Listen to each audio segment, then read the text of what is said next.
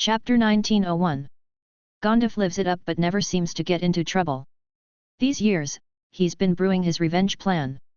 Now that the Frost Sky 7 feather fan is complete, it's time to begin. Half a year later. Fire Dragon Shop. Holy Infant said. Silverbeard, I'll be away for some time, you and Copperteeth will take charge of the shop. Copperteeth is another wizard who sought refuge in the Fire Dragon Shop. He looks slightly foolish with buck teeth and is a 6th circle ordinary wizard in terms of cultivation. Having just breached the 6th circle not long ago, he was framed and imprisoned while serving as an enforcer for the 9 Cities Alliance after offending someone from the Heavenly Dragon tribe that someone turned out to be a fiery flame wizard. Over the years, the backing family powers of the fiery flame wizard were punished by the Supreme Council. The Grand Wizard from Norn City was even stripped of the Great Councilman qualification and deprived of political rights for 1,000 years. Having served his sentence, Copperteeth was released. Coming out, he had no relations or place to go to. Fortunately, he knew Silverbeard and through Silverbeard's connection, he ended up seeking refuge with Master Fire Dragon. Thus, saving Silverbeard was the best decision Holy Infant ever made in his life. Otherwise, neither the Fire God's Hammer nor Copperteeth would have anything to do with him. Silverbeard said. Master, please be careful on your journey. With his buck teeth showing, Copperteeth grinned and said. Don't worry, we've got the shop. Holy Infant said with a smile. All right, it's hard work for you both. Silverbeard and Copperteeth are partners one can trust. There is no need to say more about Silverbeard, he's loyal and decent. Copperteeth, though he appears simple and honest, is actually quite steadfast. As mentioned earlier, the reason he offended a fiery flame servant was due to his dissatisfaction with their greed during the enforcement process, which he reported to the authorities. Turns out, the authorities were those of the fiery flame servant. After an investigation, when it was discovered he was the whistleblower, he was immediately incarcerated for the crime of false accusation, barely escaping with his life. In fact, as Holy Infant and the Fire Dragon Shop grew bigger and more renowned, primordial soul wizards seeking to join were not limited to just Copperteeth. However, the rest held questionable intentions, with some even being business spies sent by competitors. The Fire Dragon Shop's hiring principle is not about quantity but about quality, just like its products, valuing excellence over abundance. Weapon Refinement Room. Upon seeing Holy Infant leaving, Alexandra and Elsie promptly followed after him. Come on, accompanying the master for a trip comes with great prestige. Moreover, although their weapon refinement skills are not as good as Silverbeard's and Copperteeth's, their combat strength far exceeds that of the two gentlemen. The two swords together, even a 6th ring senior, is not a match for them. And besides, after such a time in advancement, their cultivation now is not far from the level of a 6th circle senior. The foundation set by the 9 talents they initially obtained and the groundwork of shattering the internal force crystals are also starting to take effect. Seeing Holy Infant with a murderous look, Alexandra asked eagerly. Master, where are we headed? Holy Infant said indifferently. To hunt. Something stirred in Elsie's heart. It was her first time seeing Master Fire Dragon with such an intense murderous air. Gondif's shop. Holy Infant knocked on the door and said. Old man, time to go, we're setting off. Gondif wiped the flash greatsword clean and slung it over his back. He laughed and said. This time, let's give those trashes a little Gondif shock. Human Realm. Outer Sea Region. An elegant and transcendent figure stood before the subdimensional teleportation portal leading to the Midland continent. After registering, he disappeared from sight. Moments later, the old wizard responsible for teleportation was shocked as he looked at the name in the registry. His mouth was agape for a long while, unable to speak. It's him. Lusu Empire. A major nation on the Midland continent, covertly controlled by the high-level wizard organization of the Earth Mother Tower. On this day, young wizards from the Lusu Empire and surrounding regions gathered for the selection of the Midland Talent Competition. Those who advance will have the opportunity to compete for the top 10 talents of Midland and earn the right to cultivate at Soren Holy Tower. To ensure that the Council of 10,000 clans did not disrupt the event. For this selection, the Earth Mother Tower specially arranged 2 6th circle wizards to guard the event, a man and a woman, both remarkably talented. Looking at these young people reminds me of our early days. Yeah, speaking of which, this black-robed wizard Link seems quite impressive. The records say he's just 200 years old and already a 5th circle senior. Interesting, he seems to be a follower of Victor, calling himself Victor 2. Victor, ah. A distant memory, it's been 300 years since the ancient tower closed and he hasn't shown up, most likely perished.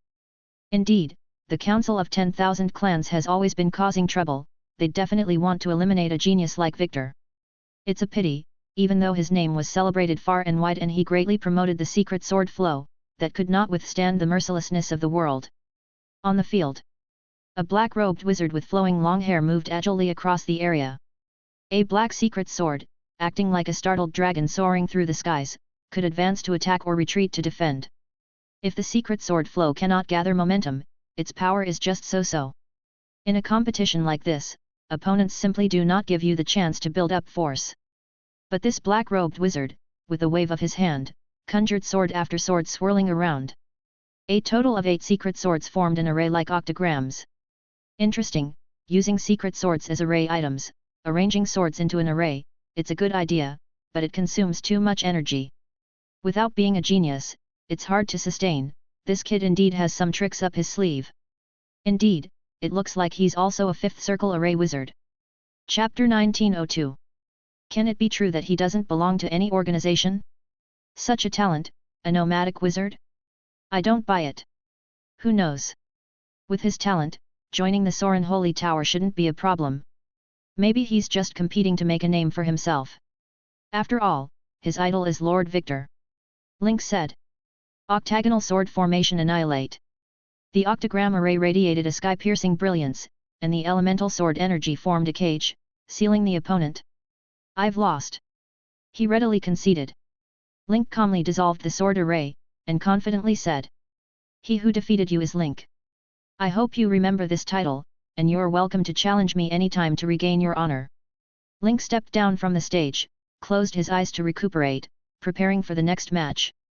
Everyone said that Lord Victor had perished prematurely, otherwise, there wouldn't have been no news of him for hundreds of years. But Link didn't believe it.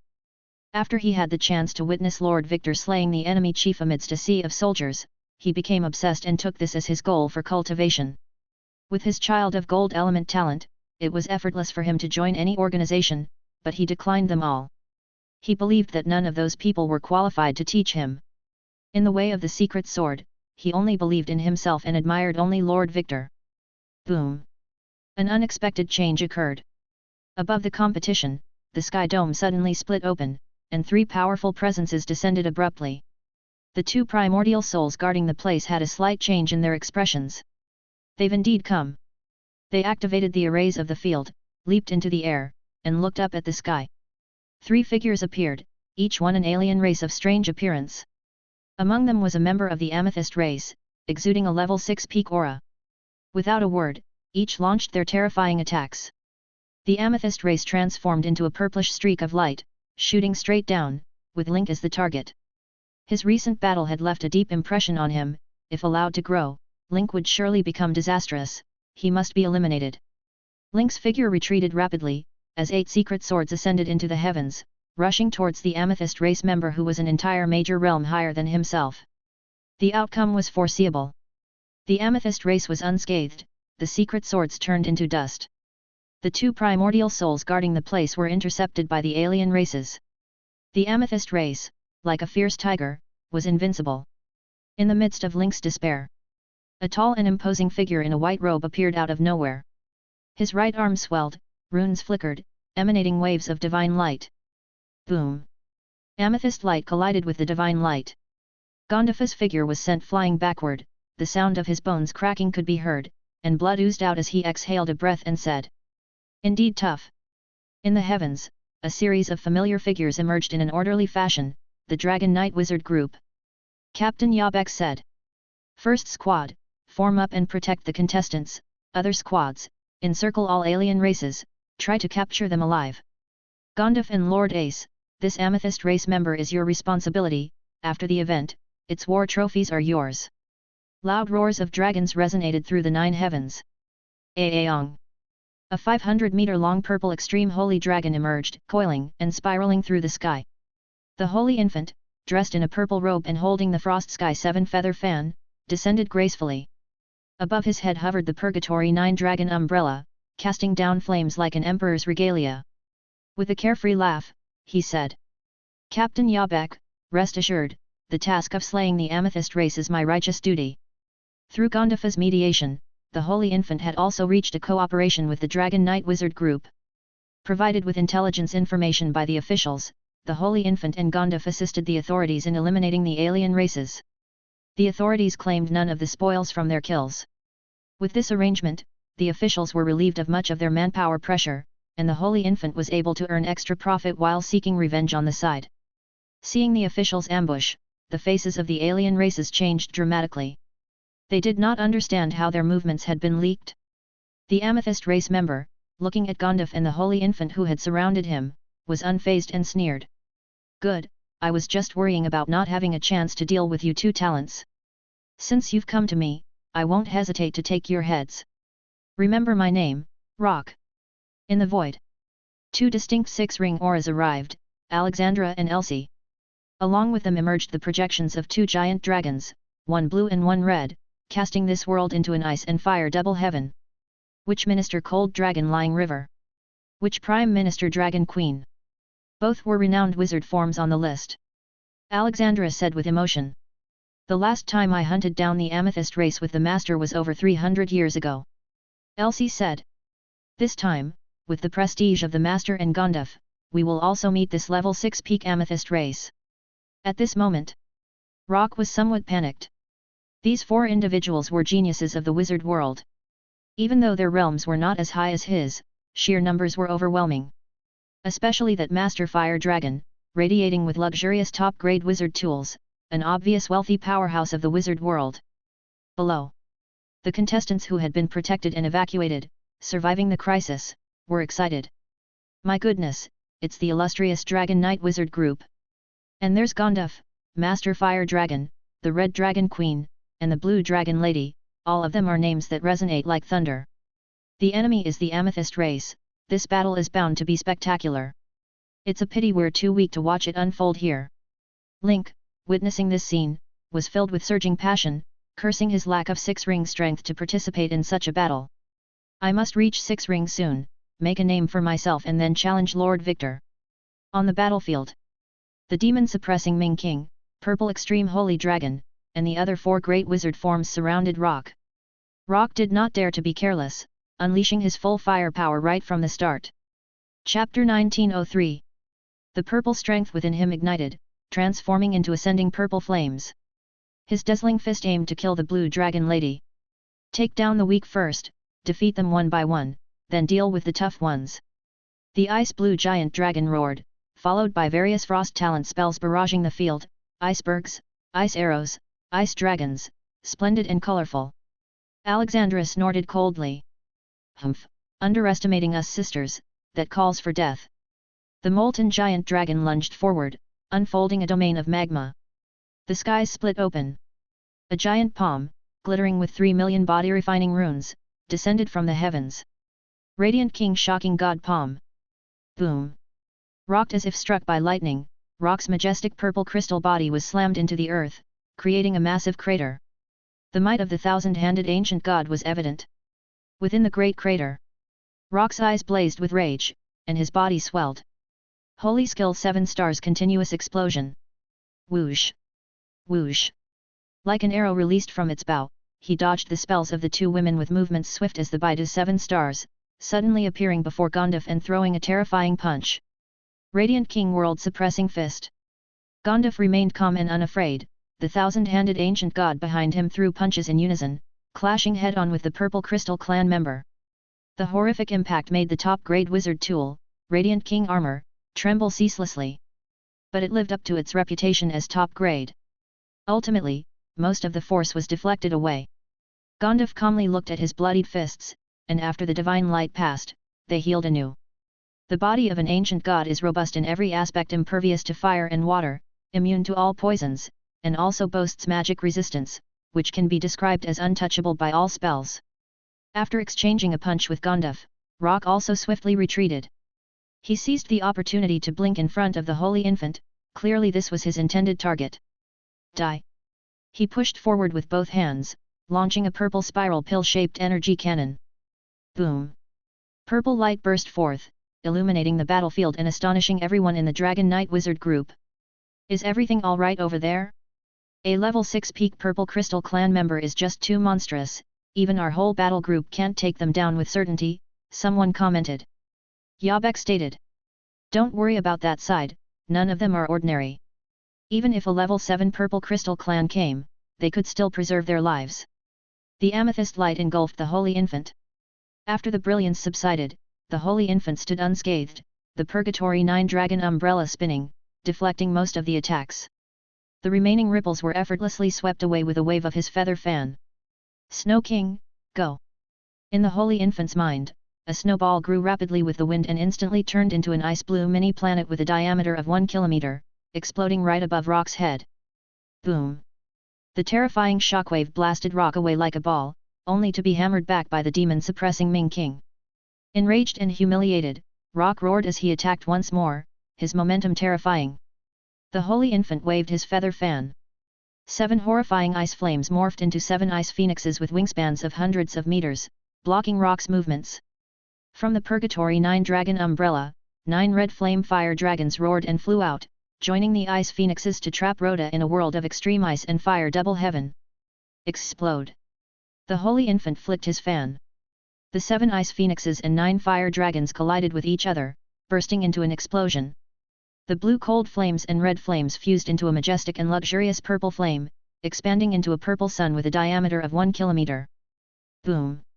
The sweeping shockwave extended to very distant places, hundreds of miles away, it was still palpably felt. The Dragon Knight Wizard group, just having dealt with a couple of alien races, watched the explosion in awe. This! Even a 7-circle wizard could hardly amount to this, right? With such strength, the Master Fire Dragon is underselling himself as a refiner. He should join our battle group, he would definitely make great achievements and could even become the commander of a major group. After all, he is a talent in both ice and fire cultivation, something rarely seen in 10,000 years. A talent like him has his pride and won't join any official groups easily. Otherwise, with his background, joining us would be a breeze, no. After the aftermath dissipated, a large crater engulfed in purple flames appeared on the spot. A piece of amethyst floated in the void, emitting a dazzling light. Gondif was stunned. Ah! That's it. He's dead. He was just warming up, how did the Holy Infant finish him so quickly? Damn it, the gap between him and the Holy Infant was growing ever larger. After this battle, it is of utmost urgency to practice the 10-winged heavenly dragon body tempering technique. Alexandra's eyes widened with excitement, her mouth slightly agape. Is this the true power of the one ranked first on the Ancient Tower's leaderboard? Elsie and I are both dragon descendants, talents of dragon clan with pure-blooded bloodline breathing techniques of flames and frost, but when it comes to the ice and fire path, we are far inferior to the Master Fire Dragon. Elsie sighed deeply. I've come to realize, after the primordial soul, the gap between us and those truly monstrous prodigies is only widening. The Holy Infant put away the purple crystal and said, Don't be disheartened, you two. I merely relied on the might of a top-grade wizard tool. If you become 6-circle artifact makers and craft top-grade equipment for yourselves, you could achieve the same effect. Alexandra smiled helplessly. Master, becoming an artifact maker like you is an even greater challenge.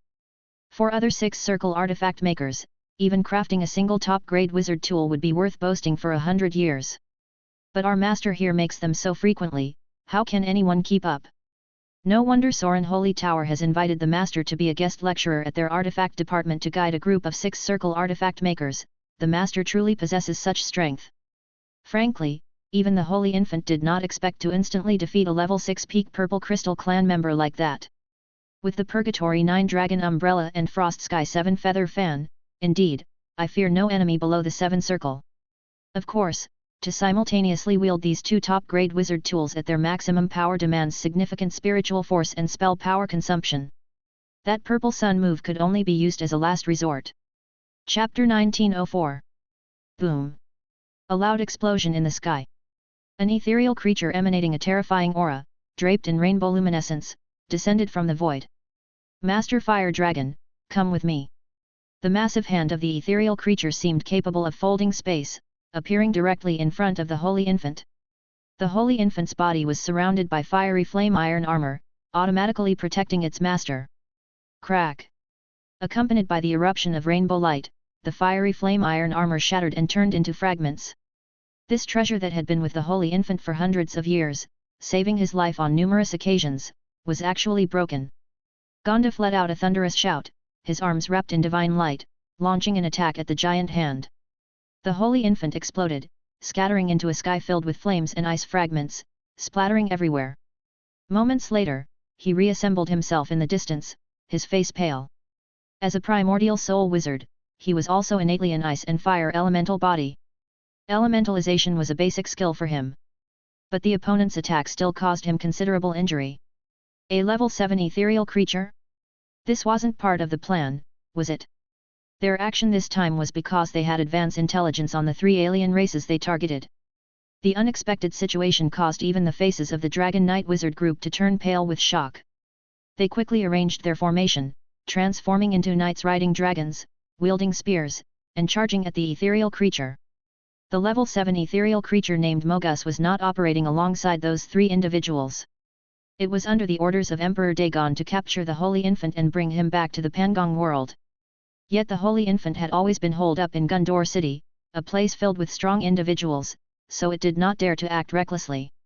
Just before one of the alien races fell, it happened to convey the message of the Holy Infant's presence in this location to Mogus. Mogus, taking advantage of the powerful spatial talents of its ethereal race, quickly arrived to catch him off guard and swiftly made its move. The Holy Infant, having just gone through a fierce battle, naturally had no will to fight. The Purgatory 9 Dragon's umbrella spun, spewing out searing flames. The Frost Sky 7 Feather Fan wielded endless ice flames. The Holy Infant wanted to use the same attack and try once more. Mogus let out a cold laugh. While dodging the Dragon Knight's attacks, its figure moved like a spectre, vanishing from sight.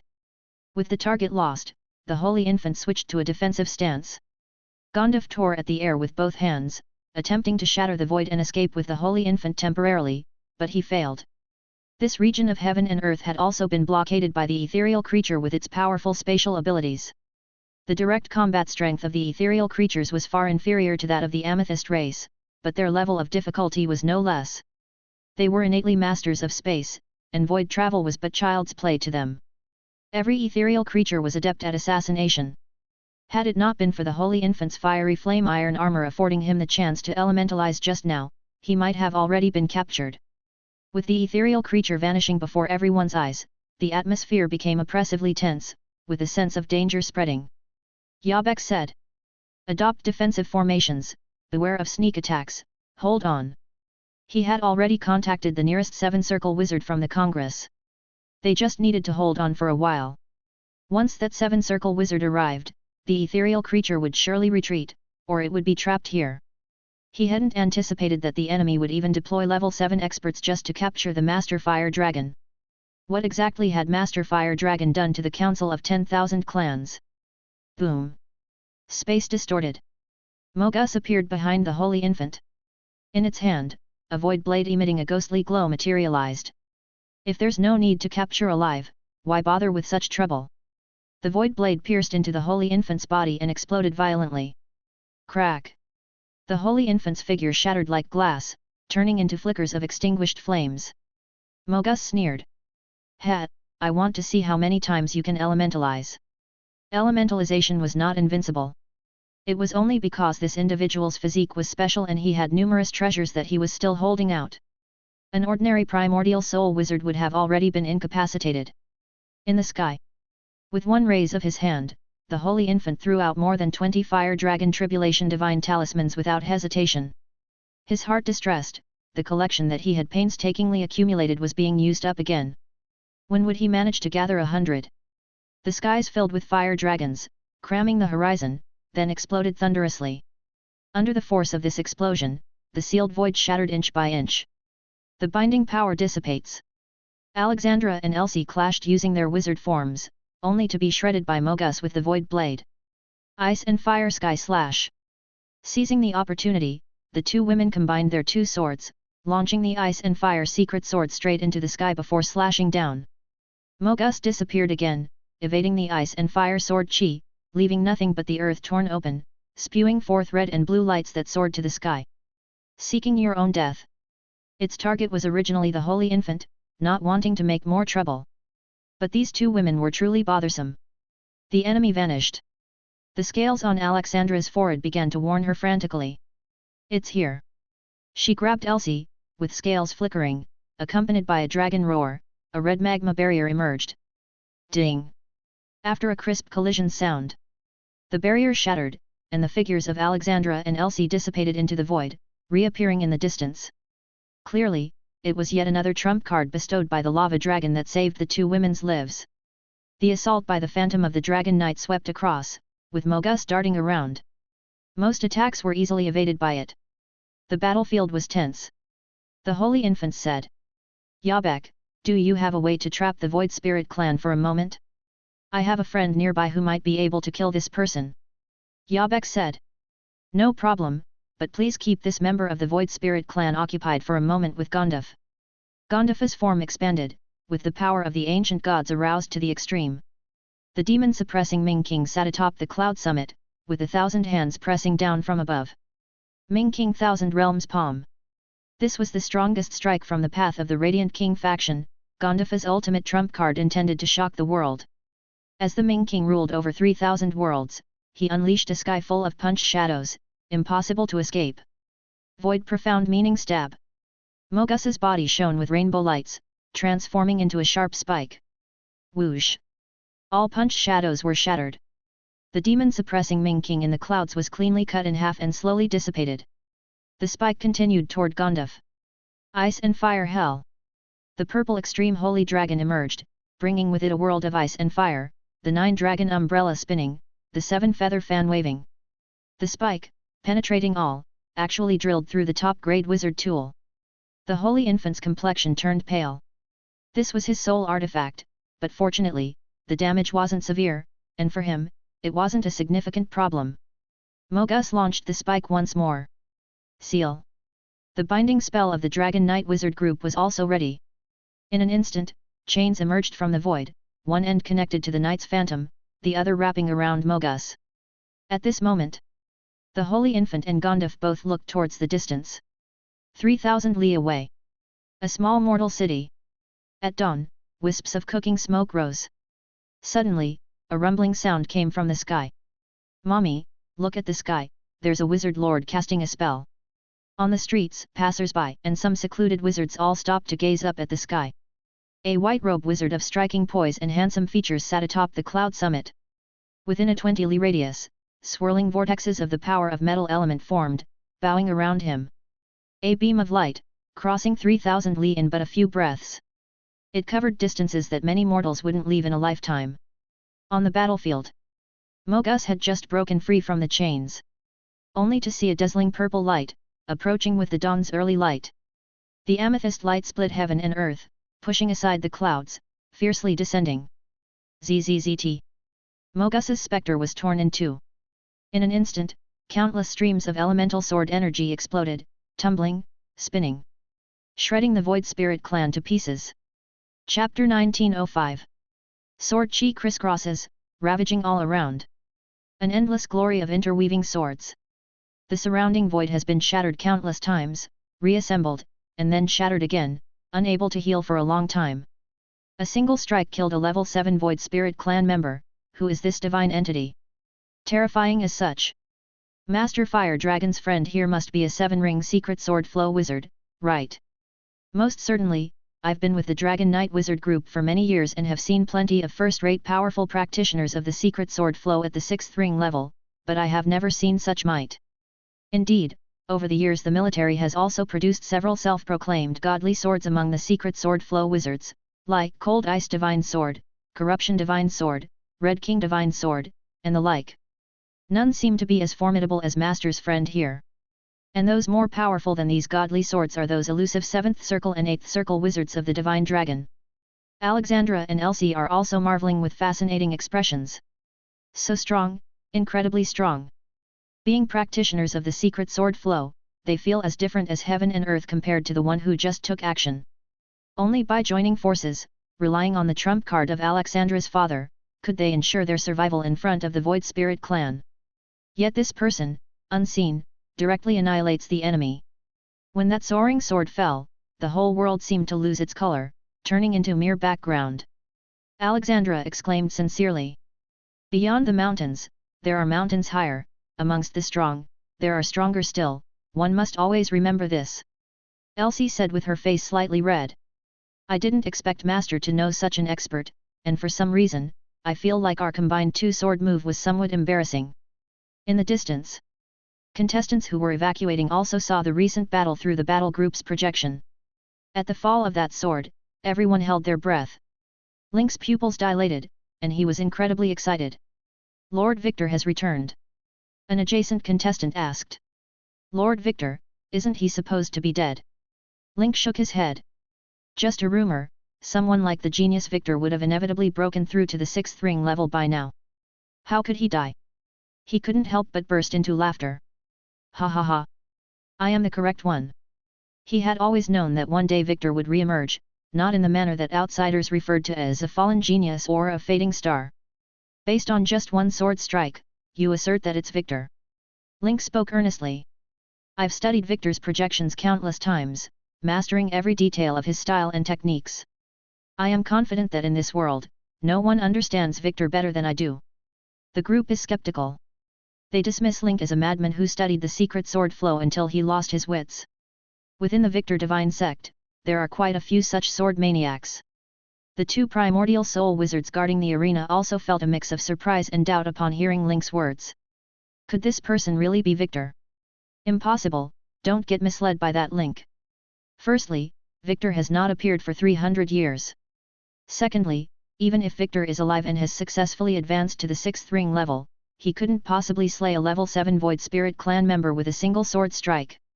If it is really him, then his progress is simply too terrifying.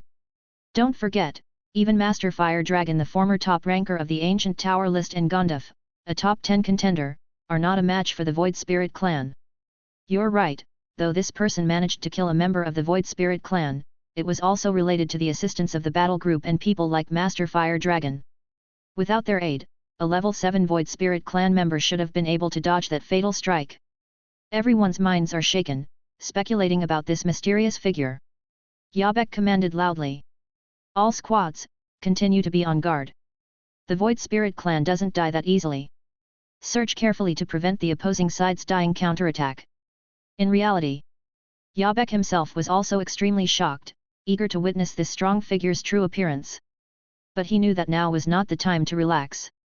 As expected, in the chaotic spatial turbulence, there was an inconspicuous streak of 7-colored light sneaking like a dormant serpent.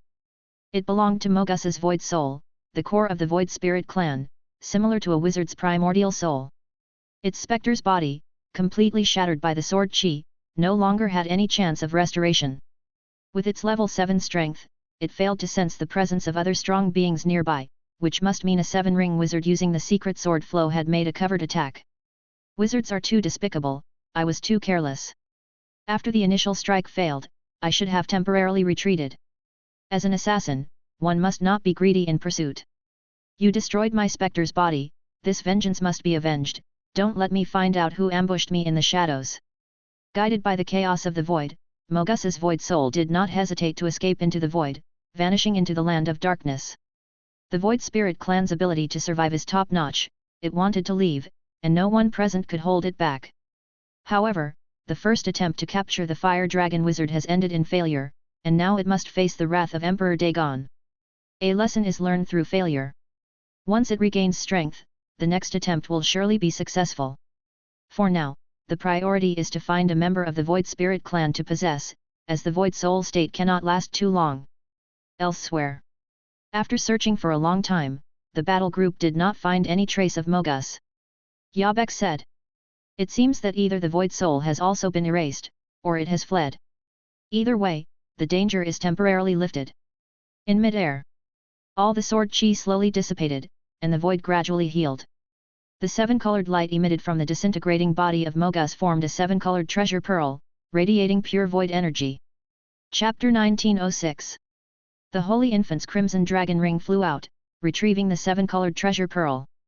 This object, with the intuition of a weapon craftsman, was absolutely unparalleled material for refining an escape wizard tool. Yabek said. This is a void treasure pearl, a treasure that can only be formed by members of the void spirit clan beyond the 6th level.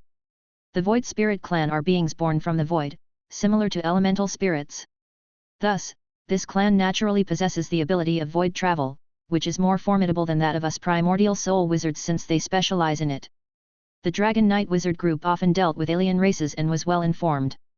The Holy Infant said. So that's how it is. I'll accept this item on behalf of my friend, Commander, I hope you don't mind. He had also hunted a member of the Void Spirit clan before but had failed to obtain such an item. It seems the Void Spirit treasure pearl has a chance-based drop, different from amethysts. Regardless, from now on, both the Amethyst race and the Void Spirit clan are his good brothers. Yabek laughed, saying, Master, how could I say such a thing? If it wasn't for your friend, we would no longer be alive. Naturally, the treasure belongs to him.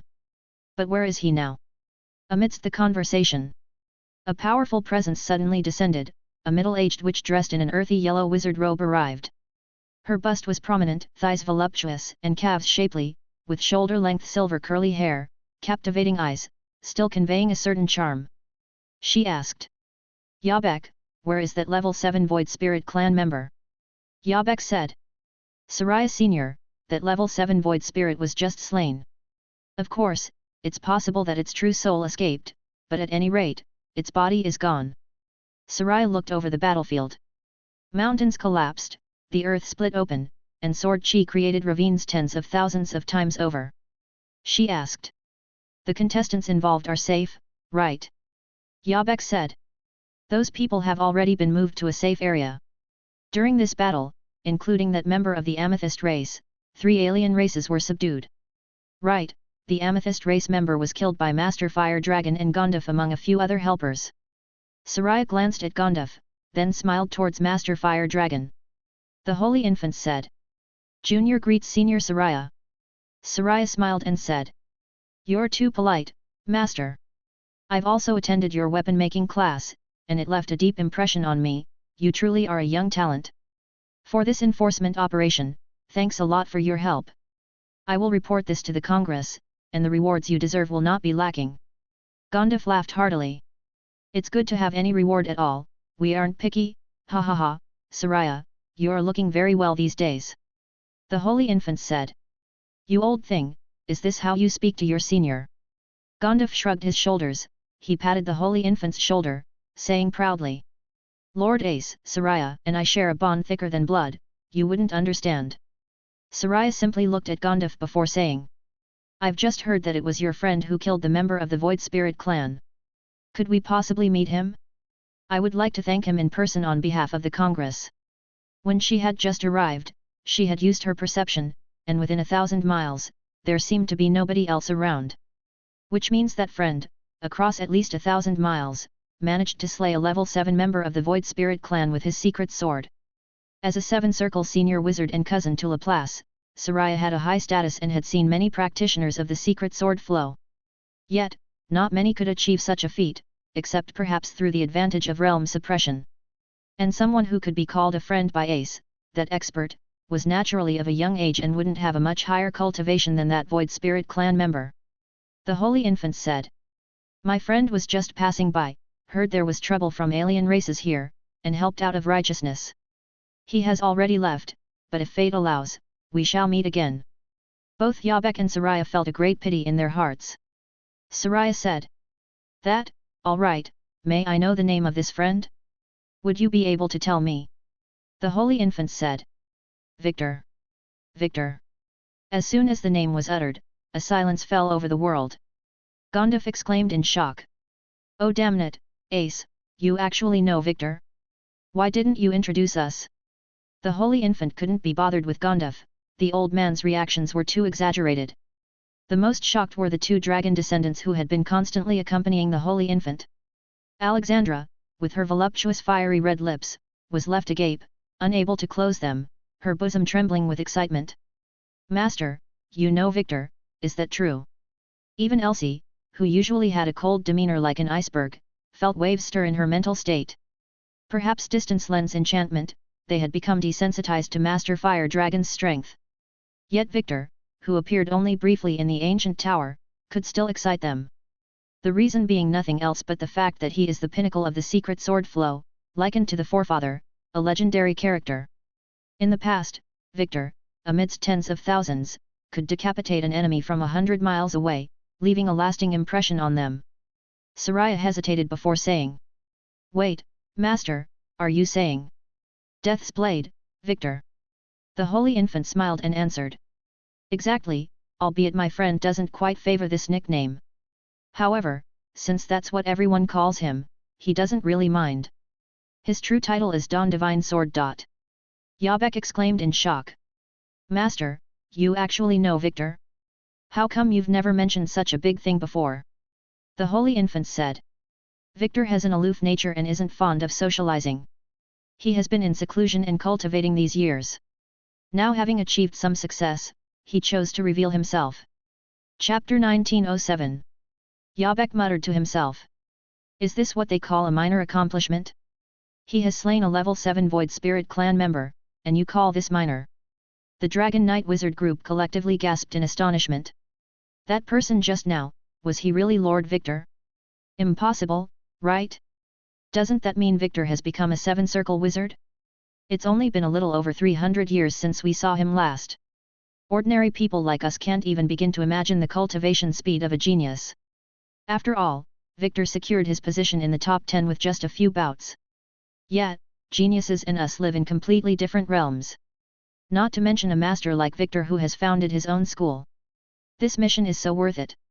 Not only did we see powerful characters like Master Fire Dragon, Gonduf, and the Red Dragon Queen, but we were also fortunate to witness Victor in action. Too bad, such a personage won't easily show himself to the world, depriving us of the chance to behold his majesty. Soraya murmured. Ah, Lord Victor has left. I had hoped to make his acquaintance in person. Although she herself is a senior 7-circle wizard, she regards Victor as a peer. Victor's slaying of a member of the level 7 Void Spirit clan has earned her recognition. In the distance, the young wizards exclaimed. Is it really Victor? Was Link actually right? Yet, hard to believe. After vanishing for 300 years, he reappears in such a spectacular fashion. The two guardians of the primordial soul were equally shocked. Is this the speed of a genius? It seems our imagination is still too limited. Among the stars, Victor shines the brightest. At this time, everyone looked towards Link, who had a bit of a madman's temperament. Immersed in his own world, Link then laughed maniacally. I knew it, Victor is still around. A century of honing a sword that cuts down level 7 with its unsheathing. Silent until it strikes, and when it does, it's stunning. This matches perfectly with my analysis and prediction of Victor's character. This fellow actually analyzed Victor's character through a few shadows, he is quite the genius in his own right. Link roared with laughter. Ha ha ha, a secret sword wizard should be like Victor. He is not like the Blue Dragon Lady and other secret sword flow wizards. They only regard the secret sword as one of their means of dealing with enemies. But Link's cultivation up to this point includes half of the 8 innate spells that he created himself, and these are specifically tailored to assist the secret sword magic, including the octagonal star sword formation, which he researched on his own. Indeed, he is a pure sword wizard, a sword maniac. All means are for serving the secret sword, to slay the enemy with it. Link rode the wind with his sword control, breaking through the sky, laughing wildly. Seeing his uninhibited silhouette, many competitors started to respect the madman a bit more. On the other side, having bid farewell to the Dragon Knight Wizard group, the Holy Infant and Gonduf returned to Gondor City. No need to say more about Gonduf. After recognizing the gap between himself and the Holy Infant, he knew that the dazzling world was full of illusions. Without a woman in his heart, the drawn sword would naturally be divine. Next, he planned to stay indoors, not stepping out of the door twice, spending all day on pharmacy and body refinement. The most he would do is celebrate a little with those friends of the opposite sex when he made a breakthrough. Gonduf was Levi's main network and connection, so necessary socializing was still inevitable. Meanwhile, the Holy Infant returned to the Fire Dragon shop, promptly started the furnace to refine weapons. After this battle, he realized his attack methods were strong enough to threaten a 7-circle wizard, but his survival techniques were still lacking. He had 3 targets for his weapon refinement. First, to refine a top-grade protective wizard tool that could automatically defend its owner like the fiery flame iron armor. The level 6 peak amethyst he just acquired was the best material for it. Compared to his own and Gondifa's survival abilities, his were still lacking. As a wizard with low defenses, once an assassin type from the alien races gets close, apart from elementalization, he lacks effective defensive measures. Second, incorporating the Void Treasure Pearl into the Extreme Fire Wheel to turn it into an escape artifact. Third was to create a top-grade life-saving wizard tool for Victor, and also to refine Gondifa's Purple Crystal Wand, upgrading it to level 6. The two dragon descendants, after witnessing the gap between themselves and true geniuses, were not discouraged. They diligently pursued their cultivation at their own pace.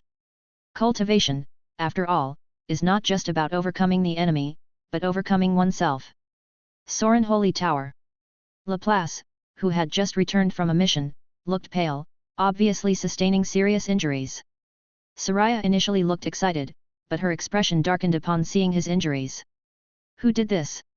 Laplace said. "On the mission, I was ambushed by a level 7 middle stage member of the Amethyst race." Soraya asked. "Was it that ancient?" Laplace replied. "Yes, but I'm not seriously hurt, I will recover soon."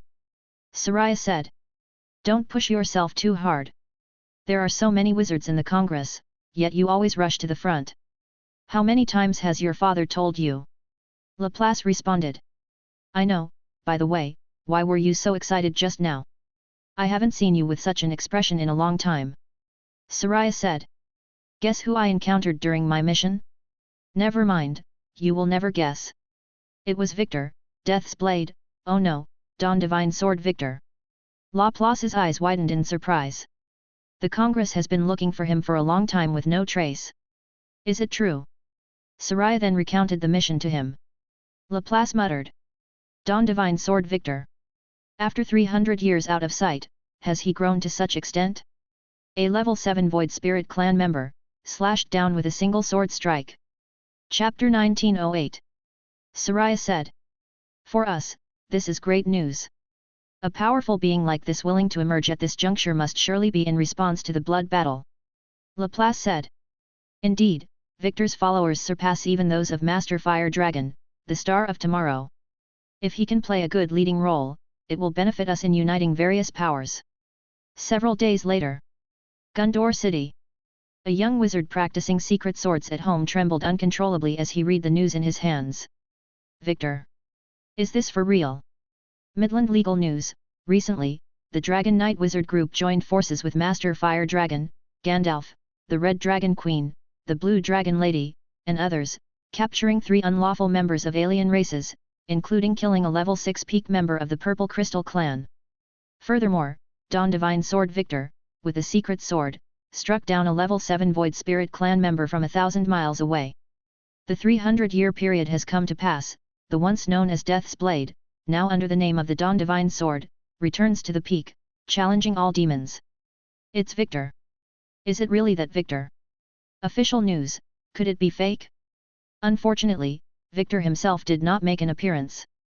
After slaying the Void Spirit, he stylishly left. That day, Gundor City, many wizards, were stirred up. Memories of the past surged forth again. The fervent battle at the Dark Ancient Tower is perfectly reenacted today. Soon afterward, this storm swiftly swept across the Midland continent, reaching other schools, the wizard world. Under the deliberate promotion of the officials, Victor's name, with an almost terrifying speed, ascended to the peak. Among the younger generation, all the godly swords that have emerged over the years are dim in front of the Dawn Divine Sword. And on unofficial rankings such as the most popular male wizard list, Dawn Divine Sword climbed rapidly to the top like a rocket, surpassing Master Fire Dragon and Gandalf. Keep in mind, the electric eel wizard Uwe Vander, whose talent has long been forgotten, only ranks 91st on this list. Despite that, Victor has never shown his face from the very beginning. However, in the world of warriors, tales about Victor can be found everywhere. Nightmare World. Triss looked over the newspapers from over the years. Sky Dragon Wizard slayed a level 6 late-stage alien race in the Land of Darkness. A notice is hereby given. After many years, son of Hurricane Van Dis has killed a traitor from the Hurricane Steeple to avenge the Prince of Airstream. Earth King Gaia. Breaking. Dawn Divine Sword Victor appears, to slay level 7. Triss's eyes expressed sentimentality. Unknowingly, it has already been 400 years since the dark ancient tower was opened. Times have changed.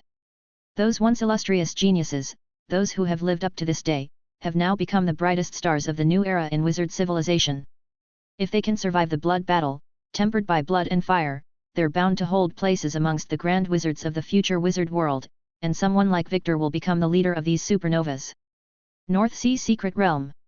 Lucy lay back in a bikini on a beach chair soaking up the sun, with deep blue sage giving her a massage. She leisurely ate grapes and browsed the wizard world news with a carefree demeanor. Seeing the news of Victor's emergence, a smile crept across her lips as if she had thought of something interesting.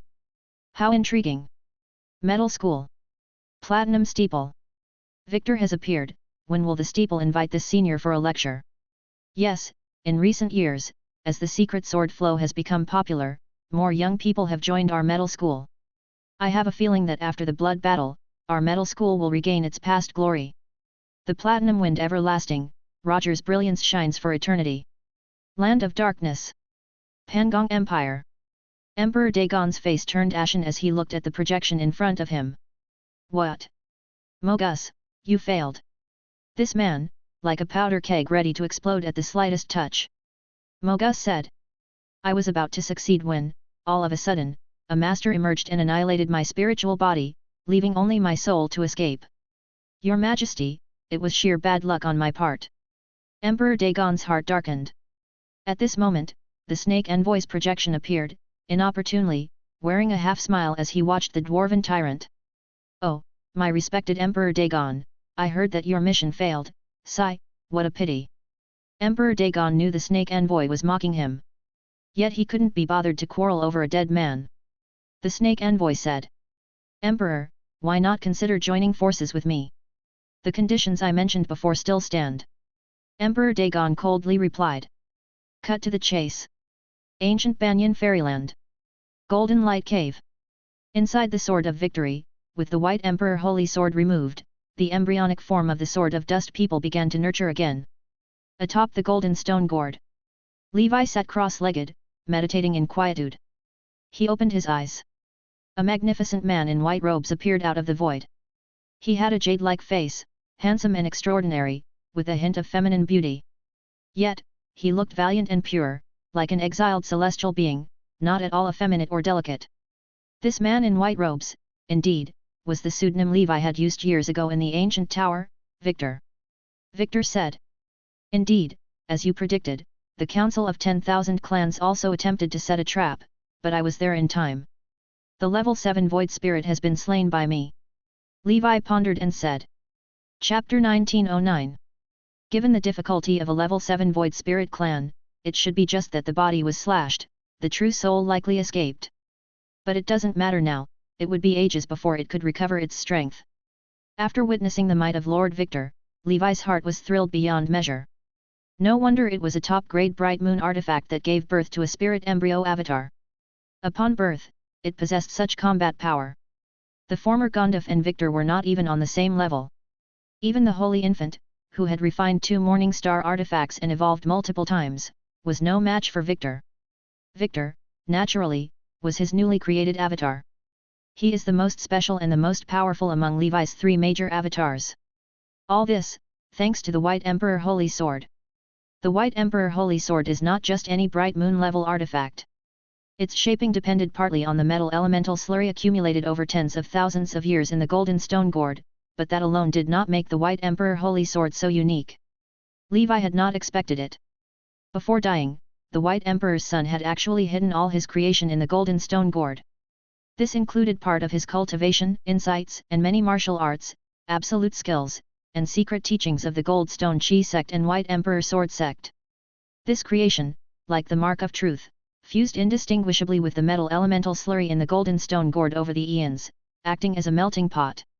Then, the Sword of Victory instinctively absorbed the metal elemental slurry, took in the elemental power that contained the White Emperor's son's creation, refining it into the Truth Oddity, forming a rare and exceptional bright moon artifact. This is why the formation of the White Emperor Holy Sword was accompanied by an anomaly projected by the obsession of the White Emperor's son. Because everything about the White Emperor's son had fused with the artifact. The Golden Stone Gourd became the vessel for his legacy. And eventually, all the benefits ended up going to Levi after he refined the artifact.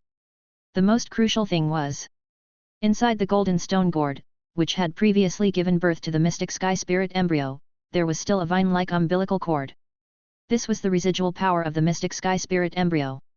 This trace of power enabled the newly born bright moon artifact to have the capacity to nurture spirit embryo avatars. This was a much higher level avatar compared to the initial flame ghost avatar. Levi struck while the iron was hot and took out the host god fruit, shadow clone technique, and shadow demon crystal core he had acquired previously to create his third avatar. Due to the nature of the bright moon artifact, the avatar was born at a much higher starting point than the other avatars. At that moment, the 3 calamities and 4 disasters from wizards, similar to Levi's golden dragon breaks dark tribulation, all descended. Clearly, such creations that defy nature must undergo endless tribulations to be born. But thanks to the avatar's strength, Victor still passed through the tribulation with shocks yet no peril. Unless unexpected, Victor would be Levi's last avatar. Levi didn't need to perform any introspection tests, knowing that he is absolutely an energy sect genius. Because in just a few years, Victor has already broken through many energy sect realms, stepping into the innate conviction chi realm. Inside Victor, there lies the White Emperor's son's creation and cultivation, which he needs to slowly refine and absorb. Additionally, just like the Holy Infant, Victor possesses Levi's 9 great talents and the traits of ether dominance. However, also because of his metal elemental body trait, the power of his other spells would be a notch lower. These shortcomings are trivial. Victor was created by Levi for the express purpose of advancing the path of sword immortals. Therefore, in the future, Victor only needs to master the 3 paths: energy sect, secret sword, and arrays. The path of the energy sect, Victor possesses characteristics akin to the golden stone spirit embryo and has the legacy of the White Emperor's son, ensuring a smooth future and making it necessary to learn. For the path of the secret sword, being a body of metal elemental power, possessing Levi's golden dragon break innate spell, he also wields Levi's top-grade wizard tool Amethyst Light Sword. Moreover, the sword spirit Miss, clad in golden armor and with a resolute visage vivid inside the Amethyst Light Sword, has become Victor's perfect partner. Following this transformation, Fleur has become a shared sword spirit for Levi and Victor. From now on, most assassination missions won't require the original to make a move personally, Victor can handle them. And letting Victor learn the way of arrays is partly to relieve the pressure on the Holy Infant and, since Victor is meant to walk the path of sword immortals, Levi's envisioned various powerful sword deo formations need to be replicated, making knowledge of arrays indispensable. Thus, the future growth direction and functional roles of Levi's 3 major avatars become clear. Body tempering clone, Gonduf, part-time medicine maker, spellcasting clone, Holy Infant, part-time weapon refinement, crafting talismans, energy sect avatar, Victor, part-time array master. In the past, there was one chi transforming into 3 clears. Levi also made a knockoff budget version with 3 avatars. Now, just talking about the way of the secret sword, Victor's combat power is even above his own original self. He benefited from the top-grade Bright Moon artifact and the spirit embryo, coupled with Levi's overall enhanced strength and knowledge, which are incomparable to before. Therefore, starting high, it's like being born in Rome. Once Victor cultivates the way of the energy sect to the sword immortal realm and realizes the shattered invisible sword chi, he might even be able to mutually learn and supplement with the wizard's secret sword way, giving birth to even stronger sword skills. Victor, for now, cultivate in the ancient Banyan fairyland. After a while, accompany me to hell. When the time is ripe, head to the Midland continent, establish a sect, and use your influence to recruit more excellent talents for our ancient dragon continent. Chapter 1910.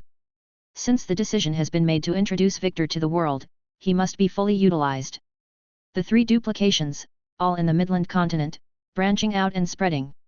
The reason for choosing Midland is because the enforcers here are the easiest to deal with and it is also the most prosperous place in the wizard world. At your command. Compared to Gonduf, Victor is taciturn, cool, and handsome, showing the demeanor of a master. He sat silently in the golden light cave, beginning his cultivation. His condition is somewhat special. Similar to the Holy Infant before becoming independent, his spiritual force at birth was already at 6th circle perfection, just like his main body. However, likewise, the upper limit of his spiritual force is the conventional 5,000 points. Therefore, now that he is independent, he is very close to the 6th circle maximum spiritual force. Moreover, although he was born a primordial soul, he cannot inherit the main body's 9 great talents and primordial soul spells and needs to cultivate them on his own. However, for him who seeks to pursue the ultimate path of sword cultivation, the primordial soul spells of the main body are not suitable for him. He needs to learn based on his actual situation. According to the main body, he only needs to cultivate 12 more primordial soul spells to advance to the 7th circle. Victor closed his eyes. In a single thought, a phantom of a white gold star appeared behind him. The diameter of the star's phantom reached a whopping 500 meters, emitting dazzling light that was unbearable to look directly at. Within the white gold star, a faint figure could be seen holding a long sword, with an aura of slaughter, soaring into the skies as if it would annihilate all things in the world. This is Victor's wizard form, bestowed the name by the main body as Gold Star Tebe. This wizard form is quite formidable. Ordinary enemies are unlikely to behold its heroic stance. After all, Victor kills from 1,000 miles away. The main body evaluated that the potential of this wizard form is even above Purple Extreme Holy Dragon and Demon Suppressing Ming King, and could be ranked within the top 500 of the wizards ranking for its ultimate killing wizard form. Victor closed his eyes, inhaling and exhaling the golden stone chi, began cultivating the path of the energy sect, digesting the inheritance of the White Emperor's son. The White Emperor Sword Sect, besides cultivating invisible sword chi, also possesses many absolute skills, all concerning the specific applications of sword chi, such as Shea House Celestial Sword, White Emperor Tai Xian Sword, which sound very formidable. The main body said, now the Gold Stone Chi sect is declining. Next, the responsibility of revitalization rests upon Victor. 1 year later. Nora year 116. There is still more than a year until the opening of the Dark Ancient Tower. By the small stone pond. Levi is 540 years old. His spiritual force has reached over 4,800 points, a significant surge compared to previous years. This is mainly thanks to refining the White Emperor Holy Sword in the past few years, directly increasing his spiritual force by 200 points, far surpassing the previous increase of 50 points by Morning Star level oddities, saving Levi decades of hard cultivation. Over the years, Levi has been diligently stabilizing his realm, preventing the spiritual force from increasing too quickly and causing instability and some insubstantiality in his foundation. Now, with only over 1,200 left to reach the maximum spiritual force, he is not in much of a rush. Furthermore, the White Emperor Holy Sword has also elevated his Golden Dragon breaking technique to a higher level, significantly exceeding its prior power. It also gave birth to a very good metal faction talent called King of Steel. Of course, the greatest function of the White Emperor Holy Sword is still nurturing Victor's spirit embryo duplicate. Compared to that, other functions are negligible. After years of cultivation, the primordial soul spell Summon Hell Lord has been cultivated to the 15th order limit, allowing him to summon a second level 6 hell creature. Levi has not summoned yet, as he is about to descend into hell, and will seek it when he arrives. Hell. 6th layer. A towering black armored swordsman appeared out of thin air, and 2 figures in white robes stepped out from his form, precisely Gandalf and Lord Victor. The Holy Infant was busy with affairs, so he was not brought along this time. Gandalf laughed. This is actually my first time coming to hell, quite interesting. Lord Victor remained silent. His robe fluttered as he stood with his hands behind his back, striking a handsome pose.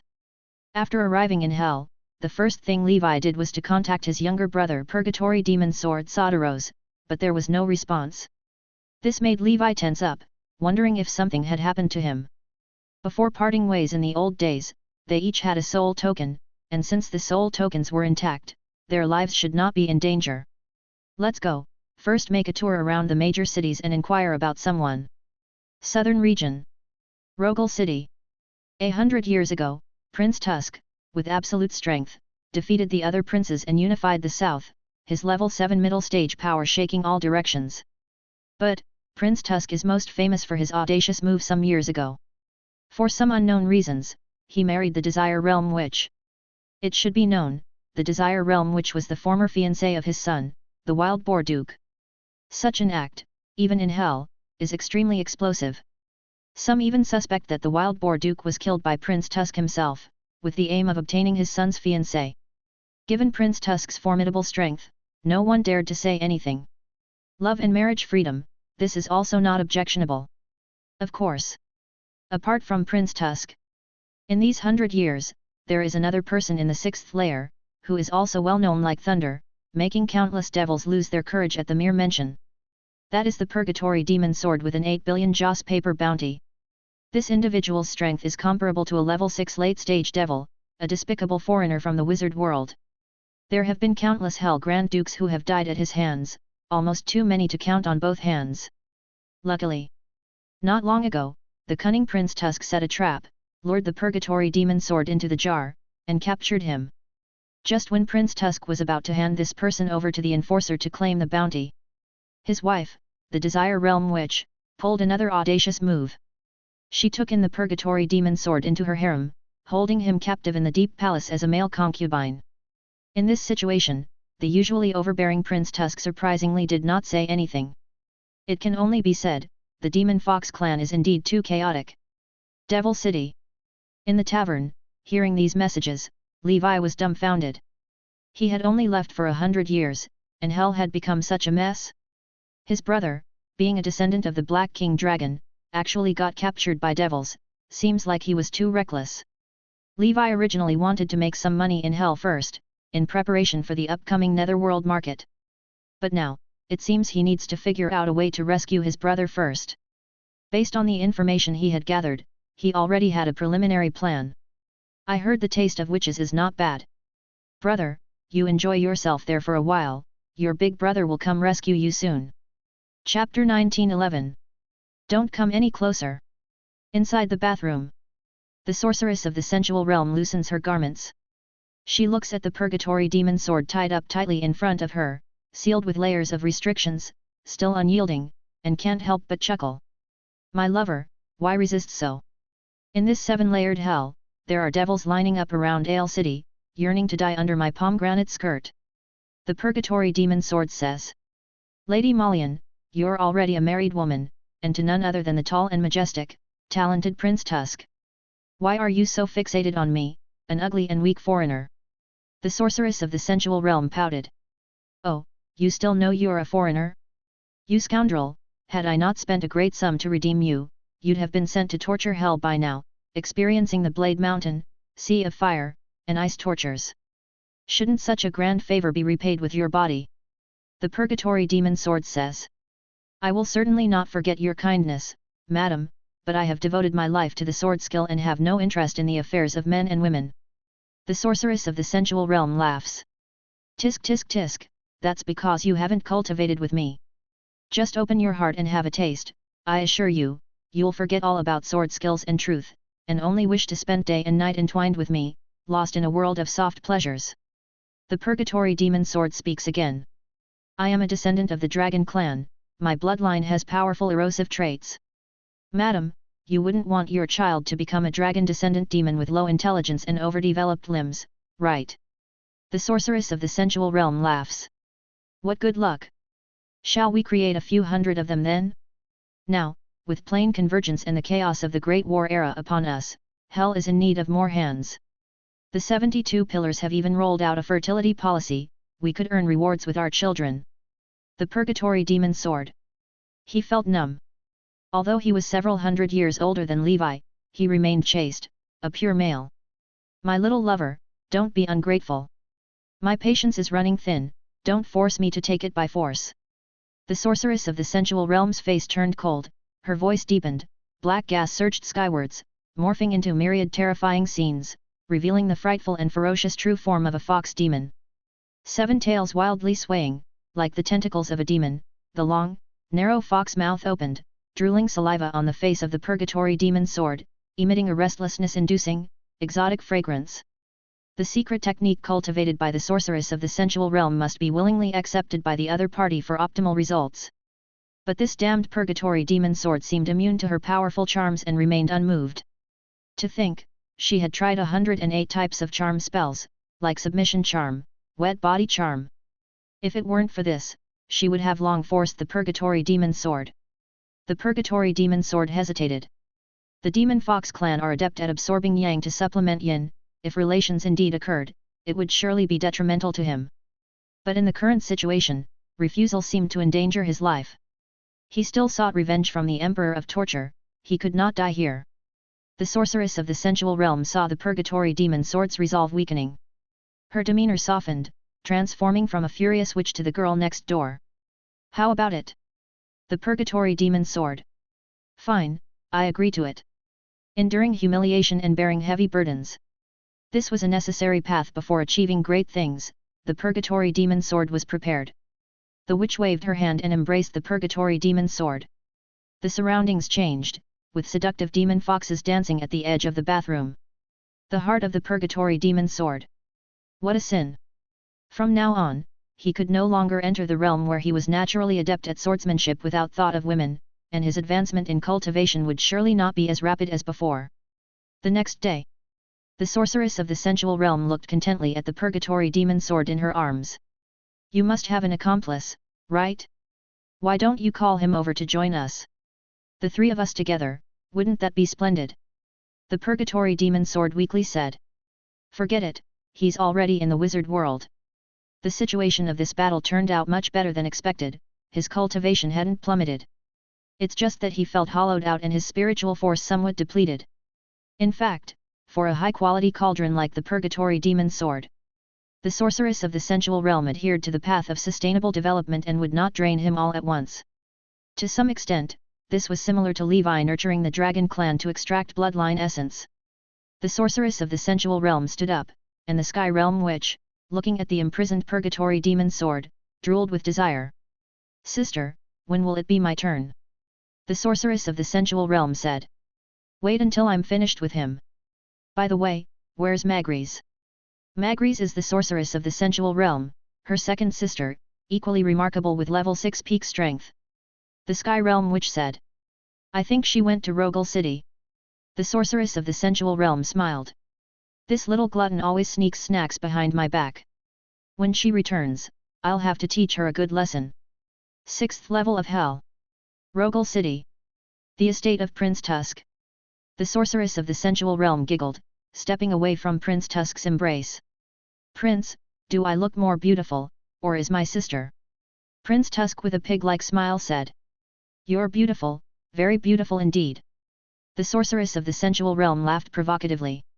Although that's a lie, I like to hear it. I'm leaving now, I'll consider the matter you mentioned. Prince Tusk said. Good, remember, our trade is mutually beneficial and a frank exchange.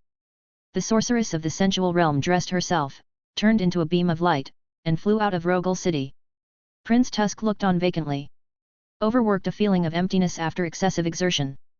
Even with his level 7 middle stage cultivation, it wasn't easy to satisfy both the sorceress of the sensual realm and the sorceress of the sensual realm simultaneously. Chapter 1912. But, what does it matter when one is pursuing a great cause? Rogel City. Fox Demon Bar. Levi looked at the streaks of light that had just flown across the sky. The waiter Quillis from a century ago was still here. It was from Quillis that he learned that the witch of the sensual realm, one of the three sisters, seemed to come to Rogel City from time to time, possibly to engage in illicit activities with her brother-in-law, Prince Tusk. Levi could only lament such chaos within noble circles. He disappeared as his figure followed after her. In the wilderness, the sorceress of the sensual realm stopped, instinctively sensing danger approaching. She asked with a laugh. I wonder who is following me? Are you trying to rob me of my wealth or my beauty?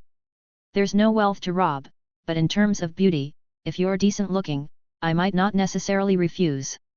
3 figures emerged and surrounded the sorceress of the sensual realm. Gandalf said. Madam, what do you think of my appearance?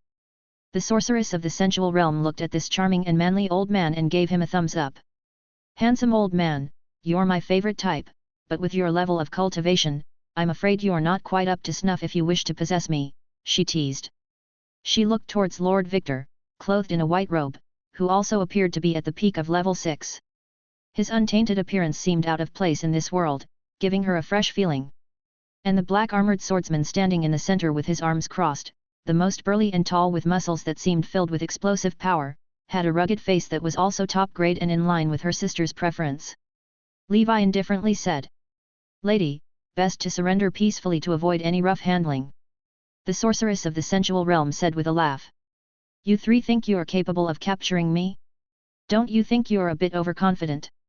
Suddenly, a number of knife-like ghost tools shattered the void and rushed towards Levi's face. She pretended to chat casually while launching a sneak attack. Overestimating your own abilities. Levi's right arm was enveloped in golden light. With the power of the Crimson Emperor Dragon at peak level 6 late stage, he threw a punch, accompanied by a cracking sound. All the knives shattered under Levi's straightforward punch, dissipating into powder. The sorceress of the sensual realm's heart quaked. Although her ghost tool was not of the top grade, it was exceptionally handy to use. To think that an ordinary Grand Duke could be struck down in a flash, yet it was effortlessly destroyed by this man. What realm was he in? She quickly revealed her demon fox true form, with her fox tails swirling and black gas soaring to the sky. Her sharp fox claws tried to tear apart the void to escape, only to find it had become stagnant and completely immobile. Unbeknownst to her, a domain akin to the ancient Roman Colosseum had descended, sealing the area. In Levi's palm, a rare treasure in the shape of a Colosseum appeared. Before coming to hell, he had borrowed this treasure from the 100 Flowers to prevent his prey from escaping. Levi said with a smile. Since that's the case, let's have a fair fight then. Wrapped in the black flame, the sorceress of the sensual realm spoke in a hoarse voice. My mother is the demon fox main mother, and our demon fox tribe is one of the top-level tribes in hell, with powerful individuals among the 72 pillars. Are you really determined to seek your own deaths? Boom! What met her was a pair of fists that seemed capable of knocking down stars. Wherever the fist wind went, the void was shattered to pieces continuously. The sorceress of the sensual realm's ghost armor flickered wildly, and layers of armor appeared on her body. Crack! The unmatched fist wind sent her flying, smashing her heavily onto the ground, raising dust and cracking the earth. With the help of her top-grade ghost armor, she barely withstood the blow. But her demon fox true form was still seriously injured. The next moment, a thousand-handed ancient god giant statue emerged from behind her. Thousands of arms stretched out, turning into tentacles like those of the kraken, wrapping her tightly, and binding her up. Seizing the opportunity, Levi blinked and appeared before her. His bulging veins on his fists bombed the witch's abdomen. The immense force penetrated through the armor, making her spit out a mouthful of blood. Her bones shattered inch by inch, and her internal organs were torn apart. Another hand grasped the sorceress of the sensual realm's head. The power of the scarlet dragon entered her body, ruthlessly obliterating her will and branding traces of enslavement. A moment later, the eyes of the sorceress of the sensual realm regained clarity, and she kneeled in the void, bowing her head, her beautiful eyes looking up at Levi. Master! Levi removed the struggle of the trapped beast. With his current strength, dealing with a level 6 peak devil was now quite effortless. Is the purgatory demon sword in Ale City? The sorceress of the sensual realm replied. Yes, it's now imprisoned in my sister's chamber. Levi said. Explain the situation in Ale City to me in detail. After understanding the entire situation, Levi used the power of the Death Ember Dragon to heal her injuries. Under the guidance of the sorceress of the sensual realm, Levi easily entered the 7th floor and approached Ale City. Levi said. You go back. The sorceress of the sensual realm went home, while Levi headed to the wilderness. Through the sorceress of the sensual realm, he located a gathering place of the undead. Prior to taking action, further preparations were necessary. Dragonfall Valley. A huge east-west rift in the 7th floor divides it. This is a forbidden territory of the 7th floor, stretching endlessly, filled with innumerable undead and ghosts. In hell, where devils hold sway, undead forces are also mighty powers to be reckoned with. The devil lords of the 7th floor have sent armies to sweep through Dragonfall Valley time and again. But they only managed to clear some of the periphery, unable to delve deeper. Within Dragonfall Valley, countless undead forces vie for dominance, constantly at war with one another. The Pale Kingdom is one such significant force. Its lord, the evil spirit monarch, has risen in recent years to become a level 7 undead, sweeping through many realms, invincible and unmatched. Chapter 1913. On this day, the evil spirit monarch sat on his throne as a subordinate delivered a report. Monarch, there's a devil swordsman outside who's slaughtering our people on a massive scale. The evil spirit monarch inquired. Which tribe is he from? What's his strength? The subordinate replied. From the pig demon tribe, he should have level 6 strength. The evil spirit monarch erupted with level 7 aura, saying coldly. These devils really go too far, daring to come to our doorstep. I'll meet with him. The evil spirit monarch's figure slipped into the twisted space and disappeared. On the battlefield, a tall and burly pig demon held an ancient book emanating a bloody light, continuously capturing powerful undead and absorbing them into it. This time I can nicely replenish my forces. The 7th floor truly has better quality undead than the 6th floor. The riffraff inside the book of the undead can be replaced. Undead creatures, as a whole, are excellent cannon fodder in battle. During peaceful times, they're untiring hard laborers. How dare you! The void twisted and shattered. A pale, 100-meter-tall figure emerged. Crowned and draped in a magnificent robe, his body fluctuated between illusory and solid, unleashing a level 7 aura. Levi felt secretly delighted in his heart. As expected, there are level 7 undead here, the most suitable for creating the giant Whale King corpse demon. Apart from the few level 8 powerhouses, a level 7 corpse demon on the 7th floor is also top-tier combat power. The evil spirit monarch is the target of Levi's action this time. This fellow has only been promoted to level 7 not long ago, his strength still less than the previous giant Whale King, but due to his undead trait, he might be a bit more troublesome. A blade light, uncertain and illusory, split the void and slashed towards Levi, only to see that the evil spirit monarch held a pale white bone knife, which appeared to be a rare treasure with remarkable power. A mere level 6 dares to cause trouble in my territory, ignorant of life and death. The blade light was piercingly cold. Levi activated the undying divine domain, crossing his arms encased in the falling star ring, blocking. Boom! Falling star ring. His figure was thrown back, his vitality roiling as he steadied himself. Seeing that a level 6 devil could block its attack, the evil spirit monarch's expression intensified. Evil spirit's stab. Spectre-like spikes emerged from the body of the evil spirit monarch, shooting out like a porcupine.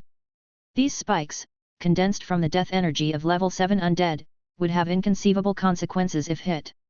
Surrounded by the holy light barrier, Levi activated the Red Emperor domain as well, covering a range of 20 miles, pulling the evil spirit monarch into it. The spike attacks, before even nearing him, were incinerated by the Crimson Emperor dragon flames, and any which slipped through were easily blocked by the holy light barrier. The light attribute power has a strong restraining effect on negative energy. The evil spirit monarch, in a rage of embarrassment, ignited its ethereal spectre body. The flames of the death storm surged as its bone knife was now also wrapped in a layer of pale green ghost fire. Die! The pale green blade light swept through. The Red Emperor domain was cleaved open, and Levi protected himself with the golden gravity surrounding him. Boom! He was sent flying backward, his body now also covered with a worm-like layer of ghost fire on his bones. He cut off the flesh that the burning flames had clung to, and his undying body rapidly restored itself, looking as if nothing had happened. The evil spirit monarch was astounded. Compared to the person before it, it might be the fake undead. This is a true immortal god.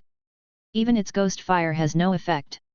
After a round of combat, Levi realized that even relying solely on the Path of Knights, he could go toe-to-toe with this level 7 early-stage undead. Accompanied by a level 6 late-stage Crimson Emperor Dragon, brilliant golden dragon armor, Sky Dragon. His normalized strength fully reached the level 7 early-stage standard. This gave him more confidence for his next actions. 9 colored anomalies surfaced in hell, and beneath the clouds, the Thunder Emperor was pulled by a 9-headed Emperor Dragon, emerging among the earth, fire, wind, and water, with the 13 witch marks flickering uncertainly. After warming up, Levi had achieved his goal of testing his strength and was ready to go all out. The complexion of the evil spirit monarch dramatically changed. Are you a wizard? Such earth-shattering wizard forms must undoubtedly belong to a wizard. The 9-headed Emperor Dragon roared, its wings creating hurricanes as it charged at the evil spirit monarch. One innate spell after another appeared, the colorful spell light illuminating the perennially cloudy Dragonfall Valley. 6 sun domains appeared across the sky, simultaneously bursting, their flames scattering the clouds and fog. A black thunder dragon swooped down, pervaded by lightning, its thunder roaring ceaselessly. Soon, the evil spirit monarch fell beneath. Levi, firing on all cylinders, could take on the talent of the fiery flame servant. A level 7 early stage undead like the evil spirit monarch was not powerful enough. However, it had the geographical advantage of hell and a number of subordinates, among them many level 6 beings, capable of continually wearing down Levi's strength. We must fight a quick battle to bring a quick decision, otherwise the commotion may attract more undead lords. Victor, let's do it. Miles away. Lord Victor stood with hands behind his back, an imposing demeanor, standing high in the sky.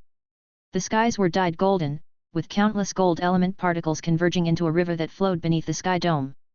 Atop his head, the amethyst light sword, like the king of swords, reveled in the worship of endless sword chi, bowing in submission. Go! Whoosh!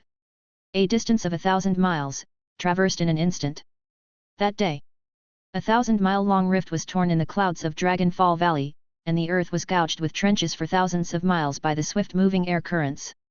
The evil spirit monarch, tangled in a fight with Levi, instinctively felt a great terror approaching, but it was already too late. Chapter 1914. Sword chi cleaved the towering body of the evil spirit monarch in two, and the mournful wails of the undead echoed through the valley. A female knight, clad in golden armor and draped in a red cloak, stood valiant with her massive sword in hand. With a delicate shout, billions of sword chi shadowing her every move, she shattered the half-spirit body of the evil spirit monarch, dispersing it completely. Damn it, is this a substitute attack? Only now did the evil spirit monarch realize it had been ambushed, a mere local snake of hell, unaware of the current methods of the wizard world. Its terrifying death energy poured forth, forming a life-extinguishing death storm that pushed back the domain of sword chi, the remaining half of its spirit body fleeing in flight. Radiant King shocking God Palm. The demon-suppressing Ming King, seizing the opportunity, descended from the sky with a palm strike, darkening the sky. Even before it hit the ground, the palm wind pressed deep palm prints into the earth like chasms of the abyss. Caught off guard, the evil spirit monarch was blasted into them. In Levi's hand, a purple crucible emerged, glowing brightly, capturing the evil spirit monarch within. Let's go! The domain of the struggle of the trapped beast dissipated, with Gandalf and Lord Victor merging shapes with Levi, integrating into the original body. Levi tore through the void and vanished from sight. Not long after, a powerful spectre of a ghost bone dragon appeared cautiously, its heart still pounding as it gazed in the direction of the battlefield. The evil spirit monarch was actually captured. Thankfully I didn't rashly show myself. This ghost bone dragon, too, was level 7. It had intended to visit, only to find out that the evil spirit had been besieged. Cautious by nature, it didn't act and witnessed the capture of the evil spirit with its own eyes. This world is too insane, 6th Circle wizards even dare to kidnap level 7 undead. The undead of Dragonfall Valley still think about taking advantage of the blood battle to invade the wizard world, utter madness. I'm not going anywhere. The wilderness. The void shattered.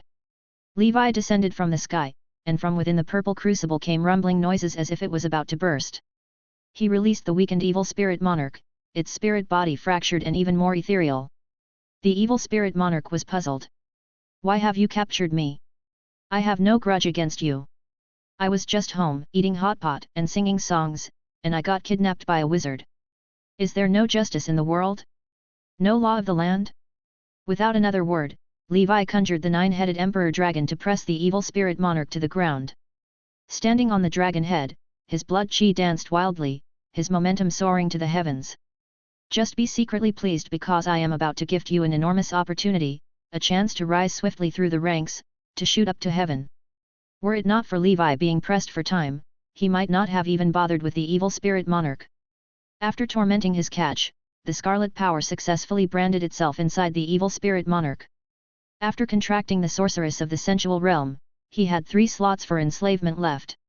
Now only 2 remain, but that is enough. Levi summoned a towering corpse demon hundreds of meters tall, none other than the giant whale king. Then, using the methods and incantations of corpse demon refinement, he infused the evil spirit monarch into the corpse demon. 7 days passed in a flash. On this day, the giant whale king's closed eyes suddenly opened, emitting a brutally sinister aura. Level 7 corpse demon, successful. After decades of Levi's refinement, with the addition of hundreds of rare materials, and even infusing a level 7 undead spirit, the strength of this corpse demon was stronger than the giant whale king in life. Levi estimated that even ordinary 7-ring wizards might not be a match for it. Levi, eager to test it, looked at the giant whale king. Come, throw a punch with me. The giant whale king, silent, raised its arm. Its explosive strength lifted the whale skin, muscles bulging grotesquely. Black water swirled around, shaking the void, then its massive fist smashed towards Levi. Levi went all out, activating all kinds of power amplifiers, and collided fiercely with the giant whale king. Bang! The explosion from their extreme force released billions of joules of energy, transforming into a storm, annihilating everything within a 5-kilometer radius, creating a vacuum zone. Both Levi and the giant whale king were sent flying back by the enormous rebounding force. The giant whale king stood in the void, looking at the fist that had struck Levi, showing only slight cracks, which quickly self-healed.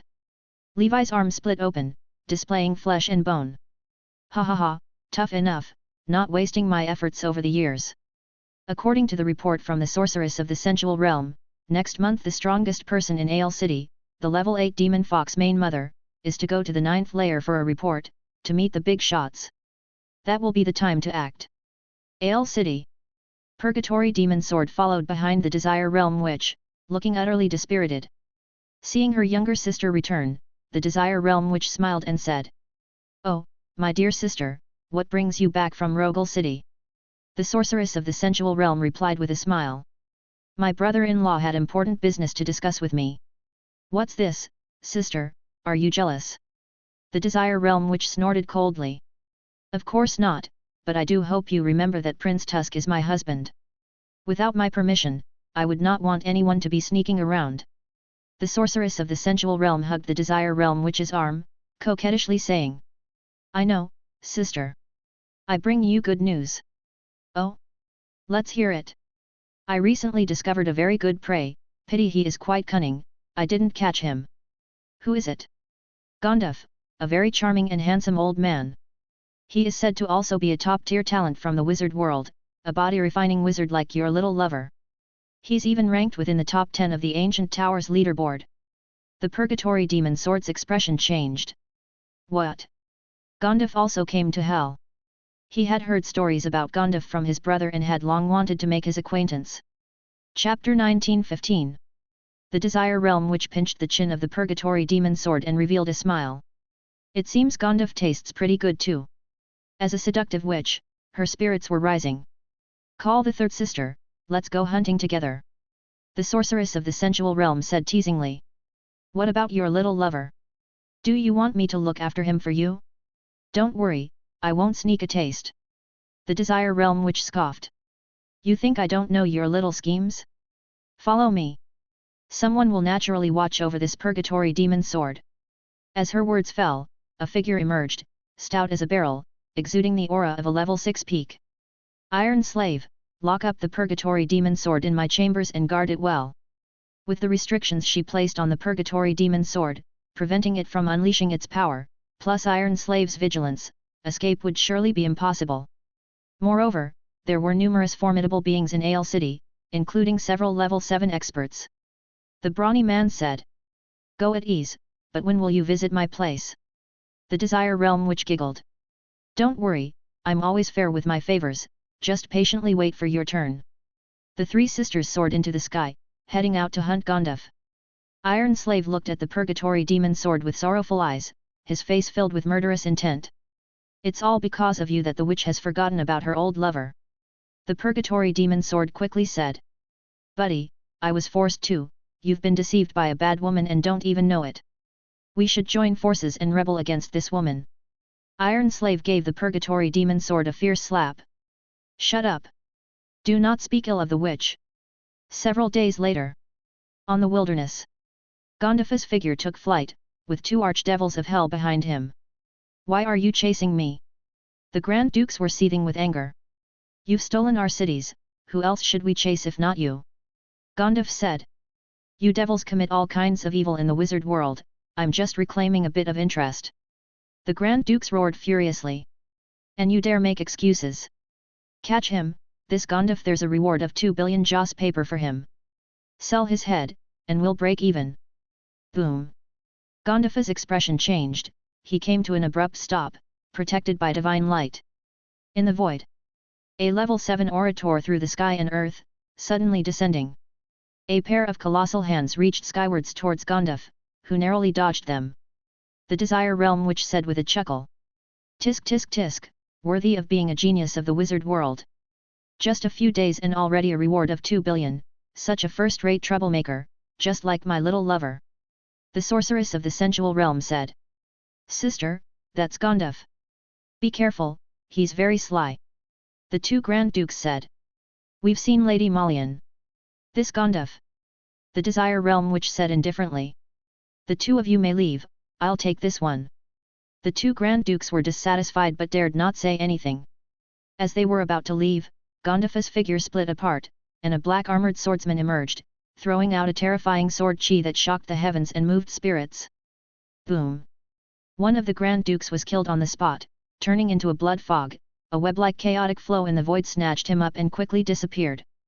The other Grand Duke's expression changed, attempting to flee into the void, only to be struck by a mountainous fist, crashing down to earth, creating a huge crater amidst billowing dust.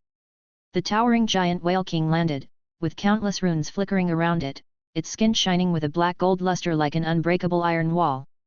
After landing, the giant Whale King threw another punch.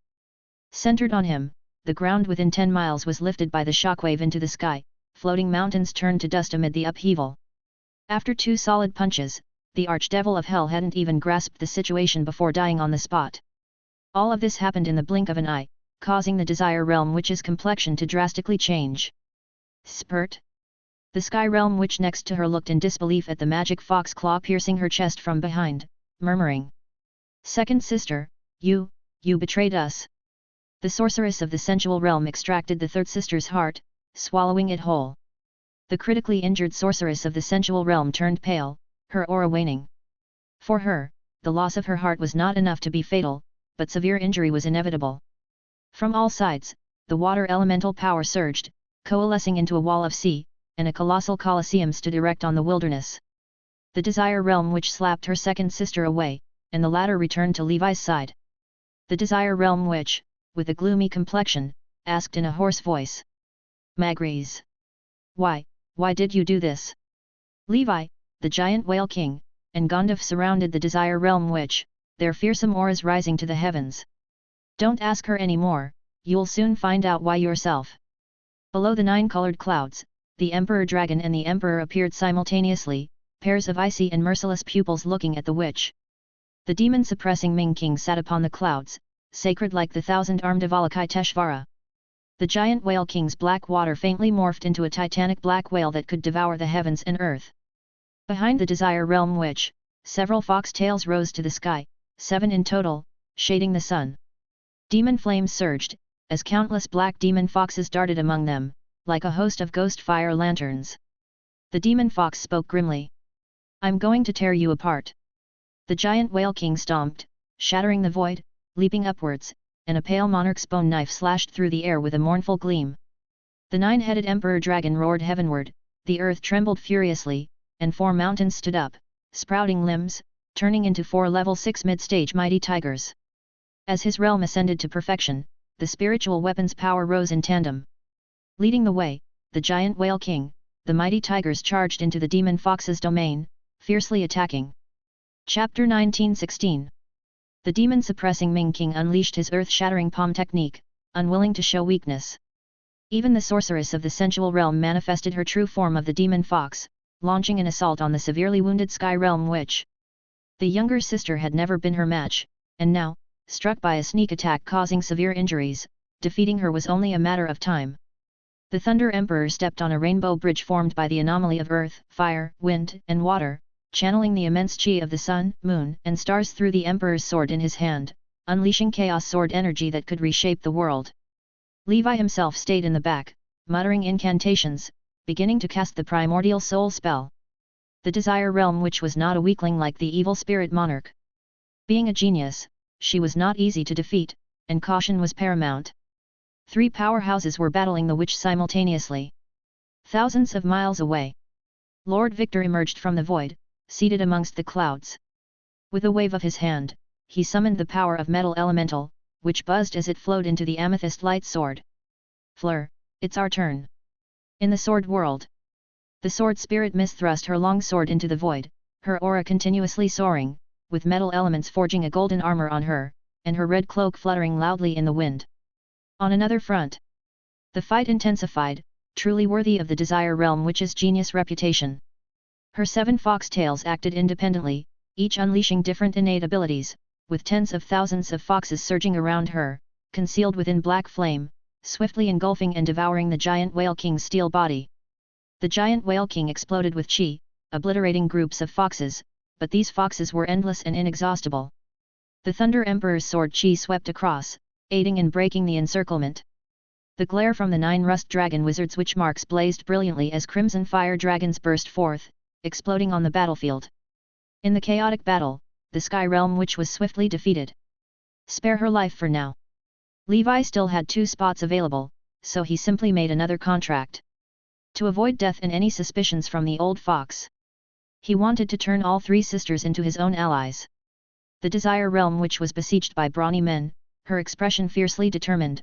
A whip wrapped in black flame appeared in her hand. This whip gave Levi a sense of danger, perhaps on par with Triss's demon dragon whip, possibly her trump card. He transmitted his voice. Everyone be careful, prioritize survival. Bang! The demonic whip lashed out, flinging the giant whale king into the distant mountains, shattering them, revealing a bone-deep fracture on the indestructible corpse demon's body, even the bones cracked, with corpse water spilling everywhere. Bang! A black shadow moved as fast as lightning, tearing the demon-suppressing Ming King apart, vanishing like smoke. Gondif within defended himself with radiant king armor in his arms, protected by the light of the ancient god. Upon collision, countless ancient god runes shattered instantaneously, the top-grade witchmark radiant king armor trembled with fine cracks, Gondif's arms were severed, flung who knows how far, escaping into the void. This woman, even crueler than Soraya. Gondif's face turned pale, planning to temporarily avoid the wrath of the demonic whip. Ancient god runes wildly spread, where it passed, flesh slowly regenerated, revealing pale new arms. Luckily the Holy Infant's witch tool is powerful, but in the end, my cultivation is too low. If I were at 6th circle perfection, I wouldn't be so embarrassed. The giant whale king, despite his injuries, engaged the 7-tailed demon fox in battle once more. The emperor, riding the emperor dragon, wielding a shield in one hand and a sword in the other. Shield strike, sword slash, each move balanced in offense and defense. The whip and the shield continuously collided, the piercing noise echoing through the heaven and earth. The Emperor's icy sword realm and innate ice dragon prison steadily constricted the range of the demon flame, blocking the demon fox's movements. Seizing this opportunity, a vast spell power surged from within Levi as if it cost nothing. 6 great suns streaked across the sky, exploding around the demon fox, and the black thunder dragon disintegrated into endless electric snakes, crawling over its body, paralyzing and corroding its flesh. Mountains upon mountains, heaping up and pressing towards the demon fox. Endless meteorites and chunks of earth flew up from the ground, sealing the demon fox within, the rocks piling up and stacking until finally forming a small asteroid suspended in the sky, casting a vast shadow over the wilderness. Primordial soul spells, mountain ranges and earth-bursting sky star. Boom! On the surface of the asteroid, cracks spread, and beams of black light pierced through, shooting out in all directions. A wildly fierce 9-tailed demon fox with a rebellious appearance emerged. Among the demon fox tribe, the supreme and unparalleled one is the 9-tailed demon fox, also known as the Master of Demon Fox. The demon fox swung its crimson tongue out like a long whip, its 9 tails enveloping the wilderness, transforming into 9 walls of black flame, continuously shrinking the battlefield. The next moment, a light stretching thousands of miles struck the demon fox like a meteor, followed by a piercing booming sound. Bang! The chest of the demon fox burst open, a bloody huge hole, with uncontainable sword chi raging inside, unable to self-heal. After piercing through, the sword light shot straight into the sky, then swooped down. A stunningly handsome golden-armored female knight, holding a shark-tooth-shaped sword in both hands, slashed downwards vertically. The pillar of gold element sword chi formed, pinning the mighty body of the 9-tailed demon fox into the ground, as if the whole continent was sinking because of it. The wails of the demon fox were eerie and ghostly. Burst! Billions of sword chi crisscrossed within a 20-mile area, forming a sword energy domain. The flesh of the demon fox, like sliced noodles, was peeled layer by layer. The agony of being tormented by sword chi was imaginable.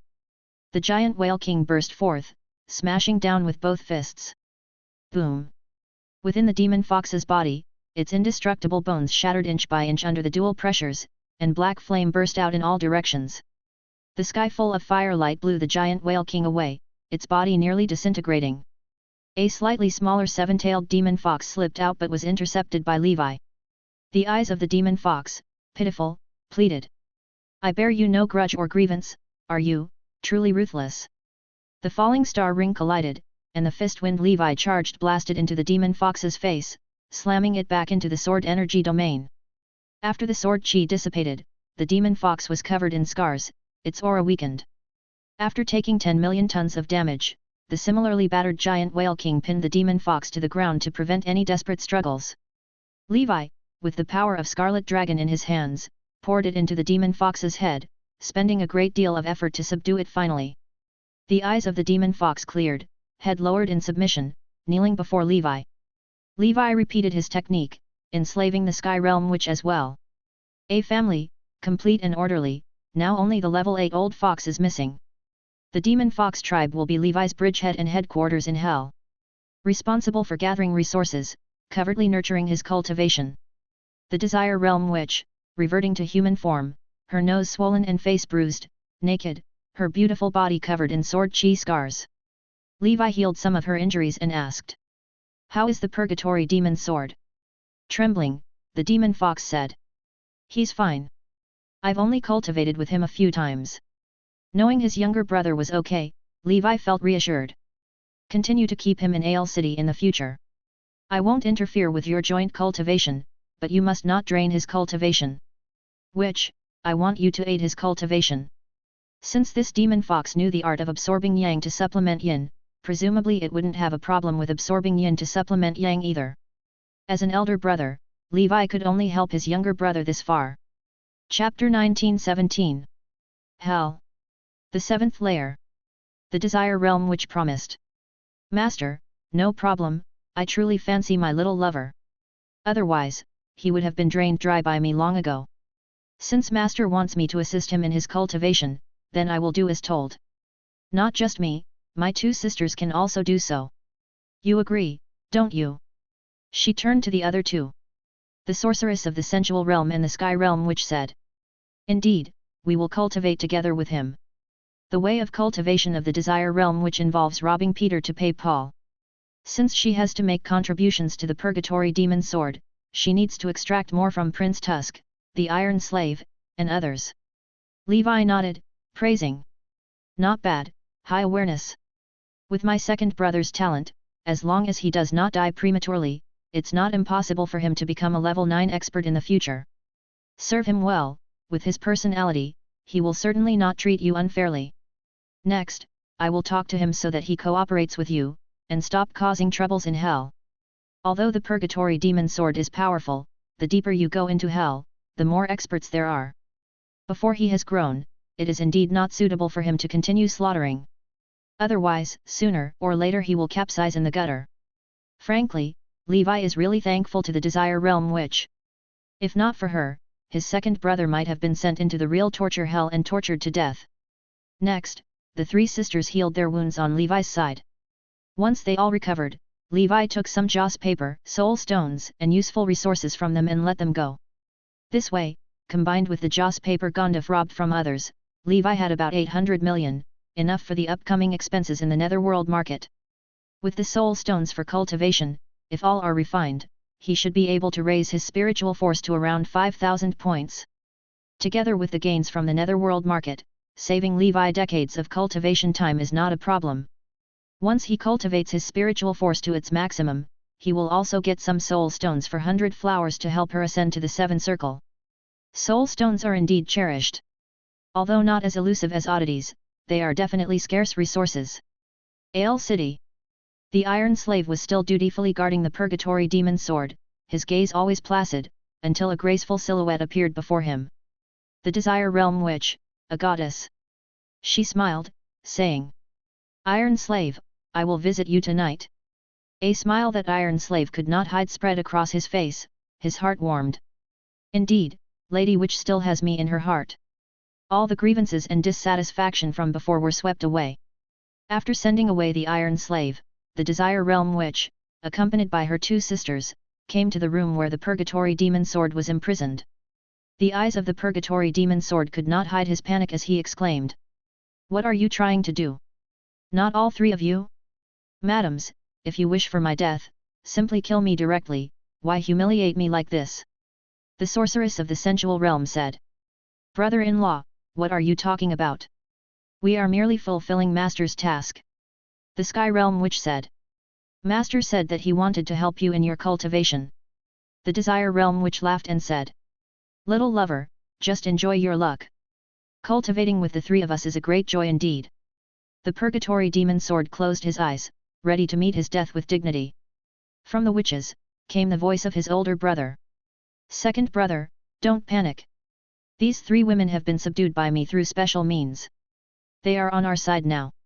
To prevent that old fox from suspecting, you'll have to play along with them. They won't hinder your cultivation, rather they can help you progress further in the future, to become a grand wizard soon, and avenge our mother. The Purgatory Demon Sword, upon hearing this familiar voice, was overcome with emotion. Big brother, is that you? I don't believe it. Witch, do not try to deceive me with illusions. Levi said. It's not an illusion, it's really me. Next, I will have the witches bring you out to meet with me. The Purgatory Demon Sword relaxed and his eyes lit up with excitement. Big brother, that's great, I've missed you to death over this past century. The Desire Realm Witch laughed flirtatiously. Alright, let's start our cultivation. Sisters, let's take him down together. Who knows how many days later? The Purgatory Demon Sword watched the three witches, exhausted and fallen asleep, feeling the abundant strength within him, as well as a slight increase in spiritual force. He laughed heartily. My cultivation has returned. With a woman in the heart, only then can the sword be godly. Big brother did not lie to me. The Purgatory Demon Sword, who once would rather die than submit, was instantly convinced. The dragon nature and bestial desires that were suppressed by his formidable willpower began to release bit by bit. This is the true essence of a dragon. He gained a new understanding. As a descendant of the dragon clan, how could one grasp the true power of a dragon without unleashing one's nature? The power of the Purgatory Black King Dragon in his bloodline seemed to start surging too. Big brother is right, with my current strength, it's utterly unrealistic to venture deeper. Next, I'll heed Big brother's advice, lay low in Ale City, and first step into the Seven Circle. A few days later. Out in the wilderness. Big brother, I've arrived. Levi smiled and said. Second brother, you look well. How was the taste of the witches? The Purgatory Demon Sword scratched his head and replied shyly. Big brother, it was delicious. Now, my sword skill cultivation seems even more enlightened. Levi said. Then treasure this opportunity. Next, you can assist the Demon Fox tribe, helping their influence in the 7th floor grow even stronger. One way or another, the Demon Fox tribe will eventually be ours, the two brothers. The Purgatory Demon Sword exclaimed. Big brother, are you planning to take action against the Demon Fox main mother in the future? I heard she's the lover of several of the 72 pillars in hell and has deep connections. Chapter 1918. Levi chuckled and said. There's no rush for now. When we have sufficient strength, we'll take down that old fox, using the Demon Fox tribe as a fulcrum to leverage the whole of hell. Purgatory Demon Sword exclaimed. Brilliant, oh right, I heard that a top-level genius from our wizard world, Gonduf, has also arrived. Levi replied. He came here with me. He heard that you are also a body-refining wizard and wishes to make your acquaintance. Purgatory Demon Sword said. Big brother, please introduce me. Meeting Gonduf. Purgatory Demon Sword felt moved. Though you look experienced and mature, there's no sign of old age around you, you must be about the same age as me. Gonduf laughed and said. Indeed, quite similar. Just a few hundred years younger than you. Purgatory Demon Sword asked. May I know what kind of body tempering technique you cultivate? Would it be okay to discuss it? Gonduf replied. There's nothing inconvenient about it. The technique I practice is the 1,000-handed ancient god body refining technique. Purgatory Demon Sword puzzled. 1,000-handed ancient god? I haven't heard of this technique, and it's not one of the ancient four, right? Gonduf said nonchalantly. Indeed, it's not. But the ancient four cannot be compared to my 1,000-handed ancient god. Seeing such confidence in Gonduf, Purgatory Demon Sword became eager to try. To tell you the truth, I practice the 10-winged heavenly dragon body tempering technique, which is one of the 4 great ones. I'd like to experience your technique. Gandalf smiled and said. Sure. He burst into a formidable presence as a supreme divine talisman depicting a thousand-handed ancient god dispersed the clouds, and 3 million body-refining runes shimmered, turning him into a towering and penetrating radiant king god image. This is my wizard form, demon-suppressing Ming King. Purgatory Demon Sword Spirit soared to the skies, his energy of sixth circle perfection burst forth, and swirling black flames formed a continuous, 10-winged nightmare black dragon behind him. Doomsday Demon Dragon. Boom! The demon-suppressing Ming King and Doomsday Demon Dragon collided, generating shockwaves, lifting dust and stones, and with the turbulent flow of air, they formed a mushroom cloud soaring into the high sky. Gandalf, covered in ancient god rune, turned into a phantom resembling a copper man, and his fist charged towards Purgatory Demon Sword. Radiant King World Suppressing Fist. Purgatory Demon Sword laughed heartily. Good coming, Black King 9 slashes. The dark demonic sword slashed down. 9 trails of black gas converged from heaven and earth, cleaving the realm. The sword chi and fist wind collided, releasing boundless energy that poured forth. The two figures clashed mid-air. Wherever they passed, mountains crumbled, clouds scattered, thunder roared. Levi thought. Not bad, both Gandalf and my second brother have greatly improved their strength. In terms of body refinement techniques, Gandalf as thousand-handed ancient god is indeed a notch above, but my second brother has a higher realm and possesses the bloodline of a level 10 pure-blooded dragon clan. Currently, he still has the upper hand. Also, the demonic sword in my second brother's hand is definitely a powerful rare treasure. Being able to roam freely in hell for so many years, he must have relied on it. Purgatory Demon Sword is indeed the embodiment of a favored by fortune. As for Gandalf's newly founded Radiant King Martial Way, compared to my second brother's Purgatory Demon Sword path, it still appears immature. The art of war is essentially about real combat, mere comprehension is not enough. The occasionally chivalrous Gandalf in the wizard world. In terms of real combat, he naturally cannot compare to my second brother who has been tempered in hell. After another clash, Purgatory Demon Sword paused and expressed in shock. I've been ignorant, there exists such a powerful body refinement technique in this world, it seems to point directly to the great wizard realm. Even though his 10-winged heavenly dragon body tempering technique also had no one in history who reached the great wizard realm. Gandalf smiled and said. The Ancient Four are just the most famous after all. In the wizard world, there are surely better body refinement techniques that remain undiscovered. If you're interested, we could exchange some cultivation methods and insights. Though it's our first meeting, I knew right away, I, Gandalf, have found a friend for life. Purgatory Demon Sword responded. That would be more than great. He also knew that relying solely on the 10-winged heavenly dragon body tempering technique to advance to level 9 was as hard as reaching the sky. If he could refer to others, using the stone of other mountains to polish his own gem would naturally be better. Under Levi's witness, both signed a contract and exchanged their body tempering techniques. Desire Realm Witch said. Master, it's time to take my little lover back, the mistress will be returning from the 9th layer soon. Although Purgatory Demon Sword was reluctant, remembering the grand vow he made before entering hell, he sighed. Big brother, till we meet again, let's each grow in our respective worlds, and one day, we brothers, will turn this hell upside down. Levi chuckled and said. Till the next meeting, focus on your cultivation, I hope next time we meet, both of us would have ascended to the 7th circle. Purgatory Demon Sword earnestly said. Thank you, big brother, for saving my life. I'm off now, will repay your kindness in hell in the future. Levi waved his hand. We're brothers, no need to be so formal. Having acquired the 10-winged heavenly dragon body tempering technique, refined level 7 corpse demons, subjugated witches, Levi's main objective on this trip was accomplished. In the days to come, while waiting for the netherworld market to open, under Little Pink's guidance, Levi wandered around Hell's 7th layer. Time flashed by. It was now half a year later. In the year 117 of Nora, just over half a year left until the opening of the Dark Ancient Tower. Beige City.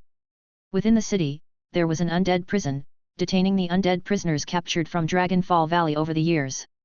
These prisoners, after being modified, were about to serve as the vanguard in the next invasion of other planes. In the deepest cell, a figure was curled up in the corner. Chapter 1919. It was enormous, draped in decaying heavy armor, beneath the armor was a pitch-black skeletal body. Suddenly, a small pink skeleton appeared from a corner.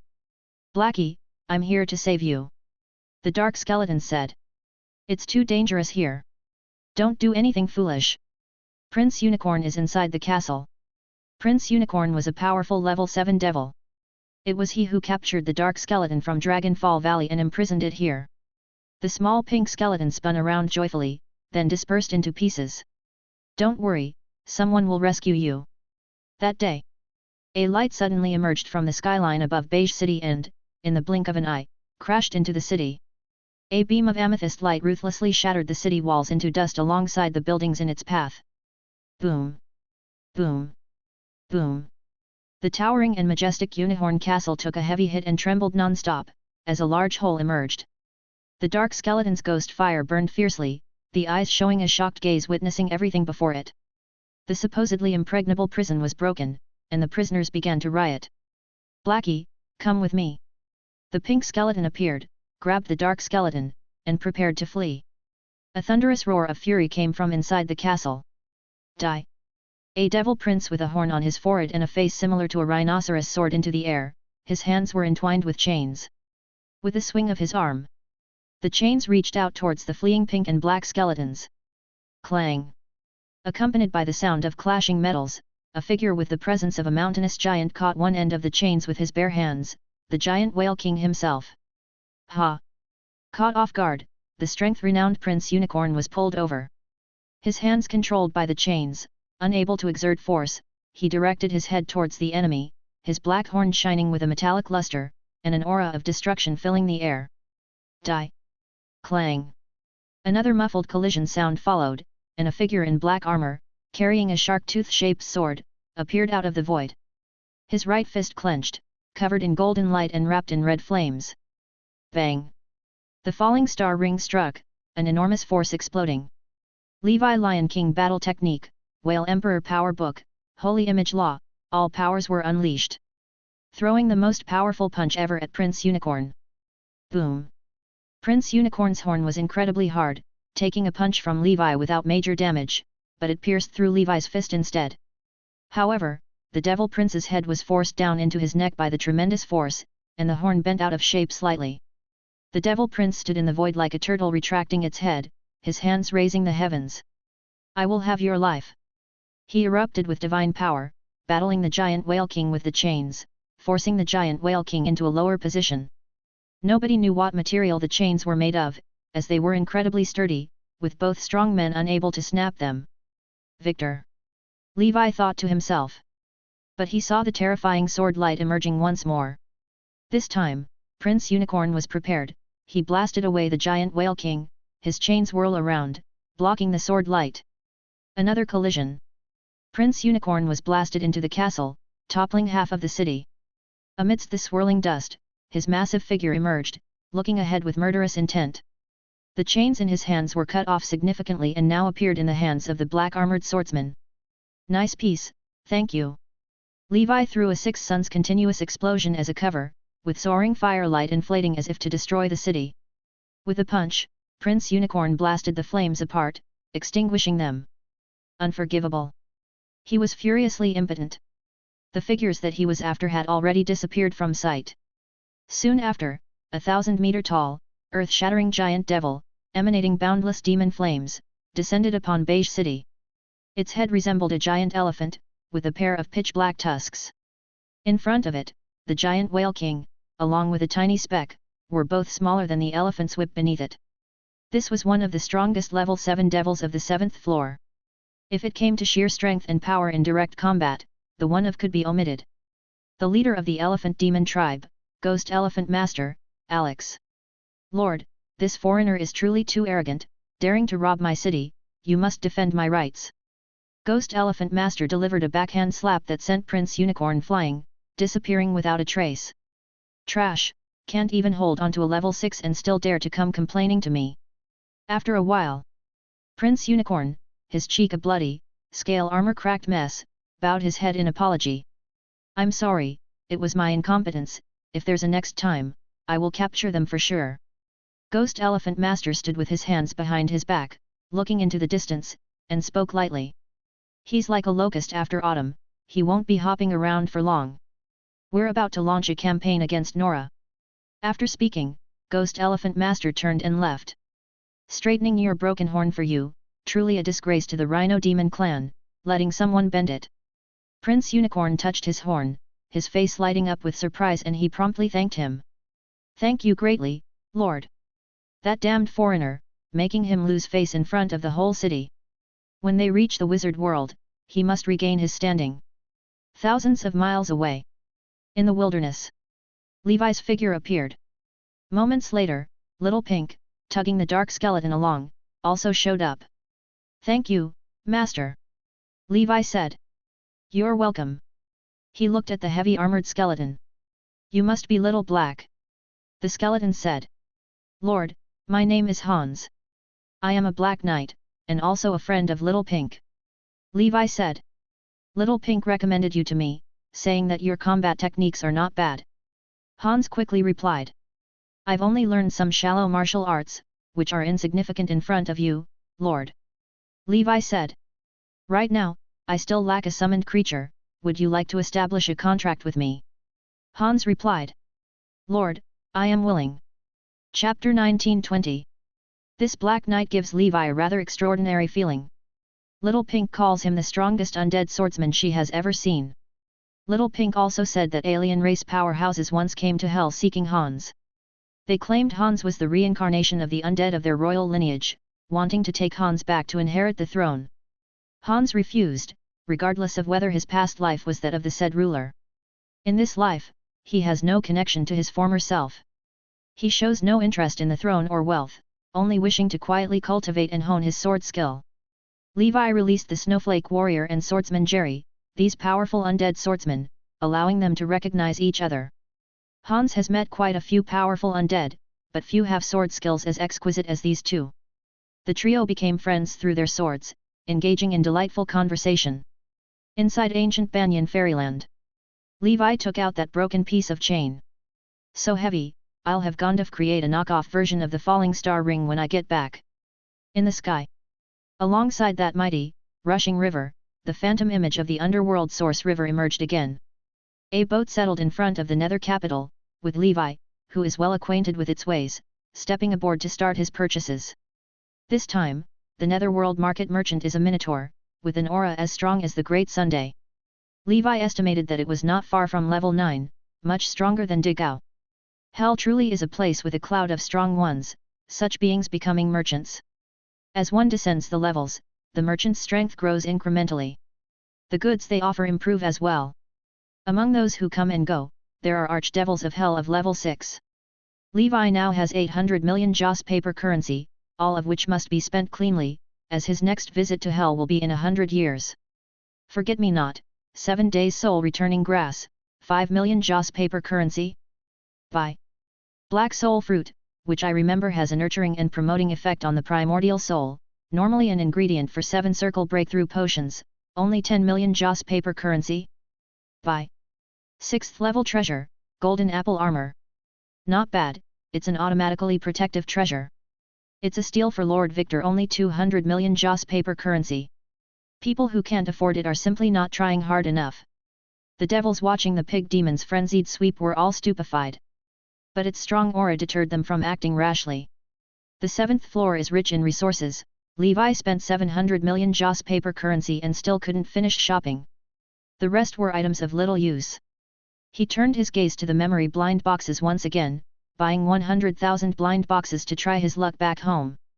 The Minotaur silently watched Levi's purchases and telepathically said, "Do you know Digao?" Levi's heart stirred as he looked at the Minotaur. Apparently, this was the colleague of the giant Digao. His disguise as a pig demon was about as useful as a decoration in front of these underworld magnates. Levi said, "I know him." The Minotaur laughed. "Digao was right, you've come to hell again. He said you carry the aura of the undying Nether Emperor, and looking now, it indeed seems true. So I've specifically come looking for you." Levi gave a slight smile. "I'm humbly flattered." The Minotaur said. "Both Digao and I were once followers of the undying Nether Emperor, graced by the Nether Emperor's generosity. Hence, we pay extra attention to the descendants of the Nether Emperor." Levi asked. May I ask, Senior, is the Undying Nether Emperor currently in the underworld? The Minotaur shook its head. He is not here, the Nether Emperor has reincarnated and did not inform us of his whereabouts. Such a truly immortal god has long grown tired of life in the underworld and has devoted himself to the boundless multidimensional plane to experience all walks of life. Levi surmised. The Undying Bird must also be among the peak of mythical creatures, probably seeking further breakthroughs, that is, to advance to level 11. The Minotaur said. I don't know why, but I also feel the aura of another Nether Emperor on you, although I am not too certain. Levi asked. Which Nether Emperor would that be? The Minotaur said. Let's not talk about that. My duty requires discretion. In any case, it should not be bad for you, to have the support of 2 Nether Emperors. Your future is bright. Levi suddenly changed the topic and asked. Senior, with the upcoming planar confluence, will Hell also invade the wizard world? The Minotaur laughed. Yes, but the true powerhouses of Hell won't partake, just sending some cannon fodder over. Hell is only so large, and over the years, too many surplus undead have accumulated. It's like sending a little gift to the wizard world. Levi understood clearly. Hell is about to join the grand festival, and the wizard council probably knows it too. In fact, it's possible there's an unspoken agreement between the council and the underworld. The wizards relieve Hell of some surplus population while also acquiring a great amount of resources from Hell. Clearly neutral, the underworld has no reason to deceive someone as insignificant as him. This reassured Levi a great deal.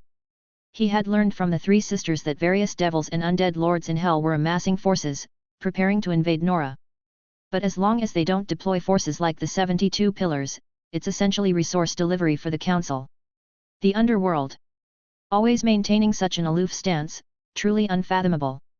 Plus, Levi couldn't help but feel that the underworld seems to be somewhat amiable toward wizard civilization, unlike the astral world, which harbors a hint of hostility.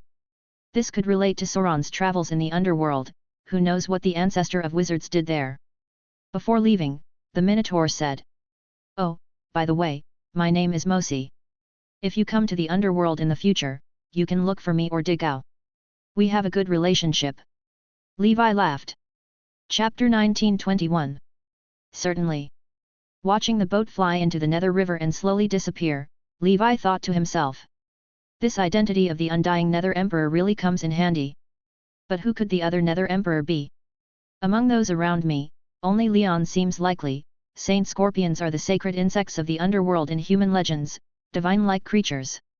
Their ability to devour souls and peel away memories, to some extent, isn't that just a less potent underworld source river? It's just that Leon can't complete reincarnation, he can only enter, not exit. Despite his confusion, Levi did not ask Leon for clarification. Asking him would be pointless, as if he truly had ties to the Nether Emperor, he wouldn't get any clear answers. After attending the Netherworld market, Levi quickly returned to the human realm. Now in Hell, everyone seemed out to get him, with a substantial reward on his head, so it was time to seek refuge in the wizard world. Demon Fox Tribe.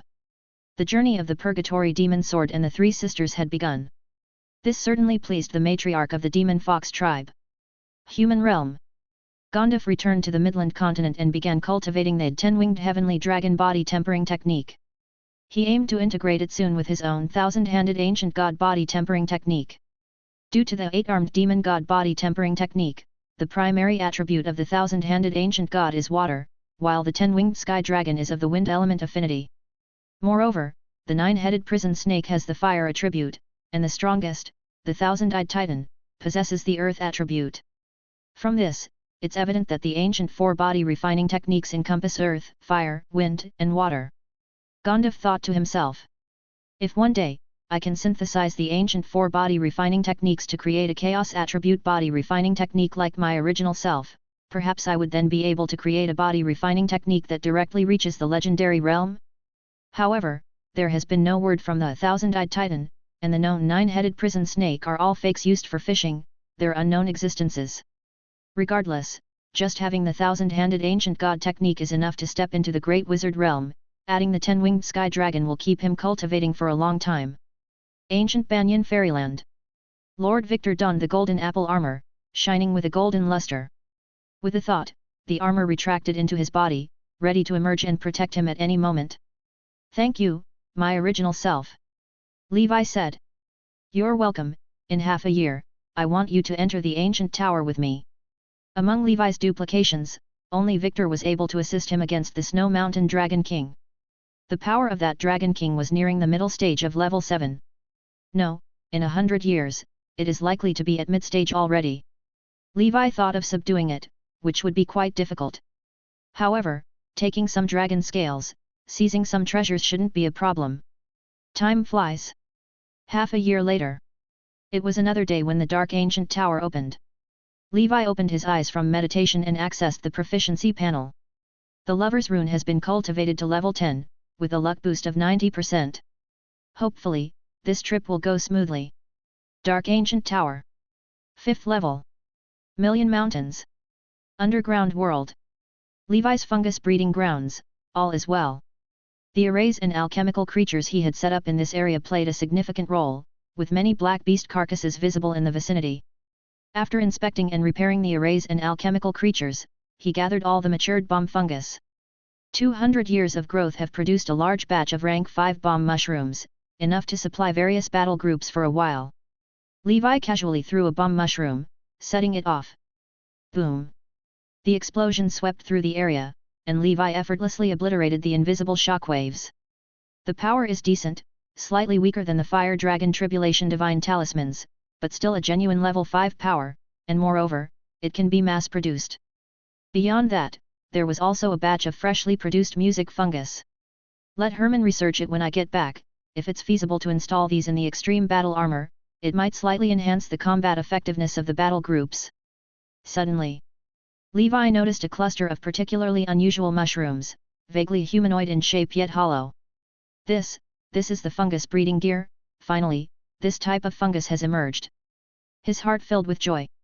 Fungus breeding gear is some of the most difficult to form and has the most severe side effects. Essentially, this involves parasitizing the fungus onto a living being, stimulating its potential, turning them into biological mechas. The parasitized being will become a half-human, half-mushroom monstrosity. Levi muttered to himself. Such fungus cannot be used casually, the cost is too great. It's suitable for mass-producing suicide squads or sacrificial soldiers, and can be used on war slaves. Leaving the underground world, Levi then visited the Kane Empire. He saw a tall skyscraping white tower, with a group of mages entering and exiting, among them hidden presences of level 6. Sensing the aura of a strong being, a mage clad in a white robe flew out, his face vigilant as he looked at Levi. His name was Kidman, a wind element mage king. Levi's level 6 peak aura made him nervous. After the Godfall War centuries ago, level 6 experts had nearly vanished from the 5th level. What was most frightening was that alongside this man, there seemed to be a guard who appeared to be a level 7 expert. The former Supreme Archmage had only possessed level 7 strength. This was already considered a transcendent level expert surpassing the restrictions of this world's rules. Therefore, Kidman's attitude was very humble, and he initiated the conversation. "What can I do for you, Lord?" Levi asked. "How many level 6 beings are currently on the Io continent?" Kidman replied. "Lord, to my knowledge, there is one barbarian king on the side of the barbarian tribes, and as for the Million Mountains, there are 0 level 6 demon kings. In Arcane Land, including myself, there are 2 mage kings. There may also be a few level 6 alien races, but I am not aware of them." Chapter 1922. What is your name? "Lord, my name is Kidman, the Tower Master of the Wind Spirit Tower." Levi said. "I am the preacher of this land. You may call me the Dharma Transmission Venerable. I see you possess immense fortune. I have an extraordinary opportunity here, do you dare to take it?" Kidman was slightly tempted, as this person's power was unfathomable, leaving no need for deceit. "Dharma Transmission Venerable?" He hesitated for a moment, then said. "Lord, as long as it doesn't endanger my life, I will accept." Levi said. "Of course, you just need to sign a contract with me and adhere to the rules." Kidman said. "I agree." After forming the contract, Levi placed all kinds of knowledge including about mechanics, non-bloodline knights and wizard tool inheritance that he prepared before his arrival into a crystal ball. This is the Dharma Transmission Sky Ball. It contains many precious pieces of knowledge. I want you to use your power and influence to decode this knowledge, find suitable candidates, and teach it to the world. Aim to cultivate more transcendent beings on the Io continent to cope with the Black Beast calamity. Upon hearing this, Kidman's heart stirred up like raging waves. Such precious knowledge, now in his own hands? He no longer doubted Levi the Dharma Transmission Venerable's identity. Levi casually handed over some meditation medicines and wizard tools, bestowing them on Kidman. These were items for wizards, but mages could use them too since mages originally evolved from wizards. Having received the gifts, Kidman, feeling overwhelmed, solemnly said, "Thank you, Venerable." Kidman's opportunity had finally come. Levi said, "From today onwards, every 100 years, I will descend to check on your work, hoping you will not let me down." Kidman said, "Rest assured, Venerable. I guarantee to complete the task with utmost dedication." Levi waved his sleeve, taking the giant whale king with him to the 6th layer. He left behind this knowledge as he said. 1. For the self-rescue of the creatures of these lands. 2. To facilitate his plan of taking a batch of wizards and knight recruits out every 100 years, adding fresh blood to the ancient dragon continent. Blood battles are like meat grinders, even the best preparations cannot avoid massive casualties. The 6th layer. Levi headed straight to the Great Snow Mountain, choosing to focus rather than aimlessly searching for opportunities with Jin. Better to deal fiercely with the Snow Mountain Dragon King and hit a jackpot of fate coins. With his current strength, even if he couldn't defeat the opponent, escaping was no problem. If he couldn't subdue it this time, he would return in another 100 years. Great Snow Mountain. Snow Elf Tribe. Levi once again met these adorably clumsy snow elves. Last time, due to bringing the double-headed clan, he did not have slots to bring them along, but this time he wanted to take the snow elves with him. Like most little fairies, snow elves are excellent workers. The Ice Sea secret realm in his ancient Banyan fairyland was missing some native residents, and these snow elves were perfect for that. However, he needed to ask for their opinions first. Upon seeing the strong figure returning, the snow elf clan leader's expression changed. A century ago, the wrath of the Snow Mountain Dragon King had caused them much suffering. Levi asked, "Do you wish to free yourselves from the rule of the Snow Mountain Dragon King?" The clan leader said, "Lord, naturally we do, but the Snow Mountain Dragon King is too powerful. There is no one in this realm who can contest it. We dare not defy its commands, to rebel against it would mean certain death." Levi said, "I can take you away from this realm. You can temporarily move from the Great Snow Mountain, and once I'm done here, I will come to find you." The clan leader said, "Lord, I need to discuss this with the other elders."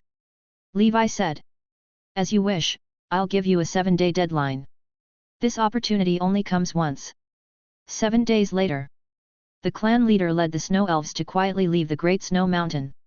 Levi, following his memory of the location, returned to the Dragon King's nest.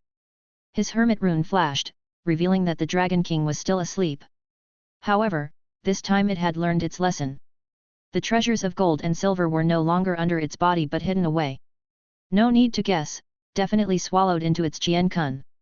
This is problematic. If I can't subdue this dragon, I fear I won't be able to get the treasures.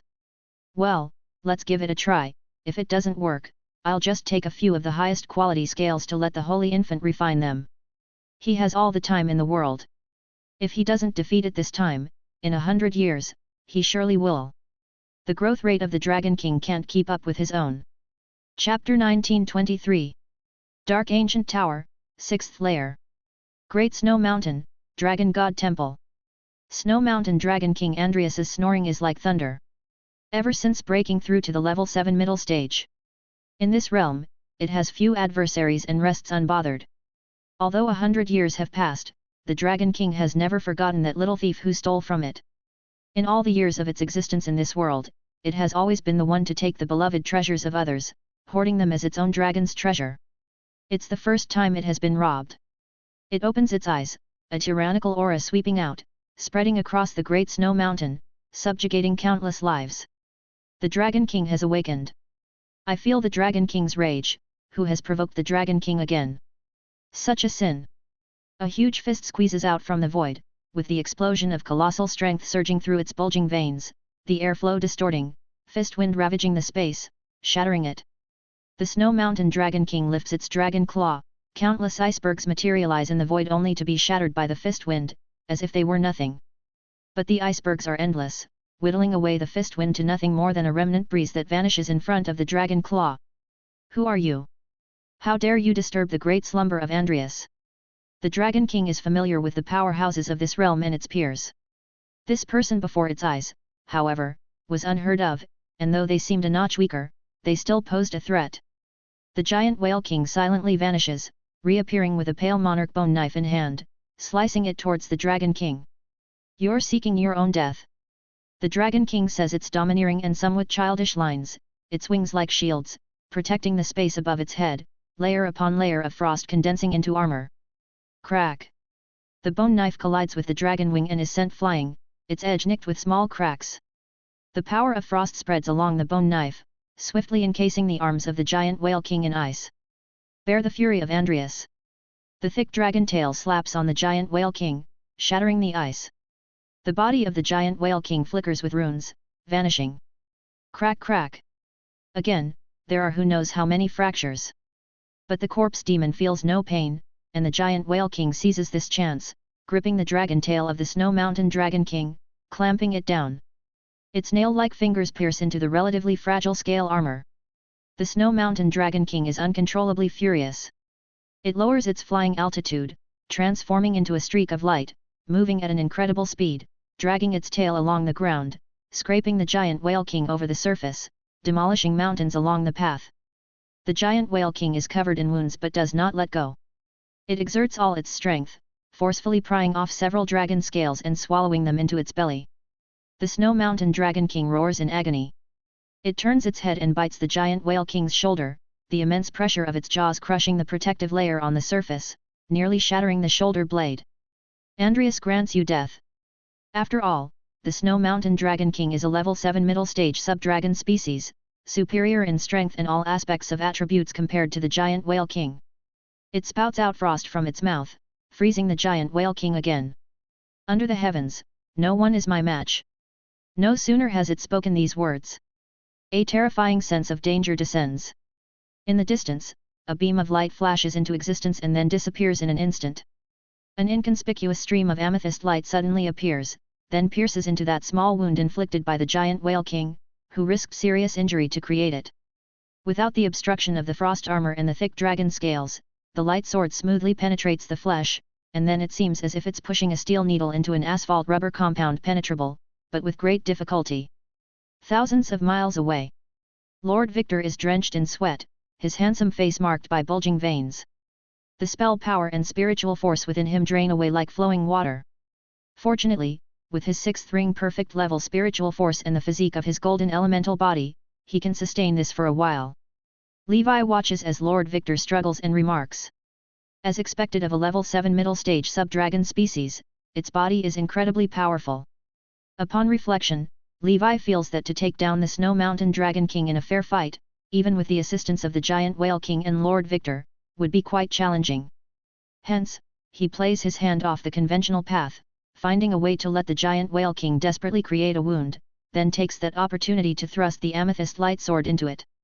While it's somewhat cunning and underhanded, there's a gap in their levels, and this approach is decidedly more secure. On the battlefield, the amethyst light sword emits countless streams of gold element sword chi, spinning like a drill, tearing the flesh of the Snow Mountain Dragon King layer by layer from the inside out, inflicting injury. The Snow Mountain Dragon King bellows. It's you again. That despicable human who steals. This tactic, it remembers all too well. It controls the blood and flesh within its body, blocking the amethyst light sword, wearing down its power. Sword Spirit Fleur, clad in golden armor, releases all of the gold element sword chi in the sword in one breath. Whoosh, whoosh, whoosh. Endless, vicious sword energy rampages within, causing the Snow Mountain Dragon King to spit blood, its aura greatly diminished. The giant Whale King drags its injured body and with an outburst of mighty strength, punches the Dragon King into the ground. At the same time, the void shatters, and a figure descends amidst the 9-colored clouds. The 9-headed Emperor Dragon emerges, roaring towards the heavens. In that moment, the winds and air currents of the Great Snow Mountain suddenly take shape. They joyfully converge and twist, forming eagles with the aura of level 6 middle stage one after another. 4 wind spirit weapons follow suit in their descent. A dense flurry of wind blades erupts, shooting toward the Snow Mountain Dragon King. Behind the 9-headed Emperor Dragon, the Thunder Emperor holding a golden shield leaps from the dragon's back. Chapter 1924. The great sword encompassed earth, fire, wind, and water, frost, thunder, and condensed into a vast expanse of chaos sword energy. Frozen moment. The Snow Mountain Dragon King spoke coldly, as an invisible wave of extreme cold instantly spread out. In the face of absolute cold, the surface of the giant Whale King quickly formed a layer of frost, and the power inside its body began to stagnate. The actions of the Emperor seemed to become sluggish as well. The Snow Mountain Dragon King roared. Andreas is getting serious now. The terrifying frost breath blasted the giant Whale King away, smashing it into the snow mountain behind it, causing an avalanche. Mountains of ice fell from the sky, burying the giant Whale King. Sounds of heavy pounding came from within. Evidently, the giant Whale King was struggling, but for the moment, it seemed unlikely to escape. Immediately following, the claw of the Snow Mountain Dragon King grasped one of the wind eagles that attacked it, tearing it apart, dispersing it into an air current, vanishing without a trace. The other 3 wind eagles fearlessly charged to buy time for the Emperor. Seizing this opportunity, Chaos Sword energy finally struck the wound of the Snow Mountain Dragon King. Crackle! The invincible sword chi, like cutting through steel, burst out extreme sparks. My cold ice Kylan, do you think you can breach my defense? The Snow Mountain Dragon King sneered. The next moment, it could not sneer anymore. A structure like the Colosseum enveloped the sky dome, rapidly forming the struggle of the trapped beast arena, sealing the area to prevent the Dragon King from escaping. Above the Emperor's sword, Levi appeared fully armed, surrounded by 6 dragon images, defensive force fields activating vigorously, the wind disaster pearl rotating, golden gravity shining, and also the red Emperor domain, undying divine domain. To confront the Snow Mountain Dragon King, he truly stacked up all available measures, feeling completely secure. Whale Emperor Power Book erupted, his arms bulged like Kylan arms. The tense muscles turned into black snake, intertwining, making him look somewhat ugly and fierce. Falling Star Ring collides. Levi's right fist smashed down on the hilt of the Emperor's sword. The terrifying force found its vent in an instant. Crackle! The Emperor's sword broke through the frost scales, charging forward. The flesh already ravaged by the amethyst light sword, not fully healed, was quickly filled with even more brutal and robust sword chi. Boom! Accompanied by the shattering of ancient frost. The ice-skin jade bone of the Snow Mountain Dragon King shattered inch by inch, a section of the tail weakly connected. The amethyst light sword broke through, the sword spirit used up its last strength, and with one slash, severed the 100-meter-long half of the Dragon King's tail. Bang! The giant Whale King shattered the ice mountain that sealed it, kicking the severed tail, sending it high into the sky towards Levi. Levi collected the still-moving severed tail. This time, it should be enough for the Holy Infant refining. It not only meets the requirements of the Frost Sky 7 Feather Fan, but it can also refine top-quality scale armor. Levi and his 3 avatars each get 1 piece of Snow Iron Dragon armor, and from the tail can extract bloodline essence to accelerate the cultivation of the Snow Dragon Knight. Of course, just because it's a level 7 dragon clan doesn't mean all its scales are top-quality level 7 materials. The materials of a transcendent creature used in weapon refinement generally have their subtleties and techniques. The Snow Mountain Dragon King, now having shredded all the wind eagles, lost its sense due to the severe pain. At its severed tail, the frost solidified, stemming the bleeding. It launched Frozen Moment once again. In an instant, it appeared in front of Levi, its massive dragon jaws snapping down at him. The protective layers of Dharma Idol around Levi shattered one by one. Then various spell defenses, before the deadly bite, quickly shattered. Clad in the indestructible armor, seizing this opportunity, Levi suddenly punched at the upper jaw of the Snow Mountain Dragon King. The collision's shockwave erupted within the dragon's maw, and amid the splatter of flesh and blood, Levi gracefully retreated, holding a robust dragon tooth in his hand. This thing should also be useful for weapon refinement. Having successfully withstood the Dragon King's deadly strike, Levi breathed a sigh of relief. If it weren't for his exceptional Sky Dragon endurance, after the massive burst of abilities just now, he definitely couldn't keep up physically. The 9-headed Emperor Dragon pounced in front of the Dragon King, innate spells roared, elemental powers surged, 2 massive beings collided in the heavens and the earth. Levi, now having branded 13 witch marks, had his wizard form strength far surpassing last time. Contending with the Snow Mountain Dragon King for a while was not an issue. After all, there was also the super tank, the Giant Whale King, absorbing damage. After the exchange, he felt that he still had a chance to defeat the Snow Mountain Dragon King. Whether he could tame it, that was uncertain. Lightning and flames enveloped the Emperor's body, shattering the frost on himself and the Emperor's sword. After breaking free from the freeze, the Emperor soared up, wielding his notched Emperor's sword slashing down. The primordial spirit and wizard forms merged again, surrounding and attacking the Dragon King. Levi did not idle either, he continued to cast primordial soul spells from afar. Other sex spells, under the suppression of realms, were just a minor nuisance to the Dragon King.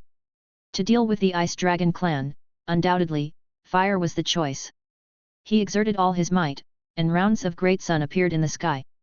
Cultivated to the maximum, the 6 Suns continuous explosion, along with the damage enhancement from consuming massive amounts of truth oddity, ether dominance talents, was no weaker than a typical level 7 burning spell. 6 suns aligned, stacking together. The terrifying high temperature accompanied by explosions poured out, melting the thick frost armor on the body of the Snow Mountain Dragon King into water, evaporating into mist. Effective. The strongest aspect of the Snow Mountain Dragon King was indeed its ultimate frost defense, and that frozen moment. Even the unbreakable attacks of Lord Victor's amethyst light sword couldn't completely penetrate, showing just how formidable its defense was. Chapter 1925. Now, as long as he keeps using the combustion spell to weaken its defense, Levi intends to wear it down to death. He has already prepared his backup plan. If he fails, he will self-destruct and flee without losing anything. After several casts of 6 Suns continuous explosion, the Snow Dragon King is clearly struggling to cope. However, Levi's spiritual force and spell power are also close to their limits. He immediately changes strategy, using his innate spell, the Crimson Dragon's Scourge, as the main attack, combined with his own Crimson Emperor Dragon Flames, supporting the combat of the Giant Whale King and the Witch Prime Spirit. Although the power is weaker, it is more sustainable. Thousands of miles away, Lord Victor is taking medicine to recover his spirit after that exhausting sword strike. I should be able to strike one more sword blow. I hope my main body can hold on a bit longer. In the blink of an eye, half a day has passed. This is the first time Levi has ever experienced such a protracted battle. Often in the clashes between powerhouses, a victor is decided within a short time. But this Snow Mountain Dragon King is a level 7 middle stage expert. In addition to its defense, its other attributes are also formidable. Its endurance is such that even Levi is taken aback. Fortunately, he has a level 6 late stage Sky Dragon, plus the strong physique and self-healing ability of the Death Ember Dragon. This has allowed him to turn peril into safety multiple times and keep fighting until now. The Snow Mountain Dragon King's shock is beyond words. There's no need to mention the Frost Giant. After all, it's a level 7 expert with a strong body, so it can understand why he persists until now. But for this lad not yet at level 7 to be able to engage in a prolonged battle with a level 7 middle stage opponent like itself is astounding. This insignificant human before it possesses endless strength, an undying body, invoking a despair like the gods and demons. There's a thorough absence of weakness, rendering it, a being of level 7 middle stage, completely unable to exert its rightful power. How can such a perfect creature exist in this world? 100 years ago, it could only flee when facing it. 100 years later, it can actually fight head-on against it. This rate of growth is terrifying when one thinks about it. With that thought, the anger of losing its tail gradually subsides, and rationality takes the high ground. The Snow Mountain Dragon King knows it must accept a fact. The great Andreas is about to falter. If it doesn't retreat now, it fears for its life. Thus, the Snow Mountain Dragon King lets out a long roar to the sky, and the bloodline breathing technique of the Snow King Dragon within its body begins to boil. The frost elemental power within a 30-mile radius rolls in overwhelming waves, extinguishing Levi's Red Emperor domain completely. The Emperor, the 9-headed Emperor Dragon, and the Giant Whale King are overwhelmed by the tide of frost, like boats lost at sea. The next moment, the radiance of the 9-color innate spells bursts forth. The Chaos Sword energy tears the sky and shatters the earth. The fist wind of the Giant Whale King roars. The 3 immense beings strike back from the midst of the icy deluge. The entire body of the Snow Mountain Dragon King hardens, freezes, and finally turns into a transparent sculpture of an ice dragon, with its internal organs and skeleton clearly visible. Levi even spots what seems to be an organ within its abdomen, filled with a mountain of gold and gems, likely the Snow Mountain Dragon King's treasure trove. The Snow Mountain Dragon King growls. "You ants, Andreas will return." Levi communicates telepathically. "Victor, aim 3 jong to the left of the dragon heart." Thousands of miles away. Victor exhales deeply, and above his head, the amethyst light sword emits an aura capable of destroying heaven and earth. "Understood, this is my final sword strike," Levi says. "We will coordinate with you, everything hinges on this moment." In his hand, the crimson dragon slash materializes, the blade's light flickering, incredibly sharp. Whoosh! Whoosh! Whoosh! Whoosh! Whoosh! The combined attack of Victor, Levi, primordial spirit, wizard forms, and corpse demons, converges on a single point, shooting towards the treasure spot. Boom! An energy fluctuation so dazzlingly brilliant that it obliterates the space around it. The void collapses, and the currents churn wildly. Within the vast Great Snow Mountain, the snowflakes fall apart, boldly charging to the end of the world. The sculpture of the ice dragon shatters instantly, turning into dust and scattering ice chips. "No! No! No! My gold!" The voice of the Snow Mountain Dragon King echoes in the heavens and earth, filled with unwillingness. In the sky, it rains boundless gold and gems. Of course, these worldly objects, aside from satisfying the peculiar tastes of the Dragon clan, aren't very useful to Levi. Later on, I can cast a bunch of large gold assassins for the Dragon Deo Conference athletes to award. Levi doesn't care about the nature of the treasures, as long as they're usable, he collects them all, planning to sort through them later when he returns. The Snow Mountain Dragon King has collected quite a few treasures over the many years it dominated the 7th floor. He catches a glimpse of several rare treasures. The battle is over.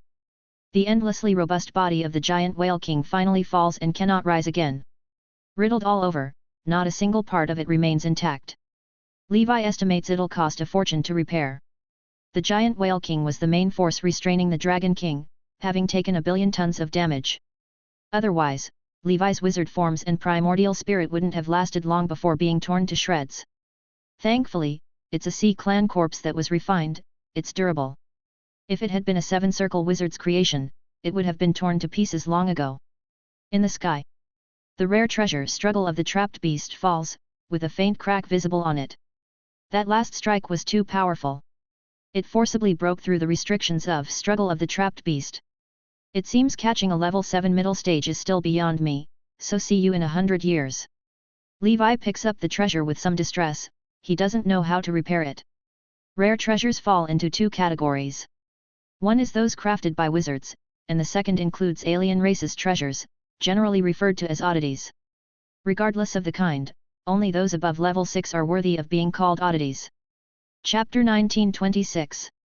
The treasures of alien races are diverse and peculiar, without any set pattern. Let's talk about the treasures of wizards. Compared with wizard tools, treasures have one major advantage: they are not restricted by the user's realm. At most, a wizard in a lower realm might not be able to fully unleash the power of the treasure. Similarly, treasures have one significant drawback. They cannot be continuously refined and improved alongside a wizard's growing strength. Once a treasure is refined, it becomes fixed, and it consumes more resources. In the wizard world, the existing treasures are mostly ancient leftovers, which is why some people refer to them as ancient treasures. Now, only some long-standing top-level organizations are still refining treasures. Such treasures are often exorbitantly expensive and are typically given by elders to their juniors or serve as protective talismans for top-tier talents. That's why Levi felt that the golden apple armor, valued at 200 million joss paper, was cheap while he was in hell. Whether it's a wizard tool or a treasure, items like fiery flame iron armor and golden apple armor, which automatically protect their owner, are of the highest value, far surpassing other treasures with different functionalities. Especially after the popularity of the secret sword flow, the value of automatic protective treasures has been inflating day by day. Million ether stones, in the wizard world, wouldn't be enough to purchase golden apple armor. As the Snow Mountain Dragon King fled, Levi finished scavenging the spoils of war and took the opportunity to search for resources. Outside of the Great Snow Mountain, in the sky, large snowflakes fell. The north wind blew, and as the snowflakes twirled, they conjured the figure of the Snow Mountain Dragon King. It was looking diminished in its power, with half of its tail gone. It gazed at its own belly, where the treasury hole had not yet healed. Inside, only half of its wealth remained. Andreas, I shall have my revenge. Upon reflecting, if that person should come after it again, with the rate at which he grows, the Dragon King might not be able to escape next time. Better to find a place to hide first. Andreas can wait 1,000 years for revenge. I am of the longevity species, with a lifespan many times that of him. If I can't defeat him, I'll outlast him. Time is on my side. Once he falls, I'll use my dragon breath to turn his corpse into dust and ash. With these thoughts, the Snow Mountain Dragon King suddenly saw hope again. And to this, Flame Avenger and Veda gave a thumbs up. Time flew by. And half a year had passed. Levi drifted like a dandelion seed, following Jin through the 6th layer. He didn't pursue the Snow Mountain Dragon King again. That old thing was indeed defeatable with his full efforts. But to subdue it was clearly impossible, a mere waste of energy. Additionally, the giant Whale King was also out of service and needed to be slowly repaired back in the wizard world. Plus, with the Snow Mountain Dragon King's treasure trove, in half a year, he collected 3 earth and 2 sky elements. Among them, Levi quickly refined 2 earth and 1 sky element, eventually gaining 40 points of spiritual force, not too bad. The regret was that no accompanying special spiritual creature was born. The other functionalities were somewhat useful for the current Levi. The remaining elements that were duplicates, he planned to place in the Tower of Dawn for the members to exchange. Besides, he encountered a 10,000-year-old snow lotus at the Great Snow Mountain, an 8-ring medicinal herb, extremely precious, beyond valuation. Levi planned to transplant it to the ancient Banyan fairyland. The snow lotus seeds born from this herb could be used to refine a soul-suppressing potion, which upon consumption could help in condensing the primordial soul. The soul-suppressing potion is the most important cultivation assistance potion after the meditation potion for wizards beyond the 7th circle. In the 6 environments, the main focus is on enhancing the size of the primordial soul. 1 feet ordinary, 2 feet senior, and 3 feet perfection. These changes are not substantive. To advance to the 7th circle, one must condense and improve the quality of the primordial soul on the basis of increasing size, beginning the process of transitioning from ethereal to tangible. After the primordial soul, the path of wizard progression is a continuous process of transformation and condensation of the primordial soul. Whether it is spells, wizard forms, or soul artifacts, everything revolves around the primordial soul at the core, expanding its functionalities. The 6th circle initiates with the soul of nihility, the 7th circle transitions with the soul of reality and illusion, and the 8th circle culminates in the true soul. For a 9th circle wizard, an elemental holy soul is formed through complete elemental energy formation, akin to that of demigods, hence 9th circle soul artifacts are also referred to as divine soul artifacts. As for the legendary realm, it is too distant for Levi. However, through Ms. Lucy's Tea Party and the Illustrated Guide of Strange Items, he also vaguely understands some aspects. One is to choose a legendary artifact as the foundation for the legendary journey. The second is to begin the process of body spiritualization, gradually freeing wizards from their dependence on the physical body. In comparison to the powerful physical bodies of alien races and transcendent creatures, a wizard's frail body, from apprentice to pre-legendary status, is a weakness, and to call it a burden would not be an exaggeration. Aside from body-refining wizards, for whom the physical body plays an actual role in battle, it is always closely linked to the life of a wizard. Because of this, wizards must construct protective force fields, learn various protective spells, and methods of self-preservation to protect it. It is well known that the spirit, soul, true soul, and body form the 3 foundational aspects of most life forms. Knights choose the soul and body, enhancing their physical form and practicing combat techniques to protect themselves. Wizards choose the soul and spirit, striving to free themselves from the shackles of the physical body. Therefore, completely transforming the concept of the body into spirit is essential. Eventually, the body and spirit, memory and soul, amalgamate to become part of the primordial soul, which is vitally important. Chapter 1927. In fact, this is exactly what the gods of the astral world do. However, they take a shortcut by using the power of faith from the myriad of creatures to accomplish this step. Ultimately achieving eternal divine persona within the astral world, the primary spiritual plane. Wizards do not think highly of the power of faith, although this method is quick, it is too influenced by external factors. Therefore, they rely on knowledge, depending on their own strength, to achieve spiritual transformation. Even, there was a wizard who once boldly proposed a hypothetical theory. Knowledge immortal.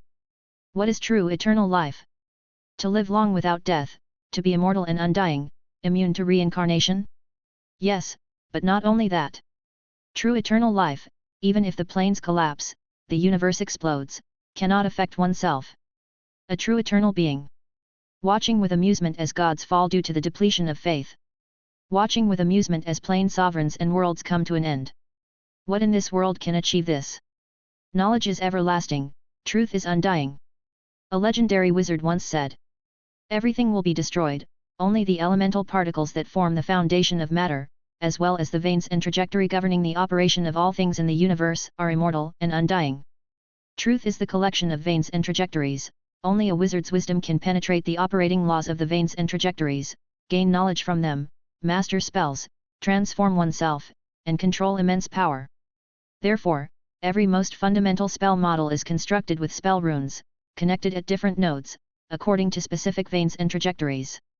To achieve eternal life, one must become truth itself, an immortal life constructed of knowledge. The supreme realm for a wizard should be, I am the rule, I am knowledge, I am truth. Of course, the so-called physical spiritualization.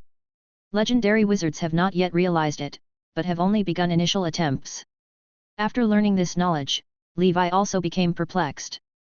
Because he felt that after the legendary, the path of wizards seems to start diverging irreconcilably from that of knights. If it comes to physical spiritualization, then what path should his knight's journey take? He asked Ms. Lucy. But the lady said. There's always a way out, the world must have an all-encompassing method, trust me, you can have it all. Besides, your worry now is premature. Then Levi saw the light. The precondition for worrying about this is that he must reach the legendary realm. As a student who has just started, why worry about being admitted to Tsinghua or Peking University? Furthermore, the lady said. After legend, compared to previous realms. The biggest difference is that every wizard has a legendary path that suits their own characteristics, and everyone's circumstances are different. Physical spiritualization is the current mainstream because that's how Sauron ascended to level 11. But Sauron also said. Those who learn from me live, those who imitate me die. Every legendary wizard must have their own methodology, instead of blindly imitating others. After legend, no one can teach you, including me.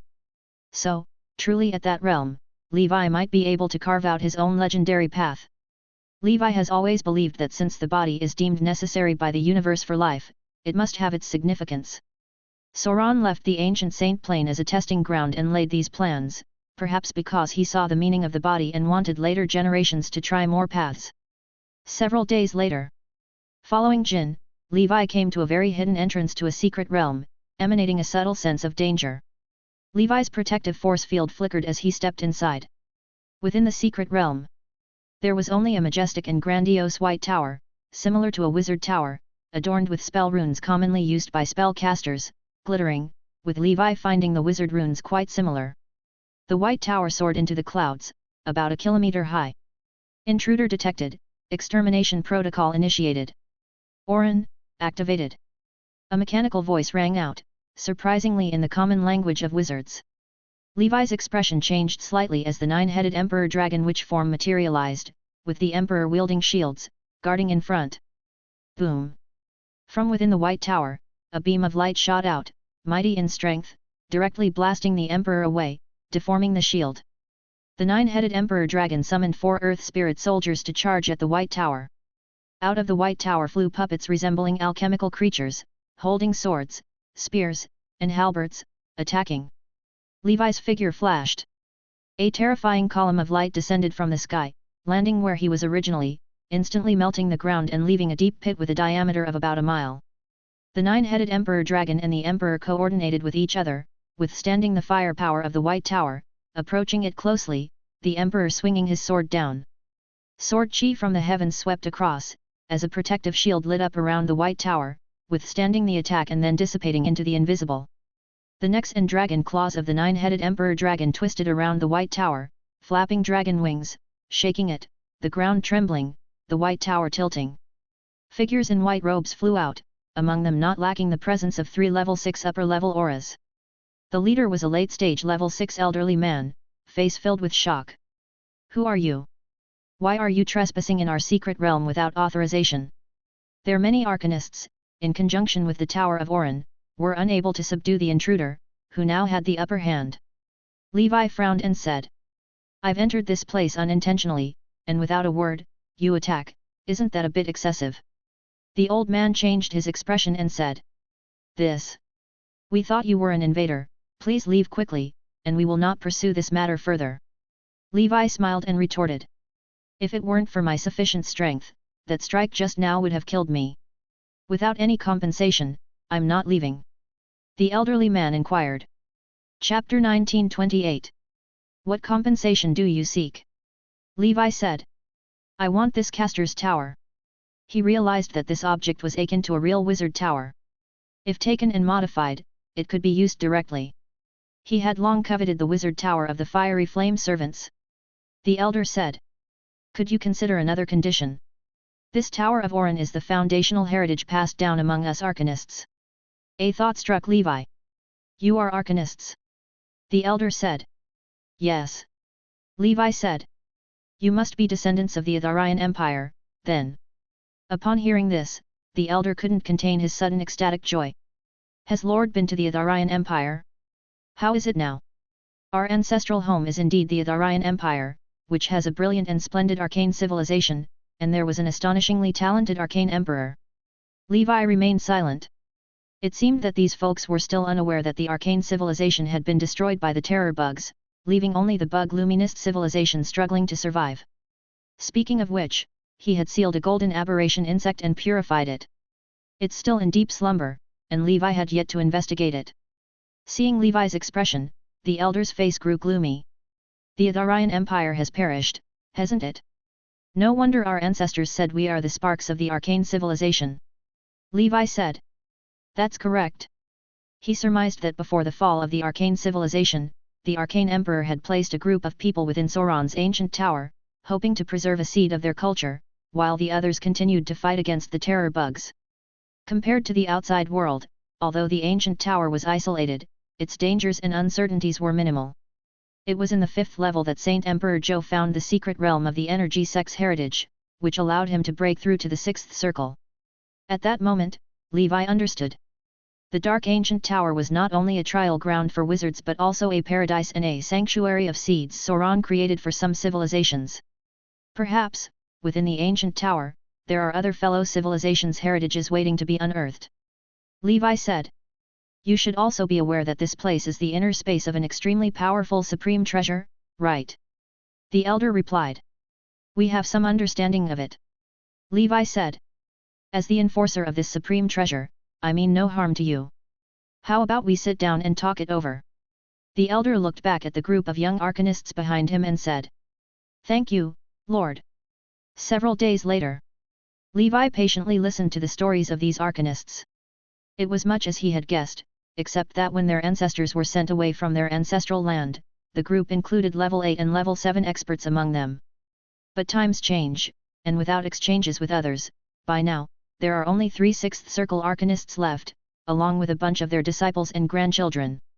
However, on the 6th layer, paired with the Tower of Orin, they are sufficiently self-sustaining to avoid the extinction of their heritage. Levi wasn't particularly interested in arcanists. Essentially, spellcasting civilizations were not all that different. Mages, arcanists, they were all just variations of wizards. However, the possibility of mutual exchange and learning was there. He said. As the enforcer, I have the authority to take you out of this place, but not just yet. I will give you 100 years to consider. If you wish to leave this place and join the wizard world, I will come to guide you then. Without exchange, your civilization's spark will eventually be extinguished. His quota had already been given to the Snow Elf tribe, so even if these arcanists wanted to leave, they would have to wait 100 years. The elder said. All right, thank you, Lord. Indeed, we aren't mentally prepared to integrate with wizard civilization yet. Levi waved his hand and disappeared into the secret realm. Now, he considered himself the heir to Sauron's will. Ancient Dragon Continent. This tiny place must preserve the seeds of the energy sect, arcanists and mechanics civilizations, carry on their legacies, reach greater heights, and stand alongside wizard civilization to confront the abyss. Several days later. The western part of the sixth layer.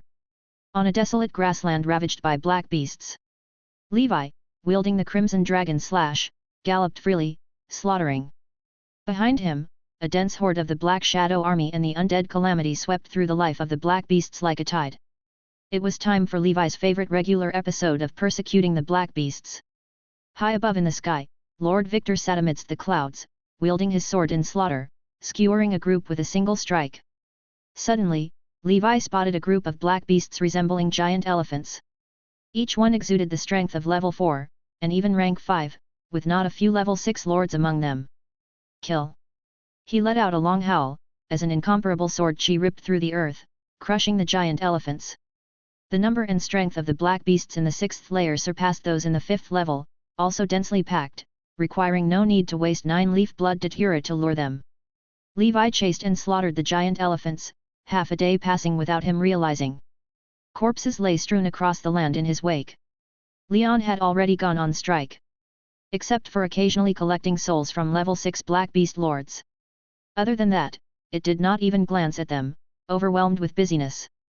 Levi had no intention of stopping these souls from entering the underworld to reincarnate.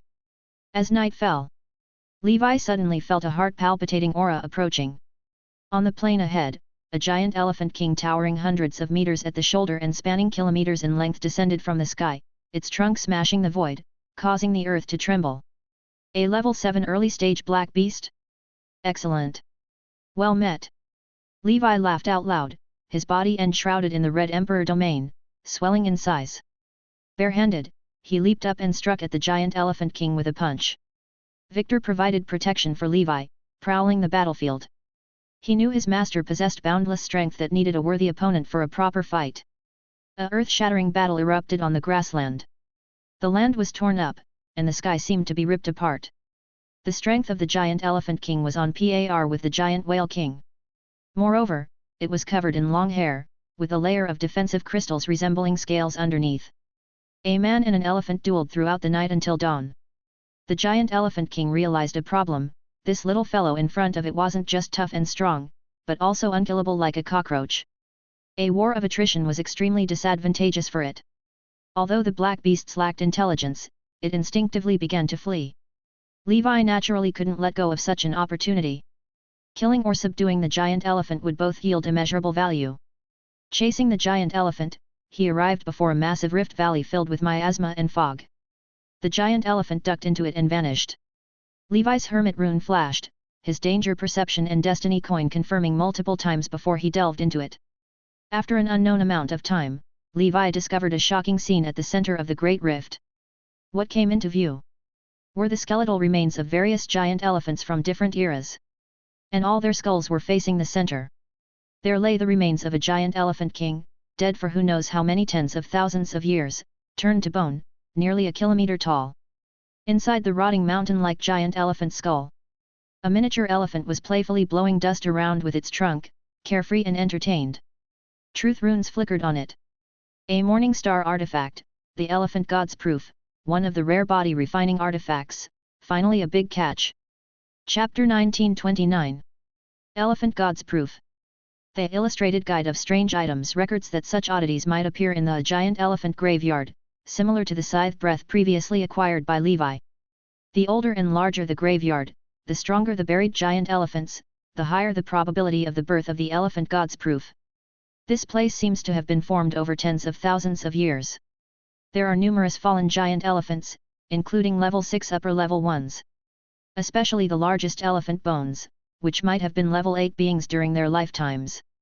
It is likely that they were inadvertently sucked into the ancient tower from the land of darkness and then settled here, proliferating. Due to the passage of too many years, the bones have lost their extraordinary traits and appear devoid of any spiritual energy. Levi did not rashly try to capture that morning star artifact. A level 7 giant elephant king might be lurking nearby, waiting to ambush him.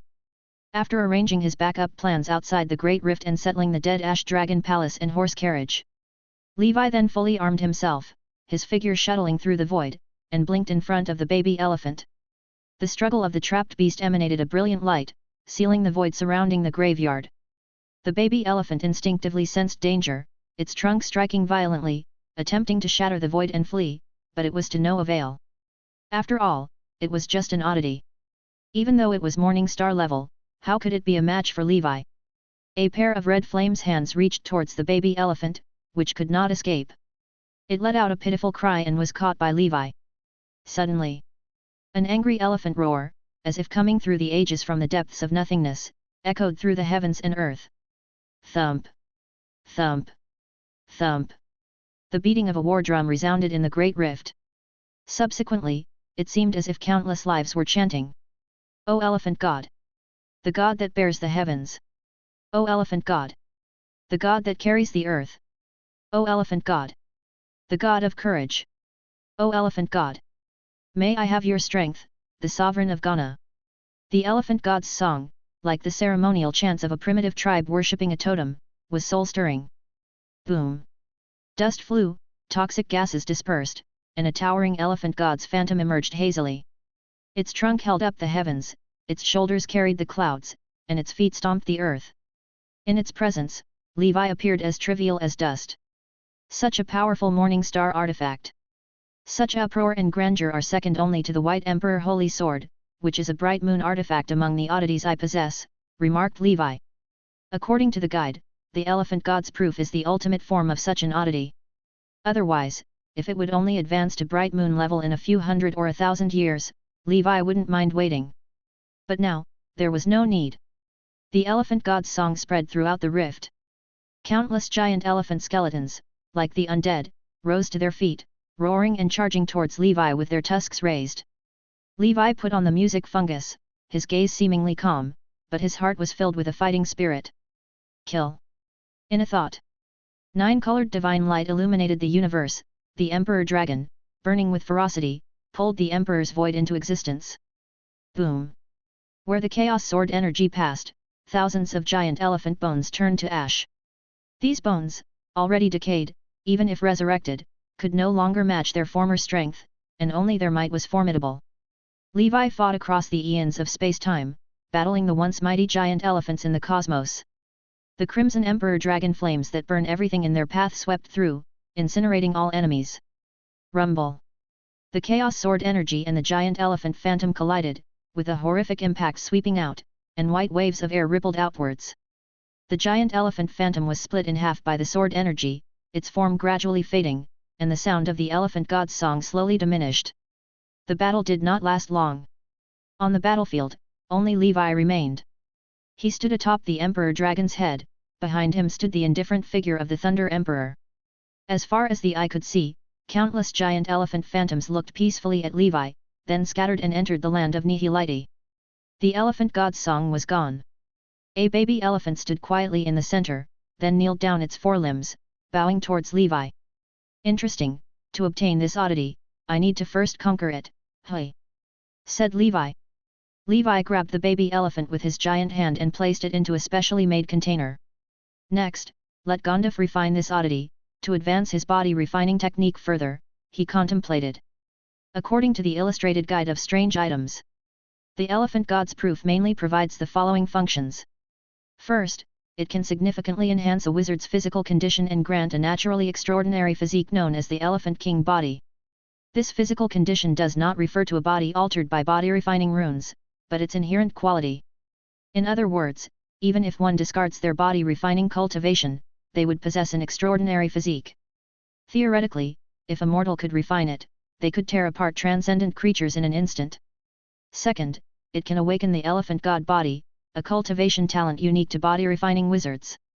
With the Elephant God body, a wizard's meditation talent as well as the talent to create body tempering techniques and runes would all be enhanced to varying degrees.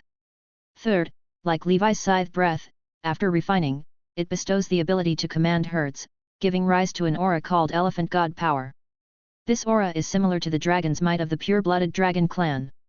Even when facing elephant-type transcendent creatures of higher realms, it can impose some fundamental level of suppression, offering some advantages during combat. Other functions are the typical features of oddities that might appear by chance, which specific ones are obtained depends on the refiner's luck. If lucky, it might even produce a special spiritual creature as a companion. Theoretically, most truth oddities can produce these special spiritual companions, but the chances are extremely slim. Chapter 1930.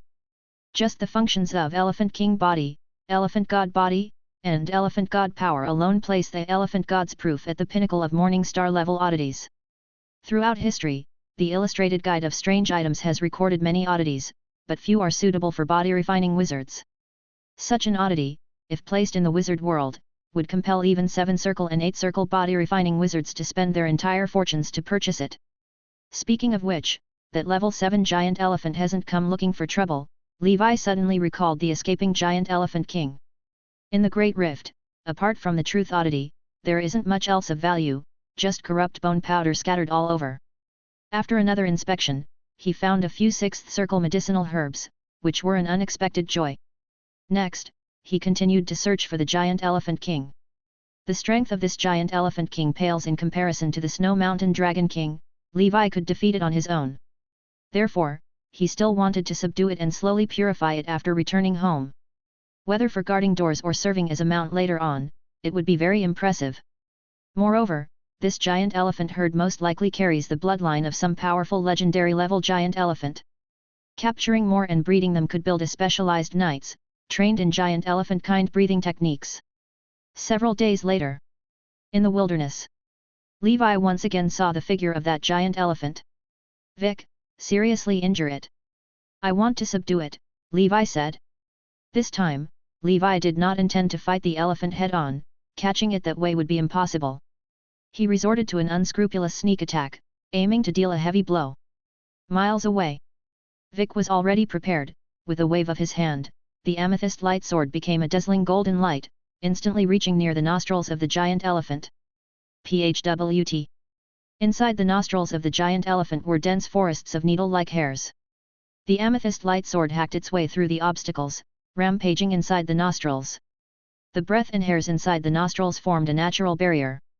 Seizing this opportunity, Levi cast a struggle of the trapped beast spell, sealing the surrounding void and then activating his wizard form, and primordial spirit, stepping inside.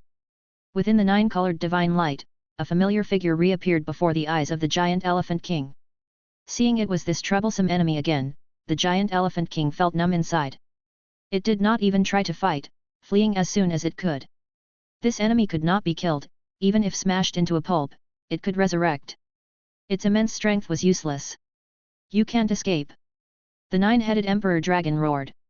In the void, endless water elemental power formed a water dragon that entangled the giant elephant.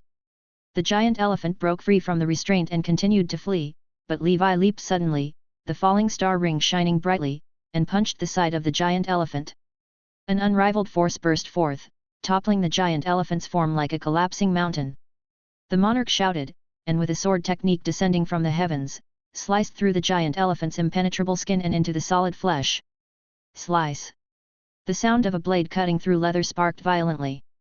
The 9-headed emperor dragon took the opportunity to follow up, casting an ice dragon prison over the land, slowing the giant elephant's movements and causing layers of frost to form on its hide.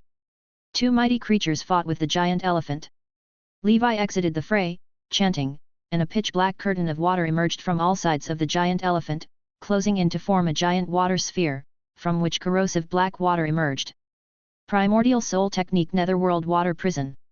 Many forms of control restricted the giant elephant, greatly hindering its movement. Levi pressed his advantage relentlessly, chanting a new incantation. Above in the high skies, dark clouds gathered, electric snakes darting about, and an imposing black thunder dragon emerged.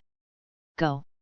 The thunder dragon struck down from the heavens, crashing into the giant elephant and scattering into millions of electric snakes that burrowed into its pores, like flesh-eating maggots further deepening the corrosion. That wasn't the end. In Levi's hands, the wind-chasing bow appeared, easily pulled back to full draw, the bowstring tensed to the maximum. He expended half of the crimson power in his body, coalescing into the toxin of crimson rot, and attaching it to the arrows, forming a dense and bizarre plasma. Break! A blood-colored glow shot into the wounds of the giant elephant king. The malicious crimson toxin followed the blood flow of the giant elephant, spreading through its limbs and organs. Under the triple corrosion of crimson rot, netherworld water prison, and black oblivion thunder, the vast strength of the giant elephant king rapidly dwindled. As this progressed, the attacks from the monarch and the nine-headed emperor dragon grew more ferocious. Levi thought, this big guy, lacking any significant spell-like ability, relies solely on his strong body to resist. Compared to the Snow Mountain Dragon King, it's far inferior, too simplistic in its approach. Against an enemy like me, it was bound to suffer sooner or later. In the end, an amethyst light suddenly burst from within the giant elephant, its abdomen bleeding profusely, even its 9 revolutions large intestine flopped out. During the entanglement, the amethyst light sword had caused havoc within the giant elephant's organs, causing severe internal injuries. Of course, Vic was also not in good shape, looking pale, coughing incessantly, revealing a frail beauty to his visage. To control a secret sword for extended high-intensity combat placed a serious drain on both spirit and spell power. Accompanied by a mournful wail. Boom! The giant elephant collapsed, dust billowing, its blood already flowing into rivers, soaking into the earth. Levi commanded the monarch and the emperor dragon to hold it down.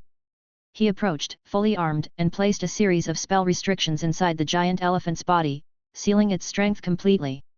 I can only bring it back temporarily, purify it slowly, and then subdue it with force later on. I've already used up the Crimson Dragon slave enslavement quota. The Witch Sisters, Isa, Sarit, the Succubus, and Mind Flayers, Evil Spirit Monarch. Not one more or less, exactly 8 slots.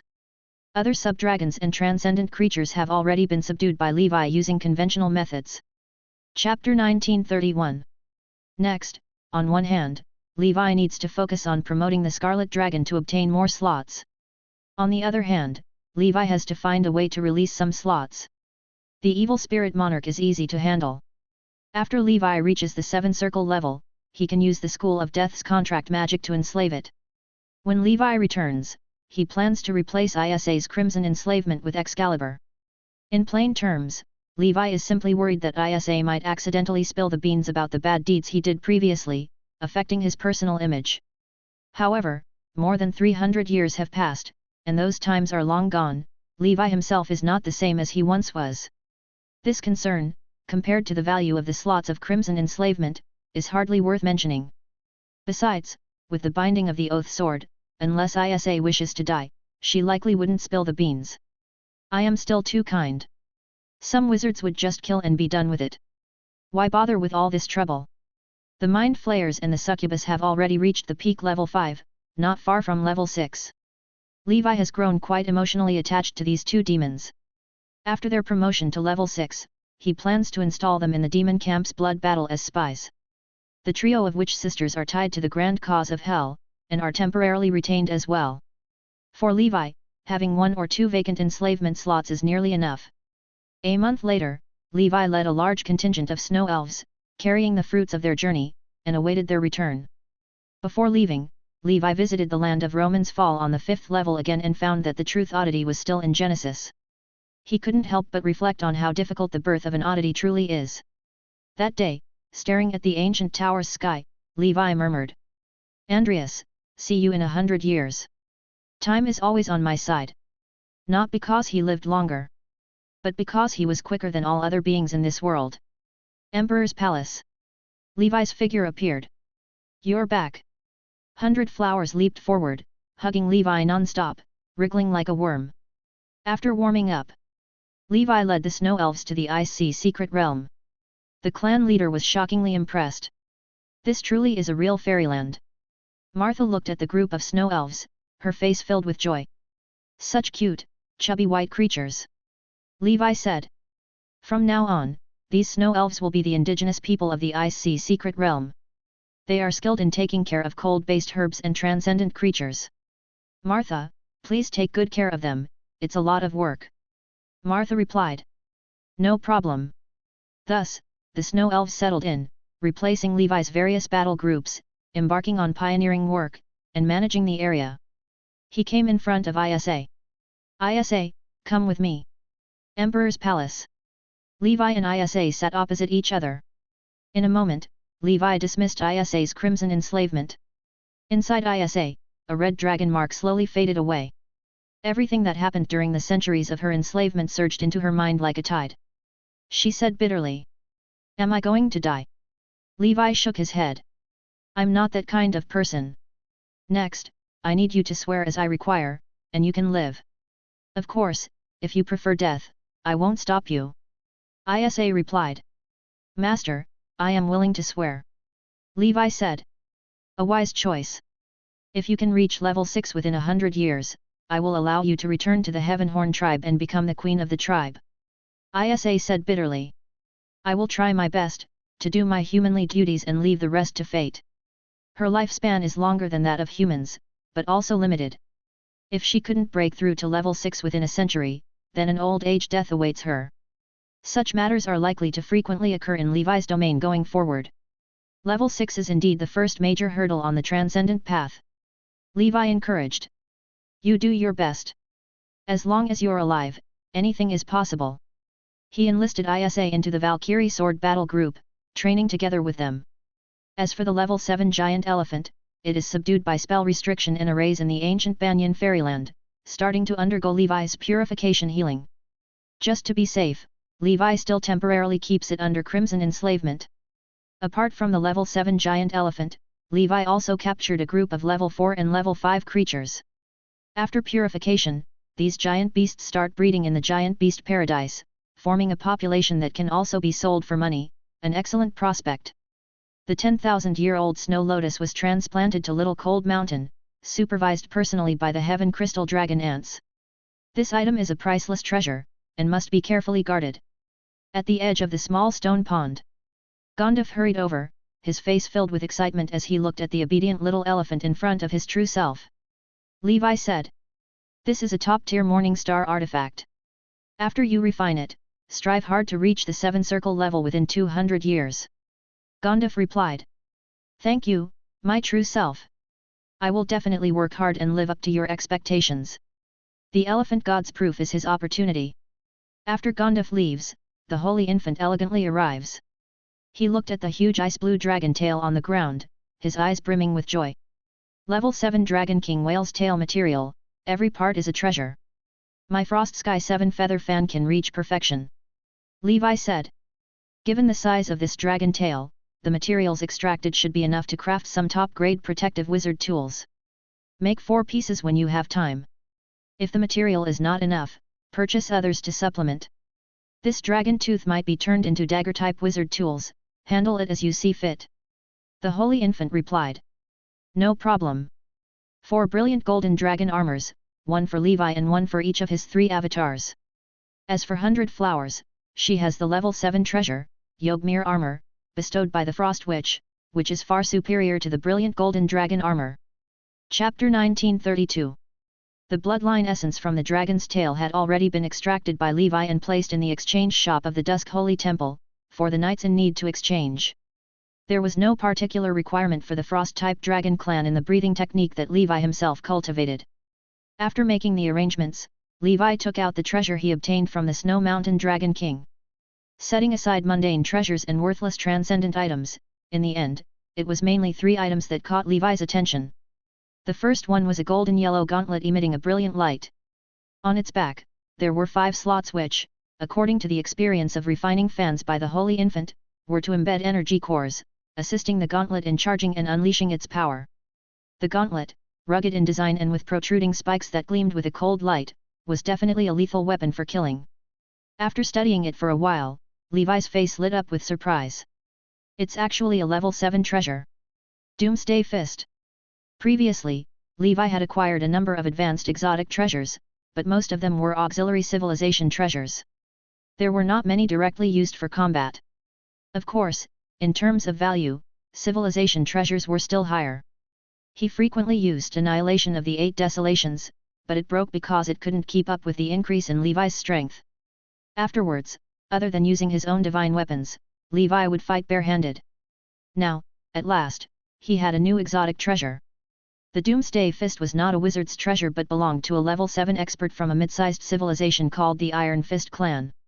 The Iron Fist clan was known for their strong physiques, and all members were skilled in physical techniques. Especially in the art of boxing, where they had reached the pinnacle, having few opponents. However, they lacked an ultimate expert to secure the clan's fortune. Also, because of their strong aggressiveness and danger, they were exterminated by the wizard civilization early on. This treasure, falling into the hands some wizard, entered the ancient tower, fell there, was obtained by the Snow Mountain Dragon King, and eventually came into Levi's hands at a bargain. It had two functions. 1. It stimulated the user's body with a secret skill, temporarily enhancing their explosive power and strength, similar to the falling star ring, which needs no further explanation. 2.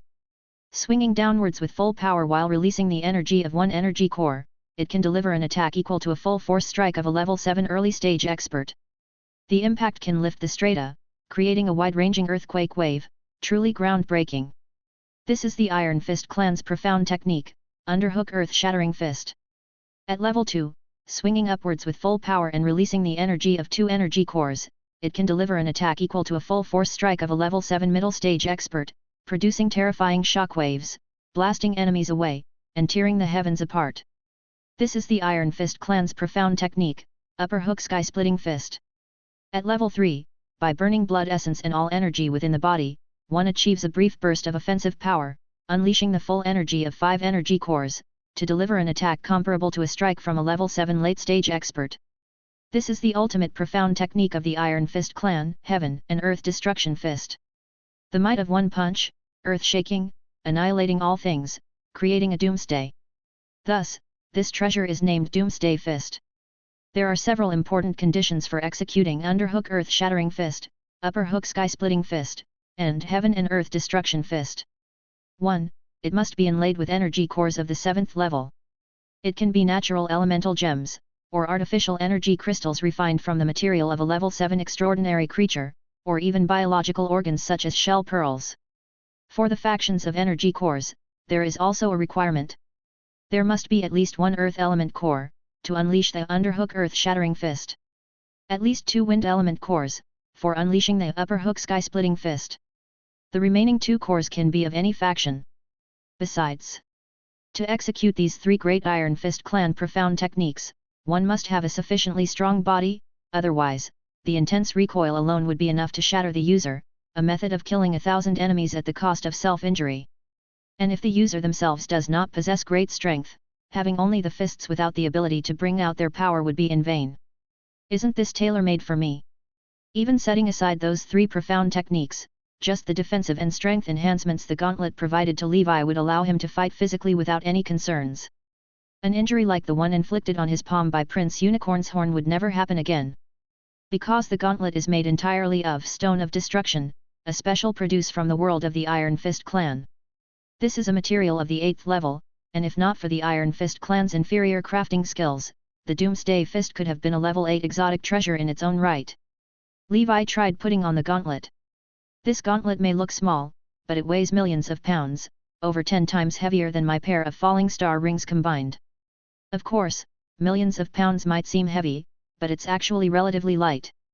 Just any small hill of 100 meters is at the scale of millions of tons.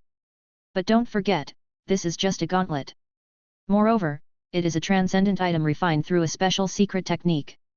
With this gauntlet, I can fight more comfortably against level 7 early stage experts. There is nothing that can't be killed with one punch, and if there is, then bam bam, 2 punches for it. This also has become the treasure with the most powerful offensive force acquired by Levi. He went to the training ground to give it a try, and indeed it worked well. What's regrettable is the lack of energy cores. Level 7 elemental energy gems are rare items, especially since it should include 1 earth element and 2 wind elements. If he could gather 5 types of energy cores now. Levi did not know whether, with his strength, he could execute the Iron Fist clan's most powerful profound technique, Heaven and Earth Destruction Fist. Chapter 1933. If possible, a punch like that would definitely overwhelm the Snow Mountain Dragon King, if not fatal, it would cause grievous injury. However, techniques like the Underhook Earth-Shattering Fist and the Upper Hook Sky-Splitting Fist should be manageable. With his recovery ability and physique, he should have no major issues with the rebounding force. Next up, I need to pay more attention to items of earth and wind elemental energy. The highest energy core that Levi can currently assemble is a level 7 frost energy core. All he needs is more frost dragon scales to refine into artificial gems with a secret technique. Of course, such energy cores are less practical and not as enduring as natural elemental gems. The second item is a crystal ball that records a spell. Inside is a 7-circle primordial soul spell. The microlysis technique. It's worth mentioning that this is a top-grade spell and it also has a corresponding advancement sequence. 7 circles microlysis technique. 8 circles small decomposition skill. 9 circles decomposition technique. Legendary forbidden spell Great Disintegration Technique, also known as Sauron's Great Disintegration Technique, Great Splitting Technique. Microlysis technique is unlike the conventional elementalist school spells, as well as other variant energy sects spells. This is a space series spell. Its principle is to completely fragment the concept of space around the target, erasing it thoroughly. The result is that the person vanishes completely from this world. The spells at the level of legendary forbidden spell are not just spatial magic but also temporal magic. If the target fails to resist the decomposition technique's effect, the consequence is that they are completely erased from the concepts of time and space. It is said that Sauron used this method to deal with certain gods. The erased deities, as if they had never existed, vanish from the river of time. To the extent that even their fanatics cannot utter the divine name, unaware of what entity they have been worshipping, because, for them, that God has never existed. Of course, this kind of perverse spell is naturally extremely difficult to cast. Only 7-circle wizards have the basic qualifications to learn it, and the effect isn't as good as one may imagine. Firstly, it's exceedingly challenging to learn, impossible for those with low comprehension. Secondly, the success rate of casting is not high, akin to the death finger. It's a gamble. Thirdly, the caster will suffer backlash from space. Frequent use might lead to the possibility of space exile. Of course, if one is powerful enough to resist such backlash, it's still a trump card to be used sparingly, even for a legendary wizard. Unless faced with a life and death crisis, they would not easily resort to it. After all, the Great Disintegration Technique also involves facing the time repercussion, bearing many complex and unimaginable karmic consequences. Throughout history, the only one who seemed to cast this spell with relative ease has been the ancestor of all wizards, Sauron. Thus, there are mainly two prevailing theories about Sauron's disappearance aside from the notion of complete death. 1. The exile theory. Some wizards speculate that Sauron, because of the frequent use of the Great Disintegration Technique, encountered some unimaginable time-space backlash, and was eternally exiled within a dimension of space-time unknown to wizards, forever lost, unable to return. 2. The truth theory. Other wizards believe that Sauron has completely achieved the spiritualization of his body, becoming what is theoretically a knowledge immortal, an omnipresent, omnipotent, and omniscient Mr. Truth. Thus, the wizard civilization was able to develop explosively like a technological Big Bang over the subsequent 300,000 years, far outpacing the barbaric ancient times, because Sauron has been steering the world of wizards in inconceivable ways, guiding all of this. Of course, there are plenty of other theories as well. But to get back on point, miniature fragmentation technique is available in the Truth Magic Mirror. The only issue is that Levi does not yet have the authority to exchange for it. Sauron left behind little knowledge inheritance of 6th circle and above in the magic mirror. And most of it, due to being antiquated, holds scarcely more power than the cave wizards, having already been supplanted by more advanced versions. After all, Sauron disappeared not long after the founding of the Congress, and the theoretical knowledge has evolved far too much since then. But there is one collection of spells that has a complete sequence, and that is the decomposition technique, aimed straight for the legendary level. Even now, after 300,000 years, the decomposition technique has not changed, it remains exactly as Sauron designed it. Within the ancient Tower Scepter, a power projection of the decomposition technique left behind by Sauron is sealed. However, unless Levi encounters an event that could threaten the safety of the ancient tower, he as an enforcer does not possess the authority to utilize it. It can be said, the decomposition technique is the wizard's nuclear weapon against the Heavenly Father. If other means fail to work against gods, then they resort to Sauron's Great Disintegration Technique, forcefully erasing them from space-time. Therefore, after Levi becomes a 7-circle wizard, he must learn the miniature fragmentation technique at all costs. By doing so, he would possess 3 sequences of legendary spells.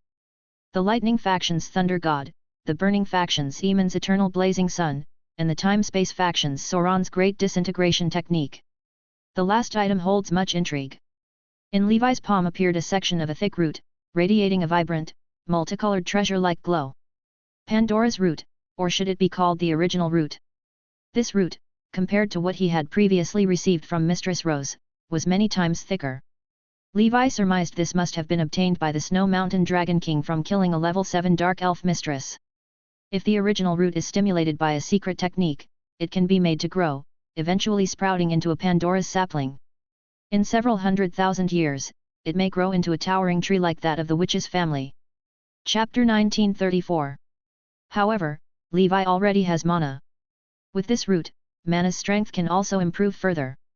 Mana is currently too weak, and although she has a long lifespan and can slowly become stronger, continuing like this is not ideal, so Levi plans to give her a helping hand. The Morning Star level oddity Cold King's Eye, this time's Doomsday Fist, Microlysis Technique, and Pandora's Root, are the 4 most important gains from the Snow Mountain Dragon King treasure. As for the rest, no need to mention. However, that old Dragon King's fate coins have not been fully exploded yet. I'll collect them in the next century, hoping that in this century, it can yield even more. Andreas, my good brother. Then, there were the 100,000 blind boxes. After opening, they altogether contributed 3 level 6 alien race combat techniques, 1 primordial soul spell, and 1 array knowledge. After scanning the combat techniques, Levi handed them over to the Dusk Holy Temple for handling. The excellent combat techniques he is currently learning are already sufficient, and there is no need to learn new ones for the time being, unless they are particularly excellent. He also didn't study the primordial soul spell because of its average quality. The only gain was that array knowledge. Divine Fall Star Killing Array. What shocked Levi was that this was not a 6th circle array, it was a 7th circle array. This array requires refining star-destroying god nails as array items. Each one must possess the quality of a 7-ring witch artifact. The array is divided into 2 versions. Firstly, refine 7 star-destroying god nails to form the Divine Fall Sky Star 7-kill array, with which a 7-ring ordinary wizard can battle a senior 7th ring. Secondly, refine 13 nails to form the God Fallen Heavenly Star 13-kill array. Even a 7-ring ordinary wizard can wield this array to stand against 7 rings perfection. Of course, the difficulty in refining this array is not something ordinary 7-ring formations can compare with, just the array items that rival 7-ring witch artifacts alone need 13 pieces. One can imagine, who can afford that? Levi's expression brightened. This kind of array, with slight modifications, can be used to form a sword array, and its power will only be greater. It can be called the Heavenly Star Sword Formation. Divine Fall is too much of an exaggeration, a 7th circle array does not warrant the title of God Slaying.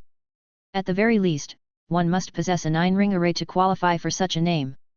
After Lord Victor advances to the 7th circle, he can cooperate with the Holy Infant to begin refining the Heavenly Star Sword Formation.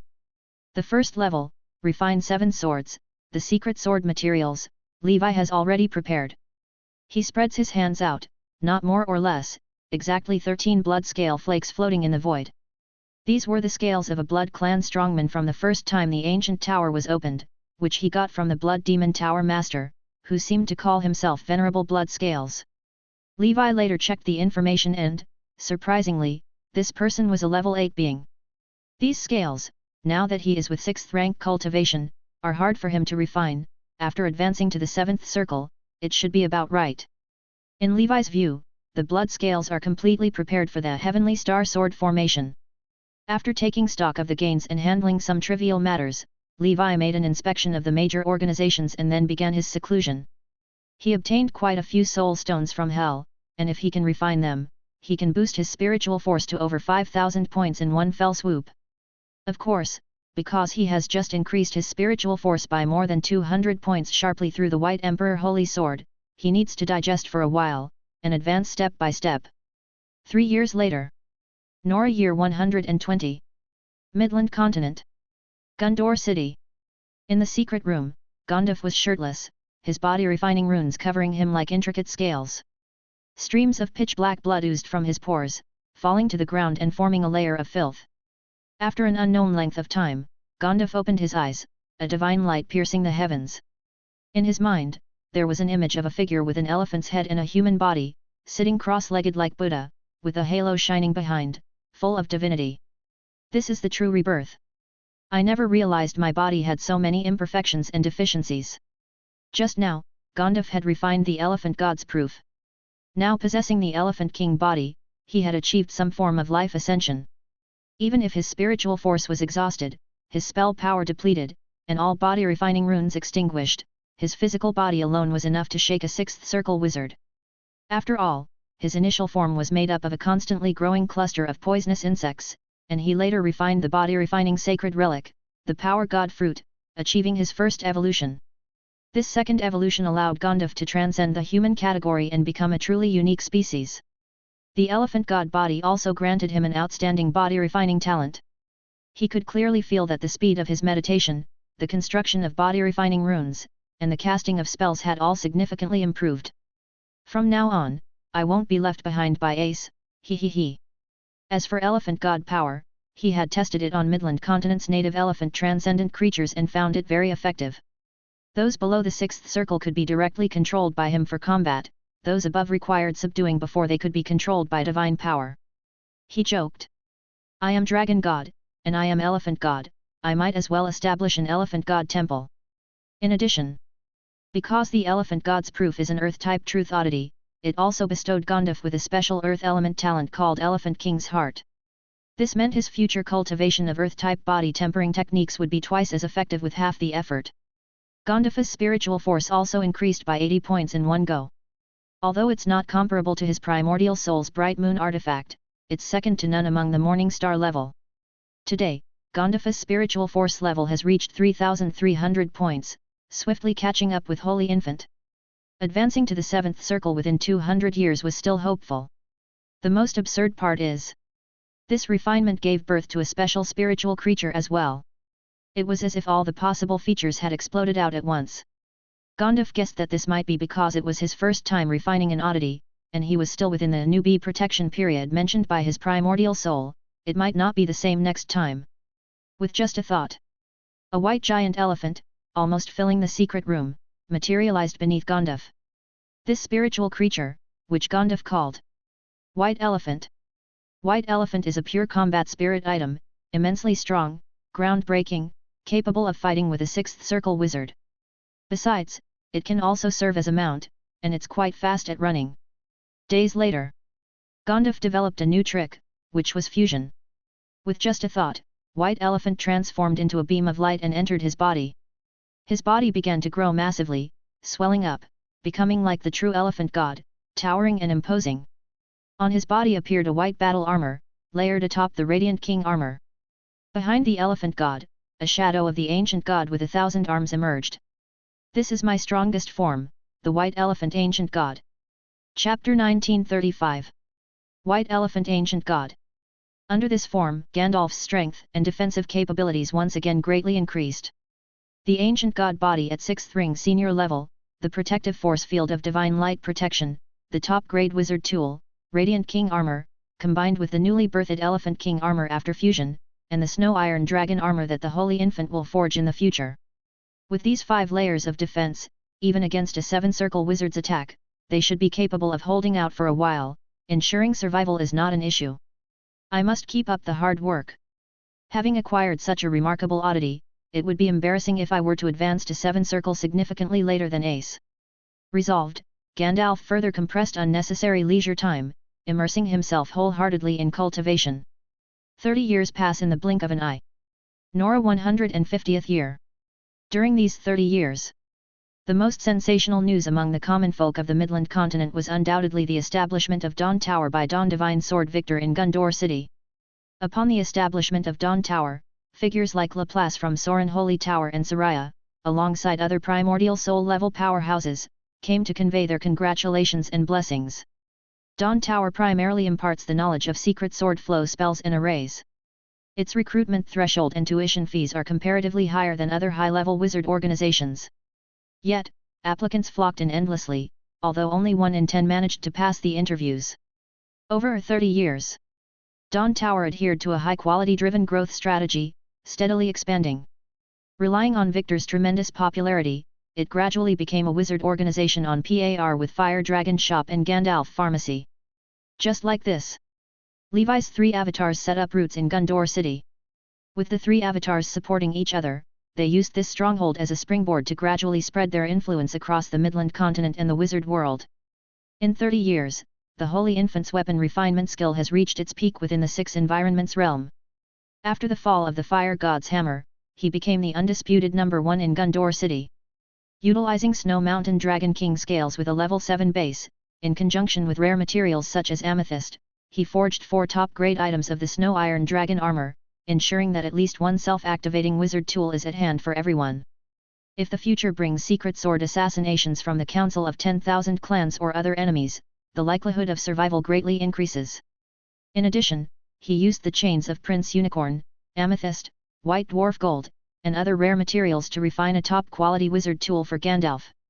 Named the Vaitra King Bracelet, its effects are similar to the original Falling Star Ring, taking Gandalf's strength to new heights. Gandalf's purple crystal wand has also undergone upgrades, enabling Gandalf to wield it like a club to teach and practice its language. The Holy Infant's own Extreme Fire Wheel, newly refined using the 7th level Void Treasure Pearl, significantly increased its escape capabilities, achieving a terrifying void travel distance of 4,000 miles in one breath, only slightly inferior to Levi's horse carriage. While still not on par with the real Void Spirit clan, it surpasses the ordinary 7-circle wizard. Furthermore, the Holy Infant also crafted a top-grade secret sword exclusively for Victor, named the Star Sword. Its cost and quality even surpass Levi's Amethyst Light Sword by a margin. As such, 1 true form and 3 avatars each possess several top-grade wizard tools, displaying formidable might. The Holy Infant himself reaches a ridiculous count of 6 top-grade items. As a family, they wield financial power to exert overwhelming strikes. However, throughout these years, the Council of 10,000 clans seems to have laid low, rarely active in the wizard world, and assassination attempts have decreased. Even the Holy Infant, who is mocked for his physique, safely passed the 30 years without assassination attempts, which Gandalf found astounding. Certainly, everybody welcomed the peaceful opportunity for growth. Regrettably, tranquility is likely only superficial. The Council of 10,000 clans waits for the right moment, and that is for the blood battle. Over the years, the gloom of the blood battle has thickened in the sky of the wizard world. The most tangible sign is that, in recent years, fully armed and well-trained wizard battle groups can often be seen descending from the subdimensional portals into the human realm. They are stationed on the mortal continent and the New World, setting up defensive perimeters. At key locations, they deploy vast protective arrays, creating an atmosphere charged with the tension of an impending storm. 1 year later. Nora 151st year. The Supreme Council announces. As per tradition of past blood battles, the Blood Battle Command Center will once again be established, and will remain until the conclusion of the blood battle. This organization does not exist in normal times but is temporarily established for each blood battle. The director of the Blood Battle Command Center is held by Frost Witch Gulwig.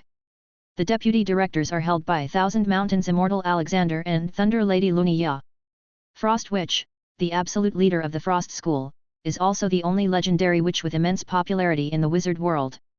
Despite a narrow defeat in the Grand Council chairman election to the veteran Edmund, it didn't affect her popularity at all. According to public information released by the Congress, her legendary profession is known as the true ancestor of Frost, her demi-plane is known as the Eternal Zero Realm, and her legendary salute is Cold Frost Witch, the only one in zero-dimensional space. Thousand Mountains Immortal, one of the 2 legends of the Earth School of Thought, participated in the 5-sector expedition against the 4 evil gods of chaos, just like the Frost Witch.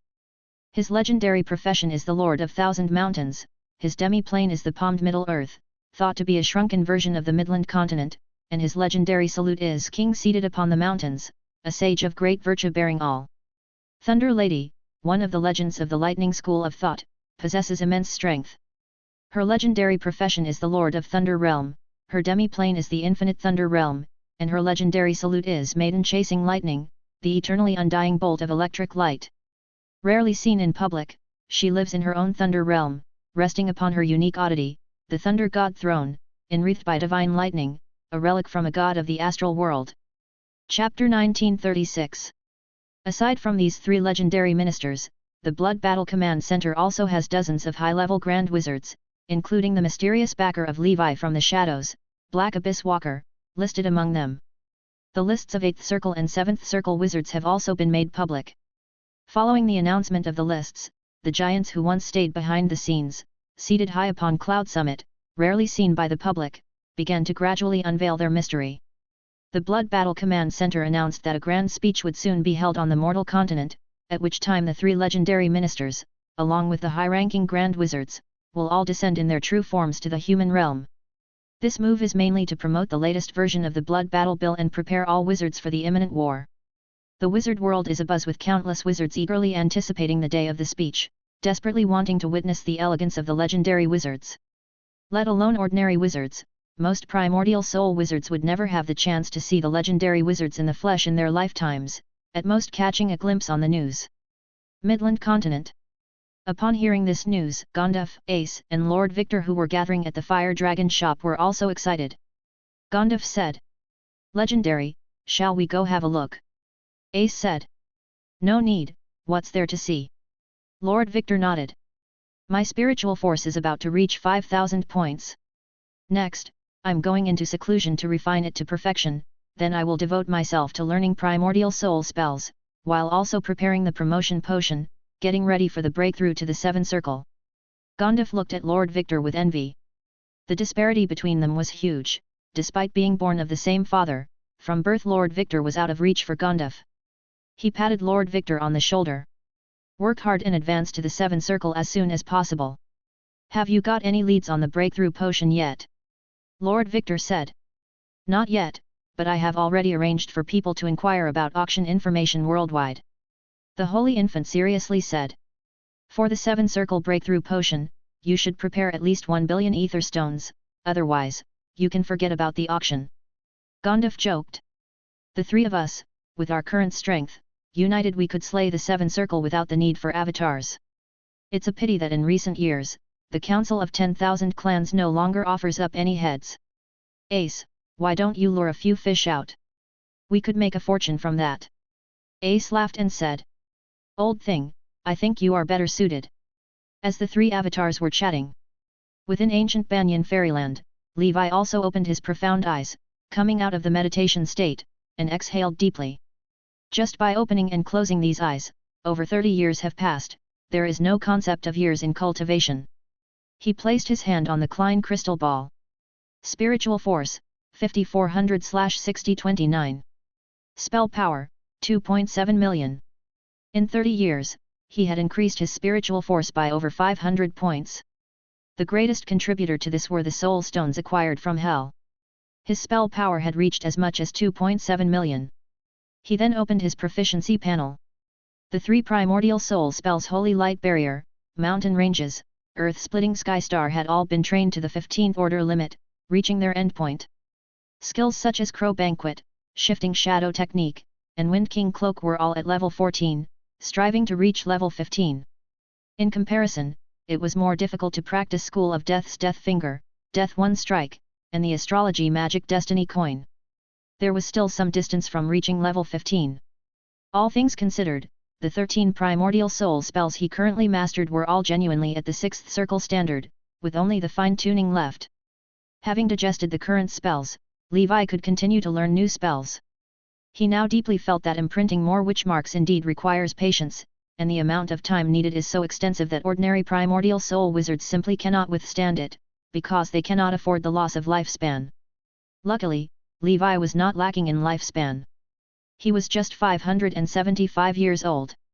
Recently, he had just cultivated the Moon Rune to level 7, increasing his lifespan by 60%. Just talking about wizard lifespan, it was at least 3,200 years, and with the Knight's blessing, he estimated that 5 or 6,000 years wouldn't be a problem. He could have spent an extra 100 or 200 years on the infinite primordial soul back then and imprinted more witch marks with a little more time. However, the number of witch marks shouldn't be too many, as there is a limit placed by the upper limit of spiritual force and insufficient internal memory. Levi estimated recently that his upper limit should be 27 witch marks. Assuming he imprints 27 witch marks each at the 6th circle, 7th circle, and 8th circle, that would total 81 witch marks. Levi was very sensitive to the number 81 because when he had advanced to the infinite primordial soul, it was by condensing 81 witch marks. Over the years, through Gondifa's connections and his own, as well as Leon's memory discs, Levi obtained quite a few primordial soul spells, and after careful selection, he decided to learn 4 new spells. Earth King's Blood, Destruction Melt Flow, Holy Flame Giant, Shining Eye. Earth King's Blood, a life faction spell. To some extent it's also an earth faction spell, can draw the force of life from the earth and channel it into a designated target to heal wounds. That's right, it's a healer's skill. Although Levi possesses the power of the Death Ember Dragon, the range is too small, mainly for self-preservation. This spell is mainly used for treating allies in large-scale wars. Destruction Melt Flow belongs to both the Flame and Metal dual faction magic. It unleashes a widespread metal flame flow for destructive attacks, and when the metal solidifies, enemies become sealed within, turned into statues. Holy Flame Giant, belonging to Light and Flame dual faction magic, gathers both types of energy to summon a Holy Flame Giant, delivering attacks of both attributes, very powerful, capable of smashing demons with each punch. Chapter 1937. Shining Eye, Bright Faction, conjures an eyeball radiating endless holy light, which disintegrates the darkness wherever it gazes. These 4 spells are all powerful magics used exclusively by the military battle groups, especially those 2 dual faction magic spells, which are not commonly learned.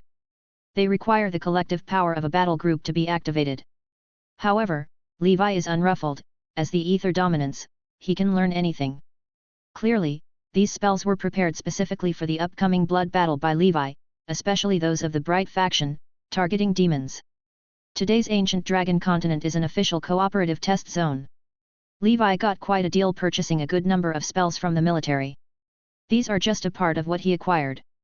Of course, this transaction was bound by a confidentiality agreement and limited to his own and his subordinates' use. Ordinary wizards wishing to learn such spells have only one path, to join the army, entering the battle group. Through this method, the scale of the Wizard Council's battle group continues to expand. Beyond the path of the wizard, the night breathing techniques have also developed significantly. The Scarlet Dragon breathing technique, upon reaching the level 6 late stage, enhances all aspects of one's abilities, with the Scarlet Blood Prison having a diameter of 7 kilometers. As for the Brilliant Golden Dragon and the Crimson Emperor Dragon, they are not far from reaching the level 6 peak. Levi is also beginning to prepare materials for the night promotion in advance. In terms of combat techniques, he has completely mastered the 8th level Fight Against Heaven and Earth of the Warlord Catalog, and the same goes for the 8th level Rock's Mighty Sweep Across the Skies of the Eagle Divine Scripture. Compared to 30 years ago, his strength has undergone another significant transformation. He doesn't need the Giant Whale King, a typical level 7 early stage opponent probably can't match his normalized state now. It's time to come out of closed cultivation. It's been 30 years. I wonder where that fiery flame servant has gone. Levi muttered to himself. Over the years, he had been trying to track down this person's whereabouts. However, it was like the individual had evaporated from the human realm, nobody knew anything. No way, right? A 7-circle wizard? Could he be afraid of my revenge and gone into hiding? Levi frowned slightly. If that were the case, he indeed had no way to find him. The world is vast, looking for someone in hiding is like searching for a needle in a haystack. Ancient Banyan Fairyland. It's been quieter than before because Mana has entered closed cultivation. Upon acquiring Pandora's root, she fell into a deep slumber, unable to be awakened. Flaming Mountain. Seeing Levi coming out of closed cultivation, the Black Lotus Beast rejoiced and said, "Lord Dragon King, I've reached level 6 middle stage." Levi showed an approving expression. "Good job, in less than 300 years, you've advanced from the early stage to the middle stage. Keep it up." His praise wasn't sarcastic. For the Dragon Clan, this speed was quite fast. This also meant that the effects of his Crimson Emperor Dragon's secret medicine were getting even better. By the way, how is everyone doing now? The Black Lotus Beast, being the second in command of the Dragon Palace, managed the Dragon Clan while Levi was in closed cultivation. The Black Lotus Beast said. The Snake King Dragon broke through to level 6 late stage a while ago and is currently the strongest in the Dragon Palace. Not long ago, it even ventured into the Nightmare World and slew a roaming Nightmare Lord, reaping significant rewards. The Wild Electric Dragon Eel has also advanced to the level 6 middle stage. Oh, and the Thunderstorm Wolf Dragon has been promoted to level 6, it seems there's something they need to discuss with you. The Dragon Turtle is close to reaching the late stage level 5, the 3 brothers are pushing towards the peak level 5. Overall, everyone has made noticeable progress, and the targets you set initially have all been met. The Dragon Deo Conference has been held for the 38th time, and over these years, the 3 brothers have won the most championships. Levi nodded, quite satisfied. Dragon advancement is slow, it cannot be compared to that of wizards, much less to his own. With factors like the Dragon Scale Fruit, spring of immortality, an ancient banyan fairyland, the growth rate of the Dragon Palace members is, in fact, far surpassing that of wild dragons. Levi said. Continue your efforts. The Dragon Palace members don't need to participate in the upcoming blood battle, so focus on breakthroughs and pioneering the nightmare world, coordinate with the battle groups, and protect our territory. The Black Dragon territory will be looked after by our Dragon Palace. Confident. The Black Lotus beast replied excitedly. Confident. Lord, are we going to seize new territories next? Levi responded. Not in a hurry for now. Currently, the two overlords are in the midst of a great war, and we might be drawn into it at any moment. It's better to stay low-key for the time being. Once the outcome of the war is decided, we can then make further plans. Over the years, the Black Dragon territory has not been peaceful, with people from Seven Sins City causing trouble, especially that General of Gluttony. However, with Triss stationed there, along with a bunch of level 6 experts under his command, the territory was successfully defended. With the comprehensive strength of the Black Dragon territory, unless the strongest city lord or the peak general, arrogance, personally visits, they can rest easy. As for the Blood Rain overlord, there has been no word yet, but Levi is prepared to be called upon at any moment. He reviewed the rare plants, all were thriving. Especially Dreamy Cloud Swamp, blanketed with saint fruit, continuously producing batches of purification elixir.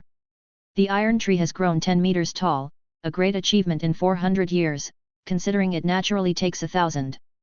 However, blooming seems eons away. To bloom once in 10,000 years, that is the lifespan of a legendary wizard. Fire dates, death soul dates, 10,000-year-old snow lotus, fire dragon fruit, fluorescent illusion tree, 9-leaf blood datura, all were under specialized care, rare treasures seldom seen outside. Shortly after, the thunderstorm wolf dragon arrived. Having ascended to level 6, its stride was sprightly, exuding success. Levi said. Well done, reaching level 6. I heard you have something to discuss with me. Chapter 1938. Thunderstorm Wolf Dragon said.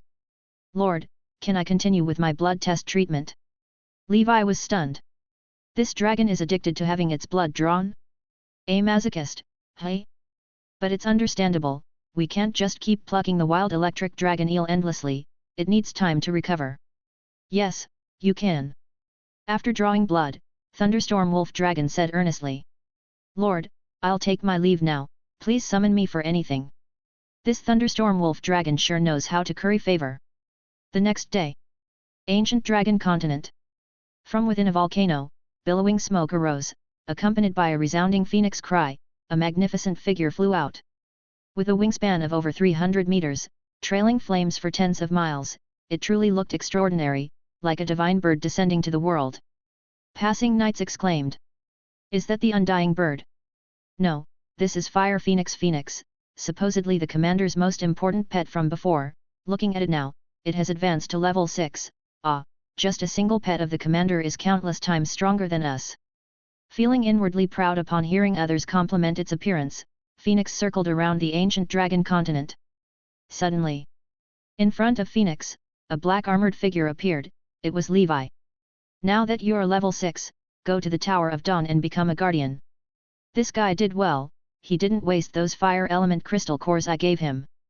Levi could feel that after reaching level 6, Phoenix clearly had a stronger aura than an ordinary level 6 elemental lord, and faintly, there was an indescribable divinity, and even some semblance to a phoenix from his past life, probably because of the divine fire it refined from the Church of Eternity.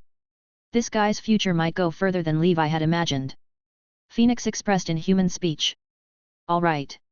The joy of advancing to level 6 had almost made it forget its real name. Flame Avenger Enveda has long become a thing of the past. That day, the Tower of Dawn welcomed its own exclusive guardian. Levi had the array wizards devise an energy conversion array. From now on, using Phoenix as the energy core, they could provide flames suitable for low-level wizards' weapon refinement. This arrangement should not affect it much and would also save a lot of fuel, cutting down on unnecessary expenses like ether stone for the organization. As for Diabo, who had reached level 6 mid-stage, Levi arranged for him to go to the Twilight Temple to assist the knights in refining their own bloodline divine weapons. Giant Beast Paradise. All the ordinary giant elephants that Levi brought out from the ancient tower had been completely purified, and the beast tamers from the school of spiritualism had already started taming and breeding them. Melina respectfully said upon seeing Levi's inspection. "Lord, you've come out of seclusion." Levi smiled and said. "Giant Beast Paradise is developing well, you've worked hard over the years." Touched by Levi's gratitude, Melina earnestly replied. "It wasn't hard work, it's all thanks to your help that I was able to advance to the 5th circle, and now I am even a 5th circle senior wizard. If my father were still alive, he would be so happy." Levi said. "I've been in talks with the Congress recently, planning to lease the new world discovered near our continent not long ago as an exclusive base for Giant Beast Paradise." Melina's face lit up with joy. "That would be wonderful, the cultivation of giant beasts indeed requires vast territories and resources. Times are different now. Ever since the ancient dragon continent became the test zone, thanks to pioneers like the Black Abyss Walker and Frost Witch, the Congress has been treating the ancient dragon continent quite well. With the increasing population and organizations on the ancient dragon continent, it's getting a bit crowded, so he wanted to relocate Giant Beast Paradise to the nearby New World. At that time, there will be a specialized frontier battle group and array wizards, among others, participating in the development. The lease is cheap, only 1 billion ether stone for 100 years, which is basically like giving it to Levi for nothing. Otherwise, how could Levi afford to rent it?" Levi then visited the Tower of Dawn and found that everyone was actively preparing for the blood battle, and the corresponding courses had already been arranged. The Tower Master's Hive Fortress, an integrated cluster of mechanical creatures for both reconnaissance and attack, was also smoothly entering combat. On his way there, he sensed several invisible reconnaissance mechanical creatures patrolling busily high in the sky. Now, the development of the mechanical school and financial issues at the Tower Master's side no longer require Levi's concern.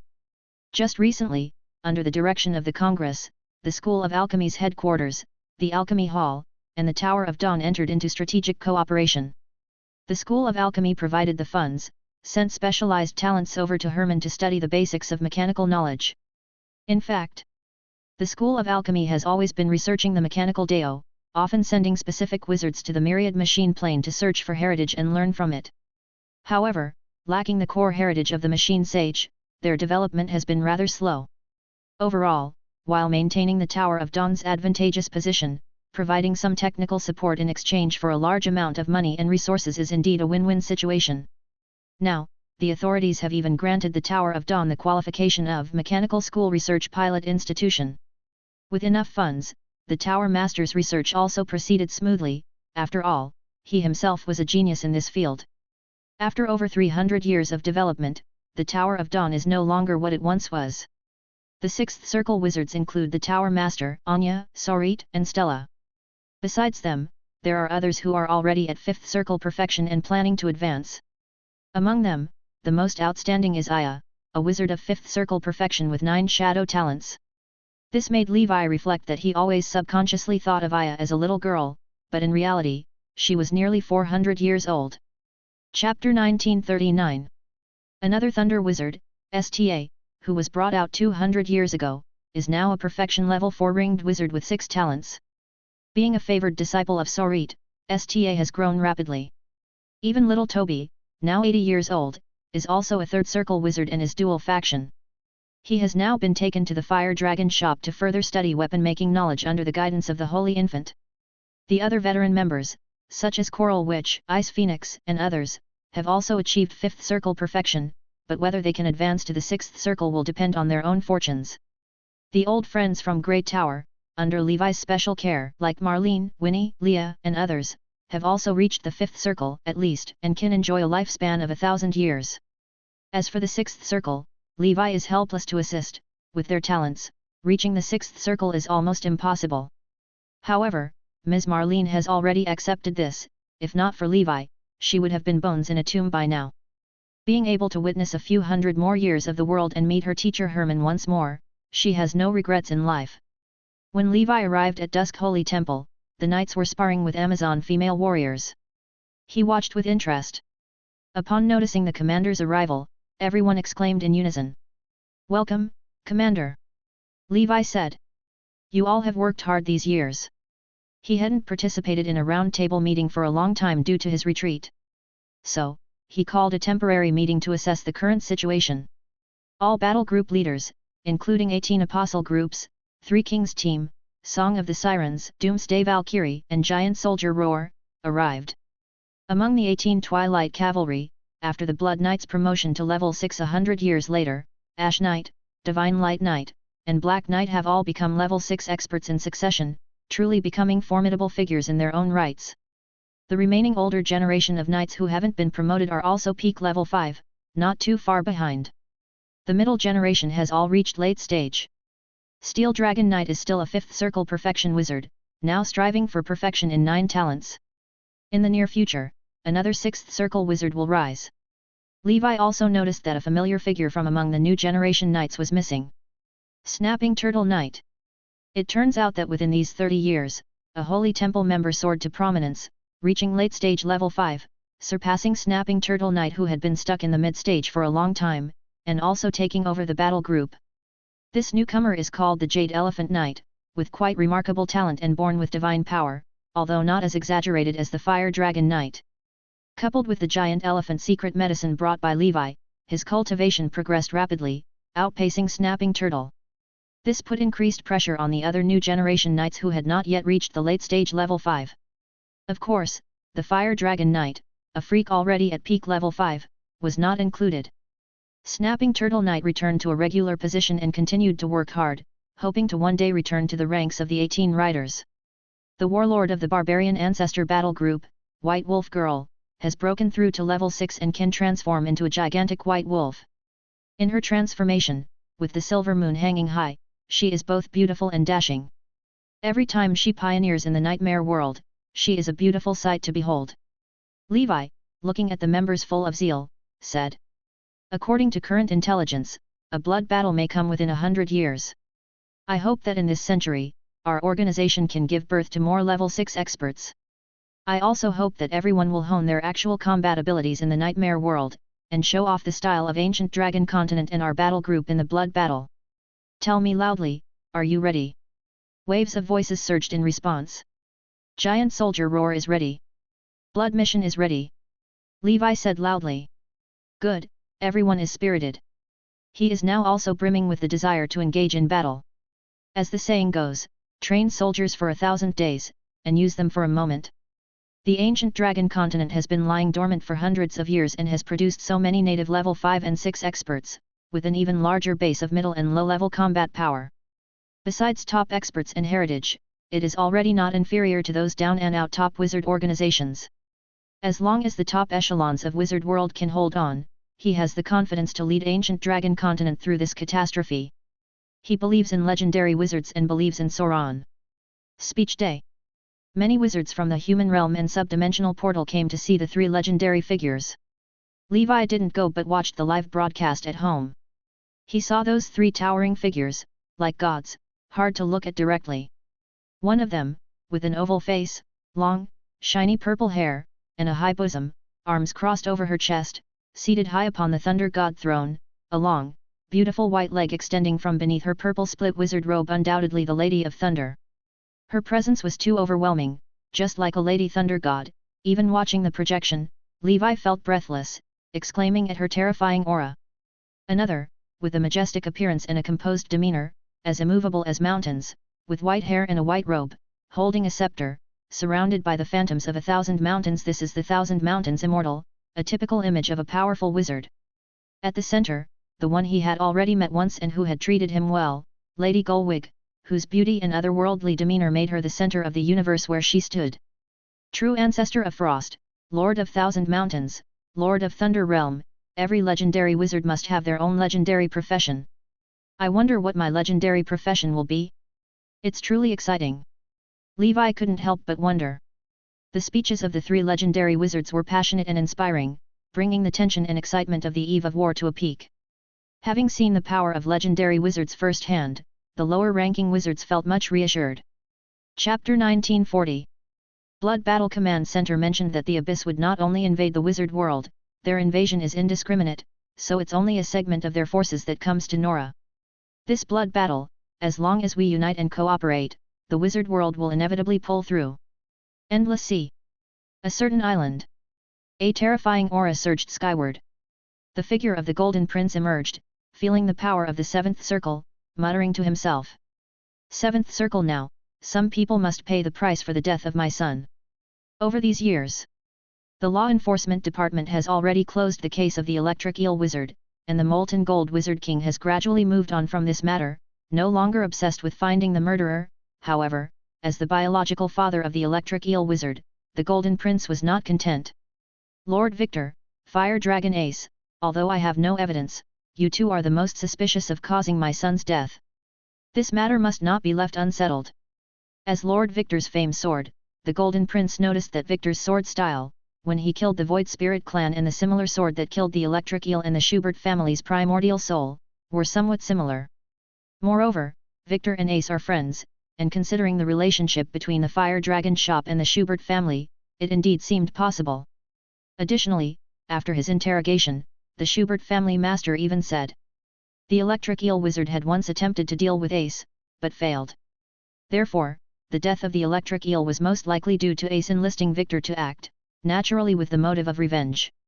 And Victor, with his strong talent and connections, therefore had a powerful backing, hiding this matter for him. Of course, he had no evidence, and it might be a false accusation against those two. So he wanted to capture them and use the soul-searching spell to find the evidence. Previously, with only the strength of sixth circle perfection, he had no courage to act. After all, Victor had even used a secret sword to kill a level 7 Void Spirit clan, although with the assistance of a wizard battle group, but his sixth circle perfect cultivation was genuine. Venturing recklessly would be a death wish. Thus, besides his own advancement, over these years, he had also been seeking power outside his family, trying to capture Victor and the Holy Infant without exposing his family, and now preparations were almost ready. Just wait, once the blood battle begins, I will personally use my methods to clear this up. Midland Continent. At an auction site, the host smiled and said, "This level 7 Earth Element Core, 400 million Ether Stone, does anyone else want to bid? If not, it will be owned by Master Fire Dragon." After a moment of silence, no one bid. Although it was a level 7 Earth Element Core, it was, after all, just a material. With 400 million Ether Stone, buying a 6th ring top-grade wizard tool would even leave some surplus. Other than wealthy individuals like Master Fire Dragon, which 6th circle wizard present could afford it. Even 7th circle wizards would feel the pinch, they would rather invest in cultivation resources or save money to refine and upgrade their soul artifacts. In the end, Ace successfully acquired the Earth Element Crystal Core and headed back home, personally delivering the item into the hands of his master. Levi said, "Good work, next keep an eye out for Wind Element Cores. By the way, do you have any funds left?" The Holy Infant said, I just held a private auction recently and sold all the practice pieces I've accumulated over the years, and there's still some money left." Levi was very pleased. Ace was indeed a frugal and excellent duplication. The level 7 Earth Element Core obtained from the Elemental Lord of Earth contained extremely dense energy, not inferior to the Elemental Gem of the same level, perhaps even better. Levi embedded it in the Doomsday Fist, his lips curling up. Now that everything is ready, it's time to go to the Nightmare World and take back what belongs to us. Nightmare World. Black Dragon Territory. Below Triss Wizard Tower. Levi smiled and said, "My lady, I've come to visit you." The window of the Wizard Tower opened, and Triss looked down with a smile brimming on her face. "It's been 30 years since we last met. Aren't you about to reach the 7 circle? Don't be afraid to hit me with the news, I can handle it." Levi smiled helplessly. "How can it be so soon? It's still a long way off." At the tea table, Triss said, "That general of gluttony came to our territory again recently, devoured several battle groups, and now everyone is unable to commence clearing new territories. As a 7 circle, it's a bit difficult for me to kill her." Levi said, "Lady, rest assured, I came here specifically to solve this issue." Triss asked, "Is your giant whale king corpse demon repaired?" Levi shook his head. "No, we do not need a level 7 corpse demon, just the two of us combined can handle it." Seeing Levi so confident, Triss sighed. "You really are a freak, I'm even suspicious that I can't beat you now." Levi laughed loudly. "How could that be possible? Let's go, we can't delay any longer." For this trip, he did not bring 100 flowers with him but only borrowed the rare treasure struggle of the trapped beast.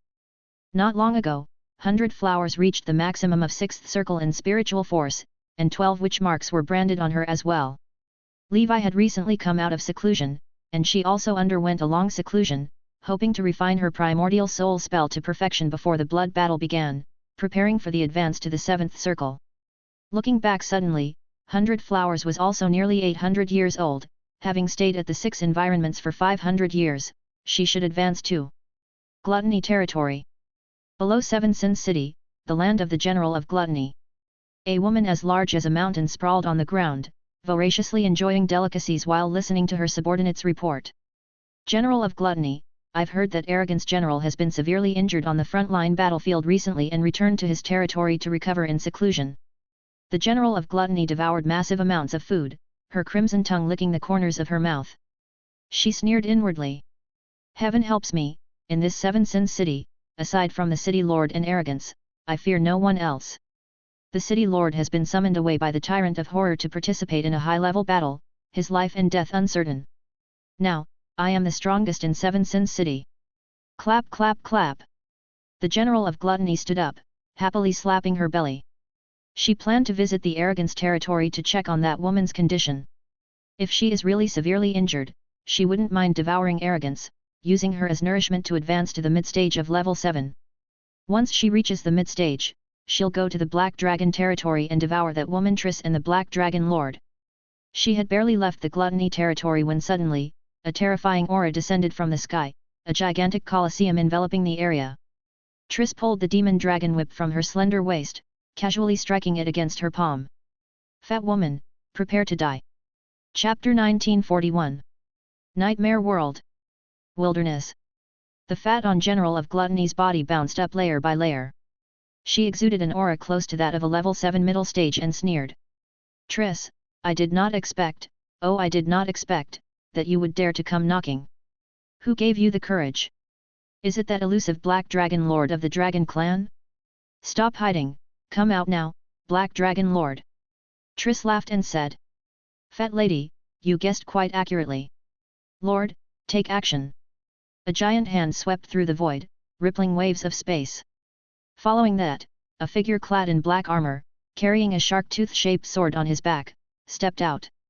In his palm rested a miniature replica of the Colosseum-shaped treasure. Levi asked. General of Gluttony, are you interested in acknowledging me as your master and serving me? If so, I can overlook your repeated harassment of my Black Dragon territory. This General of Gluttony was strong, probably no less than the Snow Mountain Dragon King before his advancement to the mid-stage. To Levi, killing her for materials was certainly not as worthwhile as subduing her alive. Moreover, these humanoid nightmare creatures didn't have much in the way of collectible materials on them. That mass of fat had no value beyond being processed into oil, except maybe the nightmare crystals were worth some money. Levi speculated that Gluttony's form must have been shaped by the fears of obesity in some human civilizations of the multidimensional plane. As he knew, nightmare creatures named after Gluttony were not limited to this one in 7 Sin City. There was also a powerful nightmare monarch associated with Gluttony, seemingly called the Devouring Sky Demon Lord. The General of Gluttony burst out laughing. Ha ha ha, even the 7 Sin City Lord is merely a collaborator with me. You think you can take me as a slave, do you? Are you worthy? Just with that somewhat attractive witch. Triss mockingly said. Lord, you're being looked down upon, hey. Levi replied indifferently. Then forget I ever said anything. I just hope you won't regret it later. Let's see the truth in the heat of battle. He had simply offered Gluttony an opportunity to live, a kindness mistreated as worthless effort. Layers of fat on Gluttony's belly contracted like compressed springs. Bang! A huge ball shot towards Levi with unimaginable speed. Take this, meatball impact. Gluttony viewed Levi, with his level 6 peak strength, as her breakthrough in this battle. Kill Levi first, then deal with Triss. Pick the softest target, and break them one by one. Smack! The whip cracked through the air, shattering space as it went and opening a void passage. Even though Levi had said he could stand against level 7 before arriving, Triss still had some reservations and wanted to draw the attack towards herself. But the General of Gluttony showed no intention of dodging. Rolls of fat on her back stacked like mountains, forming a natural and mighty defense.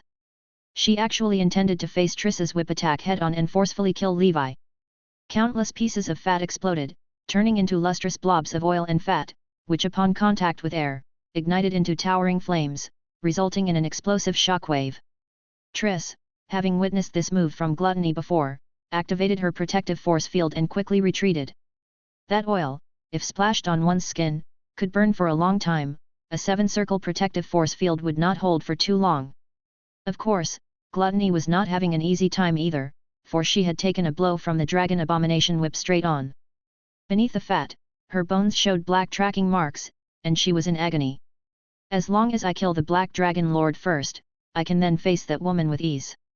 If I can't beat her, I can always run. The next moment, something that horrified her happened. The sound of bones crushing she had envisioned did not come. Boom! A muffled collision sounded, as if the meatball had hit an iron wall. Moreover, an ice-cold hand, hard as steel, gripped her neck tightly. Levi, pushed back into mid-air, his armor's boots scraping against the void, sparking flames. Boom boom boom! His figure collided with a towering mountain of flesh, the elastic mountain swaying to relieve the great force, and only then did Levi stop. In his golden eyes, fierce flames began to burn, millions of flames descended, forming a 10-kilometer diameter domain, his strength within rapidly expanded. Red Emperor Domain. Holy Image Law. Lion King Battle Technique. Whale Emperor Power Book. Falling Star Ring. General of Gluttony looked in terror at the smiling face of the Black Dragon Lord before her, who had swelled to the size of a frost giant. Merely the aura of level 6 peak, but how could there be such terrifying strength? Was this his confidence as one of the Dragon Clan? All the forces intertwined, coiling together like twine. Levi, wearing the Doomsday Fist on his right arm, had yet to throw a punch, yet the void could not stop trembling and shattering. A fist emitting golden light, akin to a black hole, was devouring all matter around it. The level 7 earth element crystal core shimmered and then faded, unleashing all the stored strength. Underhook earth-shattering fist. Levi launched his full-strength blow, tracing a beautiful downward arc. The punch seemed simple, yet it appeared to align with some sort of fundamental power rules. Levi realized that the profundity of the Iron Fist clan was not so straightforward. It had the essence of power in its simplicity. Boom! The most extreme punch he had ever thrown came crashing down upon the head of the General of Gluttony. The thick layers of external fat were instantly annihilated. The massive force transmitted, her head splitting open crisply, like a watermelon being cleaved, with fragrant oil splattering everywhere. Levi's golden gravity shone brilliantly, repelling all the disgusting splattered substances. Chapter 1942. The bloated body of the General of Gluttony crashes onto the ground from a smashing uppercut. Boom! The mountains shake and collapse, the earth cracks open, and many nightmare creatures turn to dust under the onslaught of the gods' battle. Layers of fat burst apart, spattering red and white grease over 100 miles.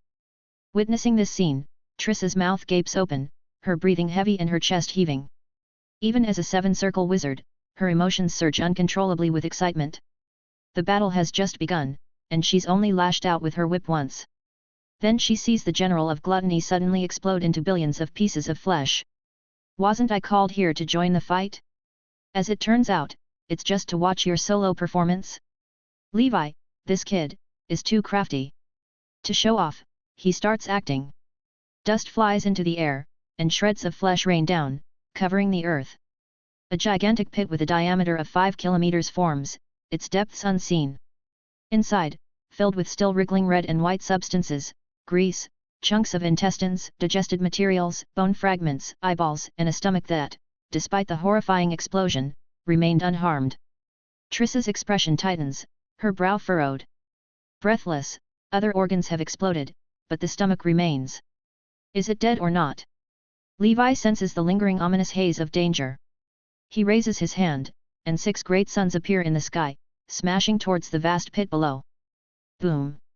Furious flames soar into the sky, and combined with oil splattered everywhere, a terrifying inferno ensues.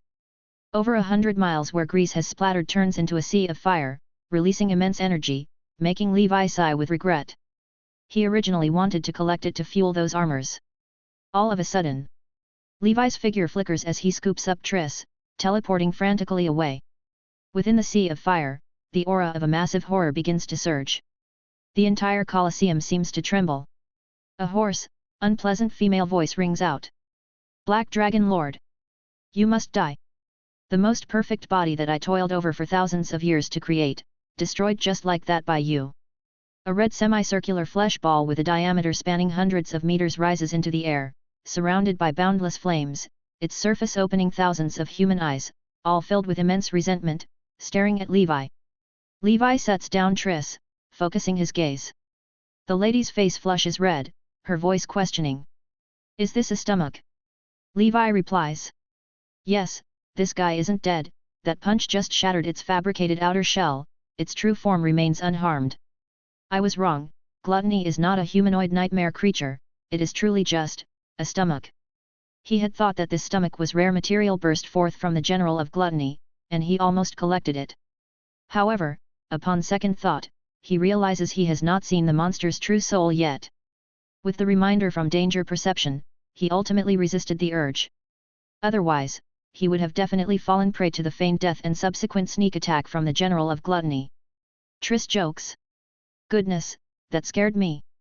I thought you had become so powerful that you could kill a level 7 with one punch. Levi had also been puzzled just now. His punch was indeed powerful, but it shouldn't be capable of one-shotting a level 7. Let's be careful moving forward. As she speaks, Triss lashes out with her whip, and behind her rises the towering figure of the medicine girl witch form, holding a medicine basket, with a figure graceful and beauty stunning adorned with 15 witch marks, radiating 7-colored brilliance. Of those, 12 are 6th ring witch marks and 3 are 7-circle witch marks. Generally speaking, mastering 3 witch marks that match one's realm, and reaching the standard in spiritual force, one is qualified for senior status. It's worth noting that only learning primordial soul spells of the same realm will imprint witch marks, learning lower realm spells will simply be considered mastering a new spell, not enough to imprint a witch mark. Levi glances and finds Triss indeed formidable. Just 220 years after reaching the 7th circle, she has already fulfilled the condition for primordial soul spells. All that remains is to raise her spiritual force, and she would attain senior 7th ring status. In the 7-ring realm, breaking a minor threshold every 200 to 300 years is already top-level talent. With such potential, advancing to the 8th circle is very hopeful. Of course, she still can't compare to Levi. After all, Triss's age is twice that of Levi. The monster Levi, dubbed the stomach of gluttony, splits open a huge gap, endlessly spewing out grease, further intensifying the sea of fire. Medicine Girl is surrounded by a black silk scarf, repelling the sea of fire, as innate spells follow her whip strikes targeting the stomach of gluttony. The soul artifact known as Black Secret is also cultivated by Triss to the 7-ring realm, its power is considerable. Meanwhile, 9-colored divine light illuminates the heavens and earth, amidst the rising whirlwind and surging clouds, the 9-headed Emperor Dragon descends from the sky. With the long sword of the Emperor slashing down, sword chi cleaves through the sea of fire as man and dragon dive into the blaze. What a pity, this creature fooled me into wasting a big move. Levi is confident that had an ordinary 7-circle wizard taken that punch head-on, they would end up shattered, leaving only the primordial soul to escape. Levi and Triss, taking advantage of their wizard forms suppressing the stomach of gluttony, each cast their primordial soul spells. Thunder Dragon Skill. Fish Dragon Technique.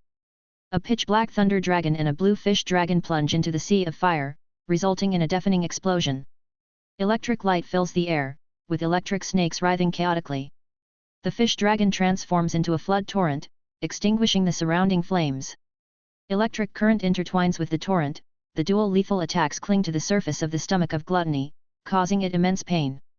Multiple attempts to flee are thwarted by the struggle of the trapped beast and Triss's whip, ensuring its capture. Chapter 1943. Without the protection of its body, its strength was greatly diminished, no match for Levi and Triss at all. Above Levi's head, the amethyst light sword floated, gathering momentum, with endless metal elemental power converging within it, radiating terrifying might. The nearby Triss joked. You all learn this stuff, it's making me want to study one too. Levi pointed a finger, and the amethyst light sword whistled away. He joked. If the lady wishes to learn, you can find my friend Lord Victor in the Midland continent. He's the best at this, and he'll give you a 50% discount on the tuition fee. Triss rolled her eyes at him. I'm not stupid. I can obviously learn it from you for free. Why would I go to Victor? Pfft. While the two bantered, the amethyst light sword found an open wound, pierced through Gluttony's rubbery outer layer, and began wreaking havoc inside. Lacking a companion sword spirit, the secret sword was somewhat weaker than before, but with wizard form cooperation, it was still able to cause level 7 trauma. Gluttony's stomach let out a pained howl as it opened its huge maw and sucked in the surrounding sea of fire, then opened another rift. Explode! A round crimson bead flew out, exploding. The dreadful power threw even the medicine girl surrounded by the black silk scarf and the 9-headed Emperor Dragon and Thunder Emperor, all of whom became much fainter in form. The blockade of struggle of the trapped beast opened slightly. Black Dragon Lord, I won't let you off. Gluttony's stomach slipped into the fissure in the void, only to find that a purple crucible emerged, radiating intense light, and unexpectedly sucked it in. Damn it! Inside the purple holy crucible, Gluttony's stomach bounced around like a ball, hitting and lighting up all the magic array patterns carved on its sides. The crucible trembled non-stop. It was only because this was a top-grade wizard tool that it wasn't shattered on the spot, even top-quality wizard tools would have broken immediately. Levi said gravely. Lady, prepare for the final strike. The medicine girl flew over to stand beside the crucible, her whip rising and magic spells dazzlingly twining around it. The 9-headed Emperor Dragon and 4 Earth Spirit soldiers surrounded the purple holy crucible. The Emperor suddenly stepped on the back of the 9-headed Emperor Dragon, erupting like a golden lightning from the ground, his form vanishing into the void. He rose higher and higher, his aura growing more overwhelming. Rock ascends to the 9th heaven, Rock's mighty sweep across the skies. Crack! The void shattered. The Emperor's figure descended, unmatched, the air of unequaled dominance coiled around the Emperor's sword. Sacrifice life for justice, fight against heaven and earth. Moves from the Warlord Catalog and the Eagle Divine Scripture were perfectly combined and executed in the ultimate sword strike. At the same time, the crucible opened a gap. Gluttony's stomach leaped out, pleading in a panic. Black Dragon Lord, don't kill me, I will submit to you. Levi sneered. Too late. Boom. Boom. Boom. Led by the Chaos Sword energy, the Demon Dragon Whip, and the 9-headed Emperor Dragon's attacks, all bombarded Gluttony's stomach. An energy shockwave even more terrifying than Levi's previous underhook earth-shattering fist swept through heaven and earth, clearing clouds away, scattering them, whilst the earth below saw rocks lifted and shattered. Amidst the attack, Gluttony's stomach let out a heartbreaking wail, its half-moon-shaped flesh torn, scattering across heaven and earth like patches of torn cloth. A faint true soul floated out from it and was quickly ensnared by Leon, who had been waiting for a while, with the spider web and smoothly secured. Heave-ho, heave-ho. Leon, strike! Levi estimated that after this wave, once Leon digested all the stored soul cans, he should be close to ascending to level 7. All along the way, it seemed that as long as there were enough soul cans, this little guy virtually had no bottlenecks to speak of and broke through them smoothly, as easy as eating and drinking water. It looks like the Nether Emperor that the Minotaur mentioned was definitely Leon. Goodness, he had inadvertently raised a former Nether Emperor as a pet. This was an existence of at least level 10. With the true soul taken by Leon, that really meant death, with no possibility of resurrection. Levi breathed a sigh of relief. This battle was a bit harder than he had expected. No wonder, he was the general of 7 Sin City. The arrogance general stronger than her and the level 7 Peak City Lord would definitely be tougher opponents, gotta be cautious going forward. The sea of fire extinguished, and the scathed land was no longer covered in fatty flesh, only pieces of charred cloth-like remains perfectly preserved. Levi said. Lady, let's split these 50-50. Triss replied. Okay, I'll see if I can concoct some new medicines. Levi felt that these cloth pieces were ideal for weapon refinement, perfect for making wizard tools for containing and sealing enemies, similar to the human species bag in Journey to the West.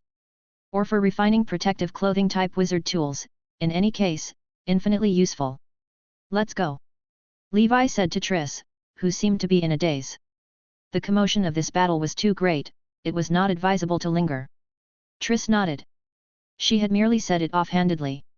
But after today's battle, she realized that if Levi were to unleash his full strength, it seemed that he would not be inferior to her, perhaps even surpassing her.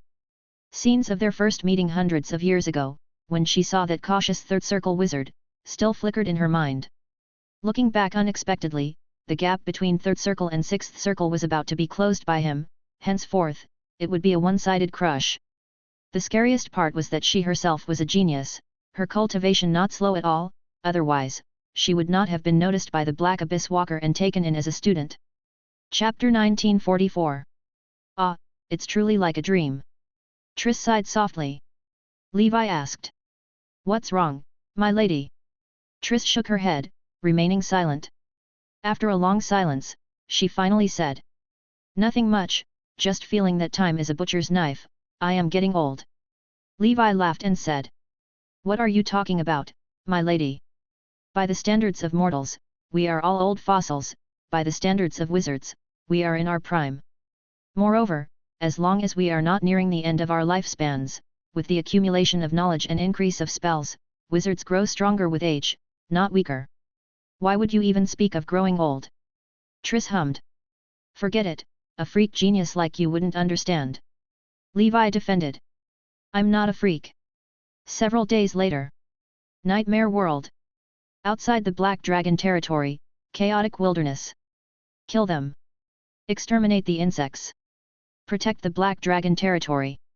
The blood-sucking demon dragon led the Dragon Palace people, and the faceless infant dragon commanded the nightmare creature army in battle against swathes of dark clouds, spell-like abilities shining brilliantly. Wherever the dark clouds went, the black storm followed like a shadow. Upon closer inspection, these weren't dark clouds but legions of nightmare creatures the size of hounds, resembling locusts.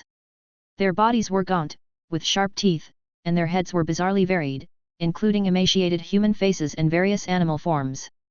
Most of these nightmare creatures were less than level 1 in strength, with only a small portion at level 2 or level 3. They are scientifically known as famine worms or nightmare locusts. Individually weak and easily exterminated, yet a single swarm often numbers in the millions. At intervals, they erupt en masse in the nightmare world, decimating everything in their path if not swiftly eradicated, even the nightmare mother trees. Although the famine worms are frail, by amassing into swarms they can create powerful negative energy storms, making them difficult to completely eliminate. Moreover, they lay an exceedingly large number of eggs throughout the underground of the nightmare world, making them impossible to fully exterminate. The locust disaster cycle includes minor, median, and major occurrences. The minor occurrences every 100 years are small in scale, which most nightmare lords can easily overcome, even reaping a large harvest of nightmare crystals to fertilize the main trees. The median ones every 1,000 years bring incredibly large swarms that can easily sweep over most small and medium-sized multidimensional planes, and the swarms birth terrifying special entities, famine predators, with powers above level 6.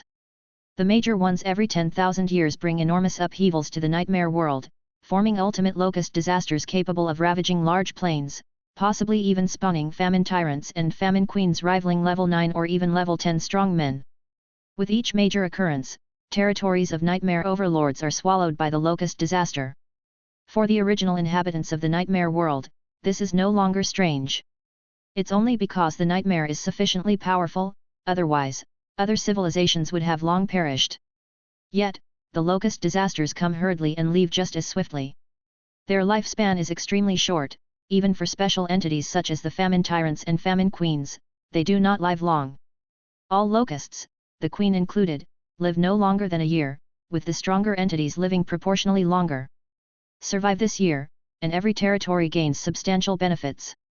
Especially the nightmare mother trees, which can grow robustly, and in some chaotic wildernesses, new unclaimed territories can emerge, sprouting new saplings. This is an excellent opportunity for the lords to expand their domains. This time's locust disaster was just the minor 100-year occurrence. The Black Dragon territory has already experienced it several times. There is no need for the Dragon Palace people, as the local nightmare creature army can eradicate the locusts on their own. Therefore, Levi was not particularly concerned. But he knew from the history of the nightmare world. After this locust disaster, in Nora year 251, it will be the 1,000-year event. Then it will be necessary to call for the battle groups to assist, to prevent the loss of territory. After the 1,000-year locust disaster, another 1,000 years, in Nora year 1251, will be the major year. This is what genuinely concerned Levi. With the current rate of his and his domain's development, it would be inadequate to withstand the level 9 disaster 1,000 years later. By then, one can only hope that the level 9 disaster would not come seeking them. Preferably, it would go after the Blood Rain Overlord or the Tyrant of Horror, incidentally resolving a major concern for Levi. According to Levi's analysis, the famine worms likely embody the fear of hunger felt by most beings within the multidimensional plane. As a transcendent, he feels nothing. However, for most ordinary people and beings, their primary concern is not whether they can break through, but whether they might starve to death tomorrow. Several days later, the locust disaster was thoroughly eradicated without causing the slightest disturbance. The nightmare crystals piled up like mountains at the foot of the nightmare main tree. The blood-sucking demon dragon said, "Lord, this locust disaster has passed." Levi responded, "Well done, go claim your reward from the Black Lotus beast." The blood-sucking demon dragon rubbed its claws together, similarly to how flies rub their hands. "Thank you, boss." After consuming a few more dragon scale fruits, it felt it could make a dash for the level 6 middle stage realm, catching up to the pace of its elder brother, the Black Lotus beast. In recent years, their youngest sister, the faceless infant dragon, has advanced as quickly as if taking steroids, rapidly catching up to it, causing considerable anxiety. 5 years later. Nora year 156. Land of Darkness, Soranpan Plain. Chapter 1945. In the depths of space, far from Nora, there exists a white world. It is a middle-level plane known as the Wind Country. The storms that encircle this world never cease, and the crystal wall at the world's edge is filled with cracks, as if being stretched and devoured by an invisible force. The Wind Country is the homeland of the Wind Spirit clan. It is a race born with the natural ability to control the flow of air. On this day, the capital, Kulkan. All the wind spirits kneel before the corpse of a giant beast, miles in length, mourning in a desolate atmosphere that pervades the air. These wind spirits have bodies as soft as marshmallows and can change shape at will. They do not have feet but swirls of air like fish tails that allow them to float in the void. Their leader is a level 6 expert and also the high priest of the clan, responsible for issuing divine decrees. The dragon god of wind has shed its mortal coil and stepped into his divine kingdom in the astral world. All wind spirits, bid farewell to the wind god. Praise the dragon god! Praise the dragon god! May the dragon god protect us in the astral world. Songs echo back, a dirge of civilization. Above in the high skies, black crows circle. Among them, a blue crow that stands out. It is a yak. With sharp and spirited eyes, it gazes at the corpse of the giant beast below. To be precise, this is a creature with a flat body that vaguely resembles the dragon clan. Its body soft like clouds, changing freely with the shapes of the wind. It is the wind-shaped dragon, a rare sub-dragon with wind element affinity. Around it, an endless aura of death energy and dusk signifies a natural death, its strength having reached the 7th level, the peak of wind-shaped dragons. Alas, even the long-lived dragon clan cannot withstand the natural cycle of life and death. On its forehead, there is a shiny crystal, imbued with the potent power of storms. Ayak finds it rather appealing. If taken, it would make a fine decoration for one's nest, wouldn't it? Likely to attract female crows, right? And those soft, gauze-like scales on its body, could they be woven into the most beautiful window sheer in the world? Ayak made up its mind it would take this dragon away. Suddenly, a pirate ship descends from the sky. Aboard are bald wizards. Who else could they be but cave wizards? Ha ha ha, so many alien races, catch 'em all and sell them on the black market, we're going to make a fortune. Wait, there's even a level 7 sub-dragon corpse, jackpot. Yeah, it's been tough, finally a good haul. Ever since the water general's death, life has been harder. Nightmare Black Dragon, the boss, is so unpredictable, he's impossible to serve. On the pirate ship, there are 2 6th Circle Cave wizards and a group of intermediate wizards, all fully armed, radiating murderous intent, clearly having emerged from the battlefield stained with blood. Follow me to the fight, lads. Let's show those barbarians how fearsome wizards can be. The cave wizards charged down. The wind spirits, just emerging from their grieving state, showed not a hint of will to fight in their eyes. An ancient parable states, the fall of the dragon god is also the end of Wind Country. Resistance is meaningless, they have no future left. Just as the cave wizards began their assault, a sudden change occurred. Their pirate ship got smashed by suddenly appearing icebergs from nowhere, the lights flashed brightly, and their low-quality protective array quickly shattered. Boom! A giant ice giant sword hundreds of meters in length slashed down. The pirate ship was cut in half. At the hilt of the great sword stood a beautiful blue crow, poised and calm, majestic yet stable. Caw caw caw! The cave wizards were dumbfounded. Caught up in arson, murder, and looting, they had completely overlooked the presence of a crow. Damn it, what the hell is this? Crap, we can't go back. Brothers, let's kill the crow first. About a quarter of an hour later. Run. This crow is too strong. Old One Ear is dead. Old Three Legs has fled. A wise man does not eat the loss before his eyes. Retreat. Don't kill me. Mercy, Brother Crow. High above in the sky. The blue crow battles numerous enemies single-handedly, not at a disadvantage. After slaying a 6th ring senior cave wizard, another of the 6th ring sold out his comrades and fled. A group of cave wizards scattered like birds and beasts. Caw caw caw. Ayak's eyes feather wings shot out, one after another, the pirates met their end. In the end, save for that fleeing 6th circle wizard, all others lay dead on the spot. Even if they weren't dead, they wouldn't be able to set sail again, for their ship was gone. Ayak's combat prowess doesn't pale in comparison to the likes of Snow King, a combat-oriented special spiritual creature. With the support of Levi's 6th ring perfect cultivation, these cave wizards were truly not worth mentioning. That's why it could roam the land of darkness so safely and untroubled. With its intelligence and ability, unless faced with a 7th level existence, no one could keep it down. The wind spirits looked at the handsome and heroic blue crow with shock in their eyes. This was the strongest being they had ever seen, aside from the wind god. The wind spirit clan leader greeted in their wind spirit language. Thank you, crow god. Everyone else also expressed their gratitude. Could it be that the crow god is an incarnation of the dragon god come forth in a new life? Indeed, otherwise how could there be such coincidences in this world? No wonder the ancient prophecy also stated, when the dragon god falls and the world meets its end, a heavenly destiny divine bird will come to our salvation. Was it mentioned in the prophecy? I never heard of that. Don't bother with the details, just praise the crow god and be done with it. The wind spirits chattered amongst themselves. Ayak naturally couldn't understand them, but it instinctively felt they must be singing its praises.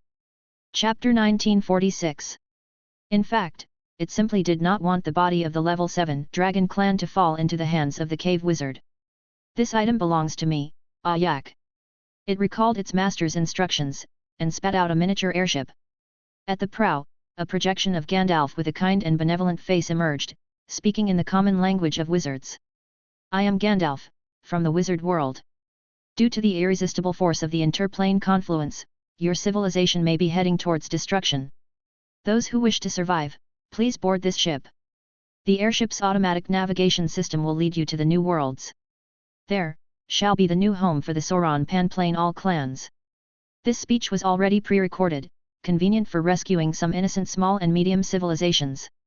Of course, it could also trick more labor forces to come to the ancient dragon continent to work and participate in the blood battle. These airships were also the cheapest kind, lacking any protective systems, mainly used as transportation means. The isolated Wind Spirit clan had no grasp of the common language of wizards. But clearly, this was the Noah's Ark bestowed by the heavenly destiny divine bird to save them.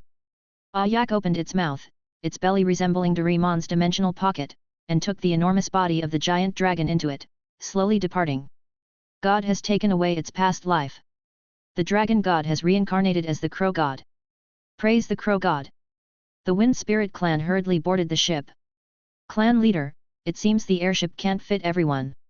It can fit, we are the Wind Spirit clan, we are air, we can just squeeze a little. Ayak embarked on its journey once again. In the vast land of darkness, it had been traveling alone for 80 years. The legend of the heavenly destiny divine bird might spread across many more small plains. The Midland continent. Dawn Tower. The place of seclusion. Victor opened his eyes, his 6th circle maximum spiritual force sweeping out. This is my limit, what a pity, I still don't have enough primordial soul spells. I have only mastered 3, and the pass mark given to me by my true self is 12. Although it is 12, there's no need to strive for excellent or top grade spells like my true self.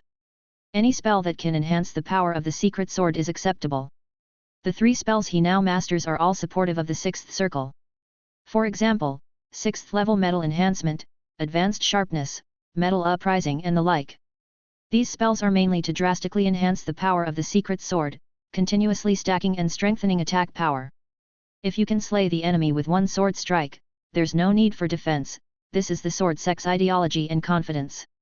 Of course, having said that, it's still necessary to master a few protective spells, escape spells, to increase the success rate of assassination.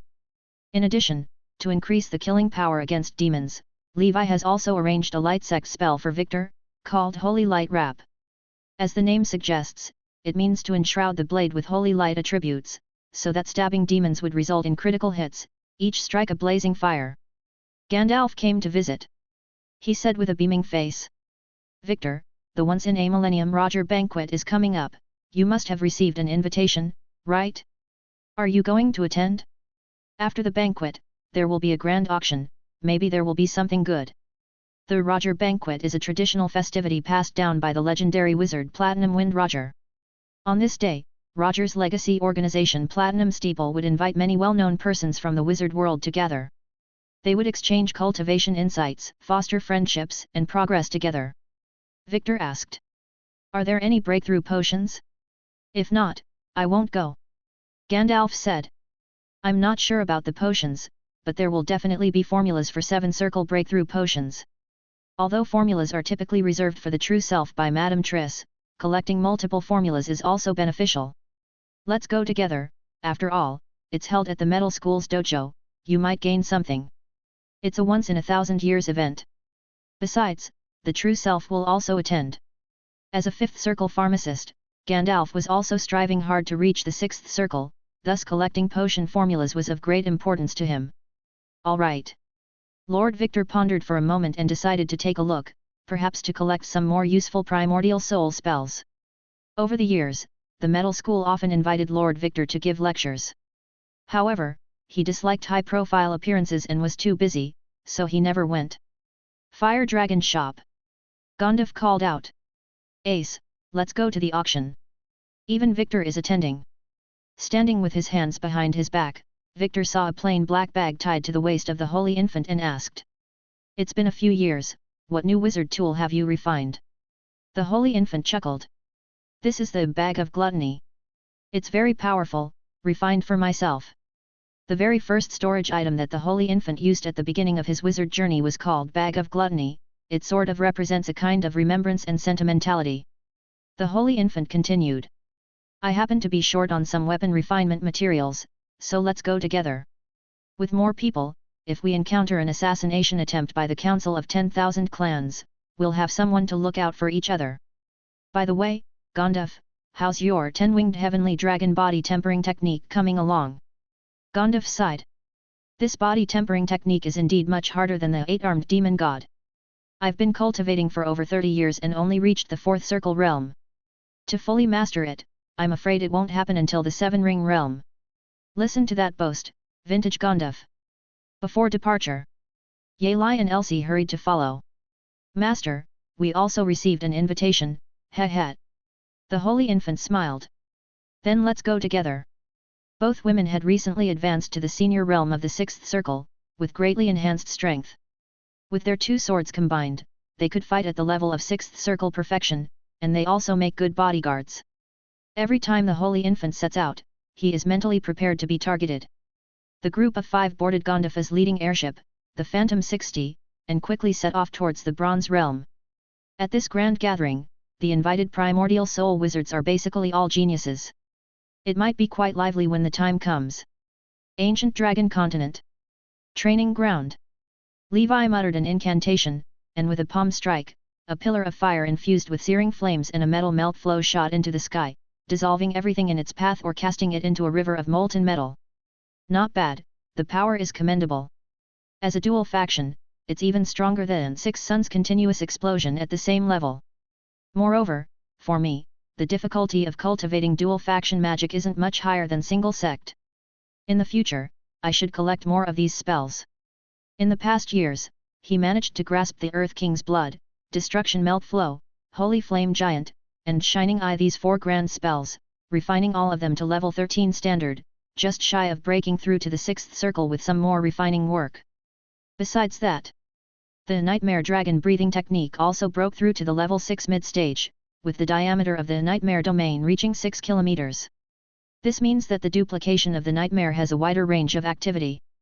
The duplication of the nightmare is very powerful, but the limitation is large and enemies can easily avoid it, so it's necessary to expand the range as much as possible. High above the sky, Madame Triss's pink airship floated along as she urged. Levi, hurry up. Levi replied. Coming, it's a shame 100 Flowers is in seclusion, she will miss such an exciting event. If it were an ordinary wizard gathering, Levi wouldn't be really interested. But the Roger banquet is something he wanted to see for himself. No other reason, but just to learn more about this extraordinaire who created the infinite primordial soul method. Platinum Wind Roger. One of the greatest legendary wizards after Sauron. Chapter 1947. Bronze Realm. Within the realm, there stood a metal mountain range 100,000 meters tall, gleaming with the luster of platinum.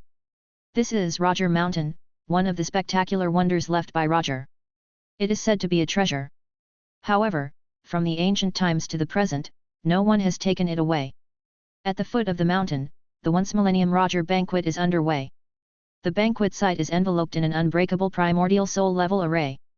Only those with invitations who present proof are eligible to enter. The banquet is to last for 3 days. On the first day, the main event is the Platinum Steeple hosting a simple feast where everyone just drinks and chats. On the second day, there are free activities, socializing, exchange of cultivation insights. There's also the thrilling Roger martial arts competition, where one can compare spells and skills. On the third day, there is free trading and a large-scale auction where good things always emerge. The Phantom 60 airship slowly floats in the air. The Midland feasting squad has arrived. Oh ho ho, delicious food. I, Gonduf, am here. Once the socialites arrive, they immediately attract everyone's attention.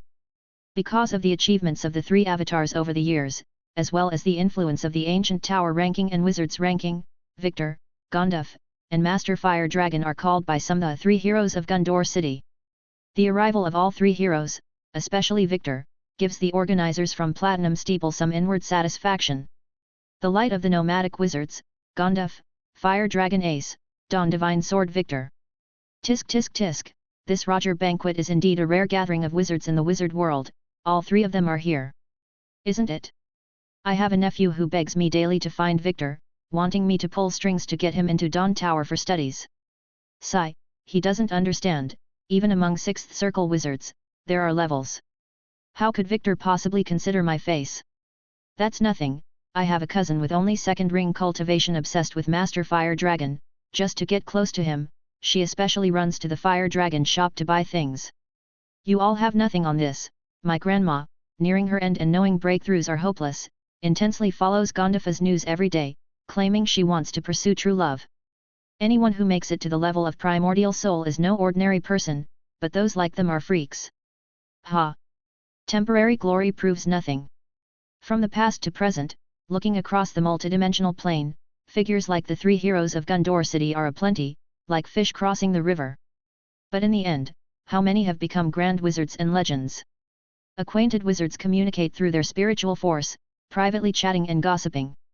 There is envy and praise, as well as belittlement and contempt, such are human feelings. Gondif glances over. Among those present are many familiar figures, many of whom were top talents of the Dark Ancient Tower. For example, the Snow Lotus which seated at the table from the Endless Sea, who is now a 6-ring senior wizard as well. When she notices Gondifa's gaze, she politely smiles back. At the same table, there's a dashing man in a white robe, the son of Hurricane, also a 6-ring senior. There's also a bald, burly body refining wizard, the Supreme Fist Wizard, an Ocean Abyss Alliance talent from an earlier batch of sea aristocrats, already at 6th Circle perfection. And there's a golden-robed, attractively built, stunningly beautiful golden-haired witch, probably the Letny family's genius, also a 6-ring senior, apparently known as Lightning Nun Karpna. Gondif thinks to himself. If the electric eel wizard were still alive, he'd be nearing 6th Circle perfection too, I suppose. There are still many other school talents around, but Gondif isn't very familiar with them. There are also a few 7-circle wizards invited, but not many. Such powerhouses are mostly high-ranking individuals in top wizard organizations or congress, busy with important roles, and seldom venture out. Those who come are mostly free spirits. A pink airship descends. Triss, Levi, and Anya arrive at the banquet and take their seats at the table from the Endless Sea. Over the years, Levi has also gradually made a name for himself in the wizard world, especially after Ancient Dragon Continent became an experimental pilot site, all the more so. Therefore, there are quite a few who recognize him. The Dusk Hall Master has arrived. This is a major player, reviving the nearly extinct Night Path to level 6, quietly establishing the Dusk Holy Temple, and even the Supreme Council is paying great attention. What? Knights can reach level 6 now? Weren't the strongest only level 1? Have I been secluded in intense cultivation for too long, becoming out of touch with the times? You don't know yet?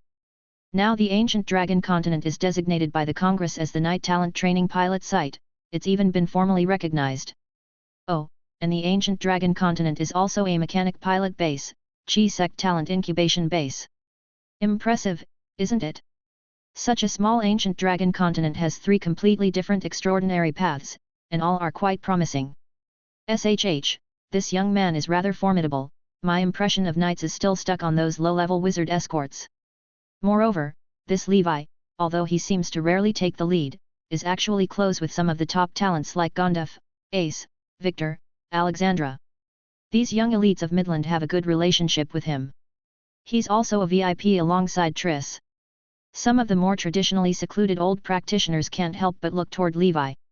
The man's appearance, wearing black armor and carrying a shark-tooth-shaped sword, with a resolute face, surely has the temperament of a knight. But in fact, judging by the spiritual force fluctuation he emits, his wizard cultivation is also at 6th circle perfection, truly a person that can make others green with envy. Chapter 1948.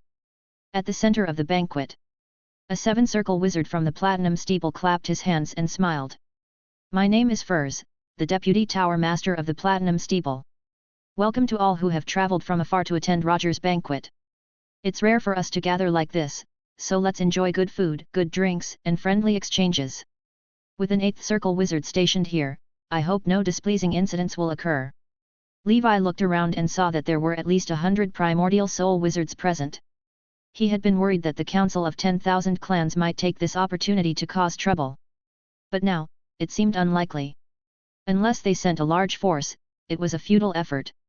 Moreover, this grand feast might also have been deliberately set by the Wizard Council as bait to catch the bigger fish.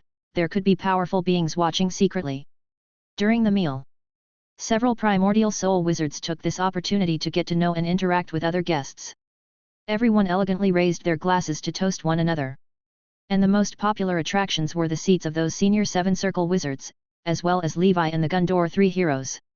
Levi also kindly got to know everyone, taking this opportunity to expand his social connections. Generally speaking, those who could attend such a banquet were of high quality. There was none of the unpleasantness seen in some novels, such as disagreements or jealousy-induced conflicts. All of them were dignified primordial soul wizards, and with so many people around, such incidents were unlikely. After the banquet ended, some primordial soul wizard suddenly proposed. Senior Furs, I've heard that those destined may find Roger's treasure if they can reach Roger's summit. I wonder if this is true. Hearing this, Furs burst out laughing. It's true. If you are interested, why don't we give it a try? This was no secret. According to Roger's will, no official organization, including his inheritor, the Platinum Steeple, could enclose Roger Mountain or charge admission or claim it as their own. Instead, it was to be treated as a commonwealth of the wizard world.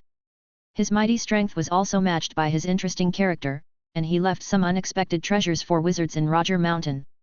Of course, these treasures were not easy to obtain. Roger Mountain itself contained a powerful primordial magnetic field, so strong that it could interfere with the actions of primordial soul wizards, to the extent that even void travel could not be utilized. Thus, only those with great persistence, great strength, and great fortune could have a chance of obtaining them. Typically, 7-circle wizards can easily reach the peak. For 6th circle wizards, it's not so certain. Levi had heard of this as well. Now that his strength was sufficient, he also wanted to try conquering Roger Mountain during this opportunity. At the foot of the mountain, over 100 primordial soul wizards floated in the void. Triss said, I won't go. I already went when I broke through to the 7th circle. Levi, you go. You should have a shot at reaching the summit, and Anya can give it a try as well. Well, it's all about participating. Anya. Truly a mother's concern, writing off her own son like that, but admittedly, he indeed stands no chance. Other 7 circle wizards refrained from participating, obviously having summit before. Furs laughed and said, "Since everyone has come from far to attend this banquet, our platinum steeple can't be stingy. Let's add some fun. The first one to reach the summit will be awarded 3 billion ether stones by the platinum steeple, the second one 2 billion, and the third one 1 billion. The rewards are just a small token of our appreciation, please don't take it personally." Gandalf laughed heartily. With such generosity from the platinum steeple, I believe it won't be long before the metal school rises again and produces a legendary champion. Others were also pleasantly surprised. How generous of the platinum steeple. This first place, I'll take it. Upon a single command, 100 primordial soul wizards began to fly upwards. If one is not strong enough to reach the summit of Roger Mountain, this is the only way. Otherwise, if one were to directly fly to 100,000 meters high and approach the mountain body, they would be suddenly caught by the traction of the primordial magnetic force and plummet at high speeds, crushing their defensive field and inevitably causing severe injuries. Among the 100 streams of light, a few particularly stood out. Lord Victor merged with his secret sword into one, transforming into a streak of golden light, far in the lead. Holy Infant, with his feet on the extreme fire wheel, turned into a blaze of fire and shot forth. Gandalf was engulfed in burning black divine light, and his speed was not slow either. Levi was wrapped in thunder light, with air currents billowing, leisurely following behind the 3 avatars. This elemental magnetism is so strong, it feels like flying with a mountain strapped to my back, but if I activate primordial magnetic field and adjust the magnetic direction around me, I could easily win. But there's no need, I'll let Victor have it, so he can save up to buy a breakthrough potion. I can't be too high profile with so many people around. 100 primordial soul wizards passed like immortals crossing the sea, each displaying their magical abilities, creating an astonishing scene. Many wizards even activated their wizard forms, taking the challenge seriously. Triss whispered to herself. "Levi, this guy, is taking it too easy. It looks like he's letting Victor take the first place." Given her understanding of Levi, he would probably control his rank to be within the top 3. The higher they went, the stronger the elemental magnetism became. Midway up the mountain, Anya's forehead was covered in sweat, he was clearly struggling. His veins protruded as he pushed his limits and advanced another 1,000 meters, but eventually had to stop. If he persisted any further, he feared he would suffer severe injuries. Sigh, if I were to advance to a 6th ring senior, I might be able to go further. Now, let's see how Levi performs. Chapter 1949. The mountainside serves as a checkpoint, where at least 2/3 of primordial soul wizards are weeded out. Alas, I really can't do it. Yet, it feels like my veins are about to be ripped out. And that's not all, it's like my primordial soul is being sucked out by the elemental magnetism. I've heard that Roger Mountain itself is a level 10 treasure. Roger once used this mountain to crush several level 10 alien races' powerhouses. It seems that its fame is well deserved. What do you think, out of the remaining people, who could win the crown? Is there need to guess?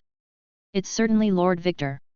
With his 6th ring perfect cultivation, and as a top-level genius, no one can suppress him, except for 7 circle wizards.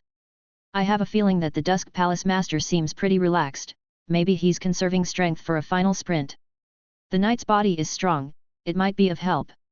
About 2/3 of the way, top-level geniuses with 6th ring senior cultivation, like Son of Hurricane and Snow Lotus Witch, also resigned in helplessness, and both Alexandra and Elsie stepped down as well. Snow Lotus Witch's beautiful eyes watched the towering figure of the black-armored swordsman from behind. He's becoming stronger and stronger, and it's no ordinary person that can make Madame Triss move to live in ancient dragon continent. The eyes of Son of Hurricane show reluctance to admit defeat. Sigh, my cultivation is no weaker than Fire Dragon Ace, but his compass-shaped top-grade wizard tool helps him offset a lot of elemental magnetism. After flying for a while longer, Holy Infant and Gandalf also start to feel strained. At this point, less than 20 primordial soul wizards are still climbing. Essentially, all are at 6th ring perfect cultivation. Holy Infant activates the purple extreme Saint Dragon Witch phase and rides the dragon further ahead, and then he stops, ultimately climbing 4/5 of the way. His prowess mainly lies in his wizard tool. He is fine for slaying foes, but it's not much assistance in this scenario. It seems only those with 6th ring perfect cultivation have any hope of reaching the summit. Gandalf summons the white elephant and merges with it, finally reaching 5/6 of the way before stopping. If nothing unexpected happens, the champion and the runner-up should be Lord Victor and myself. Next to Gandalf, the Supreme Fist Wizard looks on in disbelief. He's only at 6th ring senior cultivation and he's climbed nearly as high as me. Moreover, he hasn't even used any wizard tool. Just as body refinement goes, I'm inferior to Gandalf. After I return, I need to focus on seclusion and training. To this, he felt no envy. In his early years as a nomadic wizard, he fought his way up and only then joined the Ocean Abyss Alliance, feeling a certain favor towards Gandalf, the light of the nomadic wizards. At the 6/7 mark. On the field, only 10 sixth circle wizards remained, all with perfection, each of whom had promoted a long time ago and whose spiritual force was almost at maximum. Lord Victor begins to struggle too, which is sensed by Levi, who's ranked 9th. Suddenly, a 6th circle wizard with perfect cultivation brings out a compass-shaped treasure. Ha ha ha, the first place is mine. This compass-shaped wizard tool emitted strands of elemental magnetism, which counteracted that of Roger Mountain. Seizing this opportunity, he accelerated violently, rapidly overtaking his rivals. In the eyes of the astounded spectators below, he surpassed Lord Victor. That's Rabid Wizard, said to wield a rare 6th level elemental magnetic treasure, truly a master of concealment. Damn, I just bet on Lord Victor to win, now it looks doubtful. Elated, Anya's expression changes slightly as well, he thought Lord Victor had it in the bag, yet a dark horse emerged. Triss, on the other hand, thinks to herself, Levi must be anxious now. Indeed. Seeing the 300 million prize possibly slipping away, Levi stops holding back, his body emanating an immense golden glow of golden gravity, with the primordial magnetic field activated. Boom! Under the stunned gaze of all, an unimaginable golden light soars up like a rocket. One by one, overtaking each one. Rabid Wizard is less than a kilometer away from the finish line, ecstatic one moment, then the next his smile freezes. A swiftly approaching golden light overtakes him, leaving behind a silhouette of a figure shouldering a shark tooth-shaped sword. Is it him? How is it possible that he caught up? That's the primordial magnetic field. He actually mastered such an obscure technique? My 300 million! At the summit, Levi looks at Rabid Wizard who came in second, his expression calm. Rabid Wizard, drenched in sweat, says with a wry smile. Impressive, I believe you are the Golden Dominator, right? Levi smiles faintly. A mere insignificant title, you did exceedingly well too. In the meantime, Lord Victor reaches the finish line in 3rd place. Levi feels delight, as he and Lord Victor split 400 million ether stone. Below, Anya breathes a sigh of relief. That's good, I was saying, how could Levi be so slow? A smile plays on Triss's lips. She discovers that she still knows Levi quite well. Furs arrives at the summit, and as agreed, distributes the rewards. Sir Levi, you've certainly kept your strength hidden. He too thought Lord Victor was a sure win but didn't expect a dark horse to emerge. He thought the dark horse had won, but Levi turned out to be the biggest surprise. Levi thanks him with a smile. Many thanks for your generosity, senior. Furs says. A total of 7 reached the summit, go and observe the statue now, good luck to you all. Only on the first observation is there a chance to gain Roger's treasure. At the summit, Levi approaches the statue. Roger's image is that of a middle-aged wizard with a beard, an air of casualness about him. He stands leaning on a long sword, his gaze turned toward the sky. He murmurs in his heart. Junior Levi greets the senior. Suddenly, his consciousness becomes hazy. When he opens his eyes, he finds himself in the vast expanse of deep space. Chapter 1950.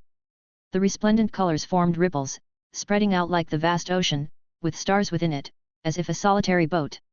On the deck of a small ship, a wizard wrapped in a golden cloak, clad in silver armor, gazed at Levi. His eyes were as deep as the starry sea, his features resolute, carrying a natural air of dominance that compelled one to prostrate in worship. Congratulations on perfecting the infinite primordial soul method, successor. Without a doubt, this was Roger. Levi was inwardly shocked. Could it be that he was the fated one, with hopes of obtaining some treasure? Indeed, the infinite primordial soul method was created by Roger himself, and Levi had condensed the infinite primordial soul. This likely was a power projection set in advance by Roger, which could only be triggered by satisfying certain conditions. And condensing the infinite primordial soul might just be one of those conditions. Greetings, Senior. He conversed with this mighty figure across the span of countless eons. Roger spoke. Before you and excluding myself, only 2 have mastered this cultivation method. Levi asked. Who are the other 2? Roger replied with a smile. One of them is the deep blue sage, there's no need to mention the other. Levi's expression showed regret. It's a pity that the deep blue sage has perished. Roger shook his head. Child, legends do not perish so easily. They might simply be reborn in some way, there is no need for sorrow. Levi inquired. And what of you now, Senior? Roger answered. Me? I have indeed died. Before I became Roger, I was once known as Magnetic Storm Emperor SARS, Roger is just my second life. At best, I am now merely an artifact spirit within Roger Mountain, ha ha ha. Levi's heart jumped with surprise. The Magnetic Storm Emperor was a legendary wizard from an even earlier era than Roger. He questioned. Senior, are you suggesting legendary wizards have grasped the method of transmigration and rebirth? If the undying bird can remain immortal, constantly undergoing reincarnation, it's not impossible for legendary wizards either. Roger said. Soren's true understanding of wizarding, this legendary forbidden spell, has given legendary wizards a second chance to reprove the truth. However, without other opportunities, they can only reincarnate twice, which is to say, for 20,000 years. Of course, the timing of this second transmigration is a choice that the legendary wizards can make themselves, it could be in 10,000 years, or 100,000, or even 300,000 years later. Levi was profoundly shaken. It had to be Soren. Astounding. Roger continued. Soren once said that, starting from the foundation of the Wizard Council, the third millennium will mark the most significant upheaval in the wizard world in a myriad of years, unseen for millions of years. Child, the era you are living in will be a crucial moment for the wizard world, a time where survival and destruction are at stake. Throughout the history of the wizard world, many awe-inspiring legends have emerged. Some of them, following Soren's guidance, may reincarnate in this grand era. Next, you will witness an incredibly powerful wizard world. You are not just a participant of this era, you might very well be one of its leaders. Do not doubt, for you are one of Soren's fated individuals.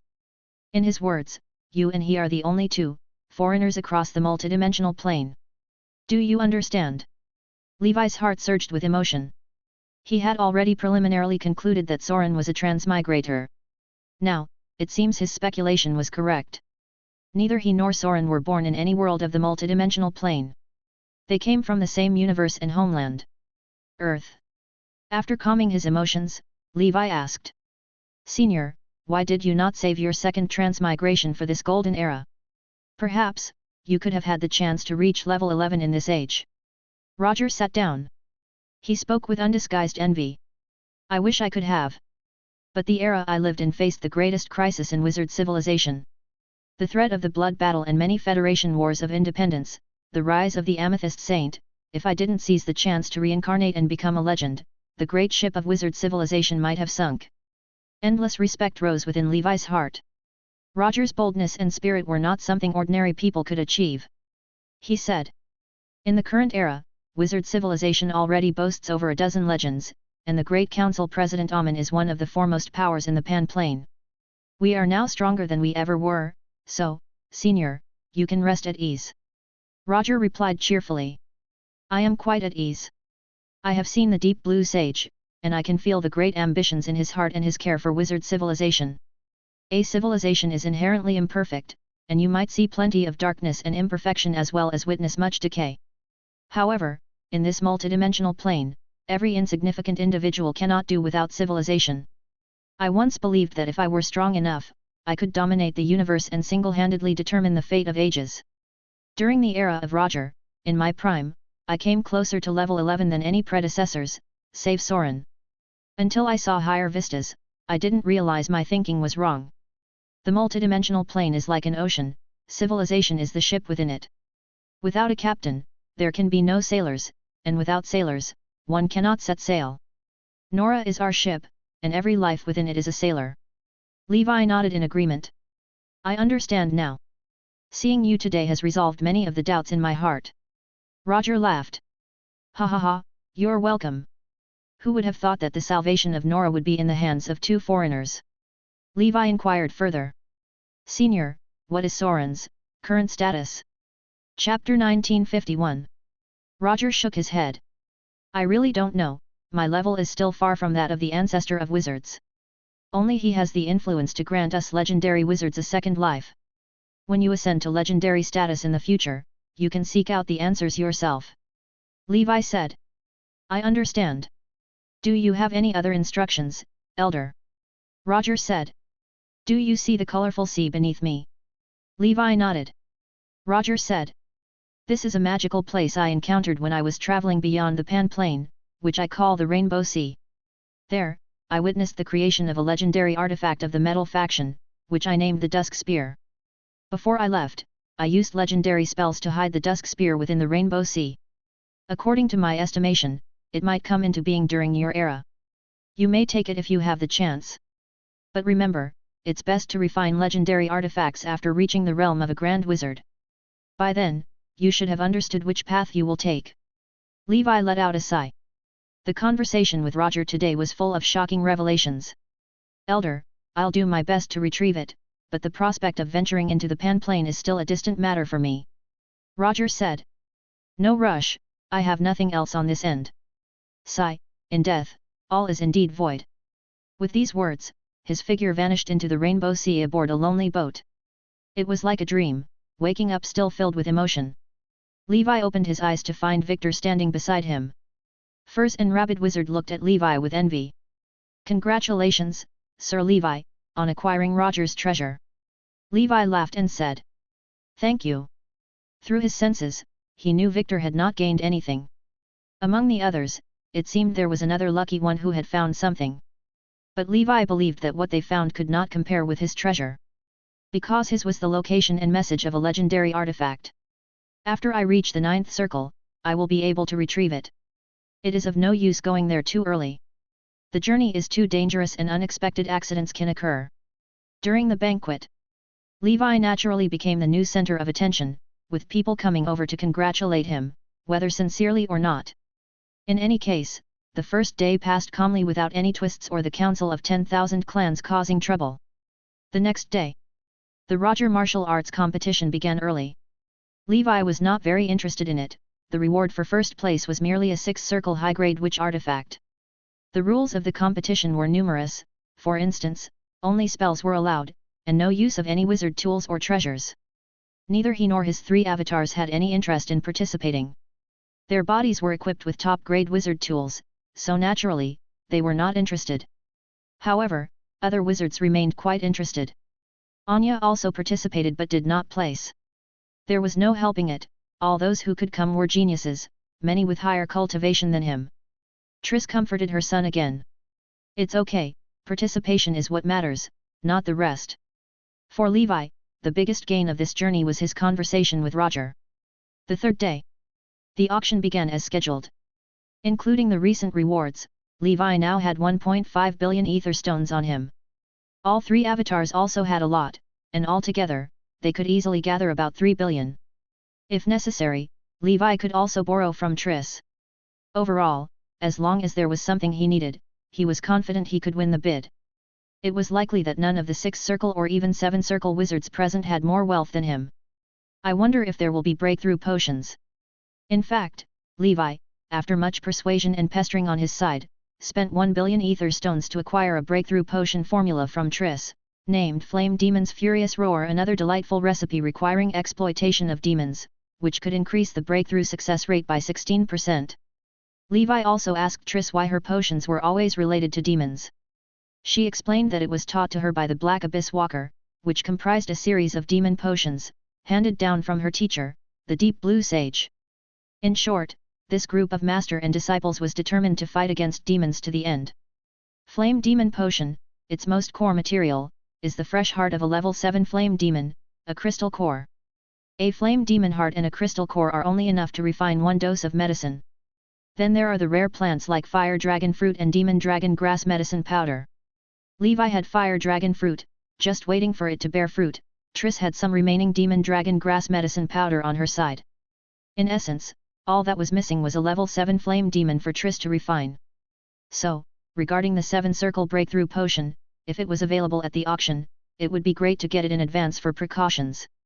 If not, then he'd wait for the blood battle to start and look for an opportunity to hunt a flame demon. With his strength, a level 7 early stage flame demon lord was sufficient to kill. After the auction started, one treasure after another began to go under the hammer, items like 6 circle high-grade witch artifacts and 7 circle herbs. Indeed, there were many good things. Ace's targets were material for weapon refinement and blueprints, Gondaf aimed for herbs and formulas, Lord Victor was responsible for bidding on primordial soul spells. Their division of labor was clear. If there were any items they couldn't win, Levi would then step in. So, halfway through the auction, the Gundor 3 heroes had already acquired several elemental metals, numerous excellent primordial soul spells, as well as an incomplete 7-ring alchemist inheritance, which included another breakthrough potion formula named Wu Meng Potion. It was another potion that could assist in breaking through to the 7th ring, but by itself, it was only a 6th ring potion formula, and thus the success rate was much lower than Triss's Flame Demon Potion at only 7%, not in the same league. However, the upside was that there's no need to request higher level wizards for refinement. As for witch artifacts and the like, they didn't bid for a single one. Not only that, Holy Infant also took the opportunity to auction off a 6-circle masterpiece, pocketing 1.3 billion. Chapter 1952. Next up for auction is the Breakthrough Potion, Flower Fairy's Blessing Water, which can increase the success rate of breaking through to the 7-circle by 15%. It's definitely a top-grade item among breakthrough potions. The starting bid is 300 million ether stones, and each bid must be raised by at least 10 million. Levi's eyes shone brightly. Not bad, comparable to the Flame Demon Potion. If the price isn't too outrageous, I'll bid for it, just in case. He can't pin all his hopes on a future blood battle, and the Demon Dragon Grass powder that Triss has is only enough for 2 people. Things like Demon Dragon Grass need to be used whole, and they are untransplantable. Acquiring them is not easy. Just from Levi's side alone, at least 4 promotion potions are needed. In fact, 100 Flowers currently doesn't have any breakthrough potions. However, with her ability, she should be able to get one on her own. Therefore, the more breakthrough potions, the better. Quickly. The price of this potion has already surpassed 500 million and continues to rise. There's no other way, so many wizards are here just for this. Many people are going all out, living frugally, saving up to buy potions. In the end, Levi settled the deal with a bang. 1.1 billion. He hardly spent any money just now, just waiting for this moment. As expected. Once the offer of 1.1 billion came out, everyone's eyes turned to the private box where Levi was seated. The private box could prevent investigations, but they guessed that among the people present, besides 7-circle wizards, only the Master Fire Dragon could afford such a price. The 7-circle wizards present, unless buying for juniors, had no need for this item and naturally would not waste their money. Therefore, it must be 90% the Fire Dragon Wizard. Flower Fairy's Blessing Water successfully obtained. At the cost of 1.1 billion, Levi swallowed hard with pain. In fact, most ordinary 6-circle perfect wizards spend several billions to purchase level 6 breakthrough potions, like trying their luck with inferior, lower success rate medicines such as the Wu Meng Potion. Levi's generous bid is indeed rare. Then, the auction continued. Another rare treasure with the automatic protection function named Silent Guardian was sold at the sky-high price of 500 million.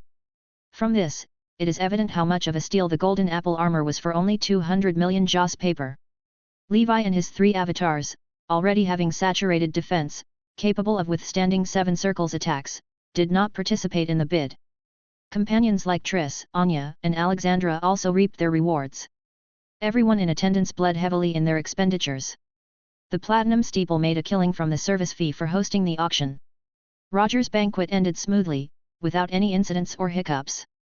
Before leaving, Furs invited Lord Victor to give a lecture at the Platinum Steeple when he had a chance, to share the secrets of making a secret sword faster, further, and stronger. The lecture fee offered was quite high, and Lord Victor, overwhelmed by the hospitality, promised to go after reaching the 7-circle. The Phantom 60 airship broke through the sky, heading back to the Midland continent. Triss's ship followed behind. Levi sat among them, closing his eyes and regulating his breath. Is it really going so smoothly? The Council of 10,000 Clans, are they really passing up this opportunity? His current danger perception gave no warning signs. Before coming, he had no nightmares, and the nightmare warning was also not problematic. Perhaps I'm overthinking it. With so many primordial soul wizards here, how would any enemy dare to make a move? Midland Continent. At the entrance to the teleportation portal leading to the Bronze Realm, the Phantom 60 airship slowly emerged. Gondif joked. That went smoothly, almost too smoothly. Ace, you're no longer the center of attention among the all clans. The Holy Infants said. We can't let down our guard until we return to Gundor City. The meeting hall was guarded by an 8th Circle wizard, but now on the road, there's none. So many primordial soul wizards and staff members, could there really be no spies from the Council of 10,000 Clans? I have my doubts. In a corner, Lord Victor sat cross-legged. The star sword floated in front of him, ready to charge into action at any moment. High above in the sky, beyond the crystal wall, the land of darkness. 3 figures stood suspended in the air. One was a member of the Void Spirit clan, exuding a level 6 peak aura. It was unmistakably Mogus, who had escaped previously, and it looked like it had found a new body. Gondif and his group have appeared near the teleportation portal. It's time for you both to make your move. If the assassination fails, I'll use my void abilities to ensure your safety. The other 2 figures were a male and a female. Their luxurious blood robes and crimson skin were exposed as if muscles laid bare. Both had blood-colored wings on their backs. The male had 6 wings and the female 8. They had slender figures, prominent chests, and were naked, standing bare in the void. In their overall appearance, they resembled angels sitting below gods as in the legends, albeit with somewhat bizarre features. They had no facial features, only holes similar to those on mahjong tiles. The male had 6 holes while the female had 8. This was the Blood Angel clan, said to have numerous connections to the gods. The 6-winged was a level 6 expert, and the 8-winged, a level 7. The male Blood Angel said. Lady Kagalai, I'll shoot the first arrow to draw some of their firepower and reveal their cards, then you shoot to try to make a one-hit kill. As long as we kill one, our mission is complete. Everyone on this ship is an important target for the organization, and worth a lot. Kagalai responded indifferently. Get ready. Then the wings of the 6-winged Blood Angel glowed intensely, as streams of blood-colored strength flooded into the face. From the 6 holes, 6 missile-shaped arrowheads emerged, exuding a destructive aura. Kagalai did the same, with an even more terrifying aura infusing into the 8 holes in front of her, gathering momentum. Whoosh! Whoosh! 6 beams of blood light pierced through the crystal wall, appearing instantly high above, heading towards Phantom 60 at breakneck speed, not any slower than the secret swords. Boom! A beam of blood collided with the protection barrier of Phantom 60. The ship's protective array, capable of withstanding a hit from a 7-circle wizard, still shook violently. This alerted the dining squad immediately. Gondif cursed with a smile. Ace, you and your big mouth. Everyone sit tight, get ready for void travel. In front of Phantom 60, sparks flew and a passage formed in the void. Boom! Another beam of blood light exploded. The shockwave swept through, shattering the void passage instantly. Victor, who had been meditating with closed eyes, opened them and said. It seems the enemy is launching a high-altitude strike through the crystal wall. Running is useless, we need to counterattack. Above the teleportation portal, Levi's figure quietly emerged in the space beyond the crystal wall. He had a feeling something was amiss and told Triss to head back first. After turning invisible, he stealthily followed behind his duplicates. Through the connection with his duplicates, the moment Gondif and the others were attacked, he knew it, and guessed that the enemy was striking from a distance outside the crystal wall. You're blocking the portal, hey? Today, none of you are going to make it back. Chapter 1953. Midland Continent. A wizard battle group is hidden in a valley, resting. They are the Mountain Giant Battle Group, usually responsible for patrolling the Midland Continent, and they also obey the commands of the Congress, participating in the security for some major events, such as Roger's Banquet. The commander of the Mountain Giant Battle Group is Soraya, a 7-circle senior wizard, and Laplace's cousin. The members are chatting at the moment. At this Roger's Banquet, those cowards from the Council of 10,000 Clans who only dare to launch sneak attacks didn't come to cause trouble. Yet, we ambushed for 3 days and 3 nights, but not a single one showed up. The Council of 10,000 Clans has failed in many assassination attempts over the years, with Master Fire Dragon alone causing them sustained failures and heavy losses. Perhaps they have given up this time. I'm sure they're waiting to attack us when we're too busy to handle everything after the blood battle begins. Makes sense. Soraya said. We must not let our guard down, the enemy is most likely to strike when we relax. It's said that for every crafty move, there is a counter move even craftier. People from the Council of 10,000 Clans have also become craftier, playing games with the Wizard Council by using all sorts of reconnaissance, counter-reconnaissance, traps, and counter-traps. This has caused several subsequent phishing operations by the Wizard Council to end in failure. Just as Soraya's words fell, she suddenly received an alarm. 3 level 6 Amethyst race individuals have been spotted near the Transport Portal 4 in the Realm of Crimson, and a Primordial Soul Wizard from Norn City was severely injured. Nearby battle groups rush over immediately. At Transport Portal 5 in Hell Realm, 3 from the Black Rock clan appeared as well. Calling for backup. Realm of Azure Cloud Transport Portal 7. Soraya's heart changed. It seems Gondaf just returned from the Bronze Realm. She promptly contacts Gondaf, but gets no response. In such cases, Gondaf is either in seclusion or in battle. Clearly, it's the latter. Soraya orders. Prepare an emergency teleportation array, set for destination, Portal 3. Watching the busy wizards, Soraya ponders. Gondaf and Master Fire Dragon, Lord Victor, and several other geniuses have returned together, and there's strength in numbers. Even if there are level 7 assassins, they should be able to hold on for a while. If they can create an opportunity for Lord Victor, a counter-kill isn't out of the question. Old man, you can't die. Portal 3. As soon as the small banquet team debarked, they were faced with a fierce attack. A sudden burst of blood light shot towards them. Gondafa's body automatically reveals the Radiant King armor and the Snow Iron Dragon armor. Boom! The 2 top-grade wizard tools trembled under the ferocious attack but did not break.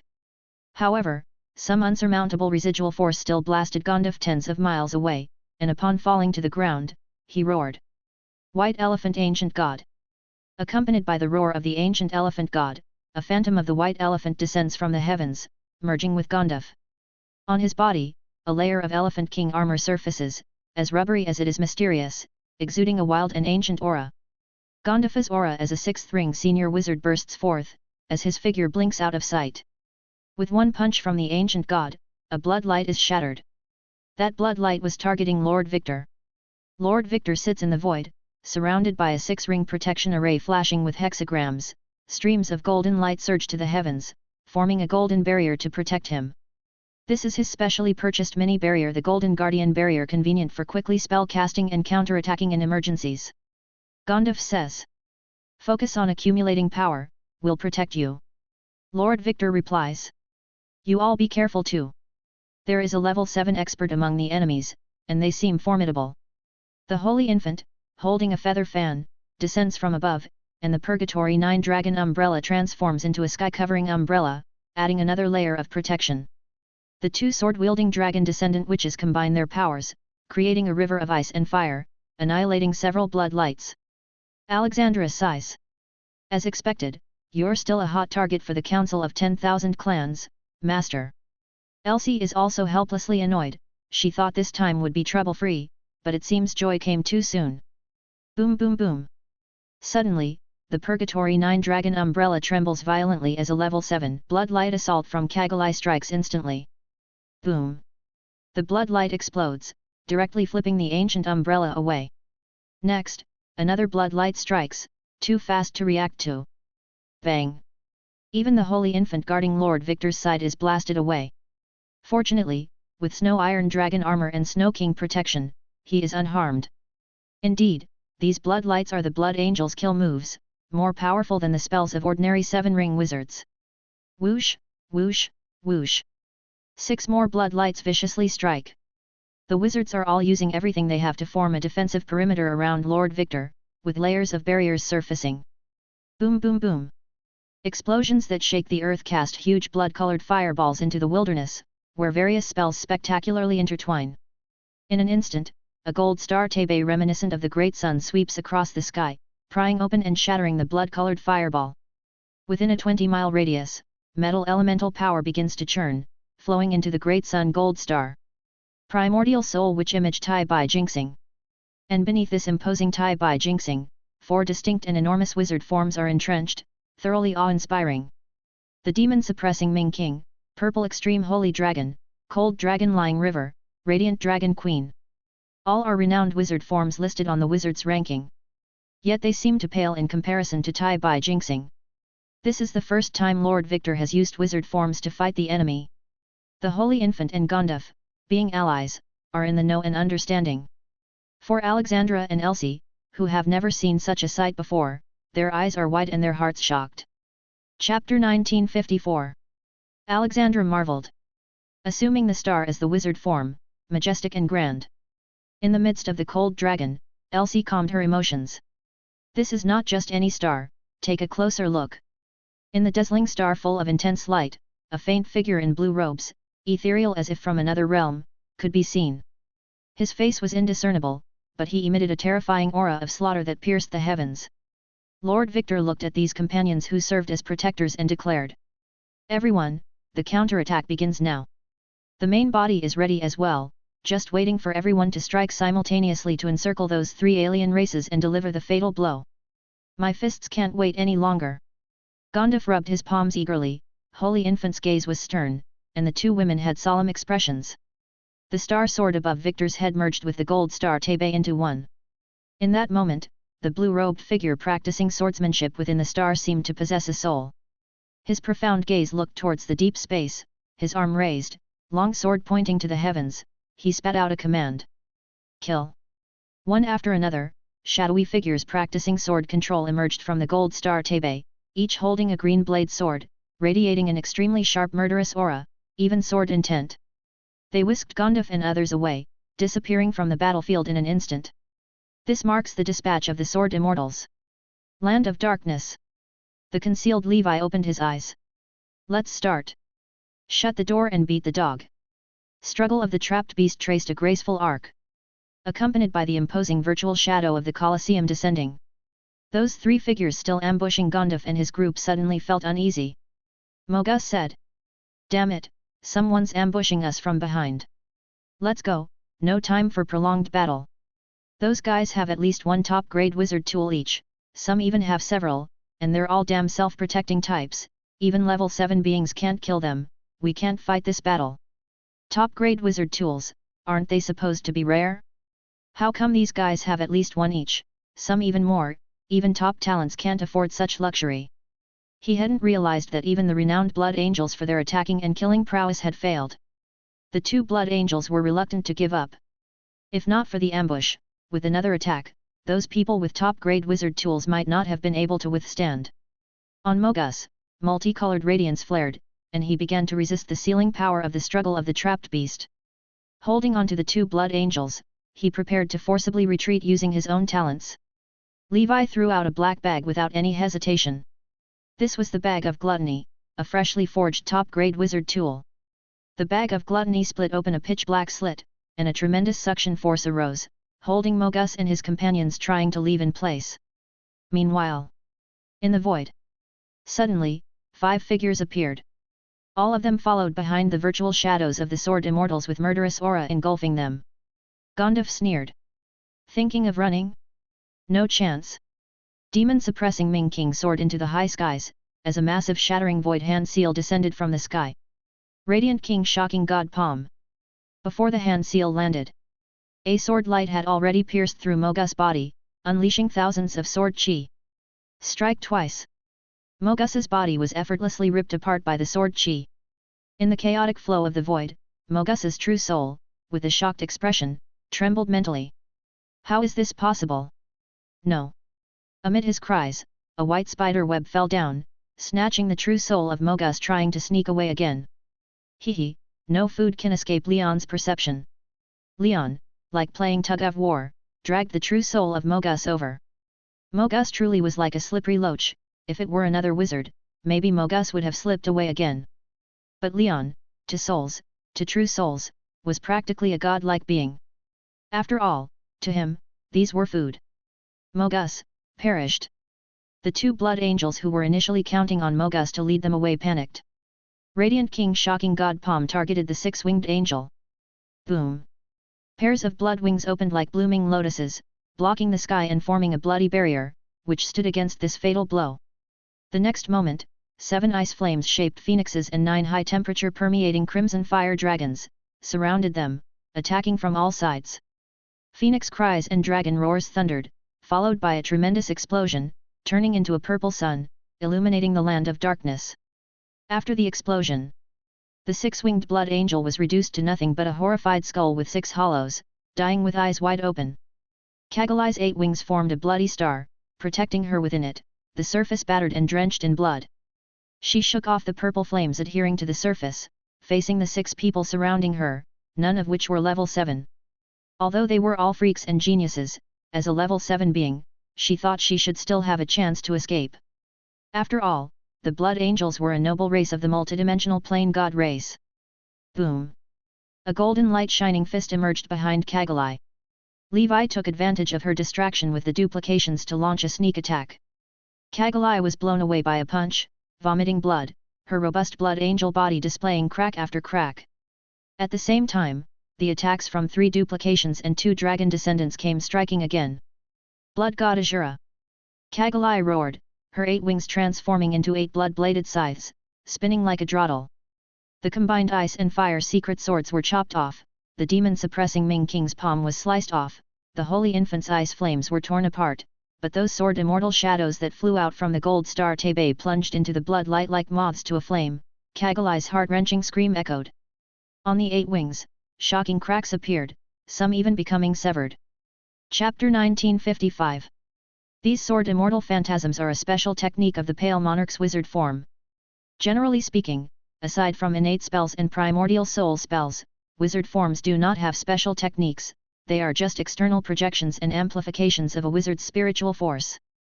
The reason why the Pale Monarch can do this is probably closely related to the bright moon artifact created by the White Emperor's son. Kagalai is in anguished despair as 8 beams of blood-red light shoot out from the holes. The power of these blood lights is great, but so is their consumption. However, there is no room for concern about that now. The blood lights, like guided missiles, precisely attack everyone present, but most of them head straight for Lord Victor. Clearly, after experiencing everything that has just transpired, she feels that Lord Victor, even more than Levi, is the most likely to seriously injure or even kill her on the field. In fact, ever since Lord Victor severely wounded Mogus with a single strike, he has become a thorn in the side of the Council of all Clans. It's just that they haven't found the right opportunity to act. Shrouded in his innate spells, Lord Victor slipped into the gold star Tebe, followed closely by 3 blood lights. Whoosh, whoosh, whoosh. The blood lights entered gold star Tebe and the resulting explosion obliterated it. A moment later, the star sword emerges from the explosion, and Lord Victor's figure appears. His complexion is slightly pale. Lord Victor, you retreat first. The voice of the main body arrives, and Lord Victor quickly leaves the place. Indeed, he is more suited to attacking from a super far distance outside the battlefield. To enhance my frontal combat ability, I still need to figure out the Heavenly Star Sword formation, which can be both offensive and defensive. Elsewhere, the less powerful Alexandra and Elsie also retreat to a farther distance, and like Lord Victor, they switch to harassing the enemy with secret swords while keeping watch on the battlefield. Level 7 battles are indeed perilous. Only the physically strong Gondaf and Holy Infant, filled with top-grade wizard tools, dare to confront level 7 experts on the front lines. 9-headed Emperor Dragon. Time riding 6 dragons. The 9-headed Emperor Dragon looms deep in space, toppling the Blood Angel to the ground, its 9 heads biting into various parts of its body, wrapping around her and releasing innate spells at close range. Boom, boom, boom. The terrifying explosions send shockwaves that turn the surrounding meteorites into dust.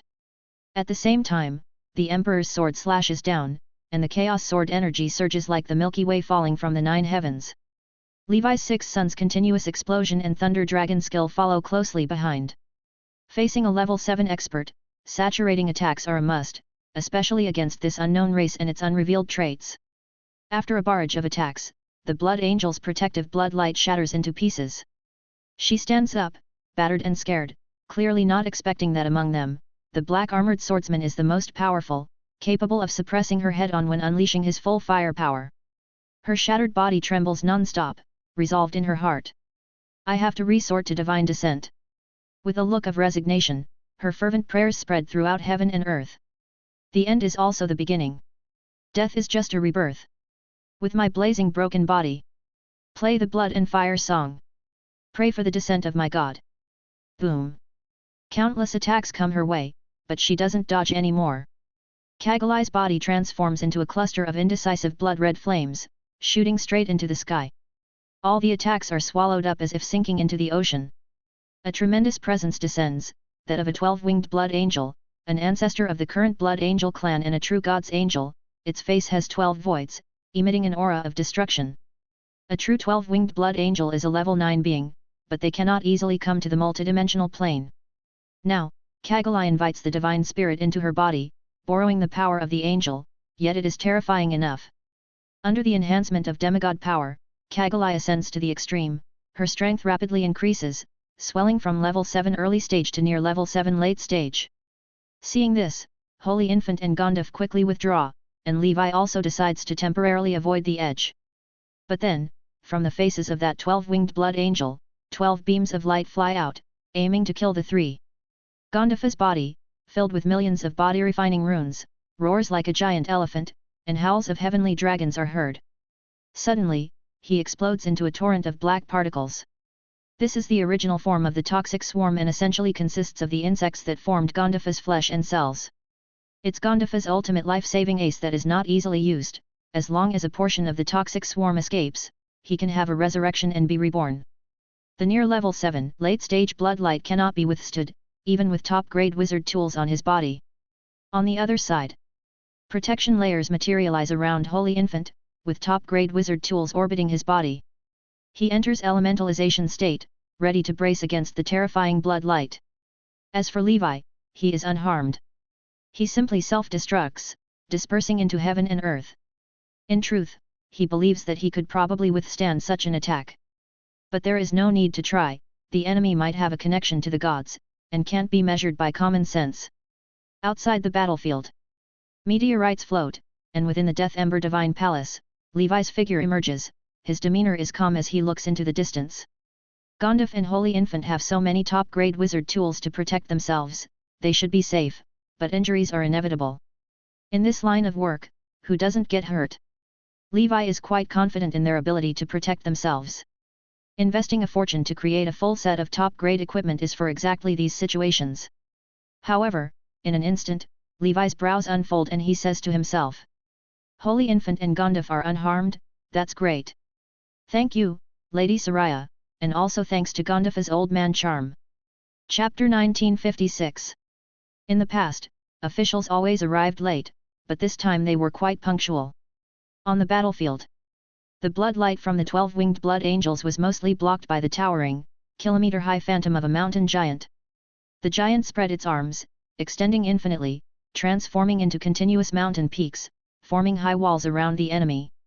One by one, well-trained figures stood in the void, clearly the wizards of the mountain giant battle group. They are a level above the Dragon Knight wizard group, the elites of the elites within the military.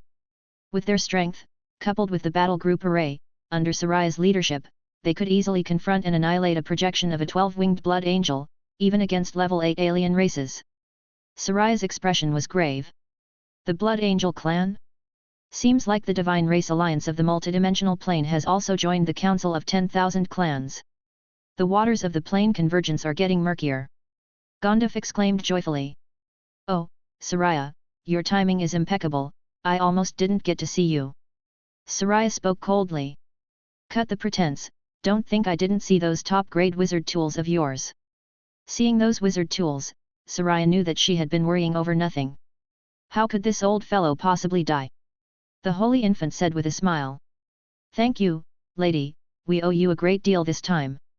Soraya, with a face changing as if in a Sichuan opera, smiled warmly and said. No need to be courteous, master.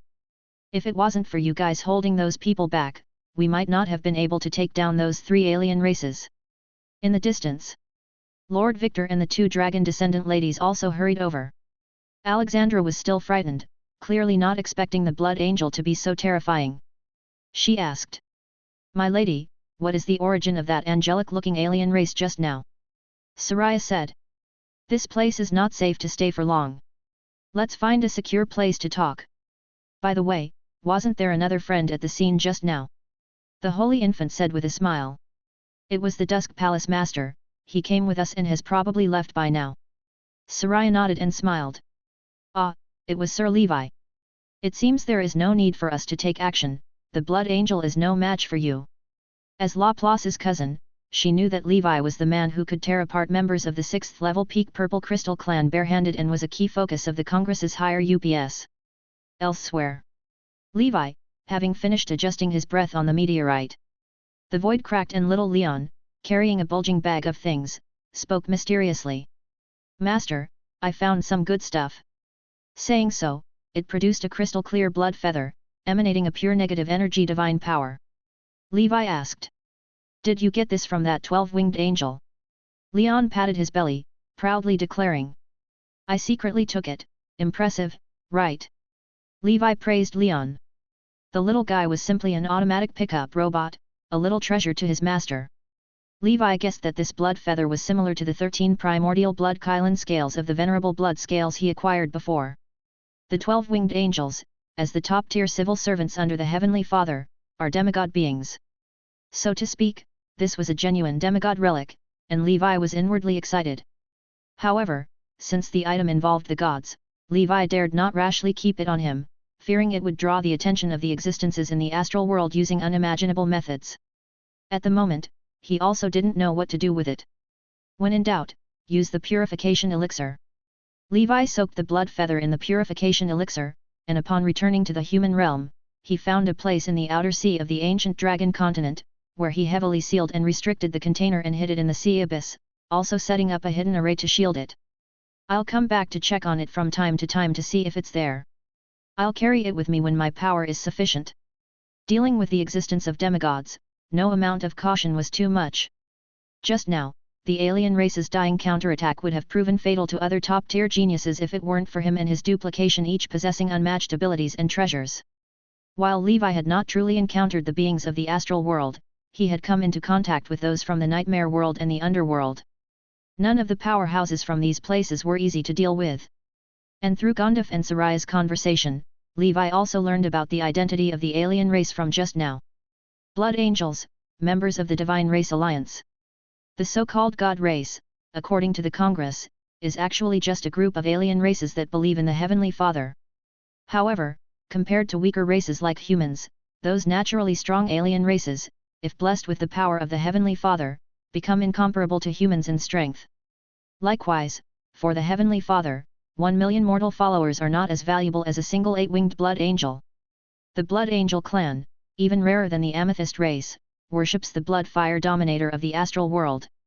This is a divine being whose worship is mainly concentrated among alien races, like the legendary Emperor, who possesses 2 divine authorities, blood and fire.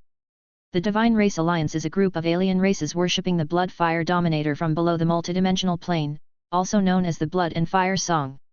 Of course, besides the blood fire dominator, there are followers of other divine beings aligned with the blood fire dominator who have joined the alliance, styling themselves as the God race.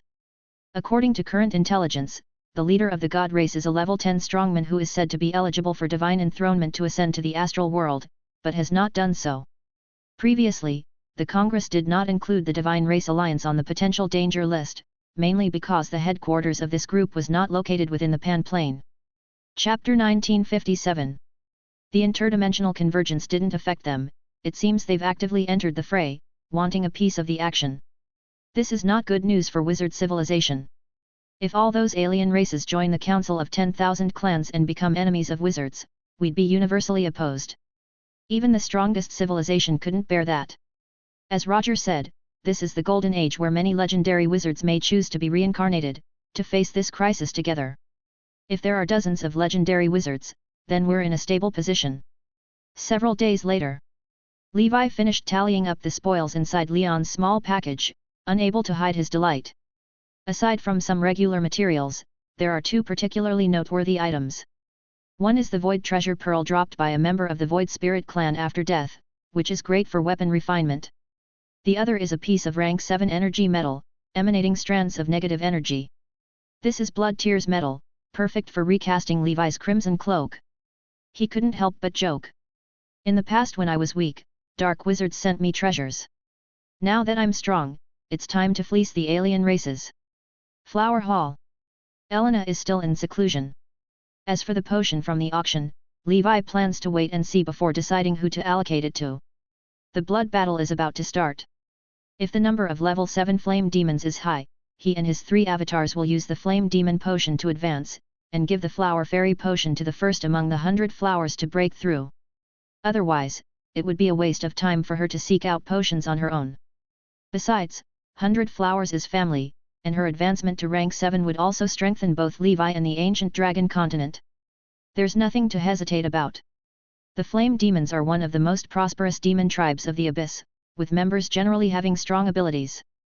Demon lords, numerous as carps crossing the river, are mostly the main force in the blood battle. Levi is not worried about this material.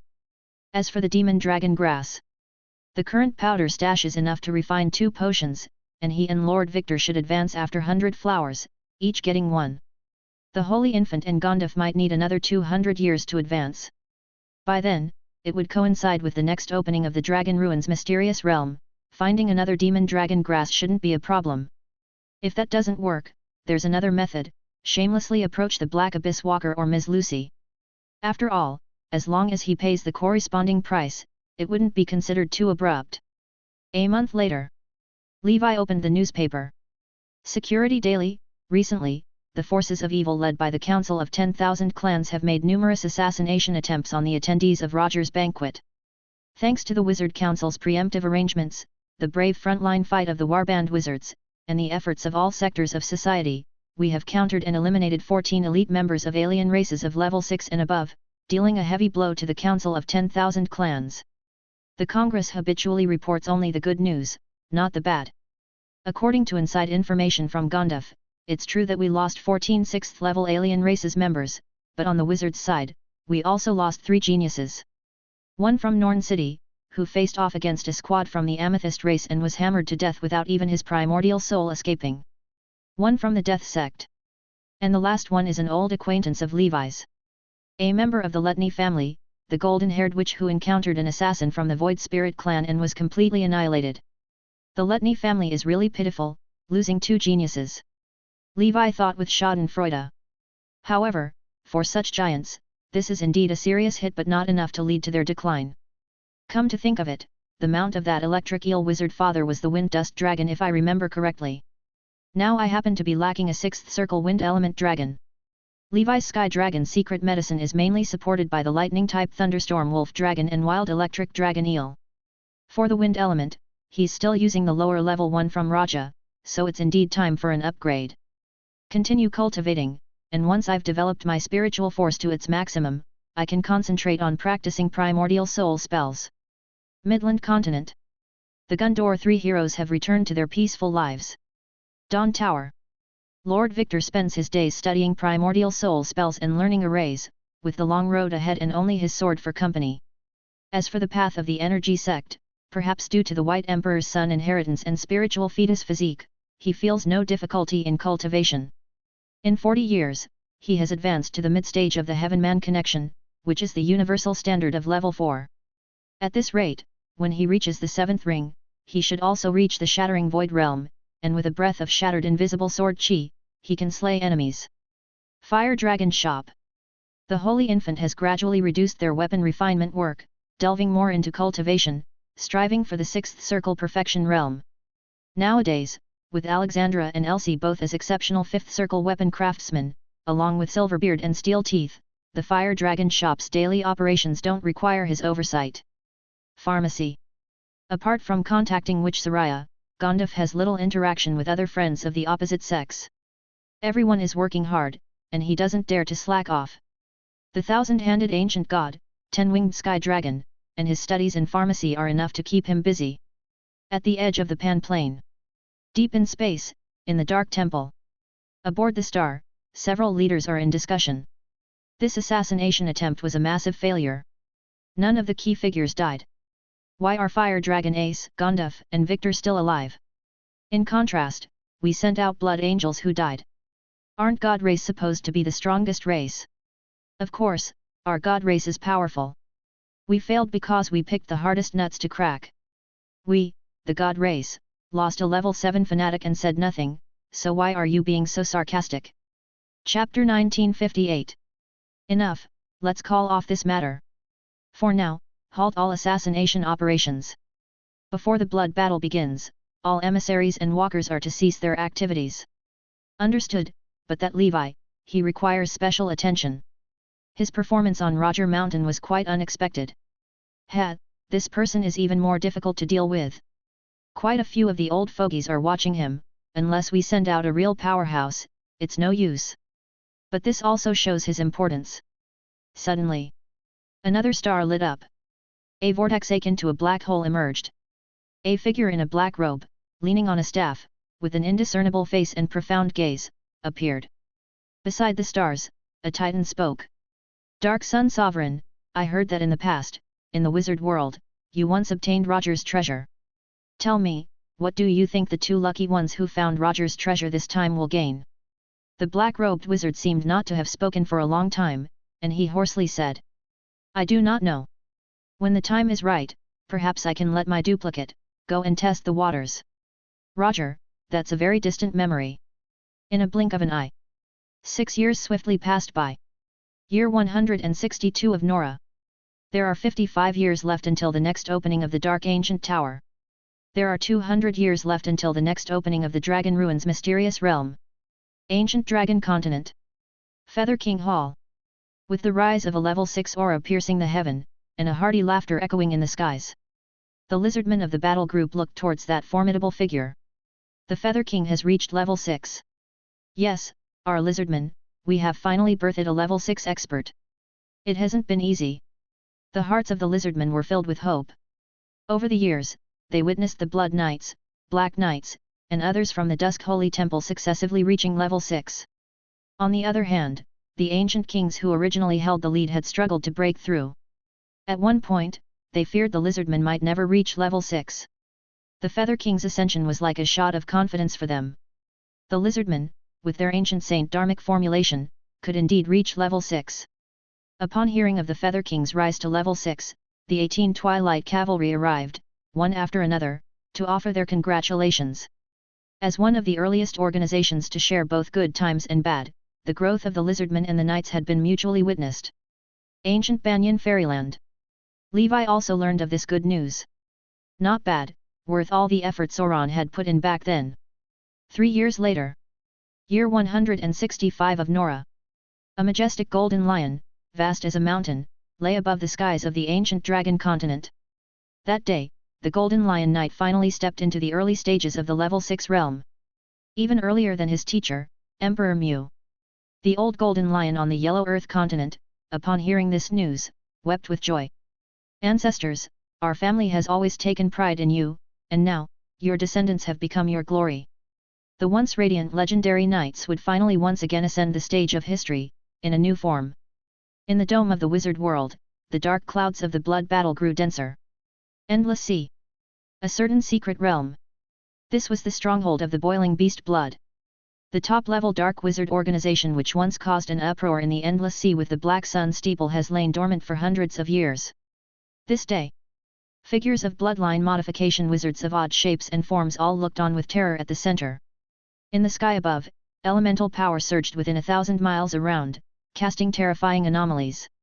Gigantic shadows of ancient beasts, the dragon clan, and other powerful entities roared and rampaged within, their presence frightening. What's happening? Not sure, could it be that the Tower Master is undergoing tribulation? Tribulation? Yes, isn't it said that to advance to the 9th circle, one also needs to face catastrophe? It's just not limited to the 3 calamities and 4 disasters anymore, there are unknown tribulations to descend. Every wizard faces a different one, that is the great tribulation one must confront when advancing to level 9. The Tower Master will succeed, right? There shouldn't be any problem. Who is the Tower Master? He is the 100-beast Berserk Witch. He is one of the rare bloodline modification wizards throughout history who could fuse with the bloodlines of 100 beasts. Moreover, he has absorbed 49 miracle fruits collected and gained benefits beyond our imagination. Those so-called top-level geniuses in the wizard world are nothing compared to the Tower Master of the past, let alone the Black Sunday. That's true, in my opinion, only someone like the Dawn Divine Sword Victor can be mentioned in the same breath as the young Tower Master and the Black Sunday. The others are not worth mentioning. They're just like fleeting blossoms, and not all of them will necessarily advance to the 8th circle. Boom! Boom! Boom! The terrifying tribulation of the 3 calamities and 4 disasters covered 1,000 miles, and the wizards affected by the boiling beast blood retreated 3 sheaths away. A brawny man with the tattoos of 100 beasts on his body emerged, laughing wildly. Ha ha ha, the 9th circle has arrived, how far can the legendary be? The 100-beast berserk witch's aura soared to the sky. Behind him, over 100 heavenly and earth-shaking giant beast phantoms silently stood tall between heaven and earth. Break for me! He threw a punch, and the phantom beasts roared and flew out, colliding with the clouds of tribulation from the 3 calamities and 4 disasters in the sky. Within 1,000 miles, whether it was clouds or mountains, all were obliterated into the primitive forces of earth, fire, wind, and water under this energy fluctuation. Is this the strength of a grand wizard going all out? Horrifying! Indeed, we can't even imagine how powerful legendary wizards must be. The crowd marveled at the Tower Master's strength, even a primordial soul wizard felt insignificant. Wizard 10 rings. Low level, middle level, high level, grand wizard, legendary. 5 major levels. Each breakthrough brings about earth-shaking changes, especially the latter 3 levels, also known as the Heavenly 3 Gorges. Rank 5 to level 6. From using one's own strength to beginning to summon the power of heaven, shattering the void, this is the first sky chasm. Level 8 to level 9. Condensing the elemental holy soul, attacks with a mere flick can annihilate matter, breaking it into fundamental elemental particles, this is the second sky chasm. Level 9 to level 10. The body confers spirituality, and even the elemental particles of one sect can undergo some fusion and reorganization, thereby giving birth to even more inconceivable miracles, this is the third sky chasm. Above the high heavens. The 3 calamities and 4 disasters, and even a level 9 catastrophe, the 100-beast berserk which had already overcome them all. Among the ancient and the contemporary, even Rowling, in the path of bloodline modification, can't reach my innate talent. This path, I am the first. Rowling, oh Rowling, you toiled hard to cultivate the miracle tree, but the final fruits of victory, were they not stolen by me? The 100-beast berserk witch was full of pride, showing no respect for Rowling, his former teacher. The elemental power of 1,000 miles around began reshaping his primordial soul. Once the elemental holy soul is accomplished, a true 9th circle aura sweeps through the entire secret realm. Today, I, 100-beast berserk witch, step into the realm of the Grand Wizard. The next moment, amidst the heavens and the earth, a giant tree with lush azure branches emerged, its canopy covering the sun and filling the entire secret realm. The lush green leaves were filled with mysterious and profound runes, which would ensnare any common wizard who glanced at them, eventually bursting with boundless knowledge. Fruits have formed on the tree. He counted, 51 in total. It seems, something is still missing. He remembered, the tree of life had a total of 100 fruits, and he had obtained 49. He suddenly realized. This is not the miracle tree, nor are these miracle fruits, there are no so-called miracle wizards. Everyone was a foundation stone for Rowling's rise to legend. She wanted to use me to forge a legendary artifact. Suddenly, he looked crazed, as if to bolster his own courage, he laughed loudly. Rowling, you are level 9, and I am also level 9, your conspiracy won't succeed. I had long guessed you might do this, how could I not be prepared? A monstrous wizard form that seemed stitched together from the organs of 100 beasts emerged behind him. The vast aura caused the secret realm to start shattering, becoming unstable and possibly collapsing at any moment. Primordial soul wizard form, Beast King 100 forms. Even before his advancement to level 9, he ranked 158 on the wizard's ranking, within level 8, rarely could anyone match him, with his talent he probably could now rank in the top 100. The heaven and earth were desolate, the wind rustled through the leaves, the giant tree stood still as a mountain. Rowling! The shout of the 100-beast berserk witch echoed between heaven and earth, spreading an unspoken horror. At some point, a witch in scholar's attire appeared at the top of the giant tree. This person was dignified and elegant, exuding a mysterious aura. Her calm gaze, through those gold-rimmed glasses, looked towards her once proud disciple. You don't even wish to call me teacher, it truly disappoints me. Caesar. Chapter 1959. Caesar. Distant memories. I haven't been called Caesar for a long time.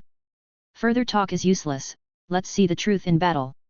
I, the 100-beast berserk witch, have reached this point all by my own efforts, fighting for every bit of it. Your conspiracy will not succeed, even in death, I won't let you achieve legend. On the other side. The witches of boiling beast blood, looking at Lady Rowling who suddenly intruded into the secret realm, each of them trembling with fear. Most of them hail from the realm of life, who followed Caesar in the past and defected to the endless sea.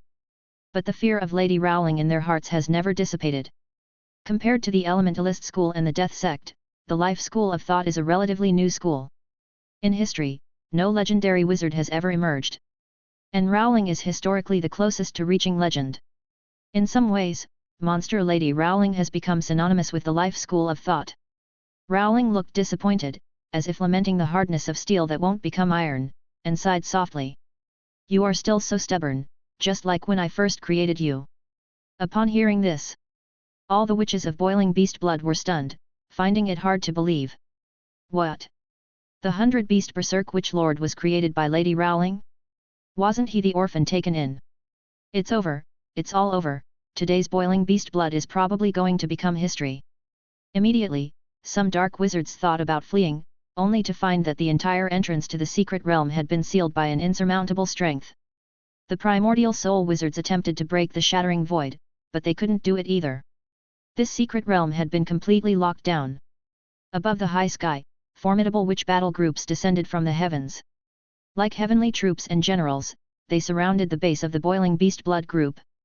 A dignified and imposing golden-haired witch wearing a luxurious starry robe emerged.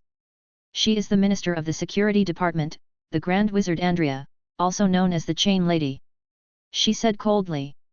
All members of Boiling Beast Blood are under suspicion of endangering public order and social safety of the wizard world, intentional homicide, robbery among other charges.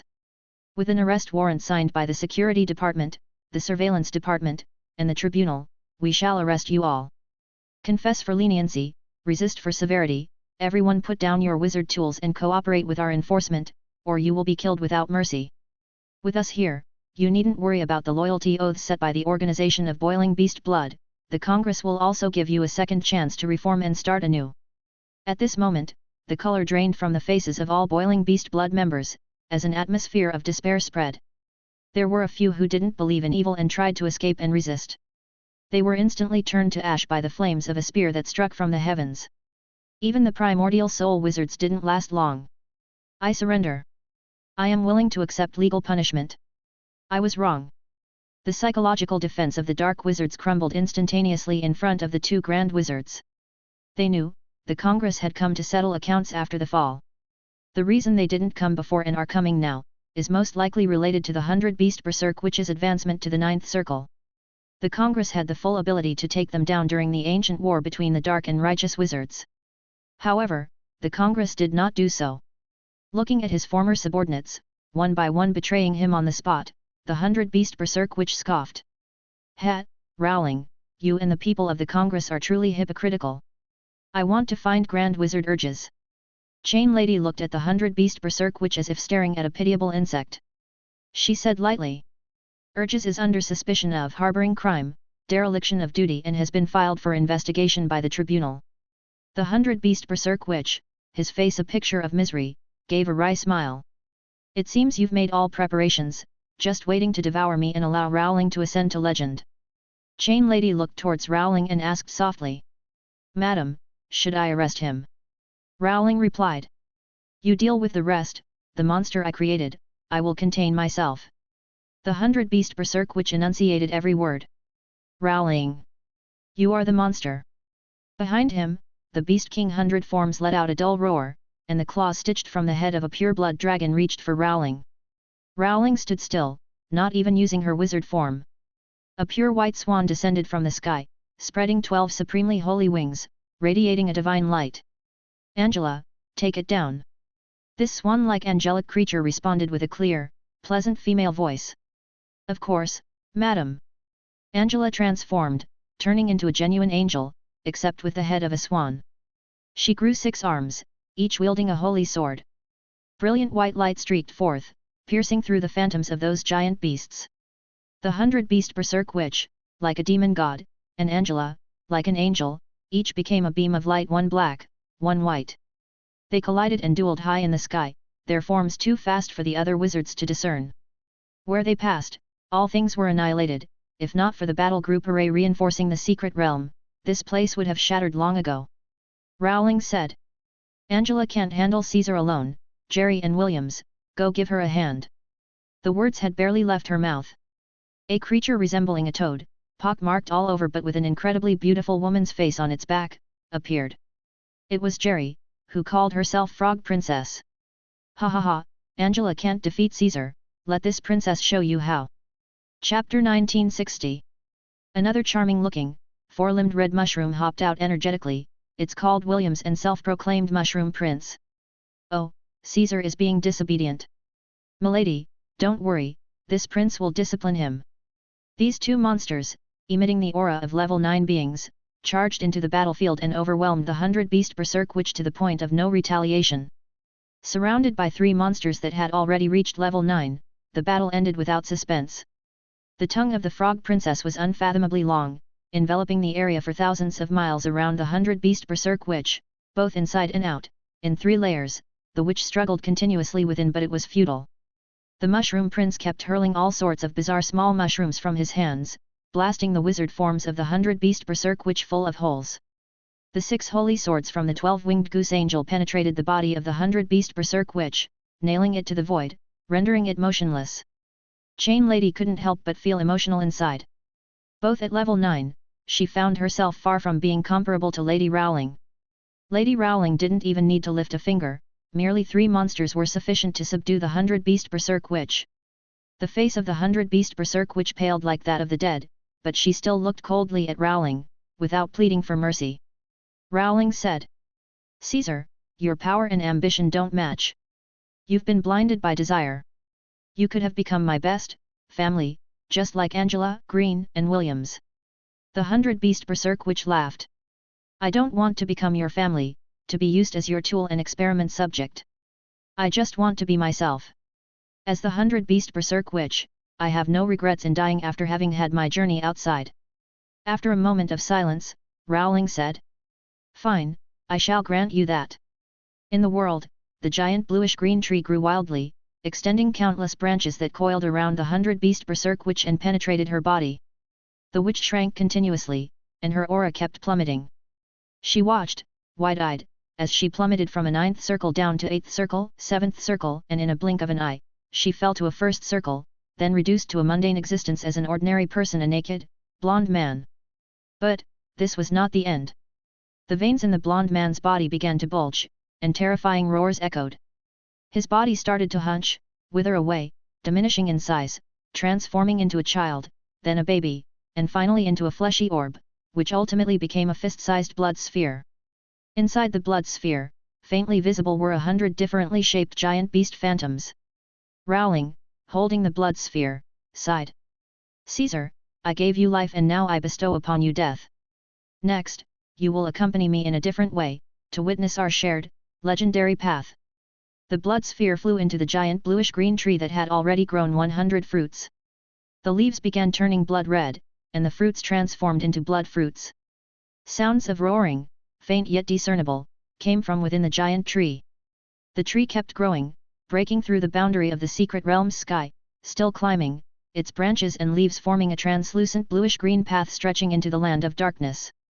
Countless truth runes shined upon the path like a myriad of stars scattered within. All the wizards present were shaking with awe at this sight. Even Chain Lady looked on nervously, her breath becoming rapid. Lady Rowling's legendary path has begun. Following the Frost Witch, in the wizard world, another legend is about to be born. I have witnessed history. On this dazzling path, the solitary figure of Rowling in a white robe walked. With each step her figure became more ethereal, her aura more formidable. And on both sides of the path, only Rowling could see the indescribable calamities and ordeals, unfathomable grand horrors. The figure of Lady Rowling gradually receded into the distance, disappearing. North Sea Secret Realm. Lucy Witch opened her eyes. Rowling is ascending to legend. Central Realm. Strong gazes from various entities turned towards deep space. The Black Abyss Walker muttered to himself. Next, it is my turn. 10 years later. The year 175 of Nora. Ancient Banyan Fairyland. The 599-year-old Levi emerged from prolonged seclusion.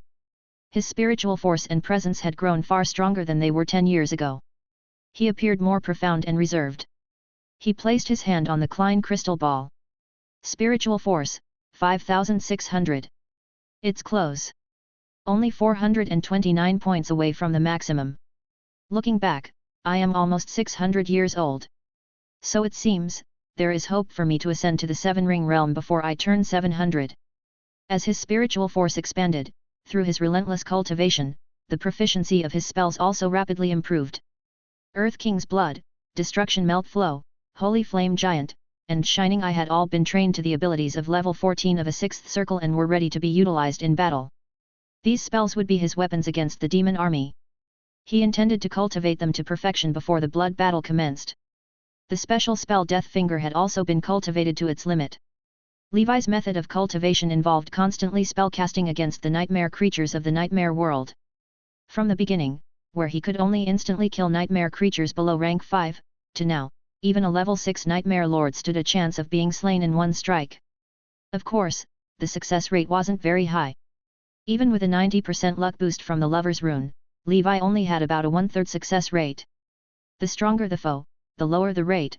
For a level 6 peak adversary, the chance didn't even reach 1 in 5. This spell was indeed somewhat useless. However, Levi didn't regret learning it. After all, his main goal was to imprint the witch mark. Chapter 1961.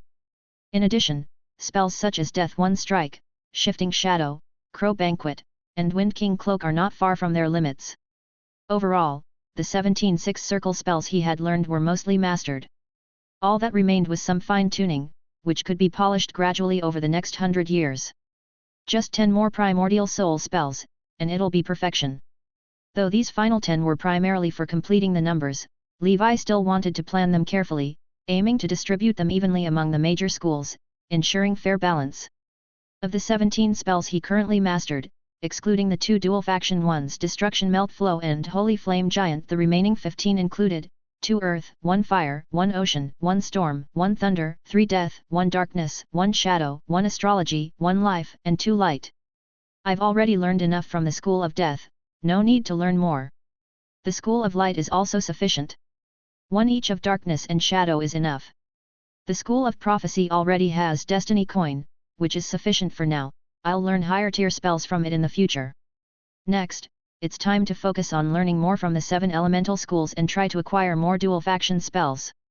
Dual faction spells were clearly more versatile and could also be branded into the more intricate mixed witch mark. Of course, collecting dual faction spells was not easy. Throughout history, dual practitioners had always been a minority. Aside from organizations like the Congress, it was unlikely that either private parties or top wizard organizations had much in the way of spell legacies in this area. I'll have to find a way to approach the official channels for this. I'll leave this task to Gandalf. He's skilled in diplomacy and better connected. Levi himself could not be bothered to deal with the officials. His prior collaborations with the officials, establishing various experimental zones, were mainly to help integrate the organization on the ancient dragon continent into the wizard world, obtaining official endorsement, which also made recruitment easier. Several days later, after completing a session of the Crimson Emperor Dragon breathing technique, Levi inwardly observed his divine palace, which had grown denser compared to before. Feeling the further rise in his power, he casually threw a punch. The fist wind surged across the training field, its shockwaves spreading outward and carving a trench dozens of miles long into the earth. The fragmented turbulence of the void lingered, unable to repair itself for a long time. This is the power of the level 6 peak Crimson Emperor Dragon. Just a casual punch. If a level 6 peak strongman tries to withstand it head-on, they're as good as dead. Beyond his increase in power, Levi's Red Emperor domain now boasted a diameter of 12 kilometers, and when activated, it provided a 600% boost to his foundational strength attributes. Reaching the peak, the gap to the Crimson Emperor Dragon's full limit was now not far away. At present, it seemed that the knight's promotion to level 7 would likely be slightly faster than the wizard's, though not by much. It's time to start preparing for the level 7 advancement materials. The fire-oriented strength-type dragon species were relatively common. However, level 7 ones were rare. But when it came to bloodline essence alone, the difficulty was greatly reduced. At auctions and various wizard gatherings, there was a chance of acquiring it. Moreover, the cost wasn't prohibitive. In comparison, the other auxiliary materials needed for level 7 might prove harder to find. Next, Levi divided the advancement materials he might need for upgrading the various breathing techniques to level 7 into two categories, based on previous recipes. The first category consisted of relatively easy to find and inexpensive materials. These were issued as organizational tasks. The organization's management staff, upon receiving these tasks, would prioritize them, offering large rewards to motivate members to collect them. The second category consisted of rare and expensive high-grade materials that most members, due to their skill or financial means, stood little chance of obtaining unless they stumbled upon them by sheer luck. This set of materials was delegated to procurement specialists trained by Levi to search the markets, shops, and auctions of the major regions. As the various organizations grew increasingly powerful, Levi could clearly see the many benefits of founding them. Most of the trivial matters related to his cultivation were now delegated to these organizations. He no longer had to fret over things like meditation assistance potion materials. It was a far cry from the old days when Levi had to venture into the wizard world himself to find them. Next, as the brilliant golden dragon breathing technique neared its peak, Levi focused on it for another period of time. A year later, in Nora year 176. The brilliant golden dragon also reached the level 6 peak, and Levi turned 600 years old. Upon breaking through, the brilliant golden dragon's defensive capabilities received yet another boost. Particularly with Levi's frequent use of golden gravity, its effects were now far superior compared to before. The primordial magnetic field's coverage radius also expanded to 10 kilometers. This demonstrated that the gap between the brilliant golden dragon and the crimson emperor dragon remained significant. And as the realms continued to progress, this gap seemed likely to widen further. Mythical and super-mythical were, indeed, not the same. During this year, the Flower Knight emerged from her retreat. She let out a sigh of relief. Phew, after over 20 years of seclusion, I almost missed Levi's 600th birthday. Fortunately, I had set a special reminder. Now, the Flower Knight's spiritual force had reached the 6th circle extreme level. Having consumed several truth oddities, her upper limit had reached 5,200 points. Though this was far below Levi's, it still far surpassed other geniuses. At the Emperor's Palace, Levi gazed at Flower Knight. It seems you've already completed all preparations for the 7-circle breakthrough. Faster than I expected. Chapter 1962. Bai Hua laughed and said. Though I can't match up to a freak like you, looking across the wizard world, I am still a rising star. By the way, how far are you from reaching your maximum? Levi replied. I'm getting close, but I still need about another 100 years. I'm not in a hurry. I plan to imprint 27 witch marks, and I'm still far from that goal. Bai Hua, hearing this, couldn't help but pinch Levi. You're such a lunatic. Are you seriously planning to imprint 27? She had imprinted 12 herself, and that already felt incredibly arduous. She had no desire to wait any longer. 27. She felt that achieving that would take until the end of time. Levi, with a faint air of pride, said. That's right, before ascending to the 9th circle, I want to imprint 81. Bai Hua laughed and said. I've already come to terms with it, there's no point comparing myself to a monster. Levi then asked. Have you found your promotion potion yet? Bai Hua heard this and replied. Not yet. I was thinking of asking Triss to see if I could buy one from her. Levi said. Don't bother, she doesn't have one either. She only has the formula, not the materials. Bai Hua pondered for a moment. How about asking Ms. Lucy? She's so kind, surely, she wouldn't mind helping out. Levi only smiled, taking out a potion and waving it in front of her. Flower Fairy's Blessing Potion. This increases the success rate of ascension by 15%. So, what are your odds of succeeding now?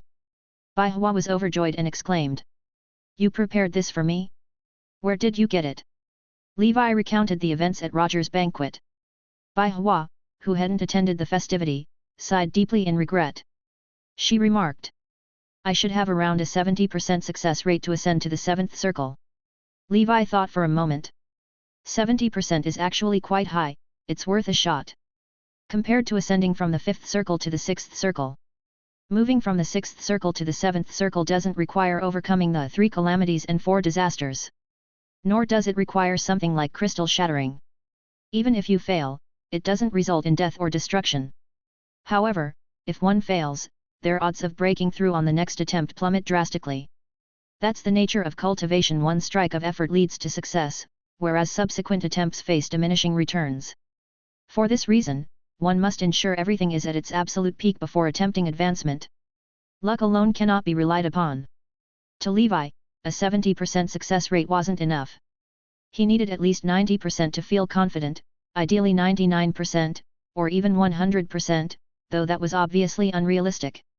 He handed the Flower Fairy's blessing potion to Bai Hua and gently embraced her. Good luck. I wish you success. Bai Hua felt a warmth rise in her heart. She said nothing but clung to Levi, unwilling to let go. In a gentle voice, she murmured.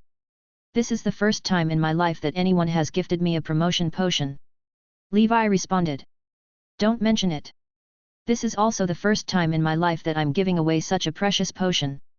Consider it your birthday gift, perhaps. Bai Hua, with a half-smiling, half-teasing tone, said. Oh, my commander, it seems picking out birthday gifts has really troubled you.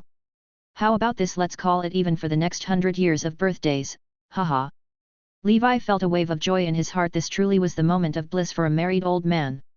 The potion had been well worth it. After decades of tireless cultivation, the two shared an unspoken understanding and decided to take a brief reprieve, celebrating together for several days. During the saintly watch period, Levi gazed upon the latest newspaper, his expression shaken. Soren Daly, Lady Rowling, leader of the Life School of Thought and great councilwoman, has recently ascended to legendary rank. Her legendary title, Hand of Creation, is one for the ages. Let us wizards worldwide congratulate Lady Rowling for joining the Supreme Council, where she becomes the 12th legendary wizard of the current era and the first legendary wizard in the history of the Life School of Thought. The news was brief but no less astounding. Every new legendary marks a monumental event in the wizard world. Levi wasn't surprised by Lady Rowling's ascension. She had long reached the pinnacle of the Grand Wizard level and had merely been waiting for her legendary foundation. Continuing to read, Levi saw that Lady Rowling's profile was also featured in the paper. Rowling. Legendary title, Hand of Creation. Legendary profession, Life Mother Tree. Demi-plane, Inverted Tree Realm. Legendary epithets, Mistress of all creation, Sanctified Architect of everything. Levi murmured to himself. Mistress of all creation, Sanctified Architect of everything. The epithets alone sound extraordinary. Could Lady Rowling also be the reincarnation of a legendary wizard? Ever since he learned from Roger that many legendary wizards might reincarnate into this era, Levi had begun seeing almost everyone as potential legendary reincarnations. Among the Grand Wizards in the Council, there are likely other reincarnated legendaries. However, without the absolute confidence to ascend, they probably wouldn't reveal their identities. After all, why risk being targeted by old enemies? Bai Hua, who had just woken up, also glanced at the newspaper. This is wonderful, another legendary. That increases our chances of surviving the blood battles. Levi nodded. In large-scale clashes between advanced civilizations, aside from unpredictable level 11 entities, the level 10 beings are the deciding factors of war. If the legendary wizards were to lose, the wizard world's eventual destruction would simply become a matter of time. Several days later, the entire wizard world, the subdimensional lands, and the human realm alike knew of the birth of a new legendary. Most celebrated with songs and dances, cheering and rejoicing. In the realm of life, they even held an extravagant month-long festival. Under normal circumstances, Bai Hua would undoubtedly have joined the festivities. But with the crucial matter of ascending to the 7th circle before her, she chose seclusion instead. Dusk Holy Temple. Having ascended to level 6, the Golden Lion Knight, while continuing to cultivate the night breathing technique, began supporting the wizards in their cultivation as well. Chapter 1963. After all, he holds a dual affinity. Although not a top talent, with the accumulation of time and resources, he has now reached the perfection level 4 ringed wizard. The reason he is so committed to the path of a wizard is to follow the commander and cultivate the bloodline Dharma body path to the primordial spirit realm. This way, he won't waste his talent. In comparison, the mediocre talents of the Black Knight and Emperor Mew only took them to the middle level third circle realm, where they mastered some practical universal magic, before giving up the path of the wizard. Continuing further, the time spent and the rewards gained do not match, proving to be an unworthy expense. Midland Continent. The Dusk Holy Temple, Midland Division. In these years, due to the formal establishment of the Dusk Holy Temple, the Tower of Dawn could rightly recruit knights, and thus was renamed the Midland Division of the Dusk Holy Temple. The division rooted itself in Midland, supplying the headquarters with quite a few excellent talents.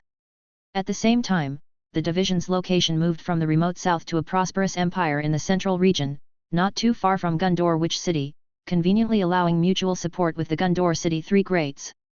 On this particular day, the back mountain of the division's station, the earth elemental power surged within a radius of 10 miles. The Black Knight, who was training the battle group, was overjoyed. That guy Emperor Mew has broken through to level 6. Sure enough.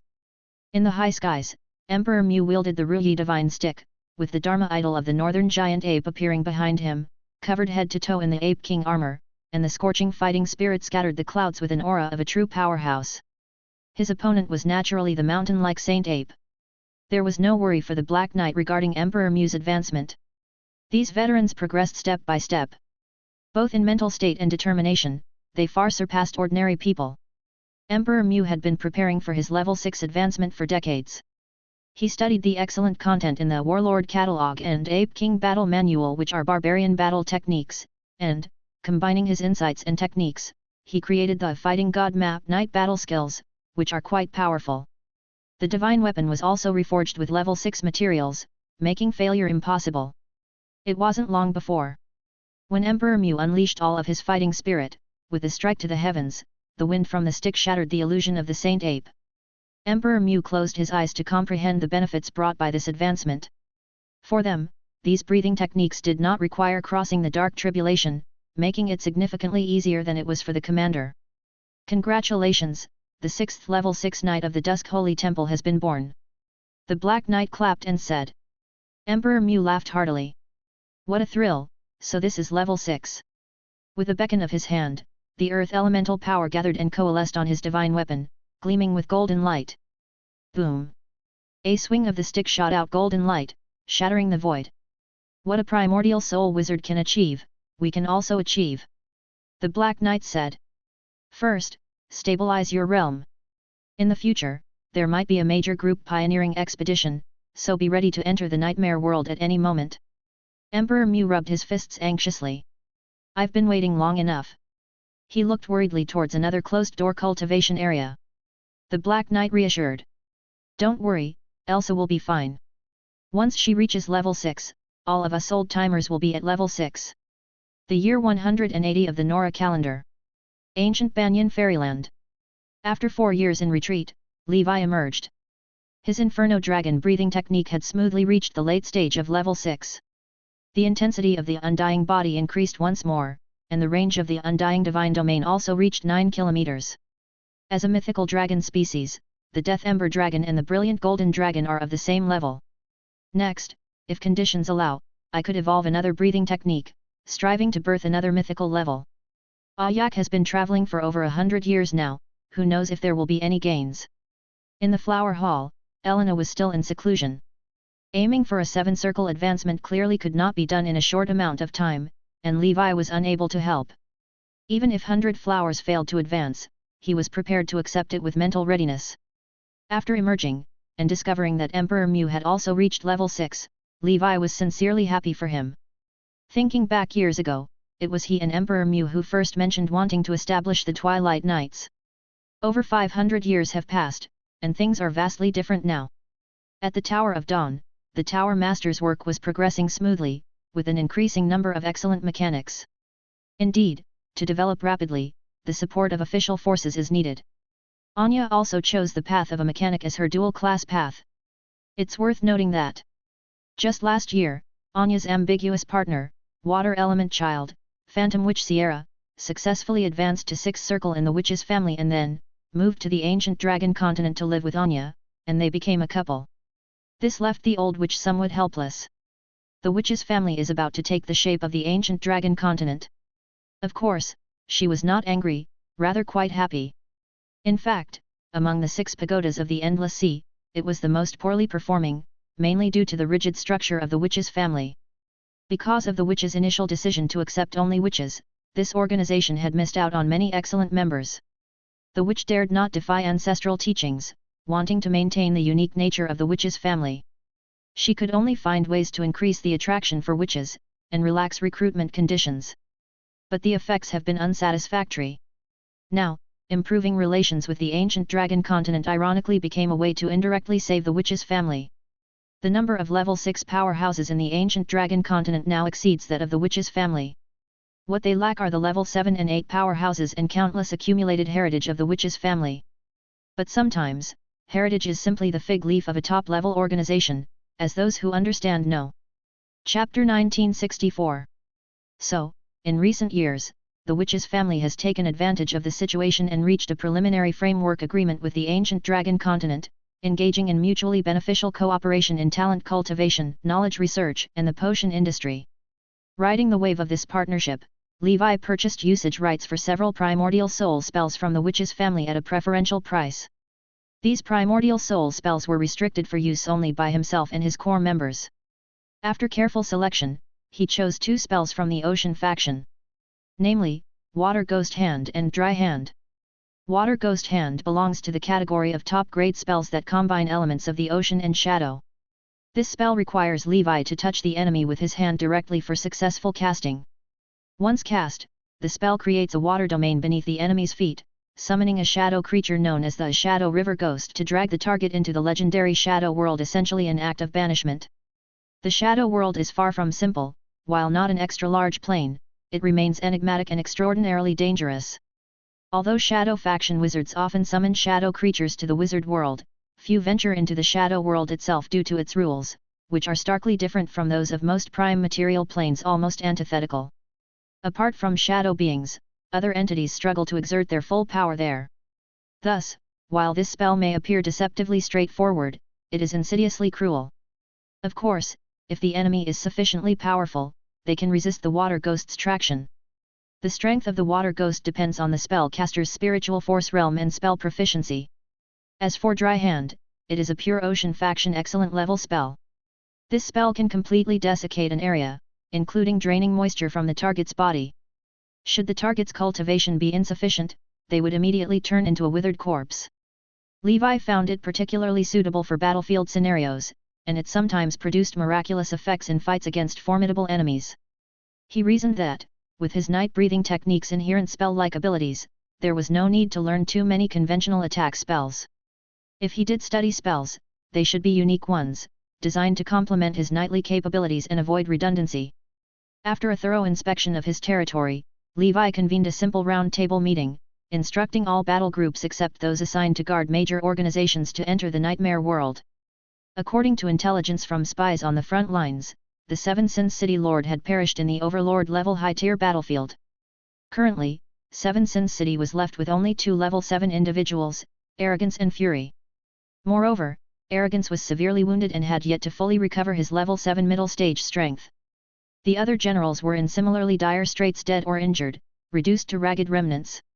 Altogether, 7 Sins City could muster only 10 strong individuals above level 6.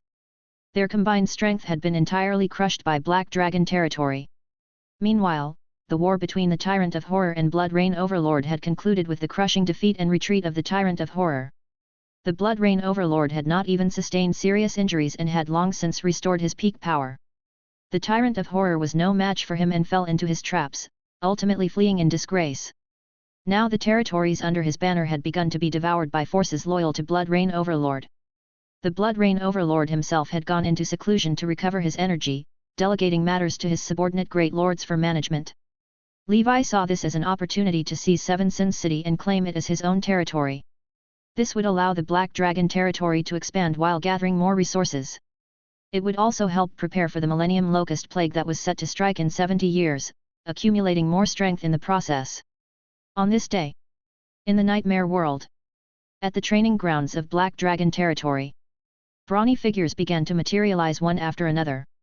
Blood Apostles, Golden Lion Apostles, Black Apostles, various apostle groups assembled in their respective formations.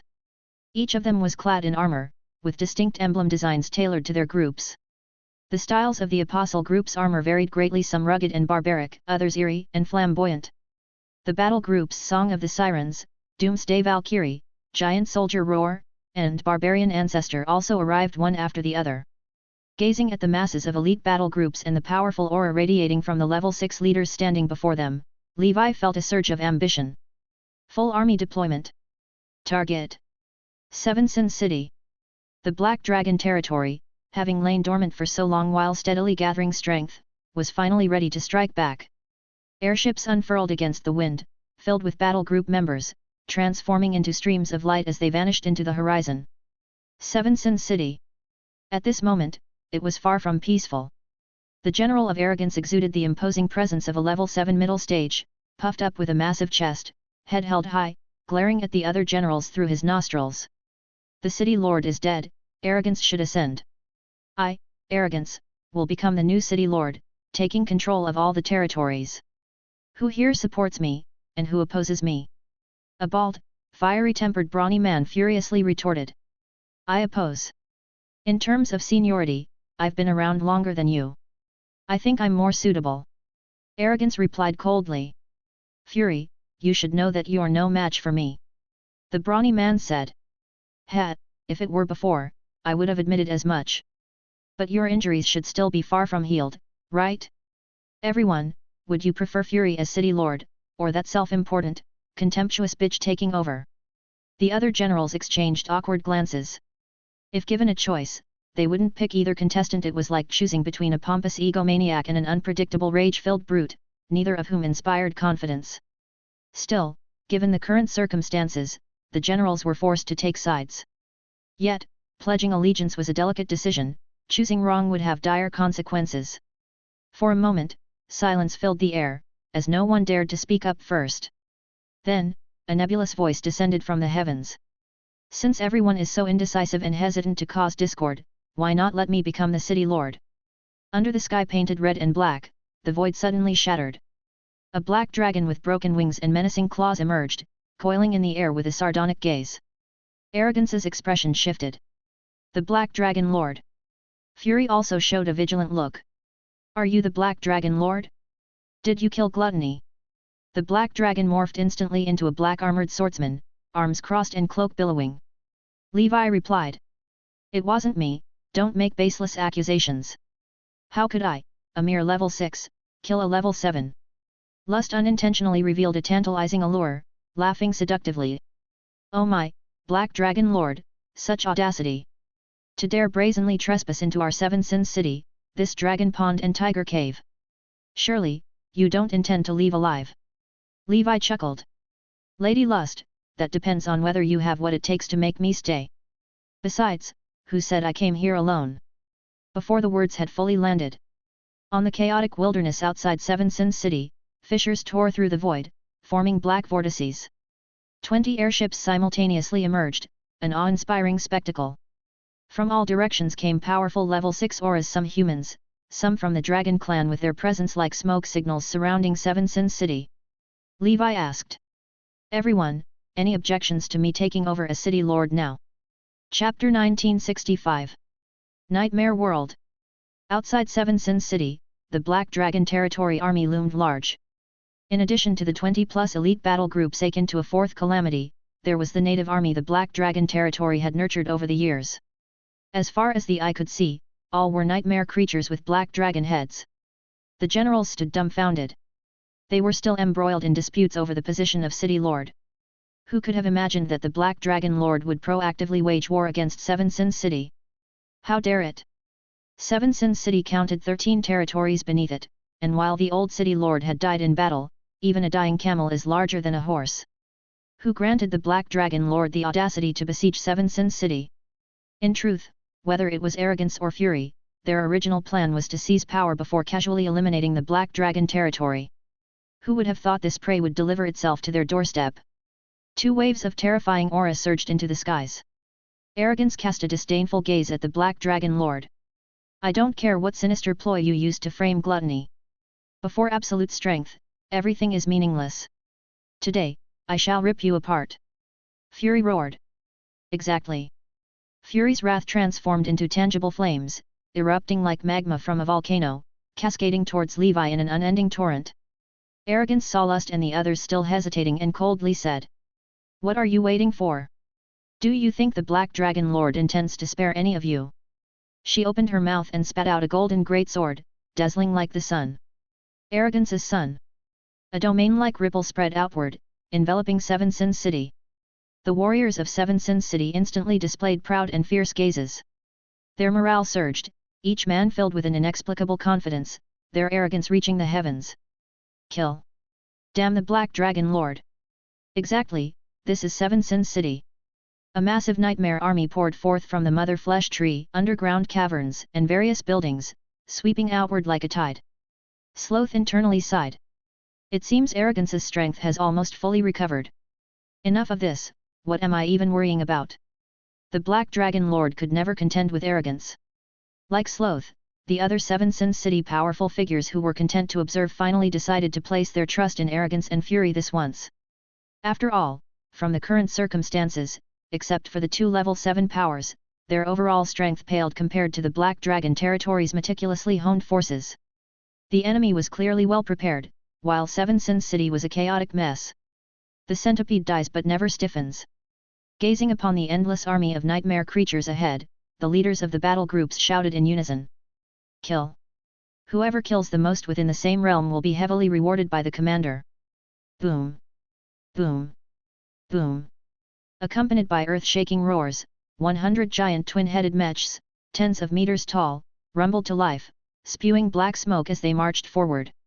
This was the Giant Soldier Roar battle group, composed entirely of the double-headed clan's finest.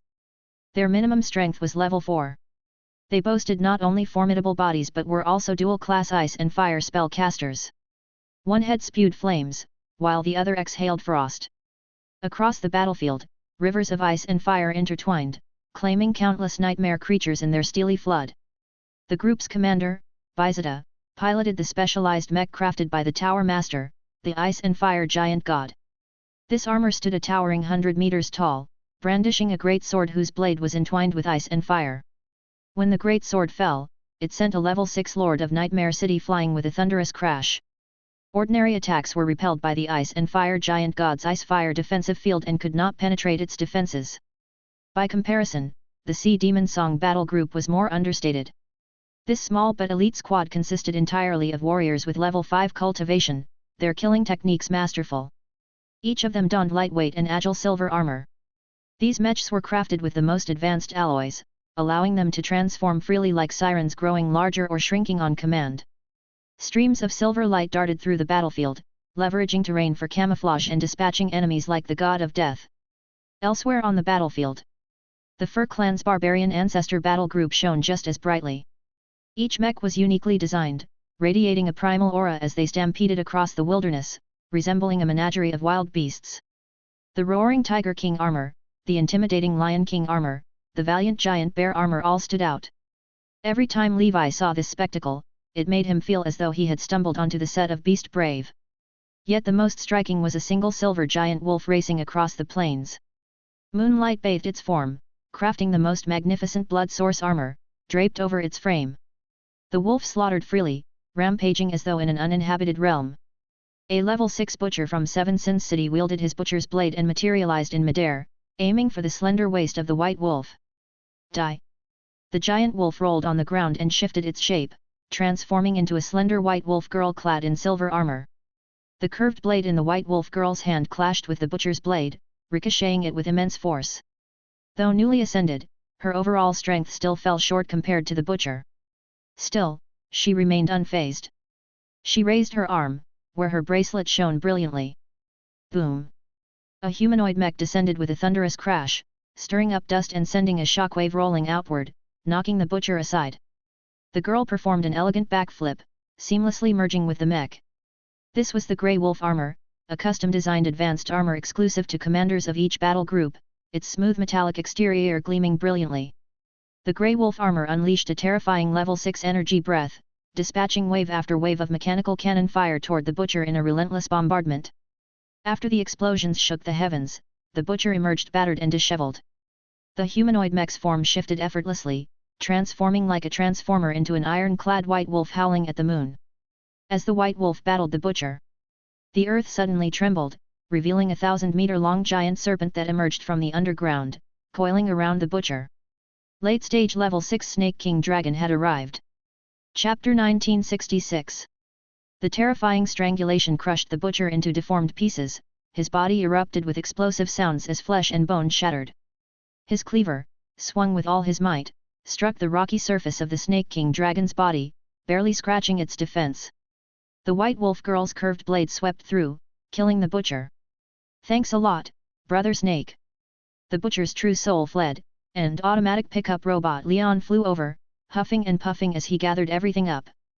The little guy wiped the sweat from his forehead and exhaled deeply. "I'm overwhelmed here." On the other side, Lust, Greed, and Sloth, 3 generals at late-stage level 6, some at peak strength, were already surrounded by the massive combat array formed by the 18 apostle groups and their commanders. All the warriors' strength connected via the Dragon King order, forming an immense invisible web, which transformed into a colossal divine dragon over 1,000 meters long, covered in azure scales. Dragon King formation, Azure Dragon kill. Boom! The Azure Dragon's roar echoed, emanating the aura of level 7 power, shaking heaven and earth, making ghosts and gods weep. The 3 generals dared not be careless and used every ounce of their strength to withstand the battle group's assault. This killing array of over 1,000 elite knights and 6 individuals at level 6 peak was naturally extraordinary, its power surpassing even the Dragon Knight Wizard group of the past. In comparison, the Nightmare Creatures army from 7 Sin City, though much larger in number, was completely overwhelmed by the battle group painstakingly honed over centuries on the ancient Dragon continent, both in skill and disciplined training. However, the key to this battle, without a doubt, still lay with Levi and Triss in the level 7 battlefield. High above the skies, 5 level 7 auras clashed and collided, creating resplendent energy waves that brought a new hue to the red and black nightmare world skies. Triss and the repaired giant Whale King fought together against the strongest general of arrogance. Levi, meanwhile, battled the general of fury. Furious Fire Punch. The fiery fists of fury transformed into flaming punches, blasting out in a torrent of fire that became a river of flames, engulfing Levi. Suddenly, golden light erupted, splitting the river of flames in two as Levi flew out unscathed. Red Emperor Dragon Fist. He retaliated with his own flaming punch, unleashing the overwhelming Red Emperor Dragon flames. Fury didn't dare to take it head-on and dodged swiftly. The level 6 peak Golden Brilliance Dragon and Red Emperor Dragon had already secured Levi's position as invincible. Fury couldn't fathom how the Black Dragon Lord was this powerful, but since things had already escalated, his temperament left him no choice but to keep fighting stubbornly. If all else failed, he'd simply flee. Levi simultaneously monitored the situation with arrogance and noticed that Triss and the Giant Whale King were locked in a back-and-forth battle against the mid-stage level 7 General of Arrogance. Finish this quickly. Though one couldn't truly die in the nightmare world, failing this time meant 7 Sin City would become more cautious, and the opportunity would be lost. Behind Levi, the 9-headed Emperor Dragon Witch apparition emerged, its 19 flickering witch marks amplifying the power of the 9-headed Emperor Dragon far beyond its ordinary 6th circle strength. Its wingspan stretched for 1,000 meters, unfurling to shroud the skies. With the witch apparition strengthened, the innate spells it unleashed also grew exponentially more powerful. The Emperor Dragon raised its heads and roared, inducing earth-shattering tremors and skyward gusts that formed 4 spiritual weapons, each emanating an aura close to late-stage level 6. The spiritual weapons surrounded Fury from all directions as earth, fire, wind, and water converged into beams of 4-colored light, intersecting sharply. At the very center, stood Fury. A terrifying explosion left Fury covered in ash, his aura weakened. Sword of Rage. Boom! Fury's heavenly spirit cover burst open, transforming him into a humanoid volcano. Fiery magma erupted, pouring forth and morphing him into a 1,000-meter-tall flame giant. A world destruction sword descended from the void, slashing at the 9-headed Emperor Dragon. Ice Dragon Prison, Earth Dragon Barrier, Water Dragon's Song, Fire Dragon Tribulation. 4 divine dragons of varying colors roared into action.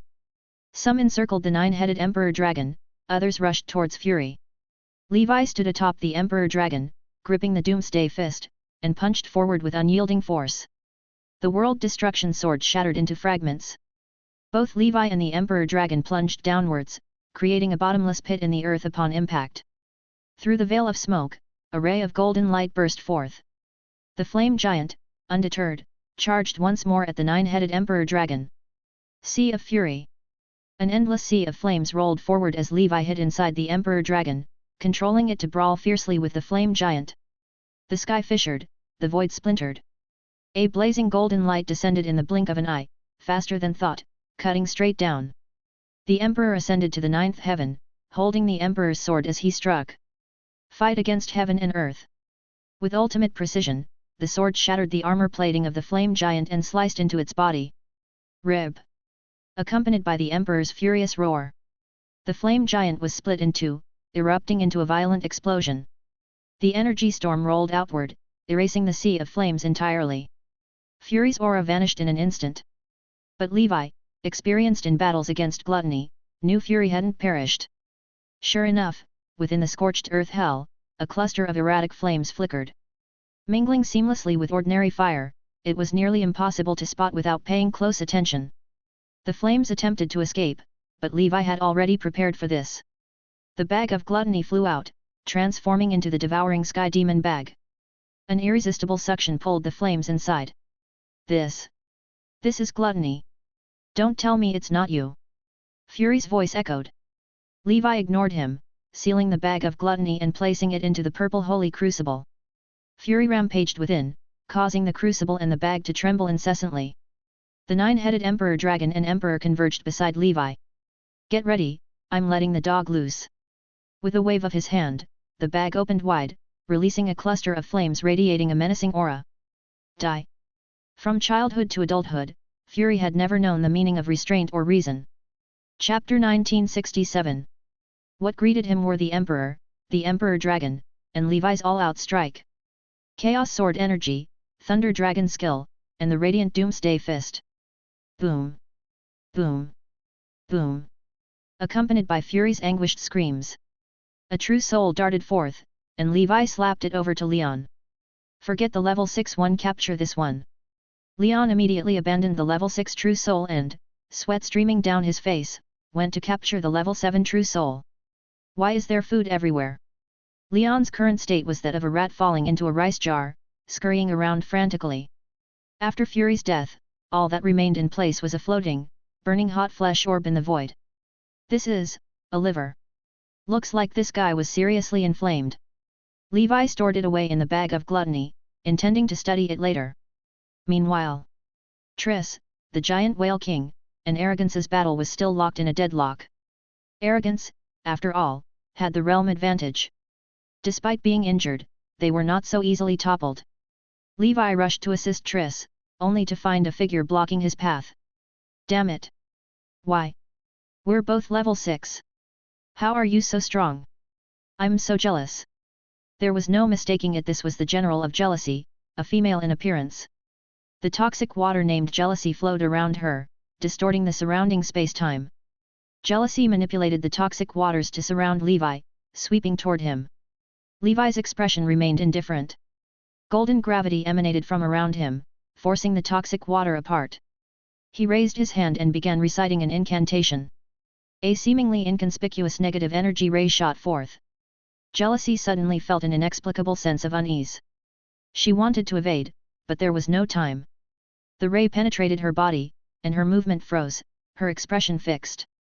The level 6 peak momentum quickly began to dissipate, her life force scattered. In an instant, her true soul and human shell turned to ash. All that was left in place was a heart as black as ink. Such is the power of Death Finger. When luck is on his side, Levi, with a mere level 6 cultivation, could instantly kill Jealousy, the level 6 peak general, with a single finger. Even mid to late level 7 experts might not be capable of the same. Seeing the heart, Levi suddenly gained insight. Gluttony's stomach, Fury's liver, Jealousy's heart. So this is it. The true forms of the 7 generals are each a specific human organ. Levi suddenly found himself curious, what would Lust's true form be? Arrogance sensed the death of Fury and Jealousy. Besides herself, only lust, sloth, and greed were left, all under siege by the 18 emissary kings. The other level 6 experts had long since fallen under the Black Dragon Lord's purges. The tides had turned, completely turned. Arrogance swung her golden greatsword, sending the giant whale king flying and forcing Triss back. I will return. Live to fight another day. There is no shame in retreating now. Let the Black Dragon Lord manage Seven Sins City for now. When she reaches level 8, she will reclaim her throne. Boom! A fist infused with earth-yellow brilliance swept gracefully upward in an underhook arc. The energy stored within the Doomsday Fist's energy core erupted in an instant. Bang! Arrogance General was struck as if by a mountain collision. Her figure tumbled like a severed kite, crashing hard onto the earth. Rumble! On this day, Seven Sins City was destined to meet its end. Countless fissures and ravines stretched and intertwined. At the heart of it all, the abyss giant pit, spanning 10 miles in diameter. Arrogance General's shattered form disintegrated inch by inch. Her form enlarged, her back broad as a whale's, as the black-armored swordsman gasped heavily. The golden mane of his Lion King battle technique billowed wildly, whipping in the wind. The Crimson Emperor domain burned fiercely, strength rune glowing brightly. That punch truly satisfying. Levi exhaled hot air. Every time he unleashed underhook earth-shattering fist, he felt a euphoric release. The pleasure of utterly crushing an enemy with sheer, overwhelming power was something ordinary people could never comprehend. The medicine girl witch descended upon the edge of the giant pit, her long whip curling downward. Within the darkness, a golden sun was swept upward, radiating thousands of rays of golden light. But that wasn't a Sunday. It was a golden human brain. Arrogance's brain. Levi murmured to himself. This brain must be Arrogance's true form. Primordial soul spells from Levi and Triss bombarded the golden brain. 6 suns continuous explosion. Thunder dragon skill. A kaleidoscope of spell lights illuminated the sky. Arrogance's true soul was also captured by Leon. Thus, the general at the head of the 7 sins perished under Levi's sucker punch. Of course, the greatest credit belonged to Triss. Her cultivation was already infinitely close to that of a senior of the 7th circle, lacking only spiritual force to meet that standard. On top of that was the level 8 treasure, Demon Dragon Whip, which allowed her to contend with even senior 7th circle powerhouses. Not to mention the assistance of the giant whale king. Therefore, before Levi's surprise attack, Arrogance had already been a spent force. But for Levi to explode her powerful body with a single punch still attested to the strength of the underhook punch. On the battlefield. Sensing the disappearance of the aura from 2 level 7s. Sloth, Greed, and Lust's generals wore expressions of despair. It's over. Fury and Arrogance are dead. Lust cried out. Black Dragon Lord, spare me. I am willing to surrender. Sloth immediately followed suit. I will surrender as well. Even Greed abandoned resistance. Better alive as a captive than dead. Surviving this long hadn't been easy, and all 3 generals hoped to advance to level 7 eventually, so they were unwilling to face death. Half a day later. The battlefield fell completely silent. After Blood Knight finished tallying the casualties. Casualty rate, 23%. Levi said. Acceptable. Let's keep it up. This was the first large-scale war for his battle groups under his command. These results were quite promising. Chapter 1968. After all, the military strength of 7 Sins City is far from weak. Blood Knights, take some time to rest, then swiftly advance to capture the remaining territories of 7 Sins City. Do not give those people any room to breathe. The remaining lesser opponents are not worth Levi's personal attention. Understood. Levi gazed at Triss. Madam, this brain might be useful. It's yours now. Triss smiled and said. Then I won't hold back. For all these years, Triss had stayed in the nightmare world for one reason. To research breakthrough potions. From the 1st circle to the 7th circle, she aimed to develop a whole series. Since abyss demons could provide the necessary components, nightmare creatures should also have suitable materials. It's just that she hasn't discovered the right methods or patterns yet. If successful, her contribution to wizard civilization would rival the series of abyss-related potion formulas invented by the Deep Blue Sage. As the creator of these formulas, she could earn vast wealth just from patent usage fees. Alternatively, she could produce the relevant potions and sell them through Gandalf Pharmacy's channels to gain dividends. In short, Triss's primary goal in her next life was to become a wealthy and financially free woman. Of course, the difficulty of developing breakthrough potions is among the highest of all potion types. For now, Triss had mostly completed her research on low-level potion formulas, but she was far from finishing the ones for middle and high-level potions. 1 month later, all the territories under Seven Sins City were conquered by the battle groups. A total of 13 territories were seized, marked with Levi's Black Dragon aura as his own domains. Any wandering lords seeking to invade would need to carefully weigh their strength first. The nightmare world remained as primitive as ever, resembling the lion prides on the African savanna. These captured territories couldn't all be assigned a nightmare lord for governance. Of the local upper-level beings under Levi, only the faceless infant dragon was 6th level. As such, Levi delegated the battle groups to claim and arrange for specific personnel to guard and cultivate the lands. Electric Sawhead and Triangle Head, once peak level 5 leaders, were on the brink of reaching 6th level. Levi anticipated that within the next century, there would be a small wave of nightmare lords emerging. Black Dragon Territory. Levi sat on the throne while the 3 generals Lust, Sloth, and Greed knelt before him and saluted. "Greetings, Lord." Lust appeared as a courtesan, Sloth as a burly man, and Greed as a middle-aged woman. Levi commanded. "You 3 are to serve Madame Triss from now on.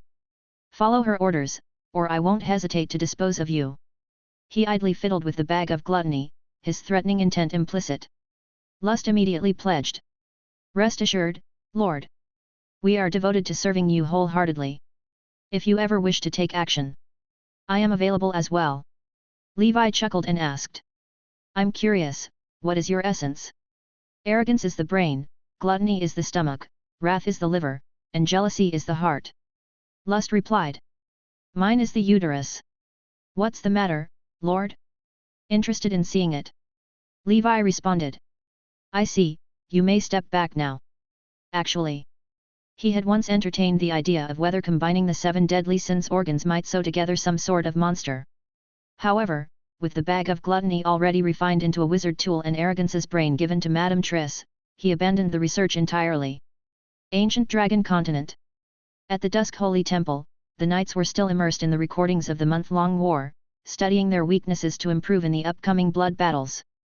Seeing everyone so enthusiastic about learning, Levi was quite pleased. During this battle, numerous rare 6th-level materials and components had been gathered from the Nightmare Lords. Levi planned to send these to the Holy Infant, including the heart and liver organs. Additionally, there was a golden greatsword. This sword was recovered from Arrogance, and Madame Triss had declined to take it. Thus, it belonged to Levi. After examining it, Levi discovered it was a rare treasure. Moreover, it wasn't a product of the nightmare world, it originated from the multidimensional plane, belonging to a king from another realm. As spoils of war from the nightmare's invasion of other worlds, the sword had by chance fallen into the hands of Arrogance General. The Sun King's sword, a level 7 treasure. Such an exceptional artifact is wasted on a nightmare lord. Let Gandalf have it. This sword had 2 primary functions. First, like the Sword of Victory, it could inspire morale, a common feature among the personal swords of the kings of transcendent civilizations. Second, it could absorb light energy, store it, and unleash the devastating Sun King's cannon. Each blast required a 7-day recharge. A direct hit was powerful enough to shatter the defensive field of a 7-circle ordinary wizard. Aside from that, its durability made it suitable for Gandalf to wield in combat. A few days later, Gandalf took the great sword and some weapon refinement materials, passing the resources along to the Holy Infant. With the significant threat of Seven Sins City resolved, Levi resumed his seclusion while the construction and cultivation of his territories in the nightmare world progressed fervently.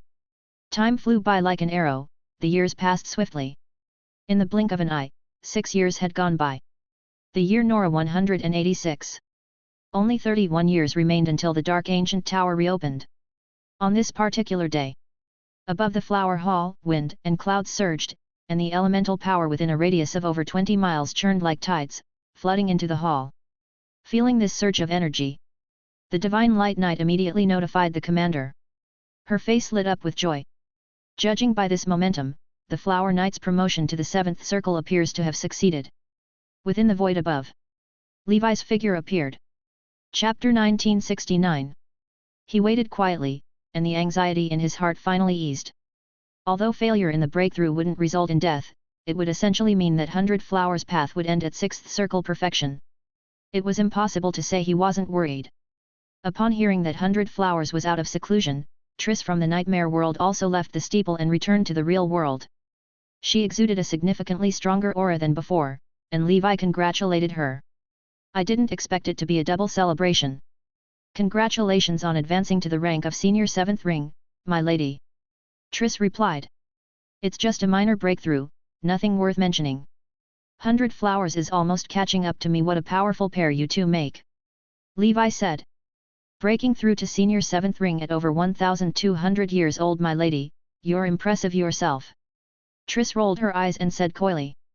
If you're going to compliment me, don't bring up my age. Levi burst out laughing. At the pace she was progressing, Triss might be able to advance to 8th circle before the age of 2000 and enjoy a lifespan of 4,000 years. As they were chatting and laughing, a figure, no different from an ordinary person but flickering in and out of focus, appeared beneath the sky dome. Like a whale swallowing water, it absorbed the surrounding water elemental power into its body. This was the 7-ring primordial soul of 100 Flowers, also known as the soul of reality and illusion. At this stage, the primordial soul could no longer be measured in terms of physical dimensions. It appeared to be a second 100 Flowers, flickering and transforming between reality and illusion. The primordial soul of 100 Flowers opened her eyes, her beautiful face couldn't hide her smile. I've reached 7th ring. Triss smiled and said. Congratulations on stepping into the 7th ring ahead of Levi. Levi nodded. Amazing. 100 Flowers let out a sigh of relief. She had almost been overtaken by Levi. Fortunately, this guy had decided to study 27 kinds of witch marks. Could it be that this guy delayed himself on purpose to wait for me, so he chose to learn 27 witch marks? 100 Flowers suddenly had this thought.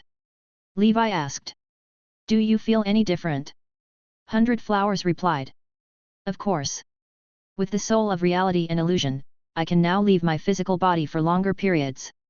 Plus, breaking through to the 7th ring directly increases spiritual force by 2,000 points. My current spiritual force has already reached 7,200 points. Saying so, 100 Flowers activated her thoughts, and the 100 Flowers and 1,000 trees wizard form emerged across the sky. A towering giant tree, 2,000 meters tall, materialized in the void, with 12 witch marks shimmering within it, exuding the profound aura of truth. The size of my wizard form has also expanded significantly. Triss said. We won't disturb you further, go stabilize your realm first, and then we'll celebrate properly. Levi said. Exactly. Seeing that 100 Flowers succeeded with nearly a 70% probability, Levi felt more confident. For him, achieving the 7th ring was simply a matter of course. He only needed to fulfill the necessary conditions and wait for the advancement to come. This was the confidence his infinite primordial soul gave him. He believed that before reaching Grand Wizard, he wouldn't have to worry about failing an advancement. When chatting with Roger, he mentioned. It was thanks to the infinite primordial soul that he became the legendary figure closest to 11th circle after Sauron. Of course, that might not be the case now. After all, Great Council President Edmund was also an extraordinarily gifted individual. As the 4th strongest across the Pan Plane, no one knew exactly what realm he had reached. He hadn't acted in a long time. 4 years later. The year 190 of Nora. 100 Flowers had stabilized her 7th ring ordinary realm. Levi held a simple celebration for her on the ancient dragon continent, inviting only trustworthy friends and family. The Gondor City 3 Greats and the Laplace Wizard came to the ancient dragon continent together to congratulate 100 Flowers on her advancement. The Congress also invited 100 Flowers to take up a post in the Central Realm, but she politely declined. She only wished to stay on the ancient dragon continent, cultivating and living a carefree, mundane life with Dragon King Li. After the ceremony concluded, 100 Flowers and Levi spent several days celebrating privately. 100 Flowers said. Look, the embryonic form of my wizard tower is complete. As she spoke, she spread her right hand. A miniature, delicate wizard tower appeared.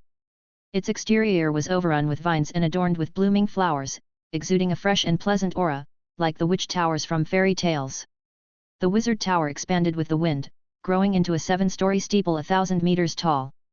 Only the first floor was fully constructed, the others were still incomplete. Levi asked. Not bad. The main structure is finished. The rest of the work can proceed at your own pace. 100 Flowers smiled and said. Exactly. I plan to unify my Divine Ring Tower and Wizard Tower, making the Wizard Tower's artifact spirit serve as the tower's core. I'll also invest some resources to transform the soul artifact into part of the Wizard Tower. Although it's only an embryonic form, its power has already surpassed the Star Ring. Levi said. I'll support you. What will you call this Wizard Tower? 100 Flowers looked at Levi. Why don't you name it? Levi hesitated and said. Me? If the name isn't good, don't blame me. 100 Flowers joked. Don't worry, a wife doesn't find fault with her husband. Whatever you name it is fine. Levi thought for a moment and said. Living as brilliant as summer flowers, why not call it the Tower of Summer Flowers? 100 Flowers contemplated the meaning of the words and felt quite satisfied. Her personality was indeed like the summer flowers, vibrant, passionate, and open. Of course, the second half of that sentence was dying as serene as autumn leaves. Levi would do everything in his power to ensure that he and 100 Flowers could journey as far as possible on their wizarding path. At the very least, they had to travel across the multidimensional plane and witness more wonders before finally passing away. After their moment of tenderness, the two went back to their respective cultivation work. Levi handed 100 Flowers a copy of Microlysis Technique for her to study. With 100 Flowers' talent, she should be able to master it. At just over 800 years old, 100 Flowers still had plenty of time. Her primary goal moving forward was to advance in the realms of Pharmacist, the Energy Sect, and the Path of Knights. Chapter 1970. These few paths, she was still at level 5, and her earlier efforts to sprint toward the 7th circle had been temporarily shelved. Now that she had time, naturally, she had to start learning again. It couldn't be wasted. This is the trouble with being a genius, every talent excels, and she could learn everything. If she were like the Blood Knight, who had only a knight's talent, she would actually be more single-minded. It was also in this year. Good news came from the Midland continent. The goddess knight Elsa also successfully broke through to level 6, becoming the final member of the older generation knights to achieve promotion. By this point, 150 years had passed since the Blood Knight's promotion to level 6. In truth, Elsa's tribulation was not smooth. In the end, it was only with the use of a rare treasure Levi had specifically left for the 18 riders that she survived, otherwise, her life would have been in danger. This made her gains after the tribulation lesser compared to the complete breakthroughs of other knights. However, compared to life itself, these minor flaws were trivial. Compared to the Blood Knight, the Black Knight, the Flower Knight, and the other long-renowned legendary 7 knights, Elsa's talent and foundation seemed somewhat inferior. However, as the saying goes, diligence can make up for deficiency, so she worked even harder than others. Moreover, she possessed a highly commendable double affinity talent and was herself a 4th circle wizard, giving her more future paths to choose from. With all the older generation knights reaching level 6, competition among the middle generation knights, who had all reached the peak of level 5, became more intense. Everyone was secretly competing to see who would be the first to break through. In addition to this, there remained a strong contender among the middle generation knights, the freakish Fire Dragon Knight. Although he was a new generation knight, he was already at the peak of level 5, and his giant true form reached a towering height of 100 meters. In combat, his prowess was utterly terrifying, a monstrous talent beyond comparison. Over at the Tower of Dawn, Aya, the dean of the Shadow School of Thought, also began her retreat. Her 9 shadow talents had achieved perfection, her spiritual force had reached its maximum, and her 6th circle promotion potion was fully prepared. Everything was in place, and only the breakthrough remained. In recent years, she had just celebrated her 400th birthday. As time has proven, there is nothing that cannot be worn down by its passage. The youthful feelings Aya once harbored for Fire Dragon Ace gradually faded amidst the busyness of cultivation. Life is more than love. It also holds truth in the distant horizons. 10 fleeting years passed quietly. In the year 200 of Nora's calendar, the enchanting demon Myra and the mind flayer Guillermo, after following Levi for hundreds of years, both simultaneously stepped into the 6th level realm, becoming bona fide demon lords. They now awaited the commencement of the blood battle, ready to infiltrate enemy lines and gather intelligence for Levi. In these 10 years, over in Hell, Levi's second brother, the Purgatory Demon Sword, had been progressing well. Through Little Pink and Little Black, he sent messages to Levi, Thanks to the yin-yang replenishment and heavenly duality cultivation methods taught by the witch sisters, his strength was improving even faster than before. Now, he was not far from the 6th circle's maximum and had even engraved 13 witch marks. It was estimated that within 100 years, he would be able to advance to the 7th circle wizard realm.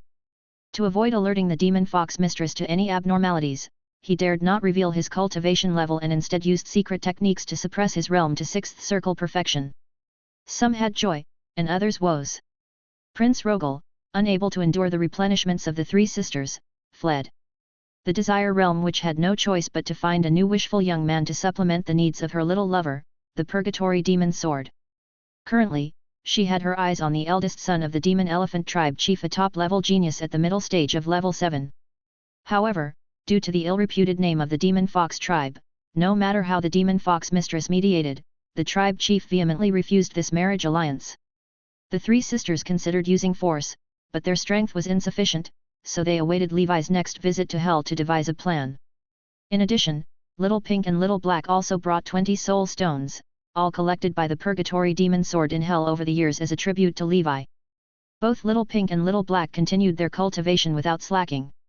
Especially the Black Knight, who indeed deserved the title of the first undead knight as praised by Little Pink. Previously, Levi had bestowed upon him sword techniques, including cold ice breath. Little Black's practice progressed rapidly. In less than 100 years, it had mastered the 5th level. Its cultivation level had also reached the middle stage of level 6. Little Pink was not far from entering the middle stage as well. Under Levi's command, there were no shortages of talents among the undead. Swordsman Jerry and the Snowflake Warrior were both outstanding figures. Particularly the Snowflake Warrior, who, after following Levi for nearly 200 years, had reached the peak of level 5. It was only a step away from level 6, and its mastery of cold ice breath had achieved great perfection at the 5th level. In the nightmare world, sitting upon 16 territories, Levi had already become a great lord under the Blood Rain Overlord, ruling over his domain with majesty. Various battle groups tirelessly honed their combat skills, teamwork, and enemy-slaying techniques in the nightmare world, with their practical combat ability steadily improving. Such tense preparation was all due to the nearing blood battle. In the Sauron Plain, traces of demon activities had already been discovered in certain subordinate Federation planes. The Wizard Council deduced that these federations had likely been secretly linked to the Abyss Well. To avoid dispersing the strength of their battle groups and to concentrate their forces on protecting Nora, aside from a few critical resource federations, the other Federation planes battle groups and residents were all recalled to the Wizard world. It was of no consequence since, in the late stage of the upcoming Pan-Plane Grand Convergence, these Federation planes would most likely merge with Nora anyway, at which point they could be reclaimed. One day, in the ancient Banyan Fairyland, Levi opened his eyes. His aura grew significantly stronger compared to before his retreat.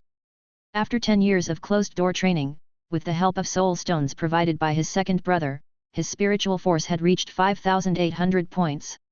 Only 229 points remained to the maximum. Death One Strike, Crow Banquet, Shifting Shadow, and Wind King Cloak had all been cultivated to the 15th order limit, greatly enhancing their power. Even the most challenging Destiny Coin was nearing its limit. His latest studies, Water Ghost Hand and Dry Hand, had both reached the 14th order. Strength runes were refined to the 14th order, increasing basic strength amplification from 140% to 160%. A double blessing, the Whale Emperor Power Book obtained from the Giant Whale King had also been cultivated to the level 6 realm, boosting his strength amplification to 210%.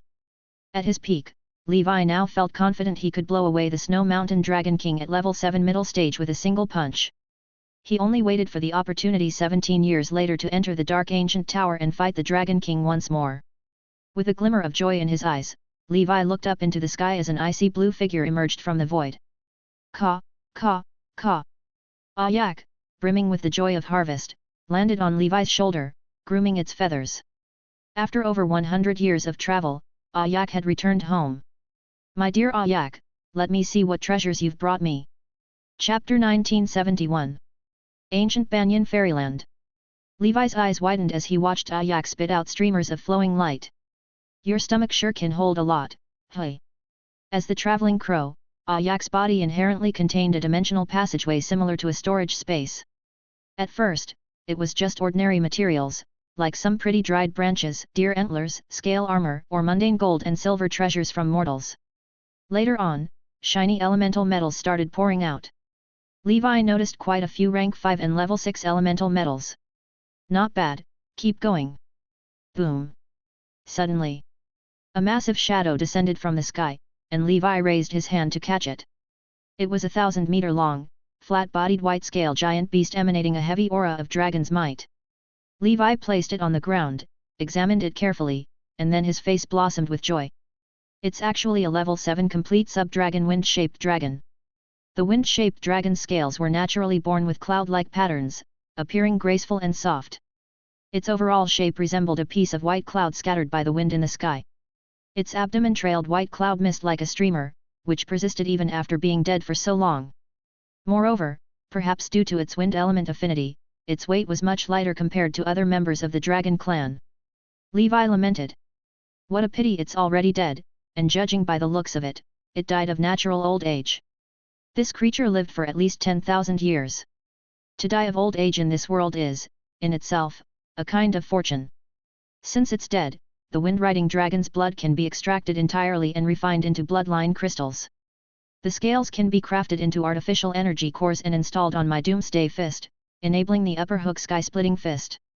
The bones of the wind-riding dragon are also top-grade level 7 materials, perfect for refining some Storm faction wizard tools. This corpse is truly priceless. Levi couldn't help but rub Ayak's head affectionately. Just this wind-shaped dragon corpse alone was a great merit on Ayak's part. Not to mention it had also discovered abundant level 6 and higher biological materials. All of these were the finest raw materials for Holy Infant refining, saving significant costs and increasing the profit margin for the operation. Not bad, take a break, and keep up the good work. Levi placed Ayak into his mental space and nourished it with his primordial soul, allowing it to recover and recharge. The wind-shaped dragon is also an endurance-type dragon. Its bloodline crystals should serve as excellent materials for advancing the Sky Dragon breathing technique. Initially, Levi hadn't planned for an evolution, but now his thoughts began to stir. Advancing the Sky Dragon breathing technique required at least 2 endurance-type bloodline crystals containing legendary bloodline factors, though elemental attributes were not crucial. When the Golden Snake breathing technique evolved into brilliant golden dragon armor, he had chosen water element and earth element crystals purely because dragons adept at defense were more likely to emerge from those elements, similar to how the ocean and earth factions among wizards excel in defense. Based on Levi's current research, wind, earth, and water elements have the highest likelihood of spawning endurance-type dragons. Of course, this doesn't mean other factions can't produce endurance types. For instance, the Silver Mountain Dragon is endurance type but possesses thunder element attributes. Several days later, through Levi's bloodline testing, it was confirmed that the wind-shaped dragon contained traces of the legendary dragon race Wind Illusion Dragon, making it a sub-dragon species. This is an exceptionally rare legendary dragon race that predominantly exists in the form of a breeze, endlessly traveling across the multidimensional plane, making it the traveler among dragons, much like Maya. After deciding to advance the Sky Dragon breathing technique, Levi delegated the task, ordering all major organizations to intensify efforts to collect any intelligence and information on dragons. Starry night. Above the flower hall, amidst the starlit clouds, a wizard tower floated. Ivy and vine-like plants wrapped around it, lush and vibrant, with countless flowers in bloom. The spire was crowned with a dreamlike star ring orbiting it, circling the wizard tower. Dense water elemental power gathered around the tower, creating an ambience akin to a fairyland. 2 figures leaned against the tower's peak, gazing at the stars. 100 Flowers said. It's amazing to be able to have a wizard tower. Levi replied with a smile. I didn't expect you'd even incorporate the star ring into the wizard tower system, a rather interesting design. 100 Flowers gazed at the shimmering star ring. Doesn't it look beautiful? Over the past decade, she had both consolidated her foundations and steadily worked on improving the embryonic form of the wizard tower. The fusion of the star ring and the wizard tower was a creative idea she suddenly came up with, integrating the wizard tower as part of the star ring into a harmonious and complete whole. This setup eliminated the need to switch out soul artifacts. Levi said. It is indeed beautiful, though this is just the first layer. Achieving the true form of a wizard tower will require more effort. 100 Flowers replied. No rush. Finishing the entire wizard tower project before advancing to the 8th circle is already a victory. By the way, how's the progress on your wizard tower? Levi responded. Mine? Still a long way to go. I haven't even prepared the main structural framework and construction materials yet. If I can finish the primary engineering of my wizard tower before reaching the 8th circle, that would count as a win. He hadn't yet finalized the fossil wood or nightmare wood crafted via Gargamel's methods. Levi's goal was to create a top-tier wizard tower that, once the foundation was robustly established, could support him even into the legendary realm. Under the starlight, Levi and 100 Flowers casually chatted atop the tower. Chapter 1972. Suddenly, Levi received a message and his expression changed. 100 Flowers asked. What's wrong? Levi replied. Gandalf sent an internal message. The military is about to issue an announcement. In a few days, the council will establish a demon-slaying list. All wizards and alien races in the wizard world can sign up. Killing demons will earn points, which can be exchanged for spells, wizard tools, medicine, and other cultivation resources. 100 Flowers' face lit up with joy. Looks like the Wizard Council is making a significant investment this time. Levi responded. Indeed, let's wait for the official announcement. The surrounding vines and ivy gathered to weave a green boudoir. Several days later, a bombshell news swept across the wizard world from the Central Realm. From the top-level wizard organizations to nomadic wizards, and all the alien races residing in Nora, everyone received this news. To promote active resistance against the Abyss by the military, civilians, industries, and fellow races in the wizard world, starting today, spearheaded by the Kyunji Pavilion, a new demon-slaying list has been established outside the official rankings like the Wizard's ranking and Soul Artifact ranking. The demon-slaying list is divided into 9 levels, from apprentice wizards to 8th circle wizards, all can sign up for the corresponding list. At the end of each year, those who excel in killing demons within the same realm can receive the battle points reward from the Wizard Council. Additionally, slaying demons can directly earn battle points. The reward size is comprehensively evaluated based on the type and level of the demon. Detailed rules are as follows. Ancient Dragon Continent. Levi pondered. Seems like this time, it's a true mobilization of everyone for a collective resistance. He finished reading the detailed rules of this demon-slaying list. From now on, all wizards, including apprentice wizards, will receive the demon-slaying bracelet developed by the Council for free. The bracelet's terminal is connected to the Heart of Skynet, a legendary wizard tool. The bracelet can record the type, strength, and number of demons killed and upload it to the Heart of Skynet according to the wizard's ID. All calculations and ranking work are completed by the Heart of Skynet. If a team or collaborators kill a demon, there will be a different calculation method to ensure fairness and justice. Through battle points, one can exchange for needed resources at specialized institutions established by the Council at various schools. Wizards above the 6th circle can directly go to the Central Realm to exchange rewards at the merit shop set up at the military headquarters. Even rare items like truth oddities can be exchanged, but at a huge cost in war merit. Of course, besides fighting demons directly, if one excels in pharmacy, weapon refinement, or other specific skills, they can also contribute to the blood battle in these ways. The Wizard Council has also established a comprehensive wartime incentive plan. Furthermore, all wizards should be prepared for potential temporary military drafts, as the uncertainties of the blood battle are too many, and reinforcements might be needed anytime. In summary, it's utilize the full strength of the wizard world to kill as many demons as possible.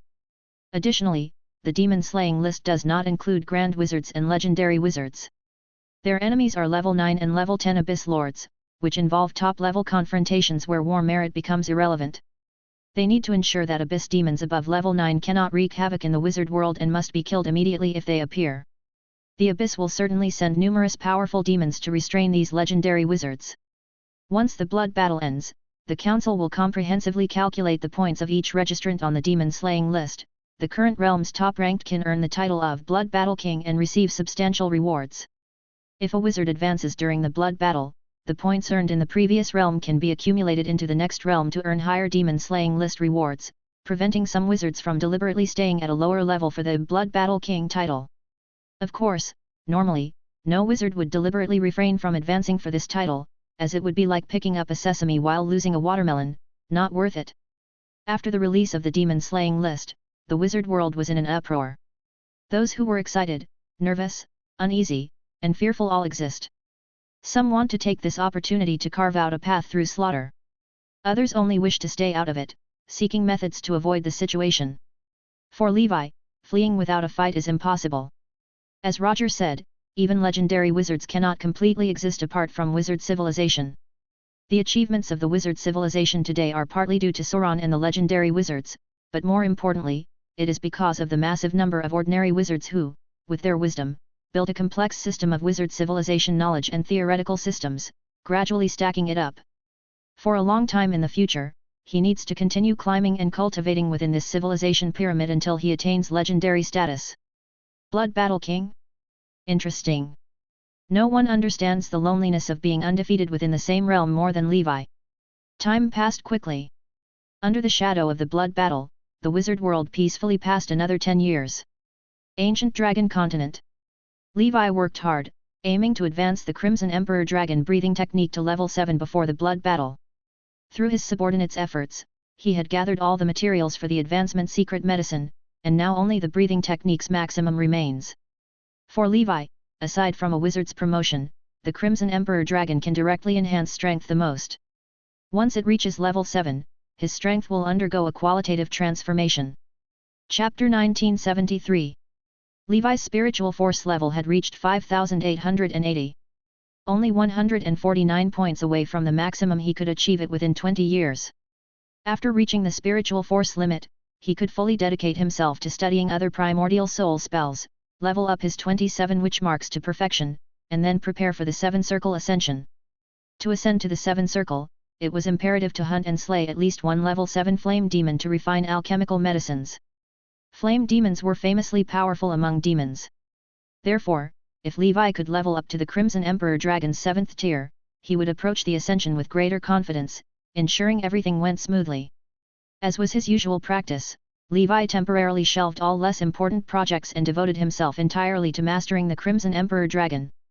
1 year later, Levi finally pushed the Crimson Emperor Dragon breathing technique to its maximum.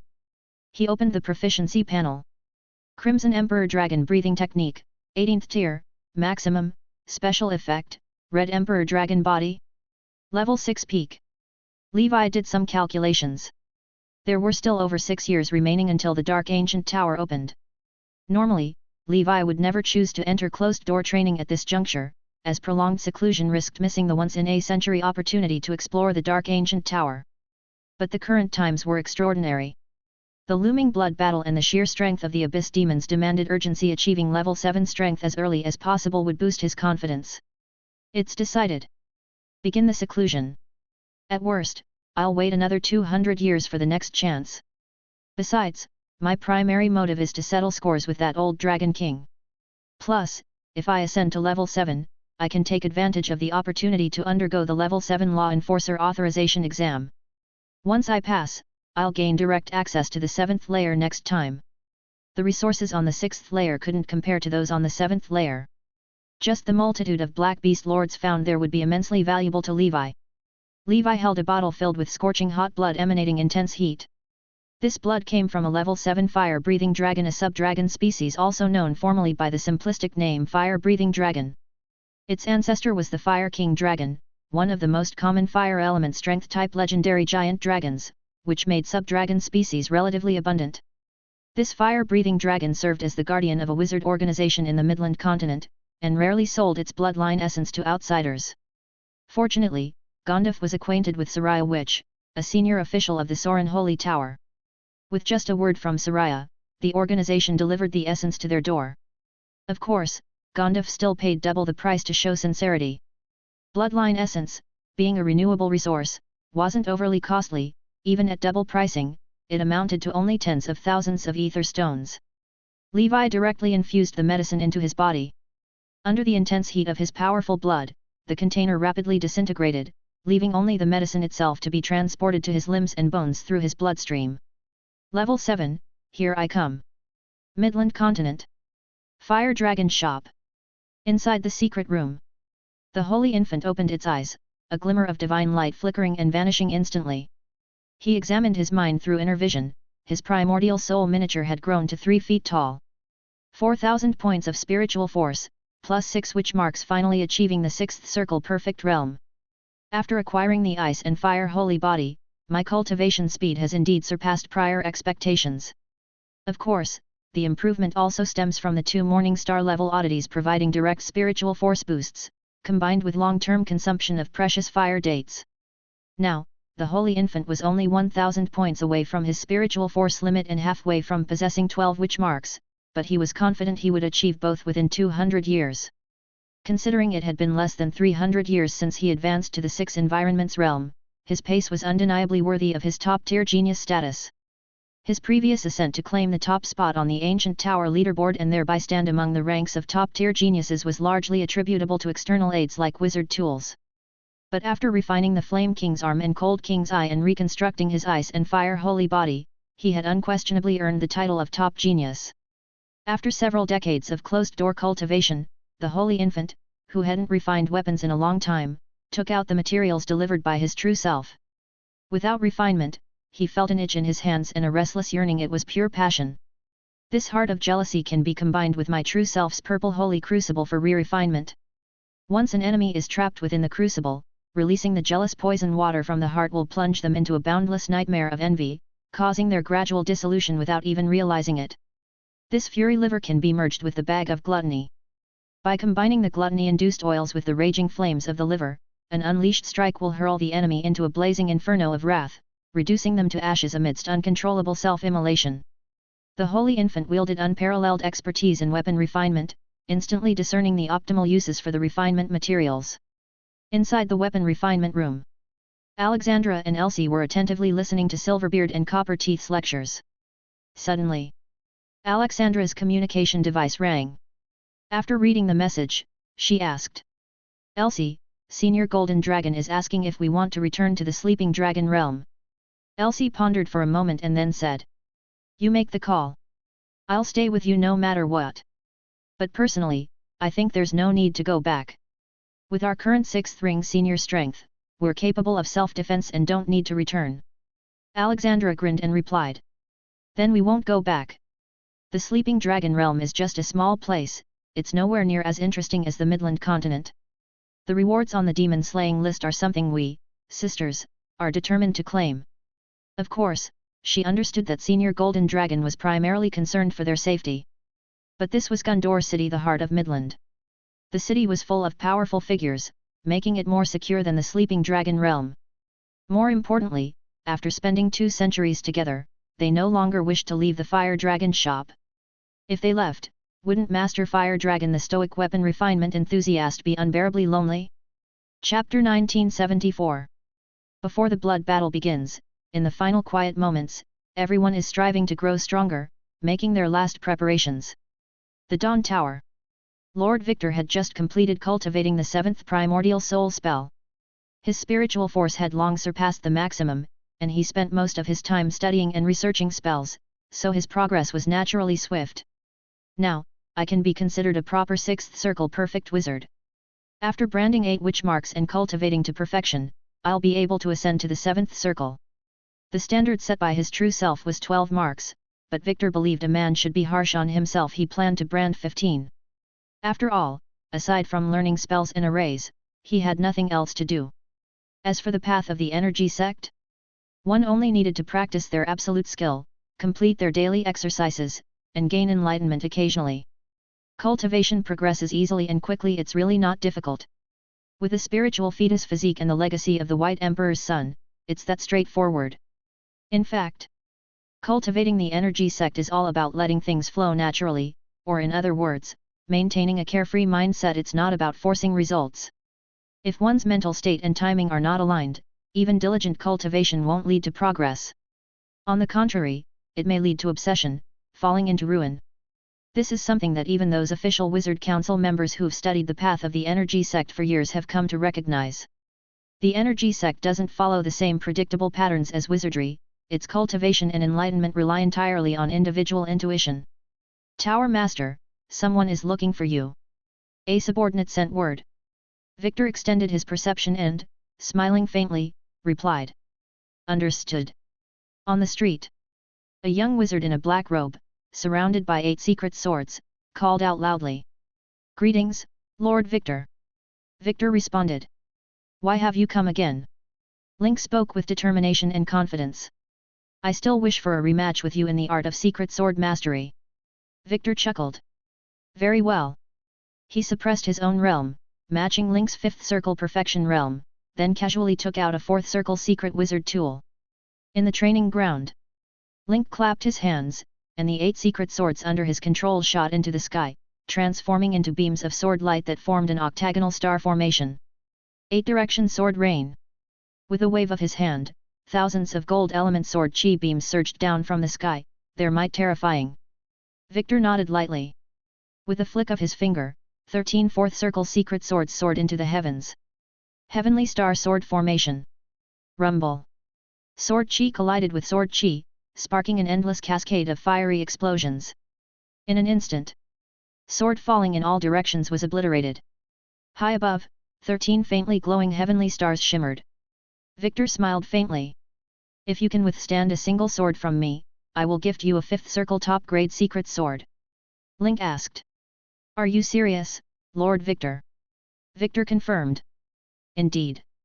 Link, filled with bravado, transformed his sword array once again. The octagonal star formation glowed brightly as 8 secret swords embedded themselves into the ground. Sword chi formed an array barrier, shielding him at its center. Bring it on, Lord Victor. Victor gently pointed with his finger. Above the sky dome, 13 heavenly stars intertwined, finally taking the shape of a great sword. Shattering star. Boom.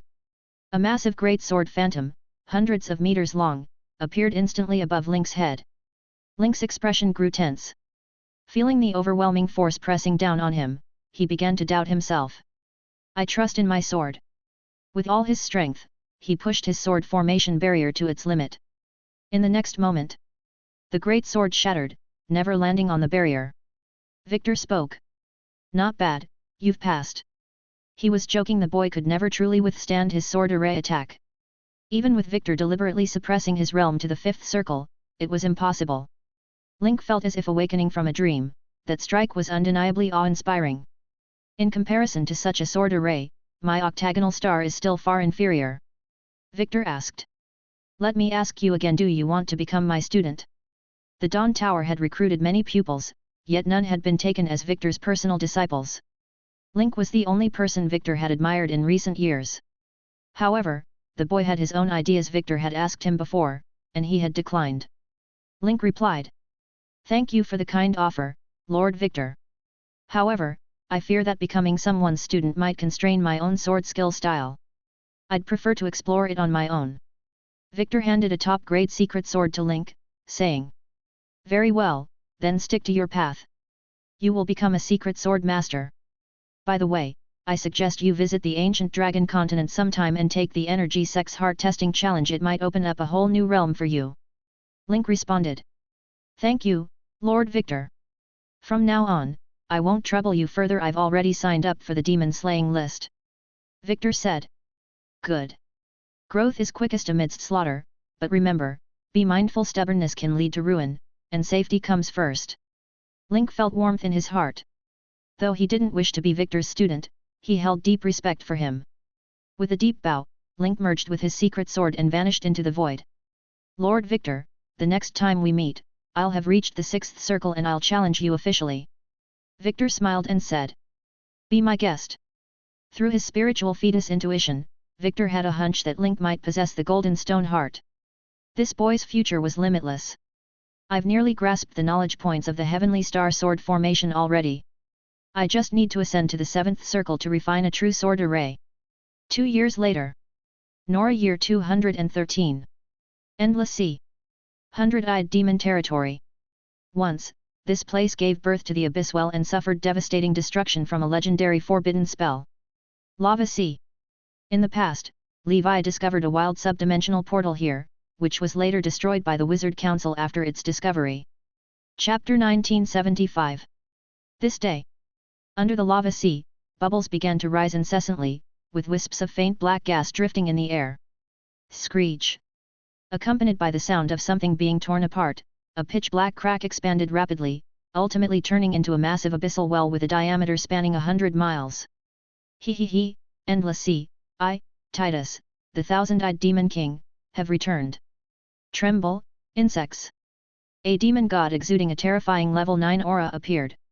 It stood 10,000 meters tall, its body covered with 1024 blood-red, menacing eyes that shimmered with eerie light. Behind it came the roars and howls of countless demons. Titus, the thousand-eyed demon king, once known as the hundred-eyed demon lord, was sealed by Gargamel. After the seal was broken by the hundred-beast berserk witch, it ascended to level 9 through a stroke of fortune. However, it was later defeated by the Grand Wizard. Through the Abyss Well, it escaped back into the Abyss, after which the well was destroyed by a legendary wizard. Hundreds of years later, it returned as a king once more, its aura now even stronger than before. Undoubtedly, its power had also grown. The thousand-eyed demon king proclaimed, "Minions! Charge forth and use your demon blood to corrupt this world.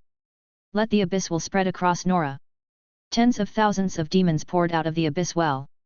A wizard who happened to be cultivating nearby was instantly torn apart and devoured. Ha ha ha!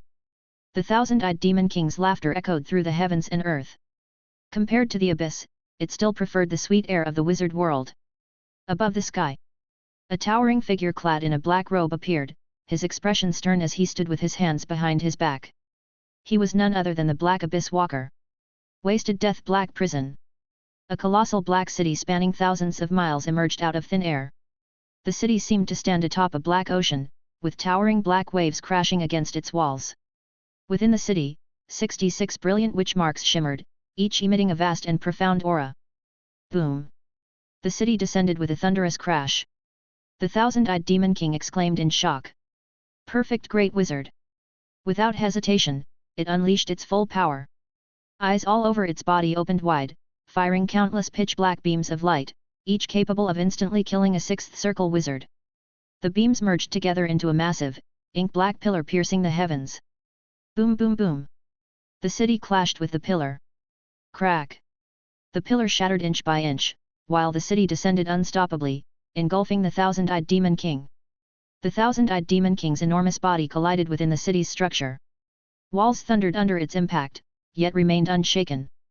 Black water surged forth from all corners of the city, drowning the thousand-eyed demon king. The 66 witch marks radiated dazzling light, connecting like an array to form an overwhelming suppressive force. You are too weak to forge my seven sins blade. Return to the abyss, Titus. The thousand-eyed demon king's body exploded, transforming into an endless fog of blood and demonic aura. A deeply resentful true soul fled into the abyss well and vanished. I will be back. The Black Abyss Walker casually swatted away the minor demon fodder and sent a message. Later, esteemed senior, you may now destroy this well. His figure departed. Titus could not truly be killed, as its true soul was shielded by the abyss will. Even the underworld could not hold it. That is why Gargamel had expended so much effort to seal Titus. Killing it only led to resurrection, so sealing it was a preferable approach. However, sealing it came with its own instability and risks, making it easy to invite disaster. Thus, the Black Abyss Walker decided to simply send it back to be reborn. After all, for Titus to grow back to level 9 could take an immeasurable amount of time, making it unlikely to affect the blood battle. After the Black Abyss Walker left, above the sky, a pair of colossal, spectral dragon eyes opened, each as wide as 100 miles, appearing like twin stars dominating the horizon. A gigantic face, part human and part dragon, covered the heavens and the earth. It uttered two syllables gently. Dragon flames. Boom! A crimson pillar of fire surged skyward, connecting the heavens and earth of the endless sea. If one were in the land of darkness, they could witness it. A lance of fire seemingly emerging from the void struck the surface of Nora, creating invisible ripples that swept through the cloud layers of the endless sea, spreading outward. Days later, the wizards of the endless sea felt the intense wave of energy. Witch's family. The old witch extended her hand, her hair standing on end and leaning to one side. The legendary has taken action. The blood battle has begun. Meanwhile, at the site of the abyss well, the lava sea had been broadened and deepened. The well itself had vanished. Later, the dragon flame god. He was one of the two legends of the burning school of thought, commanding immensely potent dragon flame magic. He had once participated in the 5-sector expedition. His legendary profession was Fire Dragon Venerable, his demi-plane was Extreme Hot Hell, and his legendary titles were Overlord of All Flames, Incinerator of Evil Dragon Flames. Midland Continent. Fire Dragon Shop. During a pause in weapon refinement, the Holy Infant surveyed the newspaper brought by Alexandra. Soren Daily, Blood Battle begins, entire plane enters wartime status. Blood Battle Daily, recently, the Dragon Flame God destroyed an abyss well in the Endless Sea. The Black Abyss Walker vanquished Titus, heralding the start of the Blood Battle's first year. Alexandra said eagerly. The Blood Battle has begun. The Holy Infant replied. Indeed, everyone, are you prepared? Elsie declared. Master, in this early phase of the Blood Battle, the 6th level demon slaying list will undoubtedly feature our Fire Dragon shop among the names. The Holy Infant cautioned. War merit is important, but safety comes first. During seclusion, Gondif and Lord Victor also received news of the Blood Battle's commencement and made their way to the Fire Dragon shop. Of all times, this Blood Battle decides to begin during my seclusion, Gondif remarked. Chapter 1976. With Flower Knight acting as the protector, my true form should be safe. From now on, Gondif, make sure to gather information from Soraya and Laplace regarding the whereabouts of flame demons. If we come across a level 7 early stage flame demon, the 3 of us working together should be able to take it down. We need to hunt at least 4 level 7 flame demons to gather enough materials for the breakthrough potion. Leave this to me. If the military has any flame demon corpses, we can purchase them as well. A mature duplication had already learned to proactively prepare the materials for a breakthrough potion. Land of Darkness. The deep space surrounding the Nora plain, within a certain meteorite wasteland. In the void, a pitch-black rift emerged, and a massive abyss well with a diameter of 10,000 miles became visible. 4 towering black demon mountains, each over 1,000 miles high, emerged from within. On the demon mountains, 4 majestic figures stood entrenched. Their overwhelming auras twisted the surrounding space, and the demonic aura leaking from them raged across a radius of 10,000 miles. It seems that directly clearing the abyss well to connect to Nora won't work. It looks like the Wizard Council has mastered some powerful monitoring techniques. Titus has already been annihilated. The advancement of the wizard civilization is indeed visible to the naked eye. During the last Blood Battle, they didn't have such capabilities. The more they grow, the more exciting this becomes, don't you think? A weak wizard civilization couldn't even spark my interest. Shall we strike now? No rush. The wizard world still has 12 legendary wizards. Even if we band together, we might not be a match for the Blazing Sun God Wizard alone. Let's wait until the deeper demon kings awaken. For now, let's exhaust the wizards by using cannon fodder, allowing demon blood to fully soak every inch of Nora's land and oceans, turning it into true demon land. True. If we directly step into Nora, the plains would reject us, greatly limiting our power. It would put us at a severe disadvantage. Take it slow. Savor the feast. After all, this is Sauron's homeland. That guy must have left behind some contingencies in Nora. Those blood battles from earlier were mere probes into the wizard world's actual strength. This time, maybe we'll uncover their true depths. 3 years later. Nora year 216. The 4th year of the Blood Battle. There was 1 year left before the Dark Ancient Tower would open. This year, Levi turned 640 years old. Over the past 3 years, small and medium-sized abyss wells continued to emerge across the wizard world. The Endless Sea had the highest concentration, but they were quickly demolished by legendary wizards. Even so, a considerable number of demons broke through. Like scurrying rats, they spread across the wizard world. The demons themselves weren't the biggest problem. The most troublesome part was the demonic aura. Using demonic aura and secret techniques, demons influenced local humans and creatures, creating demonic creatures and demon-possessed humans that caused chaos in mortal settlements.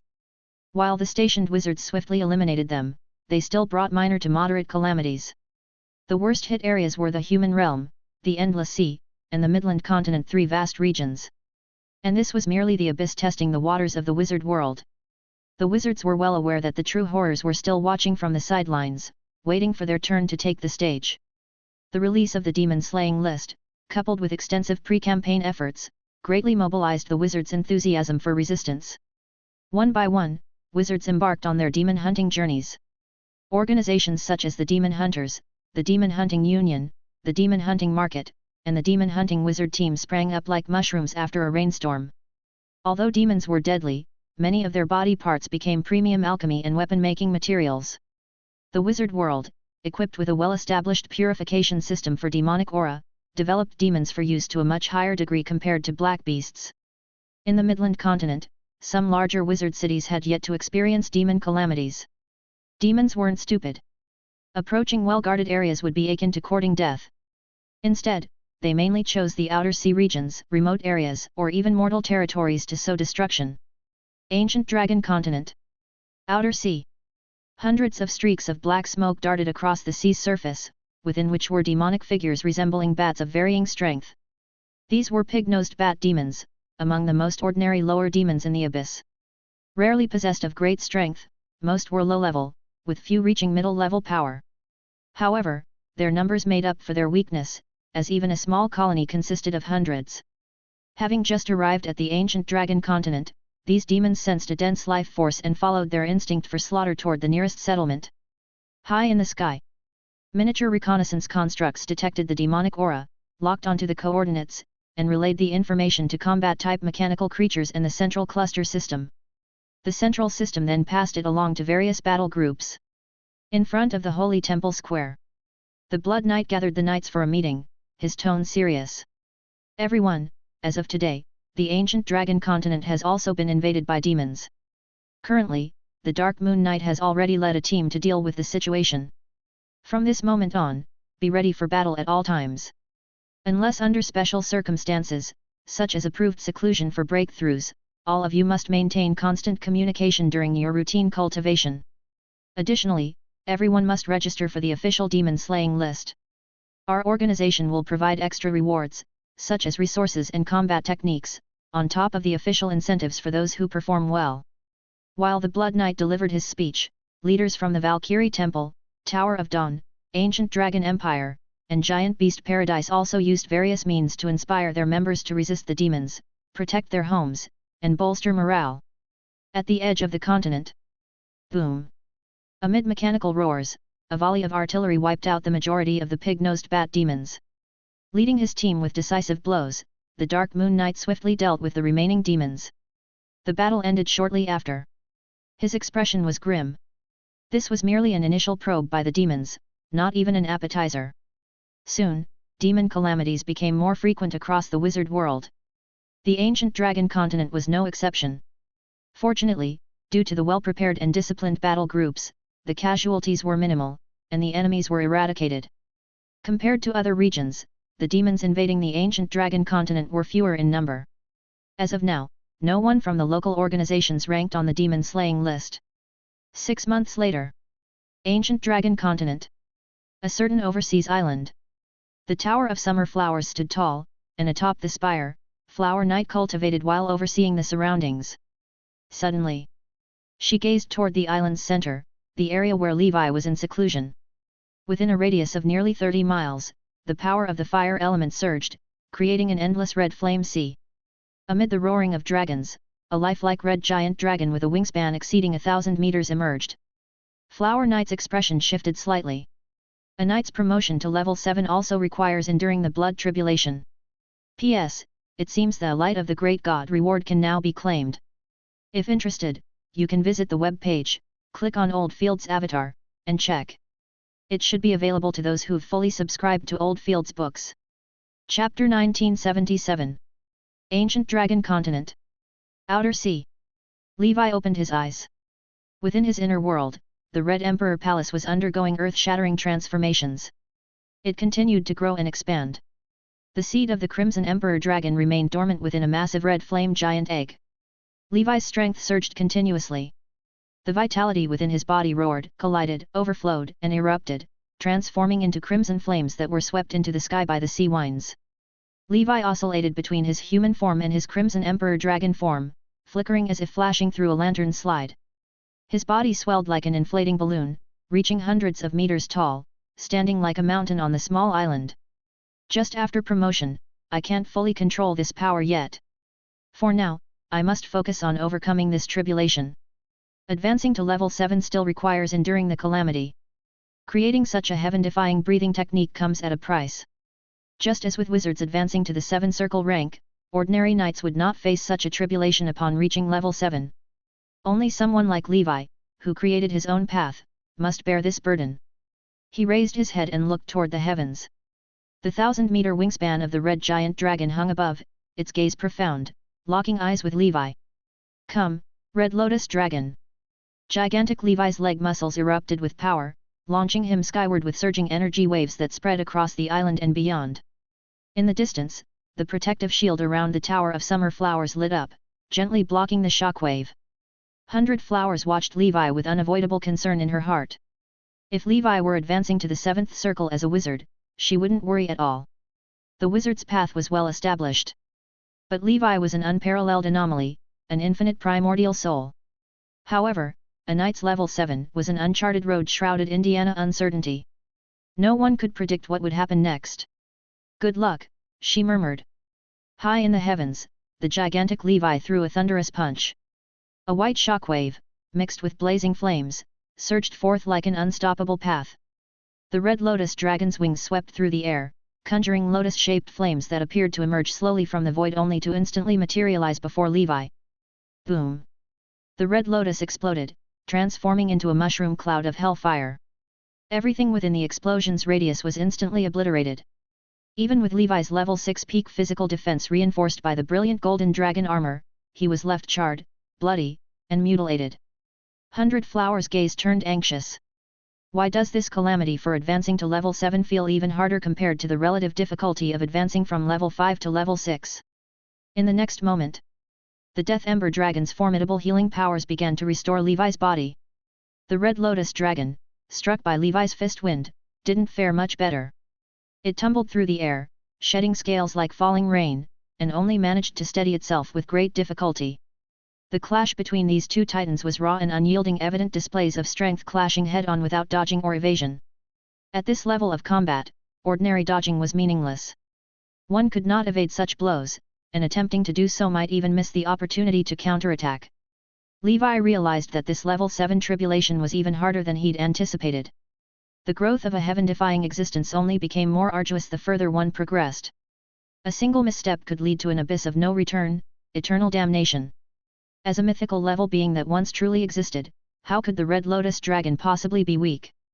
Even though it descended across the eons through some projection, one could not afford to underestimate it. Boom! Once again, an earth-shaking collision erupted. The Crimson Dragon slash pierced through the Crimson Emperor Dragon's chest like an unstoppable lance. Lava-like blood gushed forth, transforming into flames as it spilled freely. Roar! A more violent solar wind swept across the Red Lotus Dragon's body. Levi's form was rapidly carbonized, crumbling into ashes as his flesh and bones were exposed to the open air. With my lifetime of insights, my 600 years of effort, Warlord Catalog. Uncontainable fury. Courage, dominance, wrath, the 3 human auras. Sun, moon, stars, the 3 celestial auras. The 6 auras merged into one, transforming into the Warlord aura, a force of unparalleled dominance that surged forward with an unstoppable momentum, defying all of creation. Roar! A ferocious badger-like beast materialized behind Levi, exuding killing intent and fearless resolve as its phantom let out a furious howl. This was the 9th level of the Warlord Catalog, Uncontainable Fury, the ultimate profound meaning of the combat technique. For a long time, Levi had been just shy of fully mastering Uncontainable Fury. At last, in this peak battle against the Red Lotus Dragon, he had grasped it completely and reached its pinnacle. His body rapidly regenerated, restoring his flesh to its prime condition, as an overpowering aura burst forth. Screech! A crimson pillar of light tore through the heavens and the earth, slicing the Red Lotus Dragon in half from top to bottom. The calm, indifferent gaze in the Red Lotus Dragon's eyes dimmed, and its form dissolved into a sea of fire elemental power, disappearing without a trace. One by one, the other blood tribulation masters appeared, only to be shattered under Levi's domineering sword light. After dealing with them, Levi panted heavily and regenerated his stamina swiftly. One more dark tribulation remained for him to overcome. The form of this tribulation was completely random, no one could predict its manifestation. He could only embrace the unknown and respond to it in kind. To create something from nothing, to forge a new and powerful bloodline, the intensity of tribulations ahead will only grow stronger.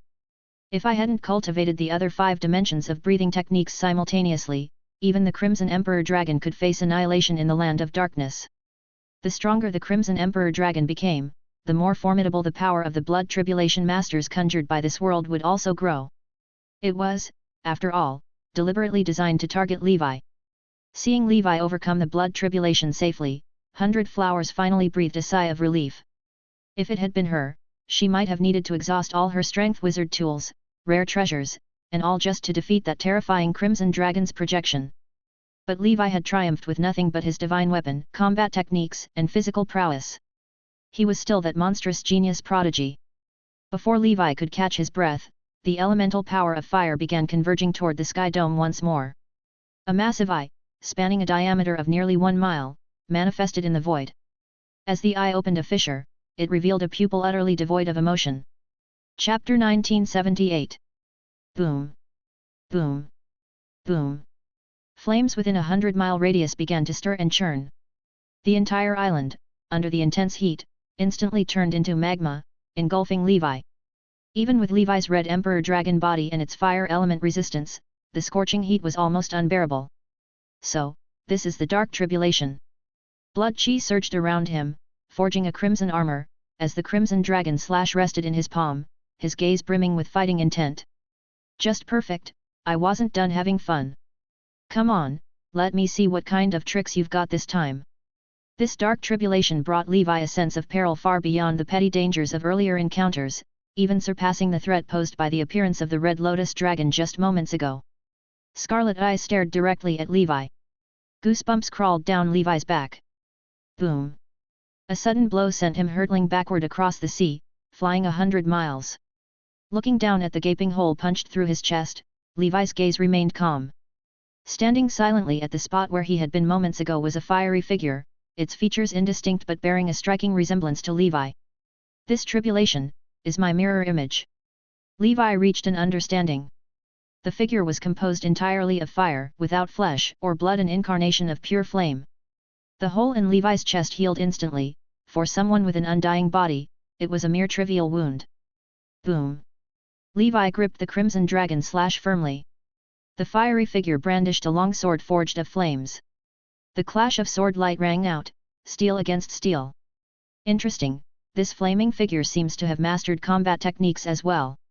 Levi contemplated, leaping suddenly as the fiery figure struck again. Uncontainable fury. The overpowering great sword cleaved downward. The fiery figure's long sword shattered. Its body was sent flying, sliced in two, split down the middle. In the next moment, the fiery figure silently snapped its fingers, reforming back to its original state. Levi's expression grew somber as he turned his gaze toward the emotionless Scarlet Eye in the sky. Embedded within the 100-mile sea of fire, it loomed, exuding divine presence. Levi slashed apart another attacking flame figure, then rocketed upward, unleashing terrifying sword chi that transformed into a scarlet beam, piercing through the heavens. With this strike, he aimed to destroy the eye. Levi knew that the key to the battle lay here. The Scarlet Eye calmly observed Levi's incoming strike, then released an invisible, blistering wave of heat. Before the scarlet beam could reach its target, it shattered inch by inch, eventually dissipating into nothingness like a clay ox sinking into the sea. Levi's expression shifted slightly. Behind him, the flaming figure struck once more, driving its fiery longsword into Levi's heart. With a sharp twist, Levi's body was torn in two. Amid the blood fog, Levi's figure reappeared once again. This isn't a solution. If my Death Ember Dragon's strength runs out, even true immortality won't save me. This time, the Land of Darkness is playing for real. The flaming figure attacked once more, Levi countering with his shark tooth-shaped sword. Summoning explosive force, his body swelled under the Whale Emperor Power Book. Boom! The flaming figure was sent flying. Instantly flashing behind it, Levi launched a devastating punch. Fist wind exploded. The flaming figure disintegrated into scattered flames, crushed under Levi's overwhelming might. But it reassembled once again, though Levi could sense its momentum had weakened somewhat. It seems its immortality has limits. Levi unleashed his full strength. He needed to eliminate this apparent mirror image first. If the mirror disappeared but the Scarlet Eye remained unresolved, he would need to devise another strategy. Outside the battlefield, 100 Flowers' eyes remained fixed, unblinking, on the unfolding situation. What is this Scarlet Eye? Is it the embodiment of some rule or will? She pondered. From her knowledge, advancing to Grand Wizard status meant that each wizard faced distinct tribulations. Among them, one type involved facing monsters embodying elemental laws of their sect, known as Elemental Tribulation Masters. Levi's current predicament seemed vaguely similar, though there were fundamental differences. Boom! After yet another thunderous sword strike, the flaming figure was once again shattered, its sword destroyed, its body annihilated. Its raw power was still no match for Levi. Even if it could replicate Levi's Red Emperor Dragon abilities, it was futile against Levi's brilliant Golden Dragon armor's defense, Sky Dragon's endurance, and Death Ember Dragon's physique. After this collapse, the flaming figure could no longer regenerate and reassemble. High in the heavens, the Scarlet Eye was now riddled with cracks, from which trails of fire seeped out. Levi recognized that the tribulation had reached its breaking point. Pointing his long sword at the eye, another burst of red flame sword energy surged forth. Boom! This time, the eye offered no resistance. Under the onslaught of sword energy, it disintegrated into ashes. The sense of dread vanished utterly. The dark tribulation is over. Levi exhaled deeply, exhaustion washed over him as he gently descended. 100 Flowers asked. Is it over? Levi nodded. 100 Flowers rushed forward, supporting Levi as they left the fiery sea region and returned to the ancient dragon continent. The secluded island of retreat had long since vanished, swallowed by the sea. The Emperor's Palace. Levi consumed several doses of medicine and high-energy food to restore his strength, though the weariness of his mind would take time to recuperate. Within him, the surging Red Emperor Dragon blood chi was several times more potent than before his ascension, its quality also elevated further. Under the relentless flow of this blood chi, the Crimson Emperor Divine Palace was dissipating at an imperceptible pace, disintegrating into numerous micro-god palaces that merged into Levi's cells. Upon closer inspection, each tiny cell contained a world of its own, within which a god palace stood. Chapter 1979. The surface of the Divine Palace was layered with bricks and tiles of 6 distinct colors. On each brick, intricate red flame runes resembling flickering fire were carved. The Meet Divine Palace and Flame True symbol, these are the two fundamental elements of Crimson Emperor Dragon power. After reaching level 7, Levi had begun to analyze and comprehend the true essence of the Crimson Emperor Dragon. The pinnacle of strength, the Flame Dragon of World Annihilation. The Crimson Emperor Dragon I created is essentially a manifestation of fire and strength. No matter how its abilities evolve, they ultimately revolve around these two core elements. They are inseparable. Strength, physique, endurance, perception, speed, and defense, these are the 6 fundamental forces of physical cultivation, and their foundational unit is the Meet Divine Palace. As for fire, thunder, hurricanes, oceans, and other supernatural elemental powers, their foundational unit is the Blood True rune, specifically the Flame True symbol. The Meet Divine Palace forms the foundation, while the Blood True rune serves as an augmentation. The combination of these two foundational units creates the Dragon Clan's immeasurable physical might and spell-like abilities. This is also the deeper principle behind Knight's practice and their talent brand. And the bricks and tiles serve as the building blocks of the Meet Divine Palace. Levi focused his mind and gazed intently. On these bricks and tiles were intricate and mysterious patterns. He carefully examined them and discovered that these patterns could be categorized into 6 distinct types. Among them, the most prevalent were the bricks representing strength. They formed the main structure of the Crimson Emperor Dragon's Meet Divine Palace. Of course, the other 5 types of bricks were also present in substantial numbers. However, compared to strength, their quantity was far less. Levi murmured to himself. This is precisely why the Crimson Emperor Dragon can be classified as a strength-type dragon clan. By observing the Divine Palace, one can discern the dimensional discrepancies of living creatures across the 6 fundamental forces. He projected his consciousness into one of the Meet Divine Palaces. An imposing figure clad in a crimson imperial robe, its face obscured, sat high on a throne, exuding regal grandeur and majesty. In Levi's mind, as if in a moment of enlightenment, the name of this crimson-robed figure emerged. Red Emperor True Form. The True Form serves as the core that governs both the Meet Divine Palace and the Blood True rune, embodying Levi's will itself. Ancient wisdom from Levi's past life echoed in his thoughts. 36,000 gods reside in the human body. The Red Emperor True Form is the embryonic shape of these gods. The so-called gods are, in essence, manifestations of one's own will. In an instant, Levi willed it. Within his body, countless cells and the myriad Red Emperor True Forms within their individual divine palaces collectively stood tall. At that moment, he felt as though he possessed God's power, the sensation of nuclear bombs igniting and detonating in his body, leaving him yearning to unleash this energy. Through my will, I command billions of gods within my body. These gods reside in the meat divine palace constructed from strength, their surface is adorned with countless flame true symbols. This is the essence of how Crimson Emperor Dragon power functions after reaching level 7. To put it simply, if one disregards the other dimensional bricks constituting the meat divine palace, Crimson Emperor Dragon meat divine palace and flame true symbol, all abilities and variations stem from the arrangements and combinations of these two fundamental elements. It's akin to the binary code of 0 and 1. In an instant, Levi's mind sharpened, as though he experienced profound enlightenment. At the core of his body, the Crimson Emperor Divine Palace stood like a reef in the ocean, continuously battered by relentless waves of blood chi. Each impact sent countless microscopic Divine Palace particles into Levi's body cells. After reaching level 7, the cultivation of the Crimson Emperor Dragon focused on decomposing the Divine Palace from a macroscopic structure to a microscopic one, granting every single cell its own Divine Palace. This marked an extremely prolonged process, which Levi termed physical Divine Palace transformation, converting the abstract concept of strength into its concrete embodiment Divine Palaces.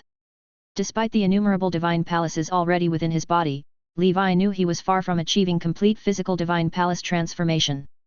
The body of just a mortal contains tens of trillions of cells. For Levi, whose structure was far more intricate as a transcendent being, the numbers were beyond estimation. If there ever came a day when Levi accomplished complete physical Divine Palace transformation, every drop of blood coursing through his veins would contain billions of Divine Palaces. These blood droplets would harbor countless manifestations of Levi's Red Emperor true form and such immense power that a single drop could annihilate a primordial soul cultivator. One drop of blood, capable of obliterating the sun, moon, and stars.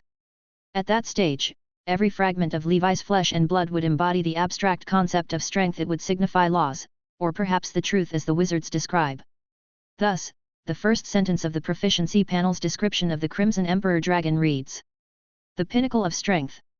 With this realization, Levi opened the proficiency panel. Levi. Crimson Emperor Dragon breathing technique, 19th rank, 1/10,000,000, special effect, Red Emperor Dragon body. Level 7 early stage, Bloodline Dharma Idol, Heaven Burning Crimson Emperor, Blood Source Armor, Crimson Emperor Dragon Armor, Exclusive Weapon, Crimson Dragon Slash, Level 7, Bloodline Divine Patterns, 0/81. Red Emperor Dragon Body. 1. You possess the extreme strength of the Crimson Emperor Dragon. 2. You possess exceptionally excellent fire element affinity talents. 3. You have mastered the sun's wind and can conjure terrifying solar storms, incinerating everything. 4. You have comprehended a 15-kilometer radius Red Emperor domain, filled with level 7 Crimson Emperor Dragon flames that burn perpetually. When the domain is activated, your strength attribute increases by 1000%, while other attributes increase by 200%. 5. You exert dragon's might dominance over all fire dragons under heaven. Chapter 1980. 6. You can transform into the Red Emperor Dragon for a relatively long period of time. After this promotion, it signifies the Red Emperor Dragon breathing technique reaching the 19th rank, which corresponds to the Blood Source 7 changes in a 7th level knight. Other abilities such as the Red Emperor domain need no further elaboration, they are merely enhanced versions of their previous effects. The most significant change from level 6 to level 7 is embarking on the path of physical Divine Palace transformation. The Bloodline Divine Patterns serve as the primary benchmark for measuring the degree of physical Divine Palace transformation. This is akin to Levi previously condensing the maximum soul to create a visual benchmark for the progress of the infinite primordial soul. The upper limit of Bloodline Divine Patterns is fixed, determined by the inherent quality of the breathing technique itself. For the Red Emperor Dragon, the upper limit is to condense 81 patterns. Levi's mind stirred. This number happens to align perfectly with the 81 infinite primordial souls previously devised by Roger. Since the Red Emperor Dragon is a beyond mythical existence, if universal truths converge, wouldn't that imply that the upper limit of the infinite primordial soul method is also level 11? This confirms, as Roger stated, that the infinite primordial soul indeed points directly to the realm beyond legendary. His path was not mistaken. Of course, these are just Levi's conjectures, possibly applicable only to bloodline pathways and unrelated to wizards, serving as merely a curious coincidence. The condensation of divine patterns also proceeds in 3 phases. much like the wizard's witch marks. However, wizards conclude their condensation before the 9th circle, between the 6th, 7th, and 8th marks, to unify and ascend to the realm of Grand Wizard. Divine patterns are condensed between level 7, level 8, and level 9, finishing before level 10, to unify and ascend to the mythical realm. In addition, the number of witch marks imprinted at each wizard stage can vary, with a minimum of 9 marks required. For instance, 9 marks at the 7th circle and 12 marks at the 8th circle are theoretically feasible. Yet, since imprinting witch marks becomes increasingly difficult, if you only manage 9 marks at the 7th circle, how could you possibly imprint 12 marks at the 8th circle? That would be wishful thinking. For knights, at each stage, they must condense 1/3 of the maximum number of divine patterns. For the Red Emperor Dragon, this means 27 patterns must be imprinted per realm, no less, no more. This quantity is determined by the bloodline itself. To raise the upper limit, one must break through the bloodline shackles, achieve bloodline evolution, and become a new bloodline. In summary, for knights constrained by bloodline shackles, a level 9 legendary bloodline cannot ascend to level 10 to complete the unification process of the Divine Palace, resulting in only a half-completed state, hence, they remain demigods. Only mythical level bloodlines can ascend to level 10 and fully complete the physical Divine Palace transformation. Meanwhile, level 7 and level 8 bloodlines cannot even condense complete divine patterns, let alone achieve physical Divine Palace transformation. Perhaps, this explains why sub-dragons cannot step into level 9, though they carry legendary level and mythical level bloodline factors within. They lack the ability to cultivate breathing techniques to break through the bloodline shackles and achieve step-by-step bloodline perfection as knights do. After the Red Emperor Dragon's promotion, through the proficiency panel, Levi sensed that the number 81 should represent the limit of single-dimensional bloodline pathways. For mythical level bloodlines, 66 patterns appear to be the upper limit. For legendary level bloodlines, 45 patterns seem to be the upper limit. As for bloodlines below legendary level, they cannot fully traverse the 3 phases of the physical Divine Palace path, making the concept of a limit irrelevant. Suddenly, Levi thought of a question. By applying the Knight's Divine Pattern standard to wizards, does it imply that if one condenses 45 witch marks, the probability of successfully advancing to Grand Wizard is relatively high? If one could condense 66 marks, even the realm of legendary wizard might be plausible. Should he truly accomplish the astounding feat of 81 witch marks, would he then have a substantial chance to ascend beyond legendary? Coupled with Roger's verification of the infinite primordial soul method's 81 maximum souls, Levi believed this possibility could be very real. If this conjecture holds true, the standard I set for the Holy Infant, at least 12 witch marks per realm, may be slightly inadequate. Although it's merely a duplication, it still needs to become a Grand Wizard at minimum to match my late-stage power. If it's too weak, it serves no purpose. Of course, the standard can't be set too high either. It is, after all, just a duplication, with talent inferior to mine. Setting it too high would be meaningless. The wizard pathway is more open than the knight pathway, which marks cannot represent everything. Since predecessors established the minimum standard at 9 marks, it means that some achieved Grand Wizard or even Legendary Wizard status with just 27 marks. However, such individuals typically possess extraordinary fortuitous encounters. After careful consideration, Levi informed the Holy Infant of this matter, urging it to imprint as many witch marks as possible within its capacity. With its lifespan, it could afford to prolong the process. As for Lord Victor, he had already planned to imprint 15 marks, which did not require Levi's concern. Gondif went without saying. As a body-refining wizard, unlike spell wizards, his path to greater strength lay simply in cultivating a greater number of body-refining runes, but therein also lay the difficulty. Suddenly, an inspiration struck Levi's mind. If this conjecture proves accurate, then there's a relatively clever way to increase the likelihood of advancing to the 9th circle. That is to imprint as many witch marks as possible during the 6th circle period. Then, fewer marks can be imprinted during the 7th and 8th circles. Ultimately, as long as the total before reaching the 9th circle amounts to 45 marks, it should suffice. No, this is unwise. Imprinting too many witch marks in the 6th circle may result in low-quality marks lacking sufficient balance. It's better to imprint an equal number across all 3 stages. Since this is the commonly adopted practice, there must be a reason for it. Otherwise, such shortcuts for advancing to Grand Wizard would have already been discovered by wizards long ago. How would it then fall to me? Chapter 1981. Forget it, let's stick to 15 marks. Since Victor is confident about achieving 15, if Holy Infant just pushes himself a bit harder, it should be doable. He is still far from the limit of his spiritual force. If I can find a suitable truth oddity for him in the ancient tower, I could further enhance his aptitude. In truth, Levi's concerns are those of a top-level genius. Ordinary primordial soul wizards don't even have the luxury of such choices and wouldn't dare entertain these thoughts. For them, pushing their luck to barely meet the 9-mark minimum standard for promotion would already be something to celebrate. 12 marks, let alone 15, is unimaginable for them. Even 100 Flowers and Triss ascended with 12 marks. If 100 Flowers keeps up the current pace, she should reach 36 marks at the 8-ring limit. While this surpasses the standard 27 marks by far, achieving promotion to Great Wizard may still be challenging for her. At that point, we'll have to consider other alternatives or perhaps let 100 Flowers imprint a few more advanced marks at the 7-ring and 8-ring stages. Though it will take more time, it's worth it to ensure her 9-ring promotion. Where there's a will, there's a way.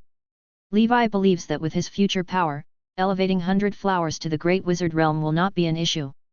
A mere demigod is nothing, his Crimson Emperor Dragon is of super divine level. Levi stared at the proficiency panel's moon rune and fell into contemplation. Should I let 100 Flowers try solidifying the rune language onto her body? Considering her current abilities, even if she fails, the risks are negligible. All along, Levi had withheld the knowledge of the rune language from anyone, not even his companions in Grey Tower. It wasn't because he wanted to keep it private. Let's not forget that the Book of Starforge Runes is merely a weapon-making guide. Its original purpose when created was to solidify runes onto wizard tools, aiming to mimic the ancient Starforger civilization and empower the artifacts. However, it was ultimately deemed impractical and abandoned. Levi's ability to successfully solidify the rune language onto his own body and make it effective was purely a stroke of fortune, aided by the proficiency panel. In fact, the effects of the rune language Levi practiced have already deviated from the scope described by its original creator in the book. For example, the moon rune was initially detailed as prolonging the lifespan of wizard tools, but once Levi cultivated it, its effect on the proficiency panel transformed into prolonging his own lifespan. Otherwise, if it could extend the lifespan of wizards, the Book of Starforge Runes would long since have been declared a divine text by the Congress instead of its author being left unappreciated and the book relegated to obscurity. Moreover, the rune language has an extraordinarily high upper limit but is exceedingly challenging to cultivate, far surpassing spells in difficulty. This fact makes the book a rather impractical weapon-making guide. Levi, with his proficiency panel, remarkable talent, and unceasing effort, still took 5 or 6 centuries to cultivate the simplest strength rune to level 14. Other wizards this task is unthinkable for. I'll let 100 Flowers try it one day. I'll supervise to ensure I can step in and halt if there's an issue. Several months later. Only half a year remained before the opening of the ancient tower. Levi had more or less solidified his Crimson Emperor Dragon's level 7 realm. As he had expected, the initial experiments regarding the moon rune. 100 Flowers failed to solidify the rune language on herself. As I thought, this is a system-exclusive perk. Otherwise, if the Book of Starforge Runes were truly this amazing, those wizards wouldn't have let it be buried. Levi shared his thoughts with 100 Flowers for her reference. These insights were not necessarily correct, but the principle he emphasized was simple: within the boundaries of personal strength, the more witch marks, the better. 100 Flowers understood this point herself. Her calculation of 12 marks was based on her capabilities and seemed the most practical number. If she tried to exceed that, she wasn't sure whether she could achieve 8-ring perfection, let alone a 9-ring promotion. 100 Flowers was well aware of her limits, which reassured Levi. After all, her job was simply to strive, while Levi was confident in creating the necessary conditions for her. If there were more Morning Star level or even Bright Moon level artifacts, these problems would all cease to exist. Levi emerged from his retreat. His upcoming itinerary would be packed.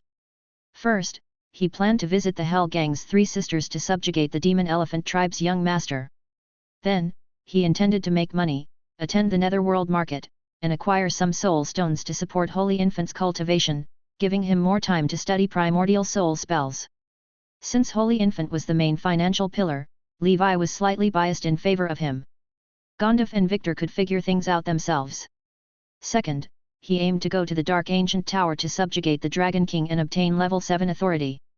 Of course, before these two tasks, Levi needed to assess the current state of ancient dragon continent and wizard world.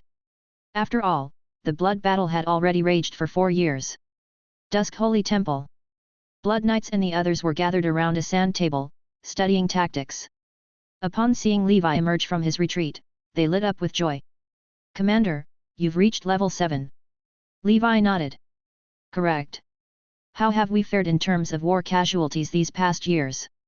Blood Knight replied. "Thanks to the Extreme Warrior Plan's armor suits, overall, our soldiers' casualty rates have been very low and stand up to even Wizard World's elite battle groups. For now, the combat primarily involves low-level demons, with middle-level ones being rare. We're still managing well," Levi said. "Not bad. How are the demon corpses being handled?" Blood Knight responded. "There's currently a dedicated recovery team using storage rings to collect the corpses to prevent demonic aura contamination," Levi said.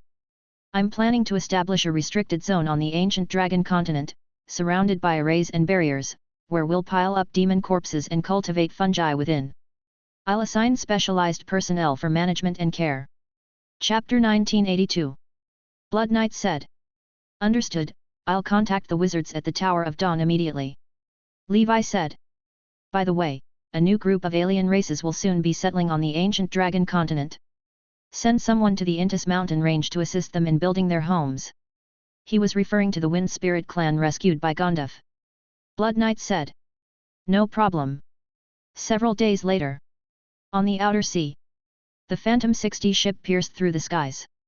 Gondaf returned with the Wind Spirit clan, who had already been registered with the Council, and taught them the universal wizard language. The leader of the Wind Spirit clan, Curus, along with his tribesmen, curiously surveyed this world. It was simply too vast, seemingly boundless. Gondaf said. "We're almost there. Prepare to embrace the new world," the clan leader said. "Thanks to the guidance of the Crow God, thank you, Lord Gondaf." "Wait. What is that?" Suddenly, all the Wind Spirit clan members turned pale. What appeared was a demon towering several hundred meters tall, emanating overwhelming heat and fury, standing at the edge of the distant continent's horizon. Its back bore wings, its body engulfed in red flames, undoubtedly a molten mountain demon bat. This was a high-level demon, often birthing powerful demon lords. Back then, the Flame Prince of the Yellow Earth continent had carried this demon bloodline. Gondaf chuckled and said. "No need to panic, everyone. It's merely a level 6 peak demon." Curus exclaimed. "Level 6 peak? That's a malevolent demon capable of destroying our world. Only the dragon god in his previous incarnation could withstand it." In the next moment, a burly figure clad in black armor and carrying a massive sword emerged in the sky. The molten mountain demon bat's expression changed drastically. "Level 7? Pardon me." It turned and fled. The black-armored swordsman merely raised his fist and unleashed a simple, unadorned punch. This punch appeared basic. But within Levi's cells, countless power divine palaces and numerous Crimson Emperor true forms resonated as he punched. Outside the palaces, the flame true symbol radiated brightly. An explosive flame fist formed instantly, its searing high temperatures caused the air to ripple with white waves, scattering the clouds in the high heavens. Even the wind disaster stratum's fierce gales paused briefly, revealing a molten crystal wall behind them. And then, a 100-mile-long flame corridor tore through the void. The molten mountain demon bat's vitality was utterly extinguished, leaving only a scarlet crystal floating midair, glistening with treasure light. Curus and the Wind Spirit clan members were stupefied, their breaths rapid, unable to break free from the awe of that single punch. Even the dragon god couldn't do this. Is the wizard world actually the divine realm? Unthinkably powerful. Gondaf said. There are no gods in this world. You've been isolated for too long, you'll understand in due time. As long as you work hard here and contribute your efforts, you'll all have a bright future. The void corridor slowly restored itself. Levi collected the level 6 peak demon crystal core and cursed inwardly. Damn it! Why was this damned demon so weak? It couldn't even withstand a single punch. What a waste, ruining a perfectly good level 6 demon corpse. From now on, when taking down demons of this level, I'll have to rely on basic strength or sword chi, no use of Crimson Emperor dragon flames or spells. Otherwise, the materials get scorched to ashes. Levi, ever cautious and accustomed to applying his full strength, wasn't yet accustomed to the enormous changes brought forth from advancing to Dragon Emperor level 7. You have slain a level 6 late-stage Molten Mountain Demon, earning 300,000 points and 300,000 war merits. You are currently ranked number 123 on the 8th level, 7 circle, demon slaying list. An alert sounded from the advanced bracelet, exclusive to primordial soul wizards. Since Levi currently possessed a level 7 power, he had registered for the 8th level demon slaying list, competing alongside 7 circle wizards. If he wanted, he could hold back to a wizard's 6 environments and join the 7th level demon slaying list, but it served no purpose. The rewards for the 8th level ranking far surpassed those of the 7th level just for appearing on the list. The top 100 received 1,000 merits annually. The top 30, 3,000 merits. The top 10, 5,000 merits. The first place received 10,000 merits. To put things into perspective, killing a single, most basic level 6 early stage demon would only yield around 100,000 war merits. As for level 1 demons, their merits were merely worth 1 point. Across the wizard world, there weren't many 7 circle wizards, and many of them were old beings stationed in organizations, seldom venturing outside. As long as Levi didn't slack, he was certain to be ranked. Levi glanced at the current first place on the 8th level demon slaying list, a Thunder Sect warlord named Destruction Realm Thunder Harvest. This man had accumulated an incredible 9.9 million points. A level 7 early stage demon yielded an average of 1 million points. This guy must have slaughtered a ton of low-level demons. Otherwise, how could he locate so many high-level demons in such a short period? The demon slaying list rules didn't prevent high-level wizards from grinding low-level demons to climb the rankings. But demons weren't fools. Locations where low-level demons congregated often had high-level demons guarding or ambushing. Grinding low-level demons to climb the list wasn't as simple as it seemed. Levi took a casual approach to the list, letting nature take its course. He wouldn't deliberately aim for the top, prioritizing cultivation as his main pursuit. The Wind Spirit clan leader led his tribesmen and respectfully knelt before Levi. The ancient prophecy foretold that the dragon god, upon descending from the divine realm, would become the swordsman walking among mortals and save us. Dragon god above. Leader, since when was this prophecy mentioned? Just now. Stop asking too many questions and just reverently follow me in worship. Levi, already well versed in the peculiar antics of the Wind Spirit clan through Gandalf, responded coldly. Next, someone will come to guide you to your settlement. Once you've acclimated, use your abilities to hide within the Wind Disaster Stratum, assassinating the demons invading the continent. The Wind Spirit clan, like scythe creatures, were born to command raging winds and could meld invisibly within them, making them excellent assassins. The clan leader said. We obey the divine decree. After settling this alien race, Gandalf returned to the Midland continent. Because Gondor City was relatively secure and the 3 avatars currently lacked a need for ordinary cultivation resources, apart from planning against the flame demons, they hadn't begun slaughtering yet. Thus, the highly competitive 7th level demon slaying list was completely out of reach. For them, ascending to 7 circle rank was the priority, climbing the rankings could wait, and Levi hadn't imposed any demands. As for the 6th level demon slaying list, it was even more fiercely contested, like celestial beings waging war. After all, there was a significantly larger number of 5th circle wizards, with vast disparities between individuals, as evidenced during the Black Ancient Tower's genius battle. Before departing for Hell, Mana informed Levi that in the ancient Banyan fairyland, the seeds previously brought back by Ayak had sprouted. In the fairyland, Levi gazed at the green saplings emerging like bamboo shoots. Their trunks faintly bore adorable human faces. Their branches formed hands, roots anchored deeply into the earth like legs. He turned to Mana and asked, Are these tree men? Chapter 1983. Ancient Banyan Fairyland. Faced with Levi's confusion, Mana indicated that she couldn't provide answers either. Recently, she had just awakened from her slumber and successfully advanced to level 6 late stage, when she began to feel an itch in her toes. Her root system, after hundreds of years of growth and spread, had long filled the underground. The source of her itch? These little green saplings. Based on Mana's perception as a divine tree, she believed these were a type of transcendent creature, something between plants and animals. Considering they were planted by Levi, she called him over. Levi looked at the saplings, emitting raspy, infant-like cries. In the alien races of the wizard world, there exists a species known as tree men. They have bark-like exteriors and can perform photosynthesis. The plants before him shared some similarities. Their roots were frantically absorbing nutrients from the golden fertilizer underground. Slowly, they began to grow at a speed visible to Levi's naked eye. Moreover, after testing, he found their bark exceptionally hard, enough to withstand an attack from a high-level pharmacy apprentice's cantrip. It's worth noting they had only just been born, they were still children. If they grow into their complete body, these tree men will likely possess significant strength. Suddenly, one of the tree men bent waist towards the distant ancient banyan tree, gazing at it with reverence, and in a soft, childlike voice said, "Ma! Mama, Mother! Goddess!" This caused Mana's expression to shift. "Levi, what's going on? Why are they calling me Mom?" As a young girl, despite living for tens of thousands of years, Mana had never experienced anything resembling romance, let alone motherhood. Levi couldn't help but laugh.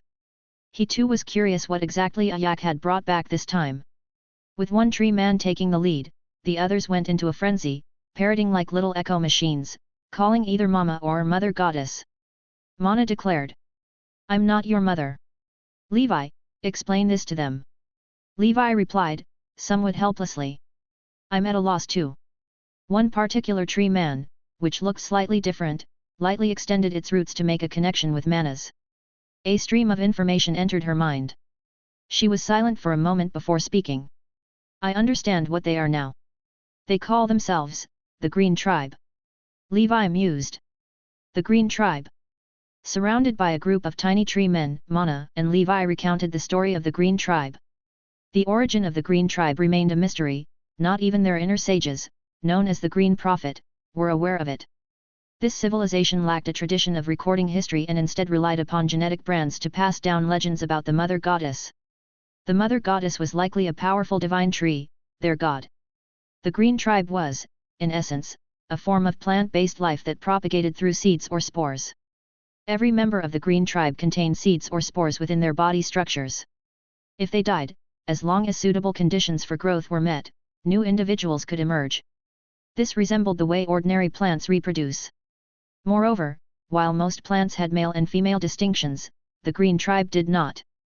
Additionally, within the Green Tribe, a giant tree would often emerge, known as the Green Prophet, whose responsibility was to communicate with the Mother Goddess and relay her divine will. The Green Prophet's body contained the seeds of all types of Green Tribe life forms, akin to a genetic library, ensuring the continuity and completeness of their species. Furthermore, powerful Green Prophets could even create mutating Green Tribe life forms, giving rise to stronger species.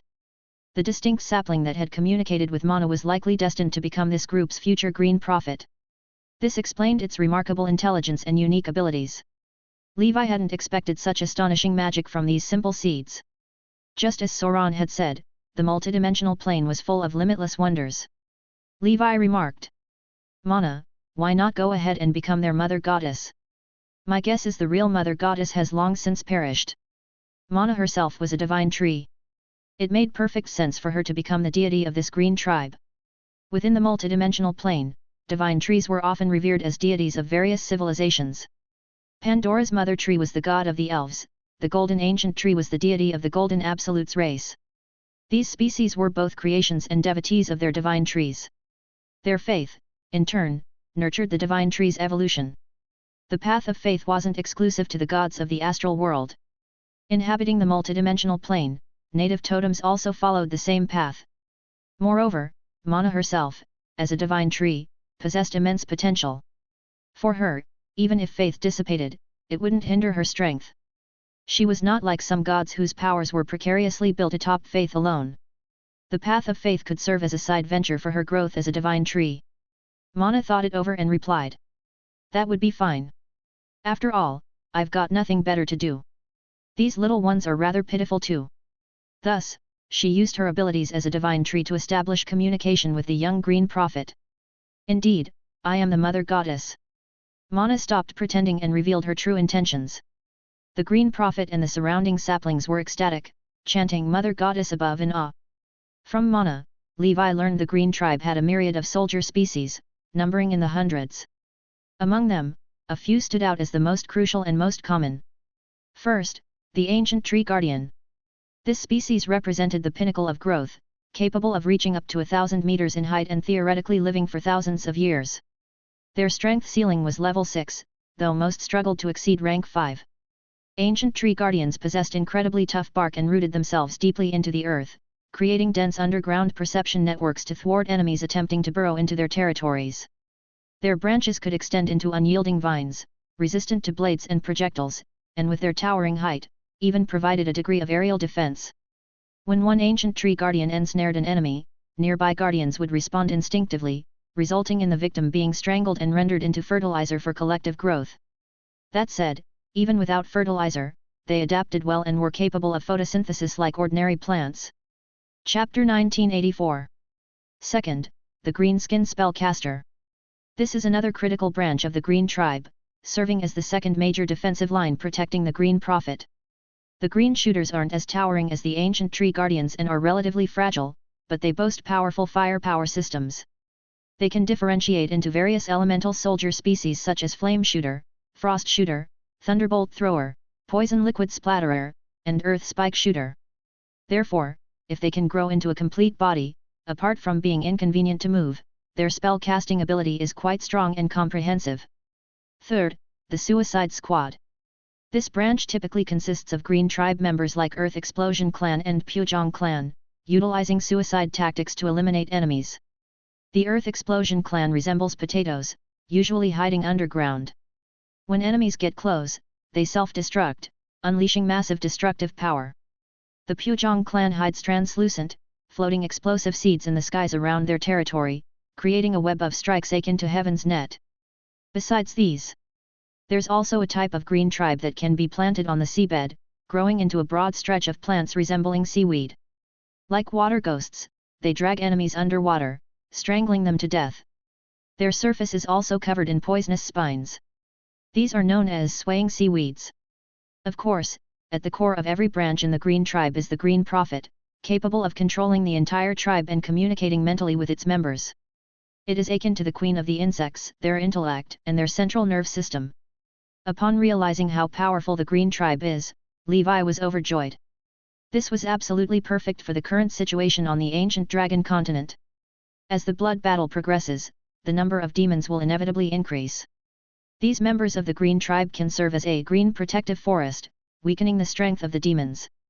Even if they perish, they can self-replicate their next generation, ultimately forming a cycle. All they need is a viable environment to survive, requiring minimal energy and financial resources to maintain. In a sense, the Fungus Queen's development of the fungus path shares similarities with the Green Tribe. Both are biological weapons. Perhaps she encountered the Green Tribe by chance and drew inspiration from them.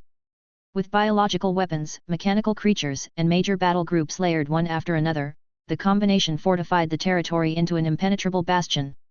After assigning the Green Tribe matters to Mana, Levi arrived at the location where the level 7 giant elephant was being subdued. After 100 years of purification and healing, this giant elephant king had finally regained clarity of mind. Since Levi had just removed its crimson enslavement, the elephant glared at Levi, letting out a deep, rumbling roar. Levi's gaze was indifferent as he said, "I don't have much patience. If you want to live, submit to me. Otherwise, I won't hesitate to kill you. See that large worm over there?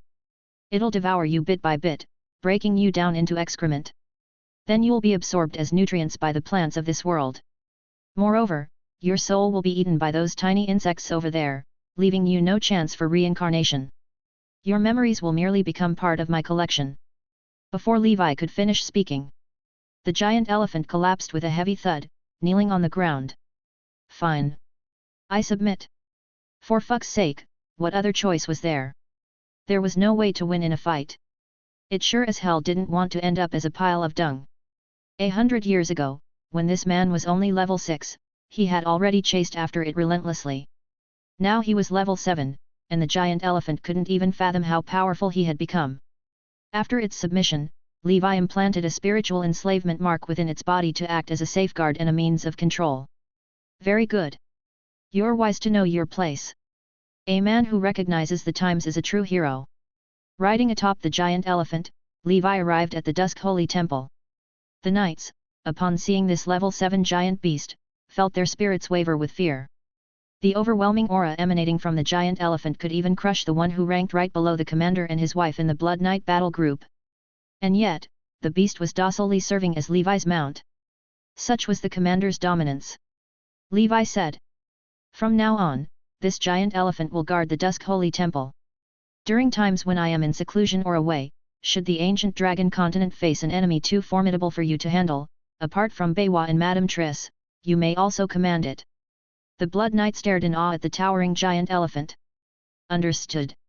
With a creature of this caliber guarding us, we'll feel much more assured." "You've got to be kidding." This was a level 7 expert. In the early stages of the blood battle, the strongest demons were usually level 6 at most. Level 7s were rare as phoenix feathers. With this arrangement, Levi freed up a crimson enslavement slot for unforeseen circumstances. Hell. 7th floor. In the wilderness. The purgatory demon sword hugged Levi, patting his back fervently, and said with great excitement, "Big brother, we meet again." Levi chuckled and replied, "Not bad. Your spiritual force is almost at its peak now, isn't it?" The purgatory demon sword said. "Indeed, big brother. I've now imprinted 13 witch marks." Levi said. 13, hey? As a child of the mythical dragon clan, your lifespan should far exceed that of ordinary wizards. I suggest you imprint 15 witch marks before stepping into the 7 circle level. Aim to imprint 45 before reaching 9th circle. The purgatory demon sword asked. 15 marks, big brother? What's the reasoning behind that? He had thought that 13 marks would suffice. Adding 2 more might mean waiting another 100 years before advancing to the 7 circle level. Levi replied. It's merely a suggestion. Doing so could make it easier to ascend to Grand Wizard status. Ultimately, you should base your decision on your own circumstances. Either way, 13 marks is already impressive. The Purgatory Demon Sword said. If you think 15 is better, then I'll push myself further. Big brother, forgive my curiosity, but how many marks have you imprinted? Levi laughed and said. You'll find out eventually, but be prepared, it might shock you. Chapter 1985. He was worried about the number of witch marks he possessed, which had made the Purgatory Demon Sword question its existence. The Desire Realm Witch said. Lord, this is the information we gathered about the Elephant Demon Tribe. Elephant Demon Tribe. Just like the Demon Fox Tribe, it was a top-tier tribe on the 7th floor. Their clan leaders were both level 8 powerhouses. Among them, the Elephant Demon Tribe's Ghost Elephant Master, Alex, was notably the fiercest in combat. Currently suspected to be a level 8 middle stage powerhouse, looking across the 8th level, he was a nearly unrivaled force. Furthermore, similar to the Demon Fox Tribe, the Elephant Demon Tribe had backing among the 72 pillars of the 9th layer, specifically the sky-supporting giant elephant, also known as the Power Tyrant. It was said this being possessed unparalleled strength. Among level 9 beings, excluding the level 10 existences, on the sole measure of strength, none could rival it. Even the 72 pillars Dragon Ghost Master, a pure-blooded dragon, was not its opponent. Only the Dead Sea Tyrant Whale could match it to some extent. This dominance rendered the Elephant Demon Tribe reckless and lawless on the 7th floor. Even the Demon Fox Tribe dared not provoke them lightly. Otherwise, given the typical behavior of Devil Tribes and the Desire Realm Witch's fearless temperament, had she taken a liking to a man, she would have long since captured him and brought him home. Levi's current goal was to help the 3 women subjugate the Elephant Demon Tribe's young master, while also extorting some money from these wealthy heirs to attend the Netherworld market. The young master was named Black Elephant Isink. This individual possessed level 7 early stage cultivation but unmatched physical strength and wielded powerful ghost tools, making him no less difficult to handle than certain level 7 middle stage devils. The 3 sisters lacked the power to act against him. Levi asked. Subjugate the young master of the Elephant Demon Tribe? What's your plan? Bring him to Ale City. The Desire Realm Witch replied. No, let him remain in the Elephant Demon Tribe. If we bring him to Ale City, the Ghost Elephant Master might suspect me of draining his son's essence, and he would undoubtedly seek trouble. My reputation in hell nowadays isn't very good. Levi said. No problem. After their discussion, they decided to act 1 month later. By then, the Ghost Elephant Master, Demon Fox Mistress, and other powerful figures would gather on the 9th layer for a meeting to discuss the upcoming invasion of Nora. Meanwhile, Isink would head to Dragonfall Valley to capture undead slaves, to be used as cannon fodder and advance troops for Hell's invasion of Nora. Levi and his team planned to ambush Isink at Dragonfall Valley. 1 month later. Dragonfall Valley. 2 week. Becoming my mount should be your honor. Isink launched his fist forward, sending a giant bone dragon with a wingspan of over a kilometer flying. This bone dragon was none other than the Ghost Bone Dragon, a former companion of the evil spirit monarch. It had personally witnessed the evil spirit monarch being captured by a 6th circle wizard and had decided to hide in Dragonfall Valley, never leaving. Invading the wizard world? One would have to be donkey-kicked to think that was a good idea. The Ghost Bone Dragon couldn't comprehend what the rulers of Hell were truly planning. What angered it the most was that these devils wanted to invade the wizard world but used undead like it as cannon fodder in the vanguard, leaving their own forces untouched. It wasn't stupid. Seeing Isink coming at it again, the Ghost Bone Dragon, devoid of fighting intent, scraped the void with its claws in an attempt to flee. 2 level 6 peak devil forces appeared in front of it, clutching a ghost tool shaped like a chain. Where do you think you're going? Clang! With the sound of chain breaking through the air. The chain instantly wrapped around the Ghost Bone Dragon's entire body, squeezing its decayed bones until they creaked. Oh, my hips! The aging Ghost Bone Dragon couldn't endure the agony. Boom! Taking advantage of its confinement. A colossal fist resembling an elephant's leg materialized from the void. Crack! Hundreds of bones across the Ghost Bone Dragon's body shattered. Even its soul fire began to dim. This bone dragon's body had been used for far too long, passed through countless souls. By its generation, the body was nearly beyond repair. Although it was a bone dragon, it had its pride. Damn it, I, assassin, will fight you to the death. Abandoning its intent to flee, the Ghost Bone Dragon unleashed a storm of death energy from its body, cold and dark as it swept forth. The innumerable undead buried in the valley were awakened by its call. These undead charged desperately towards the towering, 1,000-meter devil in the sky. Isink sneered, transforming into an immense locomotive, smashing through everything in his path. Black gas swirled around him, morphing into a blender that pulverized skeletons and specters alike, extinguishing their soul fires. Isink looked down from above at the trembling ghost fires that flickered like candles in the wind. Be grateful, insects. I'm liberating you from these fragile shells, granting you a chance to reincarnate. He took a step forward, appearing above the Ghost Bone Dragon, and descended mightily. Boom! The Ghost Bone Dragon crashed from the sky, scattering its skeletal frame all over the ground. Yet under the influence of soul fire, the bones began to quiver, flying back to the dragon's body. For undead creatures, soul fire was the essence of existence. As long as it remained, their bodies could be reassembled endlessly. But each reconstruction required consumption of soul energy. Isink asked. Do you yield? He again dispersed the Ghost Bone Dragon's body with a punch, aided by 2 assistants using top-grade ghost tools. The Ghost Bone Dragon, resolute and unyielding, replied. I, assassin, would rather die than become someone's mount. It began burning its soul fire, preparing for ascension, ready to risk everything against Isink. At that moment, from the void, a shadowy structure resembling the Colosseum descended. Boom boom boom. The valley trembled, bone ash filling the air. Chapter 1986. At the peak of the Colosseum, a lone black armored swordsman stood with an air of supremacy. His arms were crossed over his chest, and in his calm gaze, a fiery battle intent burned brightly. Isink asked. Who are you? Do you even know who I am? Levi responded. Black Elephant Isink. Isink chuckled. Since you know who I am, why don't you scram already? Levi replied.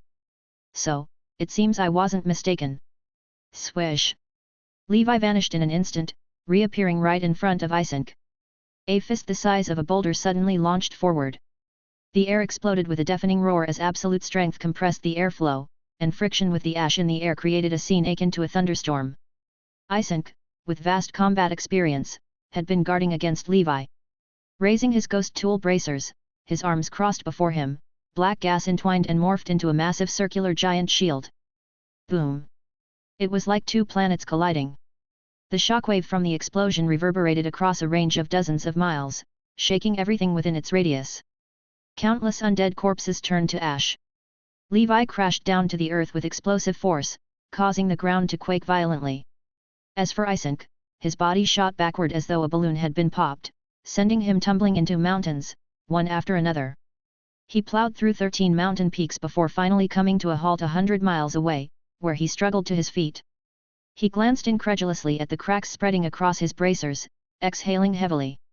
Just who in the world are you? The Purgatory Demon Sword? No, he only has level 6 strength, there's no way he's this formidable. His bracers, crafted from level 7 metal and forged into ghost tools, were not of the highest quality but still should not have been shattered by a single punch. 2 accompanying guards stood frozen in shock, their mouths agape. Too strong, too strong. Since following Isaac, they had never witnessed anyone capable of sending the young master flying with a single punch, except perhaps the young master's father. You two useless fools attacked together already. Isaac couldn't help but curse. He launched himself forward like a projectile, his right fist clenched, aiming to kill Levi. The 2 guards snapped out of their stupor, their chains lashing towards Levi. Black King 9 slashes. Boom. 9 black vortices, swirling with destructive energy, abruptly materialized between heaven and earth, shattering the chains. The Purgatory Demon Sword glanced at Isaac, complaining. Am I really as weak as you think? Boom. Isaac's fist came crashing down. The vortex of the Black King 9 slashes clashed with the fist wind, only to be torn apart instantly like dried weeds. The Purgatory Demon Sword quickly disengaged and turned to deal with the 2 guards. Big brother, it's up to you now. If it were an ordinary level 7 early stage opponent, with his talent and strength, he might have lasted a move or 2. But against Isaac, a man whose talent rivaled that of the Desire Realm Witch and who possessed matchless strength, surviving even a single move was near impossible. Boom. Levi's fist collided with Isaac's, his body retreating slightly. This time, Isaac was prepared and did not get blown away. He glanced at his bracers, now marred with deeper cracks. Sneering coldly, he tore them off. I don't care who you are. Today, I will grind you into dust. His pillar-like arms tensed, muscles bulging like a devil's physique. Black gas entwined them, gleaming with a metallic sheen. Boom. Another unadorned exchange of punches. Levi felt the strain on his bones and the boiling of his blood, a grin spreading across his face. Not bad. At last, I've found a worthy opponent. Though Isaac was only level 7 early stage, his true combat power was no less than that of the old Dragon King. He was perfect for a warm-up.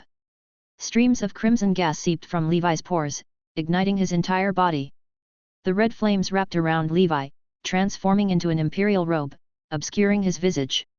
This scene was strikingly identical to the Red Emperor true form inside the Divine Palace.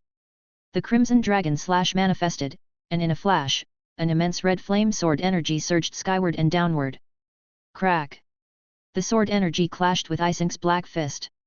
The sword energy shattered. Isaac's fist, however, had its skin split open, blood streaming down, revealing flesh and muscle. Come again! Disregarding his injuries, Isaac's form grew massively, his aura erupting like a raging inferno. Revealed now was his devil's true body, towering higher than a mountain.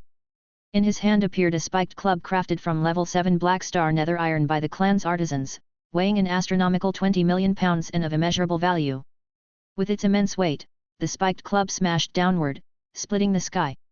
Its swing leveled mountain peaks in its path, and even the Colosseum's projection trembled under its force.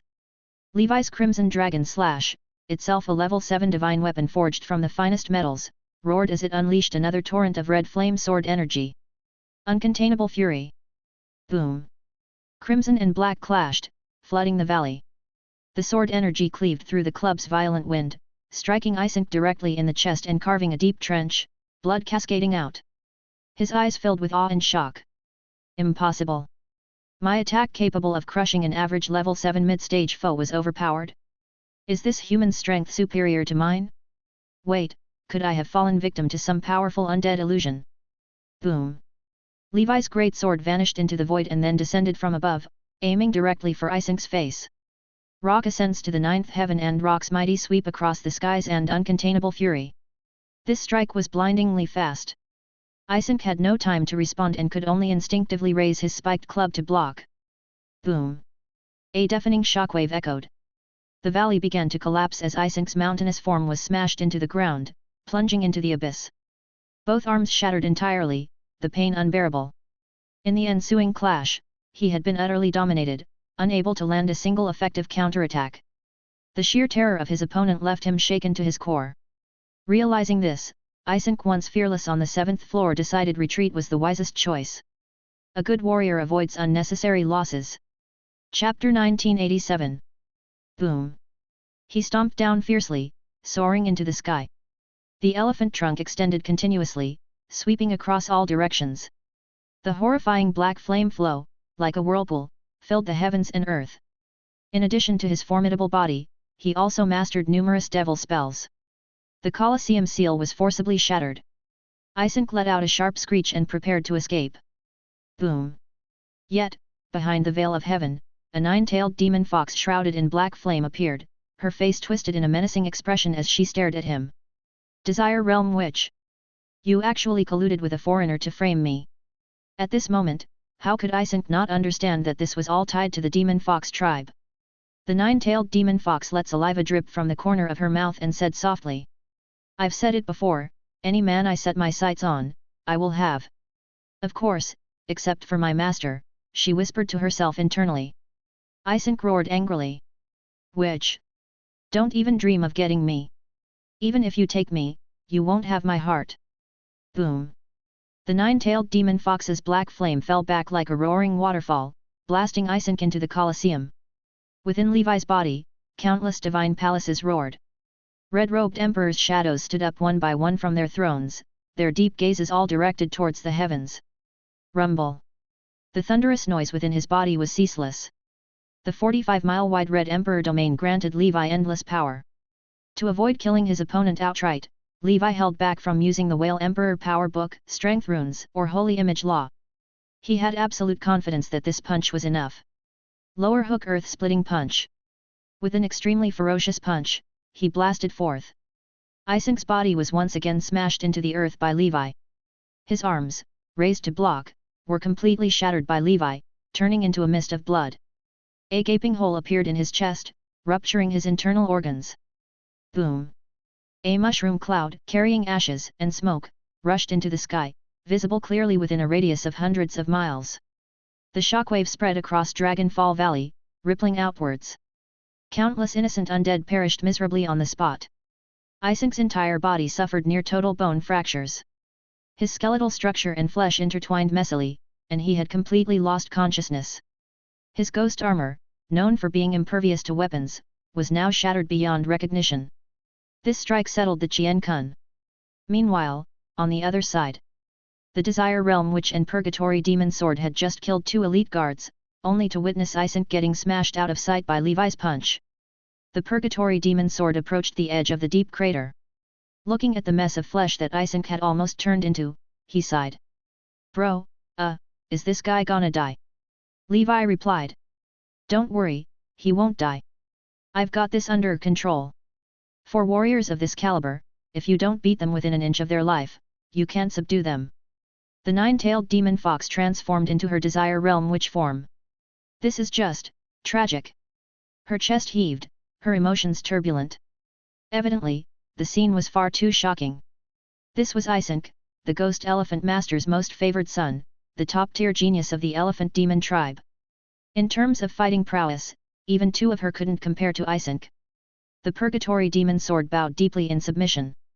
He had thought that after a century of yin-yang replenishment training, his strength should have almost caught up to Levi.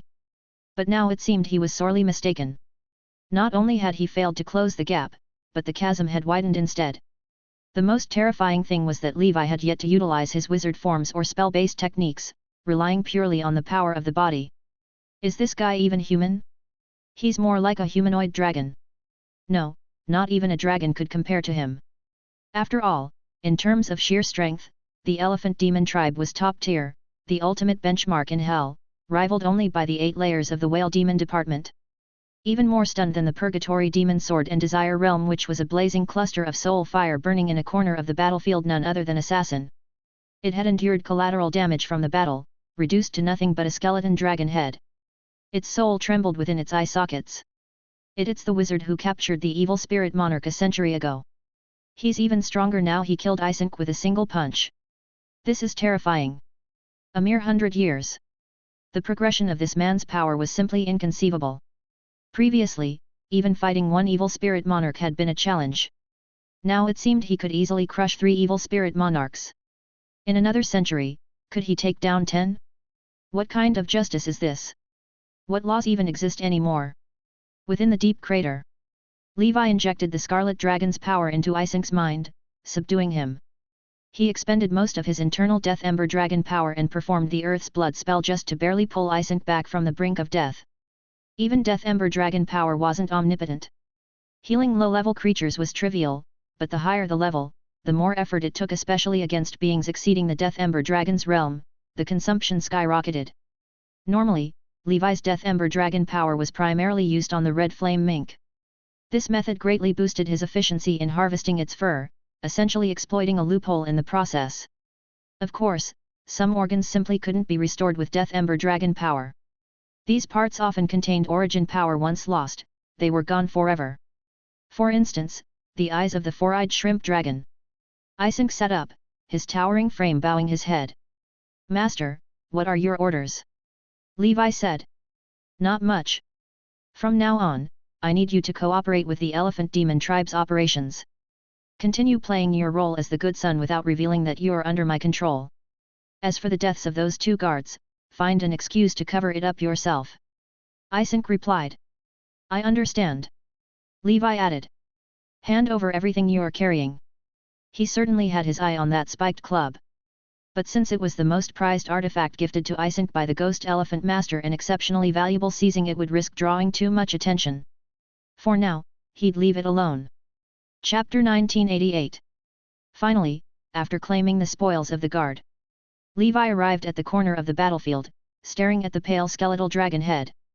"Stop pretending to be dead." Within its eye sockets, soul fire slowly began to burn.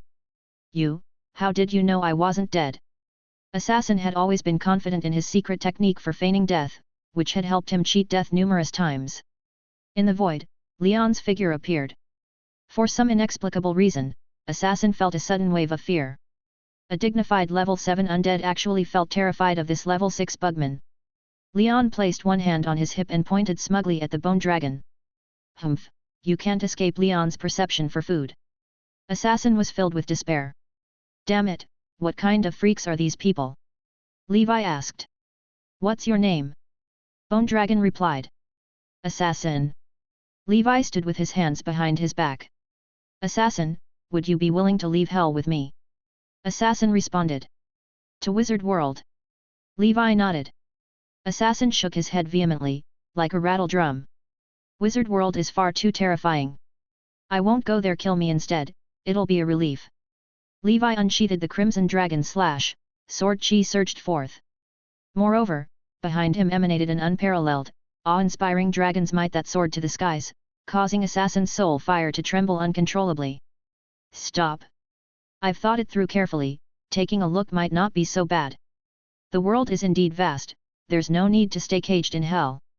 Levi said. "If it weren't for me saving you, you'd already be dead. Follow me, and you'll have a chance to rise back up. Otherwise, you'll forever be tormented by devils. Don't you want revenge on the demon elephant tribe? Lords and kings, would they be born any differently?" Assassin reminisced about the bitterness and tears of his journey and lamented. "Yes, Lord, you speak the truth. I am willing to pledge allegiance to you. Bone dragons are dragons after all, and susceptible to submission under dragon's might. While they are weak within the dragon clan, at least they're level 7. As the blood battle intensified, having a level 7 bone dragon to guard the ancient dragon continent would undoubtedly be advantageous." With a single thought, Assassin summoned all the scattered bone fragments on the ground, restructuring his massive form, and crouched at Levi's feet. Levi flew to the top of the bone dragon's head and said, "Second brother, I'll leave the cleanup here to you. Once this is resolved, I'm returning to Wizard World." The Purgatory Demon Sword nodded deeply and said, "Thank you, big brother. I will dedicate myself to cultivation and grow our forces in hell." With the 3 sisters and this demon elephant tribe's young master, he already had the credentials to influence many factions within the 7th floor. the sorceress of the sensual realm and the sky realm, which were themselves level 6 peak, and both held the promise of reaching level 7 in the future. The bone dragon roared, flapping its wings, carrying Levi into the high skies. Levi suddenly asked, "By the way, assassin, I recall you said you'd rather die than become a mount." Assassin hurriedly replied, "Lord, you must have heard wrong. What I meant was, even in death, I'd want to be a mount." In the sky, the vast nether river stretched across the horizon. Levi transformed into his classic pig demon appearance, mingling amongst the devils. As for assassin, Levi had stored him away in the ancient Banyan fairyland. He had already taken stock of the loot from this battle. That Isenk, worthy of being the young master of the demon elephant tribe, alone contributed 700 million joss paper in cash to Levi. Adding the 2 guards, he instantly gained a total of 1,100,000,000 joss paper for free. Aside from that, there were some rare materials, many of which could be used to upgrade the Book of the Undead to 7 Circle, saving Levi the trouble of procuring them himself. There were also around 20 soul stones. Although not a large amount, it could save the Holy Infant quite a bit of cultivation time. Time to start shopping spree. Levi followed the crowd, making his way to the mast sail ship. Within the plaza, the underworld merchants stationed there were no longer minotaurs and hulking figures in black armor, but rather a colossal centaur-like creature. It stood thousands of meters tall, its head resembling a skeletal warhorse ablaze with red flames, exuding an overwhelming aura. Another level 8 peak powerhouse.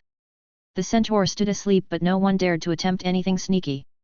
Scanning the marketplace, Levi suddenly noticed a 7-story pitch-black wizard tower catching his eye. What? There's actually a wizard tower for sale. He immediately approached the wizard tower, fearing someone would purchase it before him. As it turned out, no other devil showed any interest in it. After all, these things were useless to them. 7 Jails Demon Tower, price 700 million joss paper. 700 million? That's ridiculously cheap. Levi stared incredulously at the number, double-checking to ensure it was correct. He could tell that the 7-story wizard tower seemed to be damaged, with certain functionalities broken or incomplete. But even with that, 700 million was a steal. He immediately purchased it. Even if it was unusable, it could be dismantled as construction material for his own wizard tower, guaranteeing profits. He originally planned to tear down the Skyfire Fortress, but now it seemed less pressing.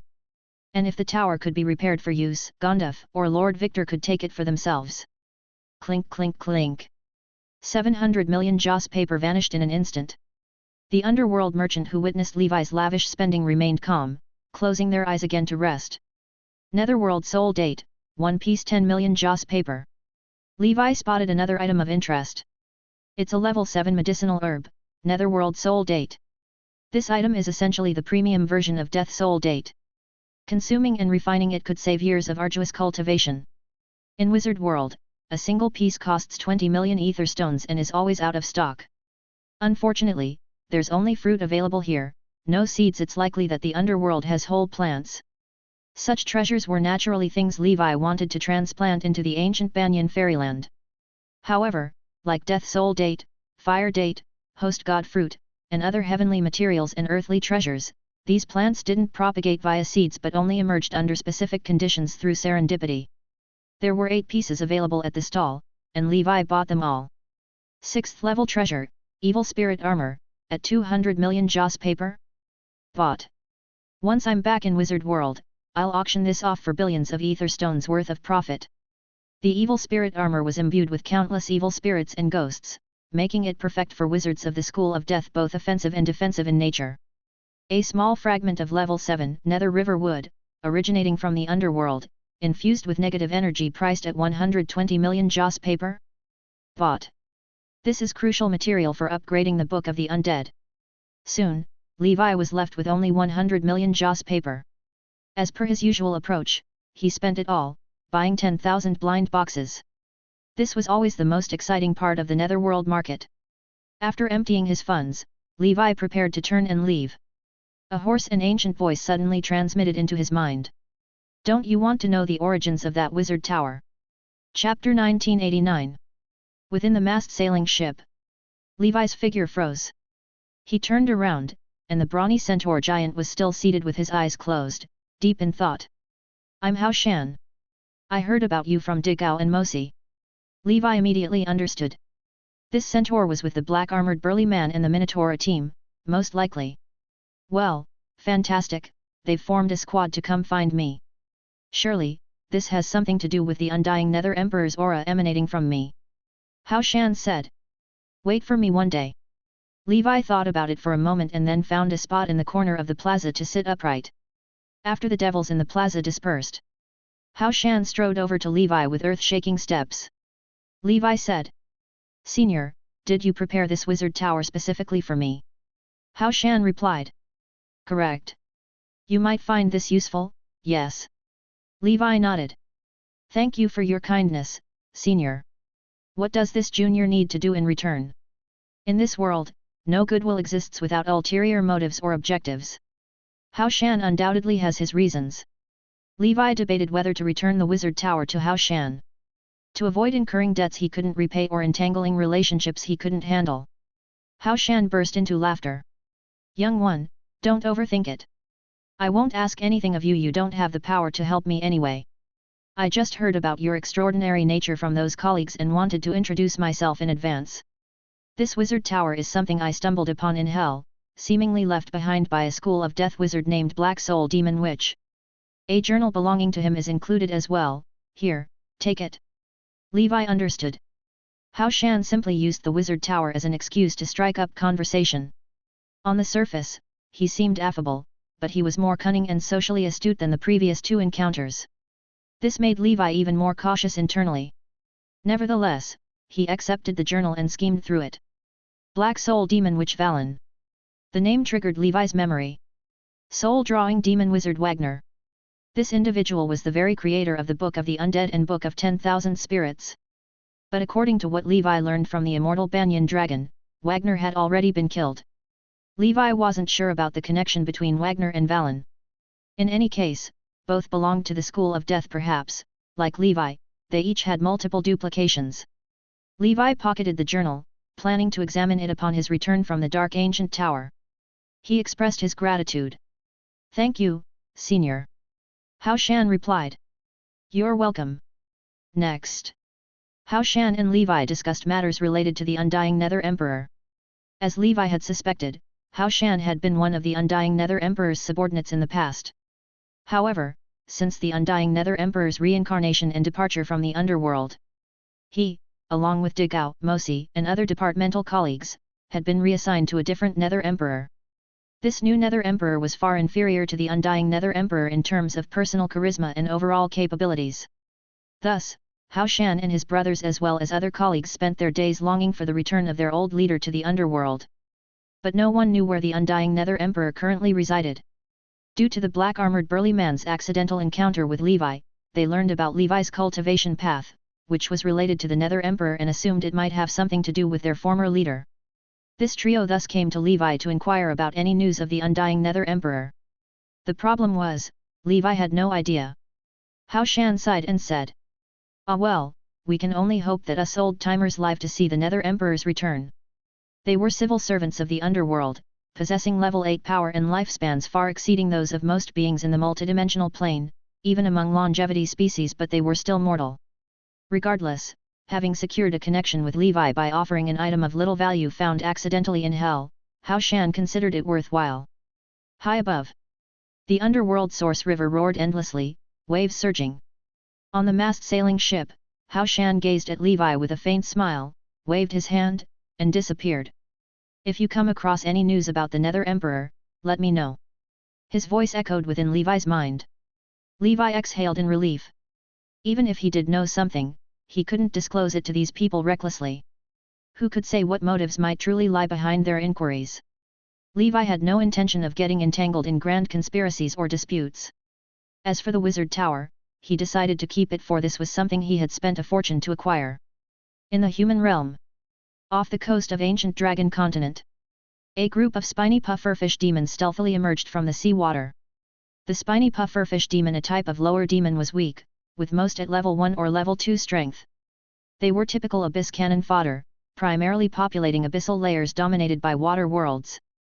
Their flattened bodies appeared almost two-dimensional, and coupled with masterful disguise techniques, they could hide underwater, remaining undetected. When entering combat mode, they immediately puffed up, spewing toxic water and launching venomous spikes in attack.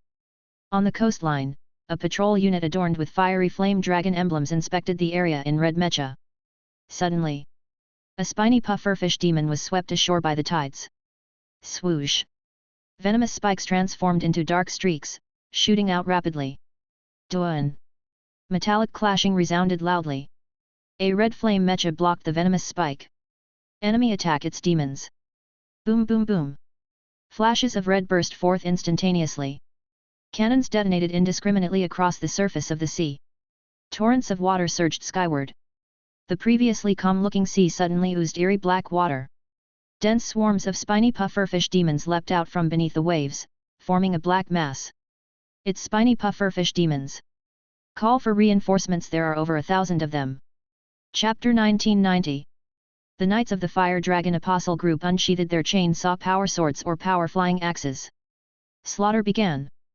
Thousands of demons. This was not a small swarm, as they were all transcendent creatures.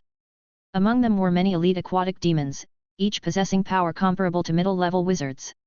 Yet, the team executing this mission from the Fire Dragon Apostle group consisted of only a few dozen members. When the artillery ran out, the knights and demons began hand-to-hand combat. With exquisite combat techniques, the knights transformed into killing machines, eliminating demon after demon with graceful and powerful strikes. But more demons kept coming in droves. In the distance, a small group of level 5 demons could be faintly seen, coldly watching the scene. At their center stood a towering demon, over 100 meters tall and resembling a catfish. It was unmistakably level 6 in strength. This was a bottom-dwelling fish demon residing in the depths of the abyss world, classified as a high-level demon. In this species, demon lords were commonplace. Kill them. Spill their blood and pollute the coastline of this continent. The bottom-dwelling fish demon lord chuckled. It watched the demons charge to their deaths without a hint of concern. Low-level demons were abundant in the abyss, which was why the abyss constantly launched invasions into the multidimensional plane. Sending them to die was almost a necessity, otherwise, the abyss itself would be overwhelmed. The greatest purpose of ash demons was to gradually deplete the living forces of the wizard world. Through an immensely protracted war, the patience and willpower of the wizards would be worn away. Moreover, the death of these demons would inevitably contaminate the earth, ocean, and sky of the wizard world. Even though the Congress had purification methods, they could only mitigate the damage. If the demonic aura accumulated excessively over a prolonged period, and could not be dispelled, Nora's world would also be affected. It could potentially be assimilated by the abyss will, thereby becoming less vigilant against strong level 10 demons. If that were to happen, the powerful beings lurking in the land of darkness could invade Nora with relative freedom, triggering an ultimate showdown against the legendary wizards. This was the Abyss's overt scheme, a sinister intent known to the Wizard Council. However, even knowing this did not enable them to act decisively. Due to the vast disparity in strength between the two sides, the wizards could only hold their ground in Nora. Only by relying on Nora's geographical advantage could the legendary wizards fully harness their combat capabilities. Not long after, in the sky, came the roar of machines. A group of mechanical creatures, exuding a sci-fi aesthetic, pierced through the clouds as streams of light, advancing from afar with increasing speed. Reinforcements are here. It's the demon extermination shuttles from the Tower of Dawn. Fantastic! Seeing the incoming shuttles, the knight's eyes lit up with excitement. These were the latest weapons researched by Herman, the Elder, a devastating creation with an exorbitant cost per unit. The demon exterminating divine shuttle formation consisted of 100 units. Streamlined and shaped like water droplets. They were engineered for maximum flight efficiency. Blue exhaust flames spewed from their tails. Swoosh! Swoosh! Swoosh! Silver streaks of light descended upon the battlefield, weaving fluidly through the mass of demons with dizzying precision. Low-level demons were instantly pierced through, their heads blown apart. This was a true dimensional strike. Incredible! No wonder it's nicknamed a million etherstone money-burning machine. Complete domination. It's said the fastest cruising speed of these demon extermination shuttles allows them to strike any coastline of the ancient dragon continent within a quarter of an hour from their launch base. This is no less than a mechanical secret sword. Exactly right. Even fifth circle wizards cannot match the speed of the demon extermination shuttles. The knights, as if intoxicated, unleashed relentless destruction. The 1,000-strong demon army was thrown into disarray by the 100 autonomous demon extermination shuttles. Instinctively, the demons began to retreat. Roar! A booming roar erupted. A level 5 peak demon clad in black shell armor emerged and charged into battle. It wielded a shell shield, striking one demon extermination shuttle away. Not so tough after all. The demon sneered, its demonic aura surging wildly with crackling sounds. One shuttle after another attacked it relentlessly. Cracks began to appear on its shell armor. Fortunately, at that moment, the distant, observing level 5 demons jumped into action to assist. What kind of nonsense is this? Watch me smash it! The level 5 demons unleashed their abilities, countering the attacks from the demon extermination shuttles. Suddenly, all the demon extermination shuttles ascended into the sky, vanishing into the clouds. Ha ha ha! They're scared. The demons cackled, regarding the knights as lambs awaiting slaughter. The Fire Dragon Apostle Group knights formed a circle, their expressions heavy. Boom! An explosion from the sky. 100 demon extermination shuttles dove downward, combining mid-fall like interlocking Lego pieces, finally forming a silver greatsword over 100 meters long. Lightning flickered across its blade, electric snakes danced along its surface. The Tower of Dawn. Inside the cluster control room, Levi and the Tower Master watched the combat projection on the screen. The Tower Master asked, "By the way, what should we name this move?" Levi replied, "Let's call it, the 9 Heavens and 10 Earths Demon-Slaying Divine Shuttle. We should manufacture more of these, they'll greatly facilitate support for battle groups. If future technology allows, forming attacks with thousands upon thousands of demon extermination shuttles could even annihilate a demon lord." After finishing, he turned and walked away, his figure shimmering as he stepped into the void. In reality, the demon extermination shuttle was a type of cluster combat mechanical creature inherited from the machine sage, originally named Silver Assassin. Levi had only renamed it out of a quirky sense of humor. After all, this Dharma treasure was famously renowned in his past life. Chapter 1991. These 100 demon extermination shuttles cost 1 billion to manufacture, and their effectiveness is extraordinary. For the wizard organization, they are far more impactful than crafting a single 6th circle masterpiece wizard tool. As long as the number of demon extermination shuttles is sufficiently large, they can deliver an all-encompassing and lethal blow to the enemies operating within the ancient dragon continent. Of course, these tools have high energy requirements. Even the burning efficiency of ether stone won't suffice, they require level 5 energy gems. However, this is just the first generation model. They can be updated and upgraded according to war circumstances in the future. Meanwhile, on the battlefield, the Thunder Light Silver Sword struck the earth. 1,000-meter-high mushroom cloud, mixed with lightning, surged into the sky. The group of level 5 demons had already been dismembered, with only a few stubbornly clinging to life. They were effortlessly wiped out by the demon extermination shuttles.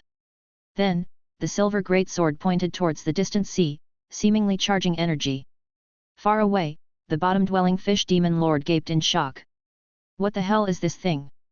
From the mouths of veteran demons who had participated in the last blood war, he had some knowledge of wizard world. But as for this creation, he had never heard of it. This wizard world is evolving far too rapidly. No matter. We've achieved the objective of contaminating the continent, though the enemy's losses are minimal. Such a pity. I'll retreat for now, otherwise, if other level 6 experts arrive, I'll be in grave danger. The demon lord immediately led a group of generals away from the battlefield. The Fire Dragon mission members looked at the arrogant demon lord but dared not make a move. They were far too weak compared to level 6 power, and it was better to take this chance to retreat quickly and wait for the wizard organization's level 6 experts to arrive. Even the demon extermination shuttle likely stood no chance against the demon lord. In the next moment, within the void, a black armored swordsman's shadow emerged. He drew a bow and knocked an arrow, the bow bent like a full moon, and the arrow streaked like a meteor. Whoosh! The wind-chasing arrow blew the bottom-dwelling fish demon lord's head to pieces in an instant. This level 6 demon didn't die, unbelievably, a new head grew back. Terror-stricken, it leaped and blinked repeatedly, only to collide with Levi's chest. Levi smiled faintly, his massive hand clutching it. Despite its desperate struggles, it was futile. Crack! A 6th-level mid-stage abyssal core was extracted as the demon lord stared at the hollow cavity in its chest, unwillingly succumbing to death. Leon retrieved its demon soul as Levi cast his eyes upon the demon-slaying bracelet. Hunting a 6th level mid-stage bottom-dwelling fish demon has earned 150,000 war merit points. Current total points, 450,000. Rank, 125. Hey, I've dropped 2 ranks again. Looks like everyone has started pushing hard lately. Points are cumulative and used for ranking calculations, while war merit is consumable and exchanged for rewards. Levi noted that the first place holder's Destruction Realm Thunder had already reached 10.4 million. The familiar 7 circle wizards he knew, 100 Flowers, were all ranked beyond 100, falling behind him. Triss was too preoccupied with medicine research to focus on the leaderboard. 100 Flowers busied herself with other side jobs and matters of the wizard tower, rather than actively hunting demons. Levi felt no urgency either. The blood war was a protracted affair. Rushing the leaderboard early was a waste of time because demons were scarce at the current stage, necessitating guerrilla warfare and deliberate hunting efforts. After some time, when the demon lords could no longer sit still, they would deliver themselves as targets. By then, people would no longer be concerned about their ranking points. They'd instead be concerned about their survival and whether the wizard organization could prevail. It's the commander. I didn't expect the commander to personally show up. Commander is invincible. The Fire Dragon group knights cheered loudly. Levi smiled slightly and disappeared. Too powerful, the demon lord, wiped out with a single hand. What a shame that the commander seems disinterested in competing for the demon-slaying list, otherwise, the top 10 would surely have his name. Back at the Emperor's palace, Levi opened the merit shop list, primarily looking for opportunities to exchange for truth oddities. Random Glorious Sun Grade Oddity, 5 billion war merit, requires personally hunting 10 level 8 demons or 1 level 9 demon lord, limit of 1 per person. Random Bright Moon Level Oddity, 50 million war merit, requires personally hunting 10 level 7 demons or 1 level 8 demon, limit of 1 per person. Random Morning Star Level Oddity, 5 million war merit, limit of 1 per person. They even have Glorious Sun Grade oddities. The Congress is truly going all out this time, but the redemption threshold is ridiculously high, 5 billion? That'll take forever. For Morning Star level oddities, even 5 million points are needed. Levi would need to hunt 5 level 7 early stage demons to accumulate that, or alternatively massacre millions of level 1 demons. As for Bright Moon and Glorious Sun oddities, their redemption requirements were even stricter, involving specific hunting metrics with higher standards. Moreover, each person could only exchange once. Levi understood as much. The blood war differed significantly from regular bounty hunting of dark wizards. War merit inflated rapidly. If the redemption system maintained previous bounty standards, the Wizard Council's stockpile of oddities would definitely run dry. Looks like I don't have to worry about oddities being redeemed entirely. For all artifacts above Morning Star level, each individual can redeem only once. Aside from random oddities, there were also specified ones available. For instance, Levi had his eye on one particular oddity. Hand of the Winter Emperor, Bright Moon level oddity, Frost Faction, requires 1 billion war merit to redeem. Limited to participants ranked below level 8, 7 circle, and level 8 on the demon slaying list. Hand of the Winter Emperor was an oddity Levi had already seen in his guide. Its effects were exceptionally potent. It could unlock the top tier frost talent Frost Winter Will. He had been coveting it for a long time. Unexpectedly, the Congress had it available. Chapter 1992. Unfortunately, 1 billion points, even for him, would take a very, very long time to grind, and it's impossible to acquire in the short term. However, he was not in a hurry. First, to give lower-ranked wizards a chance, the Congress had ruled that certain designated oddities couldn't be redeemed by 8th Circle wizards. If these top-tier Grand Wizards participated, the other wizards wouldn't stand a chance. Second, those wizards below the 6th Circle might not even manage to accumulate 1 billion points by the end of the blood battle. So, this was essentially a competition between 6th Circle and 7th Circle wizards. Among this group, the Frost Faction's Primordial Soul wizards made up a very small percentage. Wizards from other factions likely wouldn't spend double the price to redeem this Frost artifact. All in all, Levi felt there was a very high probability of obtaining it himself. Once I return from the ancient tower, I'll start amassing war merits. A few days later, the Holy Infant had taken the Soul Stone and part of the Netherworld Soul Dates. Levi estimated that these items could save the Holy Infant at least several decades of arduous cultivation. The evil spirit armor obtained at the Netherworld market was also taken by the Holy Infant to be auctioned in Gundor City in exchange for ether stones. Levi, carrying the remaining Netherworld soul dates, arrived at the Tower of Summer Flowers. "You've returned." 100 Flowers opened the door, her face brimming with joy. Levi said, "I've brought something good." He opened his palm, revealing 3 dates that exuded a chilling aura. 100 Flowers asked curiously, "Are these Death Soul dates?"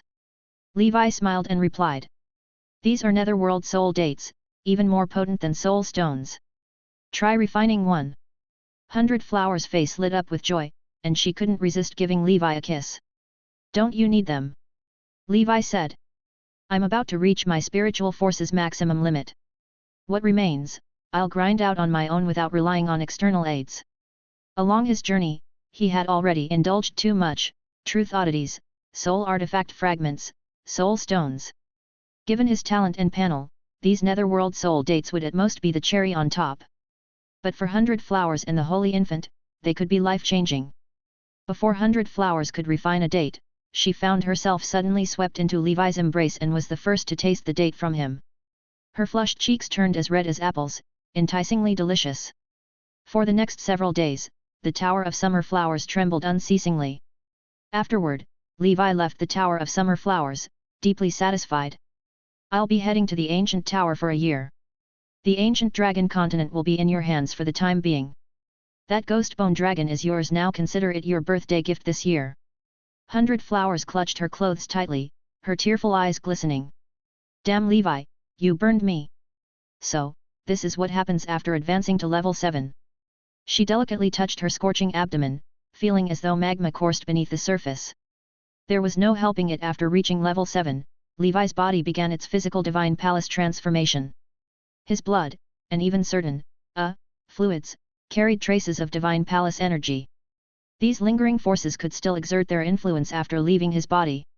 If it were an ordinary mortal woman, the moment it entered her body, she would have spontaneously combusted. Levi couldn't help but wonder how those legendary level giant dragons managed to birth dragon descendants with humans. In the end, he concluded that his cultivation wasn't yet high enough to fully control himself. Of course, the magma within Levi wouldn't harm 100 Flowers' body. At most, it was a case of pain and pleasure intertwined. Clothing herself, 100 Flowers began to refine the Netherworld soul date. At the top of the Tower of Summer Flowers, a ghostbone dragon with a wingspan of 1,000 meters lay prostrate. "Master is far too powerful, and even Madam possesses 7-ring cultivation. These two, as a couple, must hold extraordinary status in the wizard world. Leaving Dragonfall Valley doesn't seem like a bad thing after all." On the ancient dragon continent, aside from repelling demon invasions, it no longer had to engage in many battles. For the most part, life was safe and relaxed. This kind of job was exactly what it had dreamed of, the kind of position that legends said could save you 1,000 years of hardship, working as a gatekeeper for a top-level wizard organization. Dark Ancient Tower.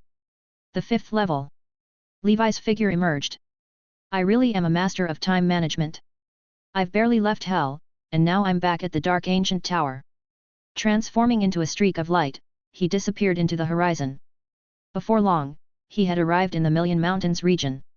In the damp and dark underground world, where demonic aura ran rampant. After harvesting this cycle of matured fungus, Levi inspected the situation of the demon race and then departed. He arrived at the land of Roman's fall.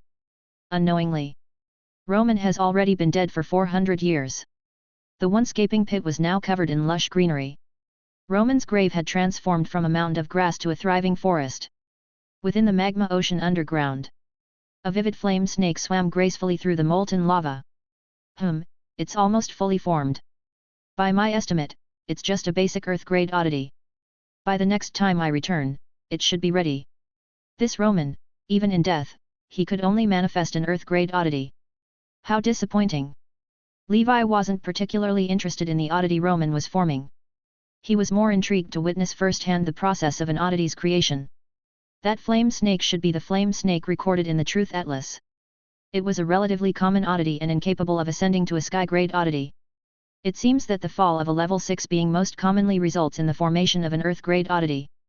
However, the sample size is too small to draw definitive conclusions.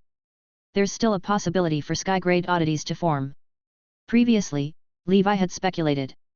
Level 7 corresponds to Morning Star, Level 8 to Bright Moon, and Level 9 to Blazing Sunday. A Level 10 existence would naturally correspond to a legendary artifact. Level 6 beings should correspond to Earth grade and Sky grade oddities. Let's go. I'll check again in the next century. Kane Empire. Across the plains, spires towered into the sky. A group of young-looking wizards and mages sparred in the training grounds, competing in spells. Chapter 1993. Kidman opened his eyes. 100 years have passed. Will the Dharma transmission venerable come? His aura had grown slightly stronger compared to a century ago. 200 years since my advancement to 6th level Magic King, I'm about to break through to the mid-stage. The medicines and resources bestowed by the Heavenly Venerate are truly priceless treasures. Kidman's talent was not among the top-tier geniuses, achieving such accomplishments had already far exceeded expectations. Having the Heavenly Venerate as his backer, he dared to envision even greater realms. Suddenly, a figure abruptly appeared within Kidman's wizard tower. It was Levi. Kidman's expression first showed shock, wondering who had breached his meticulously set level 6 array. Upon realizing it was the Heavenly Venerate, he sighed in relief and felt deeply awed. The Heavenly Venerate is truly unfathomable. My defenses are as good as non-existent to him. Levi spoke. Kidman, how is the work on teaching progressing? Kidman took a deep breath and began reporting the progress over the years. After listening, Levi nodded slightly. Not bad. You've worked hard. Keep it up.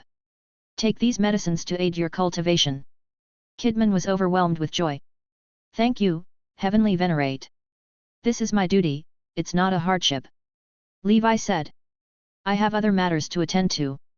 Select the promising apprentices, and I'll take them with me before I depart. Kidman replied.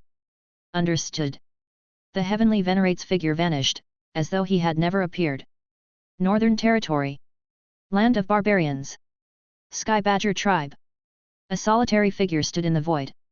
Sigh, it seems Tam has perished. Levi sighed to himself. Tam had been the first clan leader of the Sky Badger tribe he had encountered. Suddenly, Levi noticed a statue standing at the center of Sky Badger City, a black-armored swordsman with thick brows and resolute eyes. He had thrust his long sword into the void before him, his gaze unwavering. Interesting, they've even erected a statue for me. With a thought, Levi's figure materialized. The Sky Badger warriors below gazed at the black-armored swordsman standing before them. Who are you? Enemy attack. Wait, why does this person seem so familiar? Don't you think he resembles the statue in the city? It's him. The Black Badger Knight. Heavens, the statue has come to life. An elderly Sky Badger clansman, hair white as snow, stared at Levi and asked. Are you the benefactor who saved clan leader Tam back then? Levi replied. Tam has passed away, hasn't he? The elder trembled as he said. The clan leader passed peacefully from old age. Before his death, he instructed us to erect this statue as a testament of his connection with you, hoping we would pass down your name through generations. However, we didn't know your real name, so we commemorated you as Black Badger Knight. I hope you won't take offense. Levi said. I once received the favor of your ancestor, the Sky Badger Barbarian King. Today, I pass through this place to repay that kindness. Levi gazed at the plains outside the city and calmly drew the crimson dragon slash. The three chi of humanity. The three chi of heaven. Sacrifice life for justice. Fight against heaven and earth. Uncontainable fury. He merged all his insights from the Warlord catalog into his strongest strike. Resplendent and dazzling, the red flame sword energy was unleashed upon the plains. Boom boom boom. A massive canyon radiating intense heat formed in the wake of the sword energy. Countless razor-sharp strands of sword energy swirled within it, refusing to dissipate. This strike should suffice for your comprehension for years to come. The complete inheritance of the Warlord catalog now belonged to the Sky Badger clan. Levi even personally demonstrated it to them, a privilege only enjoyed by Levi's life and death foes and the Dusk Holy Temple. No one else could hope for it. As Levi's figure disappeared, countless Sky Badger warriors stood dumbfounded, gazing at the 100-mile canyon. Their eyes brimmed with shock and disbelief, nearly overflowing. Was that truly the Warlord catalog? I must have been practicing a fake version of the Warlord catalog. He's too powerful. Sword energy stretching across 100 miles, a calamity of nature pales in comparison. Black Badger Knight. Black Badger Knight. Haha, that sword strike, I've understood, I've comprehended it. Sky Badger warriors chanted the name of the Black Badger Knight. The Sword Energy Canyon was henceforth named 100 Mile Slope, and the legend of the Black Badger Sword God was passed down through generations. Thereafter, Levi visited other barbarian territories to inspect them. Levi initially intended to support Isa to become the barbarian king of the Heavenhorn tribe. However, Isa had yet to break through to level 6, so the prospect seemed slim. Levi simply left her to continue in the Valkyrie group. Levi didn't have much interest in the barbarian tribes for now. After all, they were not humans, there was no need to invest too much effort. His respect for the Sky Badger clan stemmed from the Sky Badger barbarian king's kindness. Moreover, Levi remembered an unstable spatial tunnel in the secret realm of the Endless Sea, a connection to the heavenly world. He wondered if the Wizard Council had discovered it, and if so, how they intended to handle it. The heavenly world, too, was not a place to be underestimated. 6th Layer. Secret Realm. The Arcanists of the Tower of Orin waited with anticipation. Will the Lord come? He'll definitely come. They had made up their minds to go to the wizard world. Staying in this paradise would lead their legacy to eventual extinction. Going to the wizard world offered them a chance at survival. The black-armored swordsman appeared arrogantly. Levi said. Have you made your decision? The elderly 6th Circle Arcanist replied. Lord, we've decided. We want to leave this place. Levi said. Then wait here for me for a while. I have other matters to attend to first. Chapter 1994. Levi raised his hand, and the corpse demon of the giant whale king descended from the heavens. This is a level 7 being, enough to ensure your safety in this realm. The inheritance of the Arcanists was down to this last remnant, and Levi decided it was better to be cautious. He gazed at the silent figure standing there, exuding a murderous aura so overpowering, it seemed like it had crawled out from a mountain of corpses and a sea of blood. The Arcanists trembled with fear. Such a powerful puppet. Yes, just the oppressive aura it gives off makes it hard to breathe. And those scars on its body. What kind of terrible existence could have left them? The 6th Layer. A chilling, icy underground world. Andreas was asleep, its tail guarding its vulnerable area, layered in frost armor. Suddenly, its eyes snapped open. Sweeping out with its spiritual force, it found no enemies and let out a sigh of relief. As a member of the dragon clan that valued sleep above all else, it had been sleepless for a century. That damn human had made its life a living hell all these years, always feeling as if disaster could strike at any moment, leaving it perpetually on edge. Humph, Andreas fears nothing. The Snow Mountain Dragon King bolstered its own courage and went back to sleep. In the void, the hermit rune flickered, and Levi's figure emerged. Long time no see, Andreas. Andreas opened its eyes. Damn it, am I having a nightmare? No. It's been another century. This guy only seems to appear once every 100 years. The Snow Mountain Dragon King immediately flapped its wings, unleashing a chilling wind that shattered the underground world, collapsing layers of rock with a roar. Without hesitation, it began to flee. Dun! With the sound of a collision in the void, the Snow Mountain Dragon King's massive body was rebounded by the Colosseum's phantom barrier. It glared at the black-armored swordsman and let out a string of furious roars. Human! What do you want? If you're after my treasure, I can tell you I've already hidden it. Even if you kill me, you'll never find it. Andreas had grown smarter. Knowing that, despite its strength, it couldn't defeat Levi, it had chosen to hide its treasures rather than carry them around. Levi crooked a finger, beckoning. Come now, Andreas. Let's have a proper fight today. Facing a mid-stage level 7 sub-dragon, Levi showed not a hint of fear. Andreas roared in fury, unleashing a ferocious blast of frost breath. You dare bully a dragon to this extent? Levi closed his eyes, putting away the crimson dragon slash, as red flames engulfed his fists with the doomsday fist burning bright. Boom! With a single punch, the roars of countless divine palaces erupted from within his arm. The Crimson Emperor true form emerged and struck alongside him. The red flames surged into a river far broader than the frost breath, charging upstream as these two terrifying forces clashed. Ice and fire double heaven. Andreas's eyelids twitched uncontrollably. 300 years, that's all it had been. This man's strength had already grown to the point where he could stand toe-to-toe against it without needing assistance from other level 7 beings. Damn it, this was absurd. Was he perhaps the offspring of a god? Was some god of the astral world giving him cheats?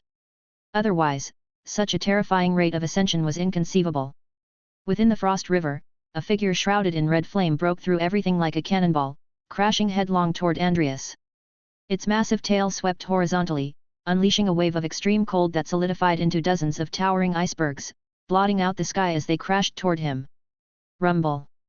The flame-wreathed figure's fist wind tore through everything with unstoppable force, expanding into a flaming domain 30 miles wide. The icebergs melted rapidly within it. Levi's veins bulged on his arm. Whale Emperor Power Book and Strength Rune and Holy Image Law. When dealing with a mid-stage level 7 sub-dragon, there was no room for holding back. Underhook earth-shattering fist. With one blow, he shattered half of Andreas's massive skull. Levi went all out, and even the thickest ice crystal armor could not withstand it. The dragon's enormous body plummeted, striking the ground with immense force and sinking into deeper layers of the underground world. Andreas's mind was on the verge of collapse. The agony stripped it of its senses as it roared with primal rage, lunging once more at Levi. Levi panted, snapping his fingers. The 9-headed Emperor Dragon and Emperor's avatar manifested. After the Crimson Emperor Dragon's promotion, the Emperor's might had also risen significantly. 4 level 6 late-stage Earth Spirit soldiers emerged from the ground, pinning the Snow Mountain Dragon King in place.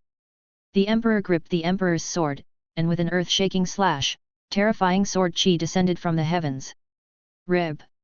A deep gash was torn open along the Snow Mountain Dragon King's back, chunks of ice crystal armor crumbling under the sword chi, revealing its flesh and blood beneath. Levi blinked through the void to reappear at the dragon's tail. His form expanded to a towering red-flamed giant hundreds of meters tall.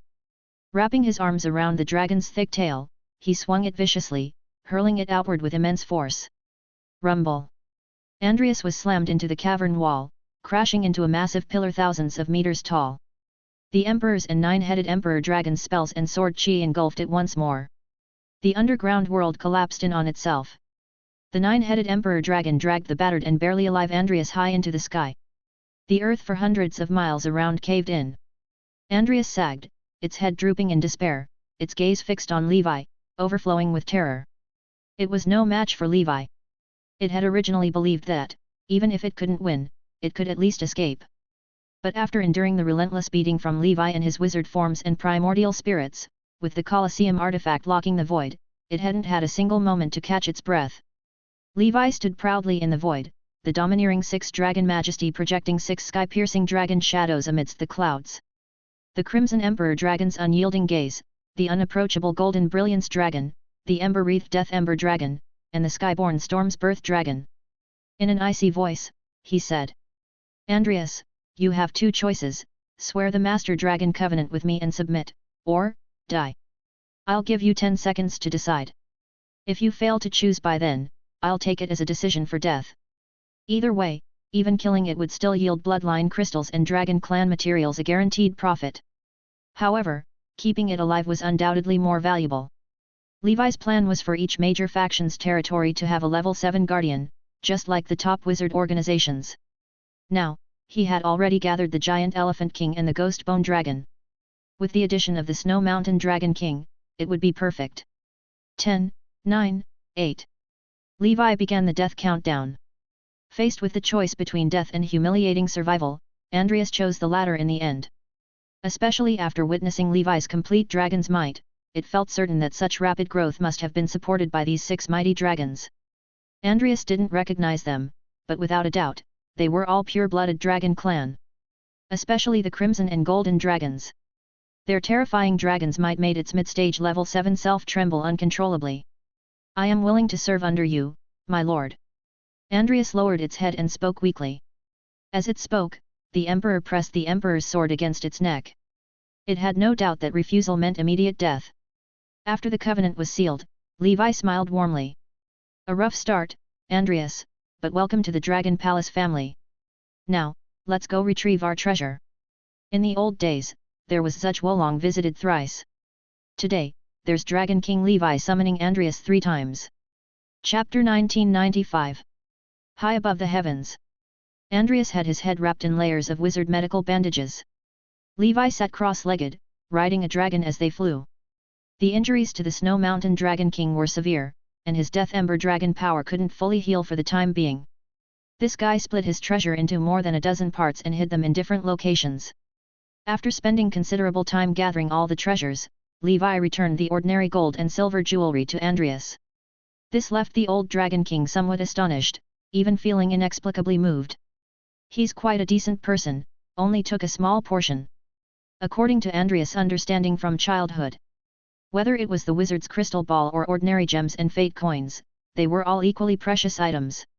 Its love for all treasures had always been impartial. Levi's thoughtful gesture earned Andreas' favor, giving him a newfound appreciation that went beyond mere submission to brute force.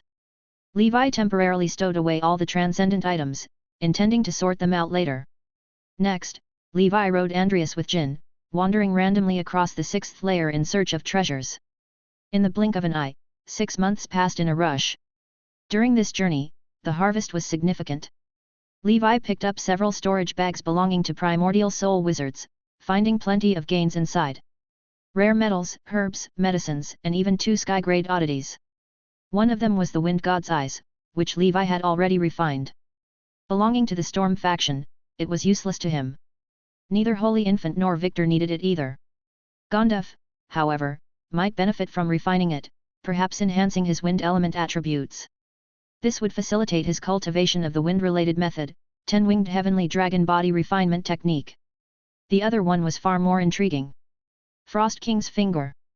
According to the guide, this oddity seemed related to Cold King's Eye, which Holy Infant had refined earlier.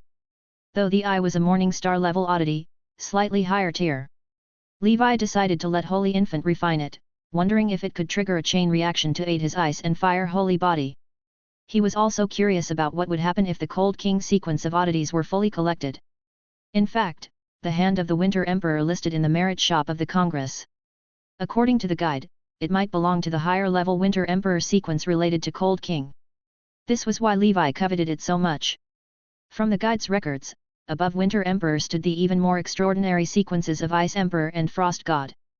High-tier oddities from other factions typically followed a similar pattern, many belonging to a specific sequence. For instance, Levi's Thunder God's Finger was in the same sequence as Thunder God's Eye, which was also a Morning Star level oddity. Years ago, 100 Flowers had seen them in an auction. One day, Levi retrieved the ancient Tower Scepter. Activate Level 7 Law Enforcement Trial. Beep beep sounds echoed. Runes projected onto the void. Law Enforcement Trial activated. Trial requirements, Level 7. Trial duration, 60 days. Trial objective, use your own strength to kill any Level 7 Black Beast. Trial reward, obtain Level 7 authority. Upon seeing the trial mission, Levi smiled knowingly. Kill a Level 7 Black Beast? Fits perfectly. He casually asked. Andreas, do you know of any early-stage Level 7 Black Beasts? Andreas quickly responded. My lord, you asked the right person. There's one at the Great Snow Mountain, living in the underground world beneath the glacial rift. It's a Level 7 giant insect. Several times I tried to hunt it, but it always escaped. Levi pondered for a moment.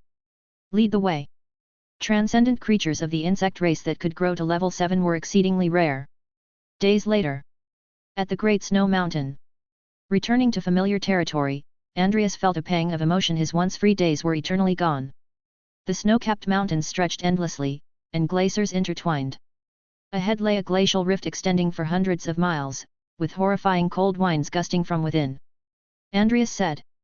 Below this rift is probably the coldest place in all of Great Snow Mountain. The biting winds brushed against Levi's skin, instantly forming a layer of frost, which he lightly shook off. Silently, he mused. Terrifying cold winds. A 5th Circle Wizard's defensive field can sustain only a moment, only 6th Circle Wizards can venture deeper. He instructed Andreas to stay put, avoiding any premature alarm. If that giant insect emerged, they could ambush it. Securing an escape route, Levi activated the Hermit Rune, his figure vanishing as he delved deeper. Andreas felt uneasy inside. Although that giant insect is just early stage Level 7, it's slippery as hell. If he can't capture it, I hope he won't blame me. deep underground where the cold winds could already tear apart 6-ring force fields. Chaotic void currents raged, and spatial rifts formed a web-like density. What a peculiar place!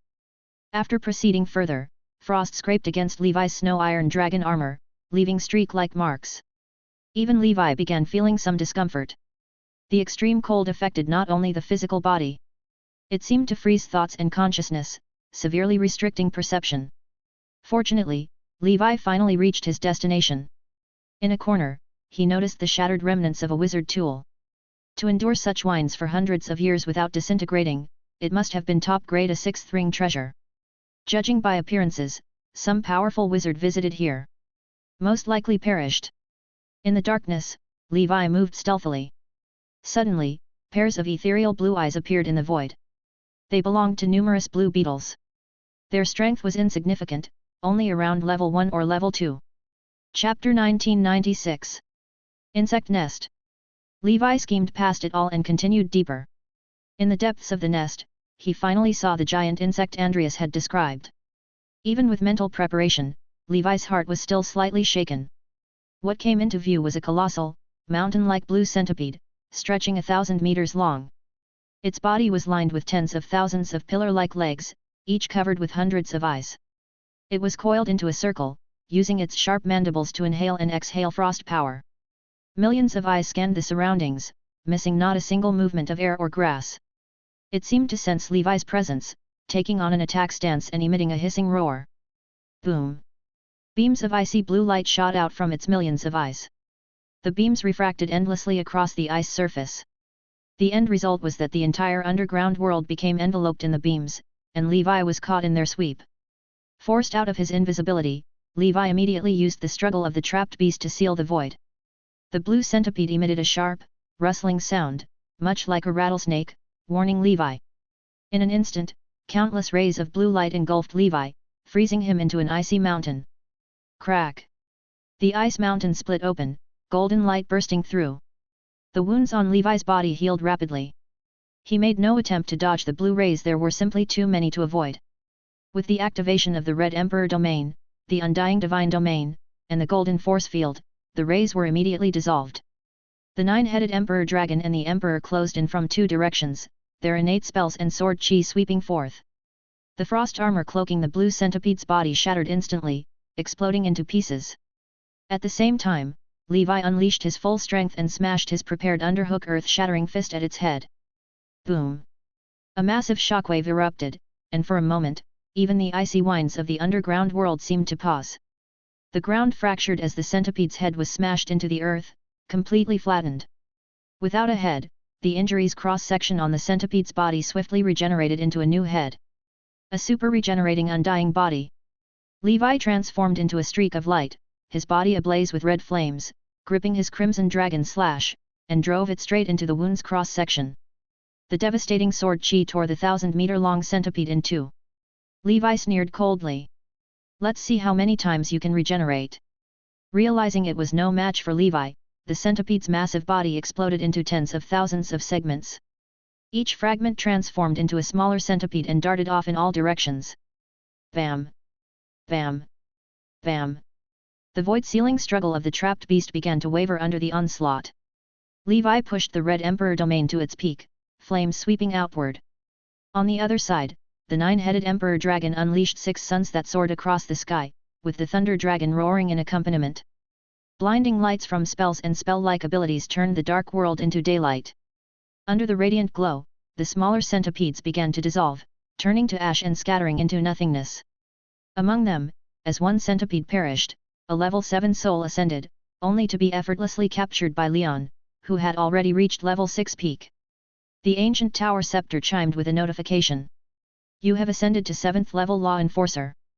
That's settled for sure, Levi muttered. After confirming that no centipedes had escaped, Levi dismissed the struggle of the trapped beast. However, the cracks left behind grew larger and larger. If I ever come across a crafting inheritance for rare treasures, I definitely won't pass it up. Even if I can't craft rare treasures, at the very least, I'd be able to repair my handy tools. The artifact struggle of the trapped beast was especially useful. With some repairs, it could continue to serve him for a long time, at least until it was outclassed by an 8th circle artifact. Speaking of which, while it technically belonged to 100 Flowers, Levi had been the one using it all along. Levi sat cross-legged to meditate and recover. The blue centipede wasn't particularly strong, but its ability to escape was first-rate. Were it not for his struggle of the trapped beast, along with the dual assistance of his primordial spirit and wizard forms, it might really have slipped away. It made sense that Andreas couldn't kill it. After resting, Levi began clearing the battlefield. On the ground, a frost crystal the size of a human head caught his attention. The crystal's surface was still moist with remnants of fluid. This must be something akin to an elemental core within the centipede's body. It would make an excellent energy core for the Doomsday Fist, but that would be a waste. If given to the Heaven Crystal Dragon Ant to consume, it could help it take another step forward, advancing to level 6 late stage. This would also benefit its future ascent to level 7. Besides that, the ground was littered with numerous ice blue carapaces, all of which were premium-grade materials for weapon refinement. This haul will save me a lot of money, and once the Holy Infant advances to the 7th circle, these materials can even be used to craft a 7-ring wizard artifact. Levi's mood lifted. A level 7 black beast, with all its parts, was a treasure trove. Following the centipede's demise, Levi didn't let the remaining black beasts go to waste either. He decided to start one of his favorite recurring activities during each Ancient Tower venture, exploiting the black beasts. With a single thought. 3,000 shadows, all at level 4 or above, materialized several at level 5 as well. Among them were even a few radiating a level 6 aura. These were the shadows of the level 7 experts Levi had slain. The Giant Whale King, the Water General, Arrogance, Fury, and Gluttony. Except for Arrogance, the others' realms were merely level 6 early stage. However, because they had been level 7 entities in life, their actual combat strength was equivalent to level 6 mid-stage. As for Arrogance, it was a true level 6 mid-stage entity, with practical prowess close to level 6 late stage. After some time, even the blue centipede would reappear, reborn as a level 6 shadow under Levi's command. At this point, the shadow army was beginning to take shape.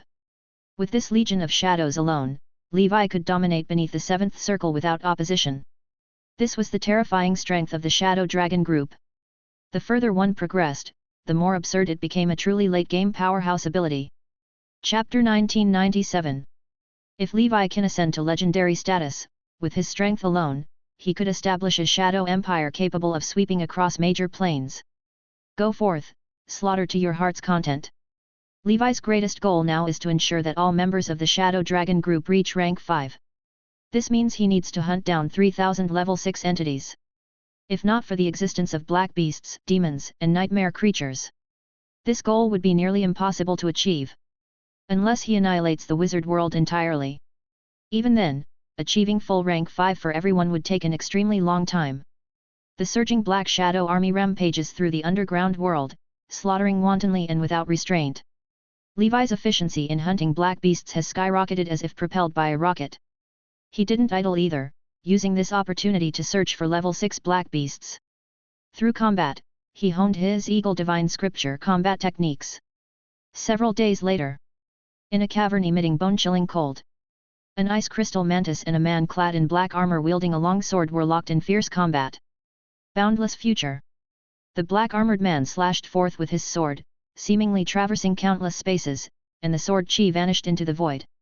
Then, it suddenly reappeared above the ice crystal mantis head, shattering the void like a cascading waterfall. Crack! The late-stage level 6 ice crystal mantis was decapitated. From its remains emerged a slender, ice-blue worm with a metallic sheen, appearing invulnerable to blade or gun. It stretched out, lengthening endlessly, likely spanning thousands of meters, radiating the aura of a level 6 peak entity. It's actually an iron wire alien worm, parasitic within the mantis alien insect. It seems the black beasts here are predominantly alien insects. Levi suddenly slashed with his sword, accompanied by the harsh sound of clashing metal. His sword chi struck the worm's body as if slicing into a pool of tar, the force largely dissipated. The defense of this worm is truly absurd. Rib. Levi drew back his sword. The iron wire worm's body was torn in half. Red flames engulfed it.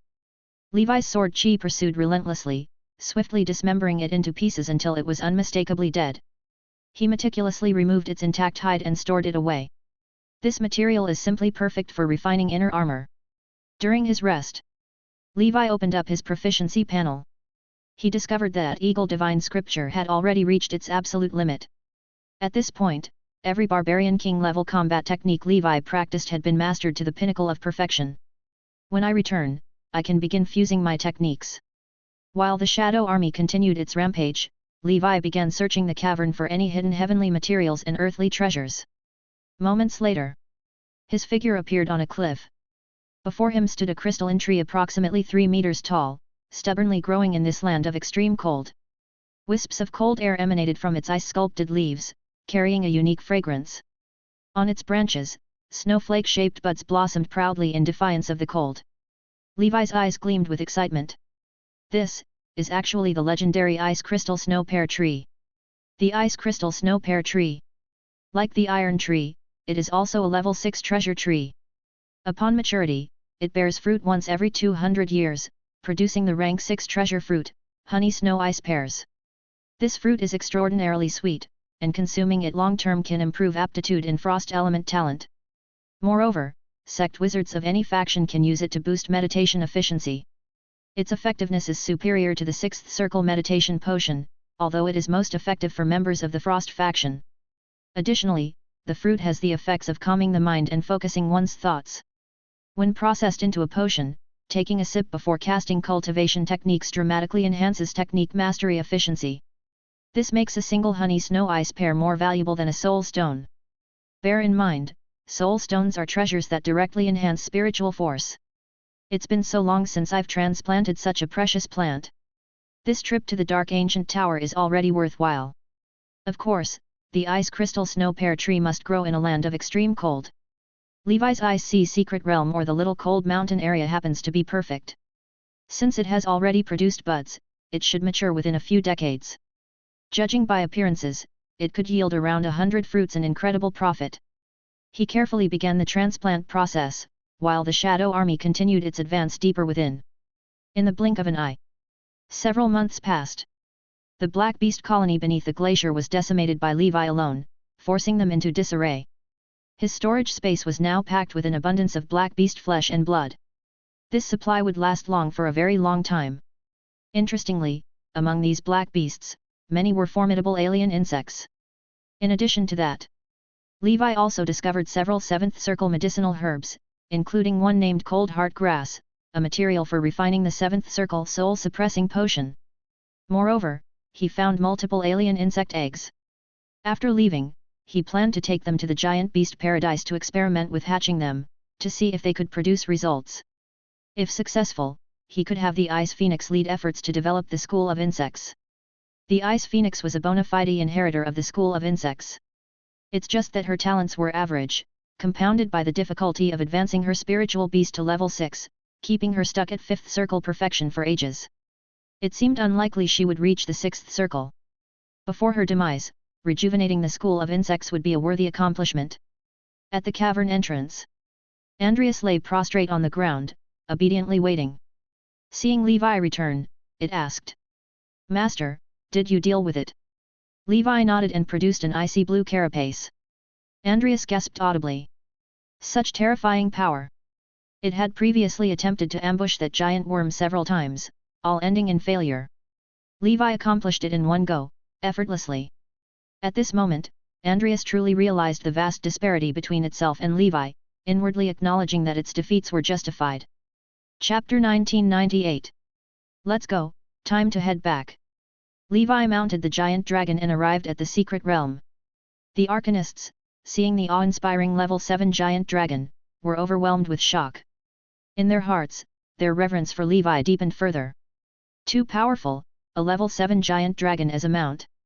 When will I ever have a level 5 dragon race as a mount? Just thinking about it makes me laugh in my dreams.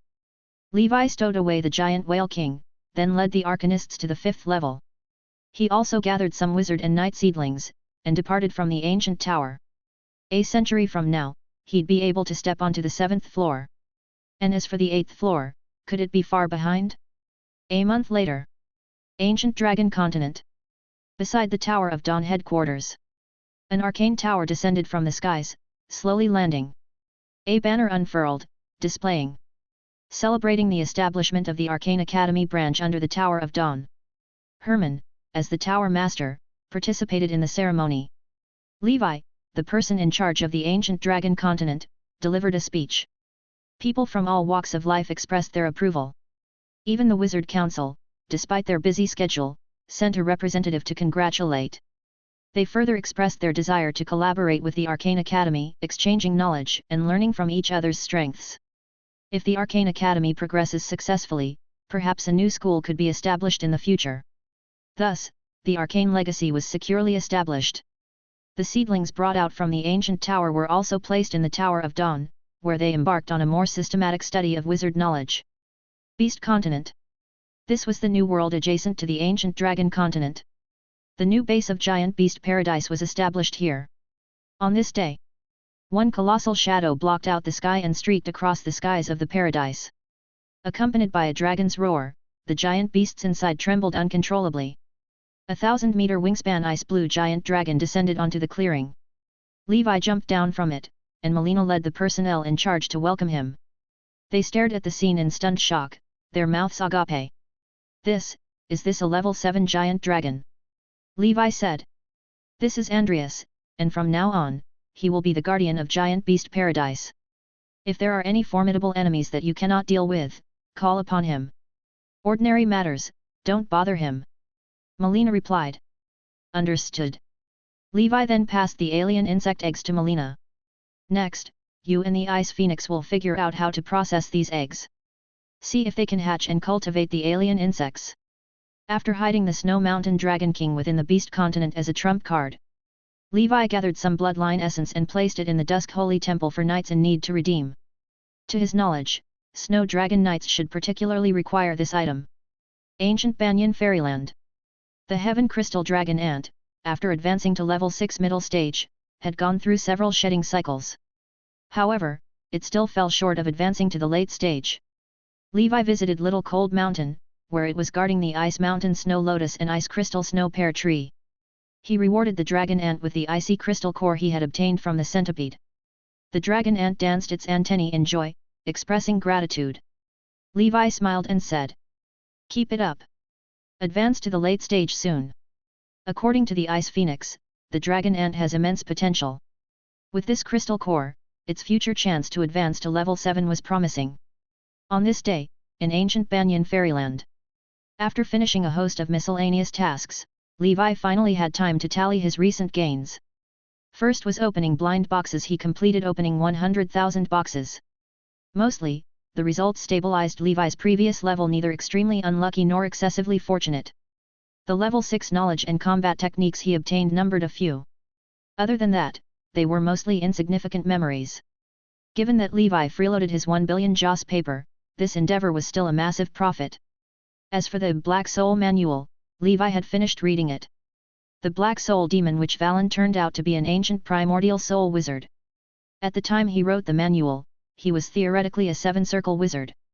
Whether he advanced further later, Levi was unsure. He looked up historical records from the School of Death but found no references to this individual. As Levi had surmised, the soul-drawing demon wizard Wagner was one of Valen's duplications. The Seven Jails Demon Tower was his masterpiece during his lifetime and also his sole artifact. The inspirations and knowledge for creating the Book of the Undead and the Book of 10,000 Spirits both stemmed from this tower. The main structure of the Seven Jails Demon Tower was built using the skeletal remains of a level 8 sub-adult pureblood dragon clan. Thus, among wizard towers, it was classified as the inferior variety called Bone Tower. The tower's body was inlaid with arrays that amassed immense death energy and spatial arrays. Each layer contained a miniature world spanning 100 miles, ideal for raising undead creatures, hence its name, Seven Jails. These undead creatures, combined with the arrays of the Seven Jails Demon Tower, formed the Purgatorial Abyss Array, which had immense power. At the Black Soul Demon Witch's peak, he could use the Wizard Tower to transform hundreds of miles into his domain, inescapable purgatory. Within the domain, tens of millions of catastrophic undead wreaked havoc, creating a negative energy death storm that obliterated everything. A 7-circle wizard unable to quickly break the formation and escape would ultimately face their demise. The Seven Jails Demon Tower could also harness the power of these undead, forming 2 level 7 dark evil souls to assist the Tower Master in battle. Furthermore, the Black Soul Demon Tower itself served as a sacred land for cultivation within the School of Death or among the undead. So powerful! Levi couldn't help but exclaim. But unfortunately, it's already damaged. Even if it weren't, I wouldn't be able to fully unleash its potential right now. In essence, the Seven Jails Demon Tower was a seven-circle soul artifact. To utilize it, one must possess the cultivation of a seven-circle wizard, at the very least. Chapter 1999. Levi waved his hand, and an ancient book appeared, resonating with endless wails of the undead and chilling whines. My Book of the Undead. I feel like it can be refined together with the Seven Jails Demon Tower to form a systemic artifact, akin to 100 Flowers Star Ring and Tower of Summer Flowers. For now, the functionality of the Book of the Undead overlaps partially with that of the Seven Jails Demon Tower. And it's less complete than the latter. Levi thought about integrating the Book of the Undead into it. This would further enhance the power of the Seven Jails Demon Tower, turning it into a usable wizard tool. But this matter can wait until I advance to the Seven Circle level.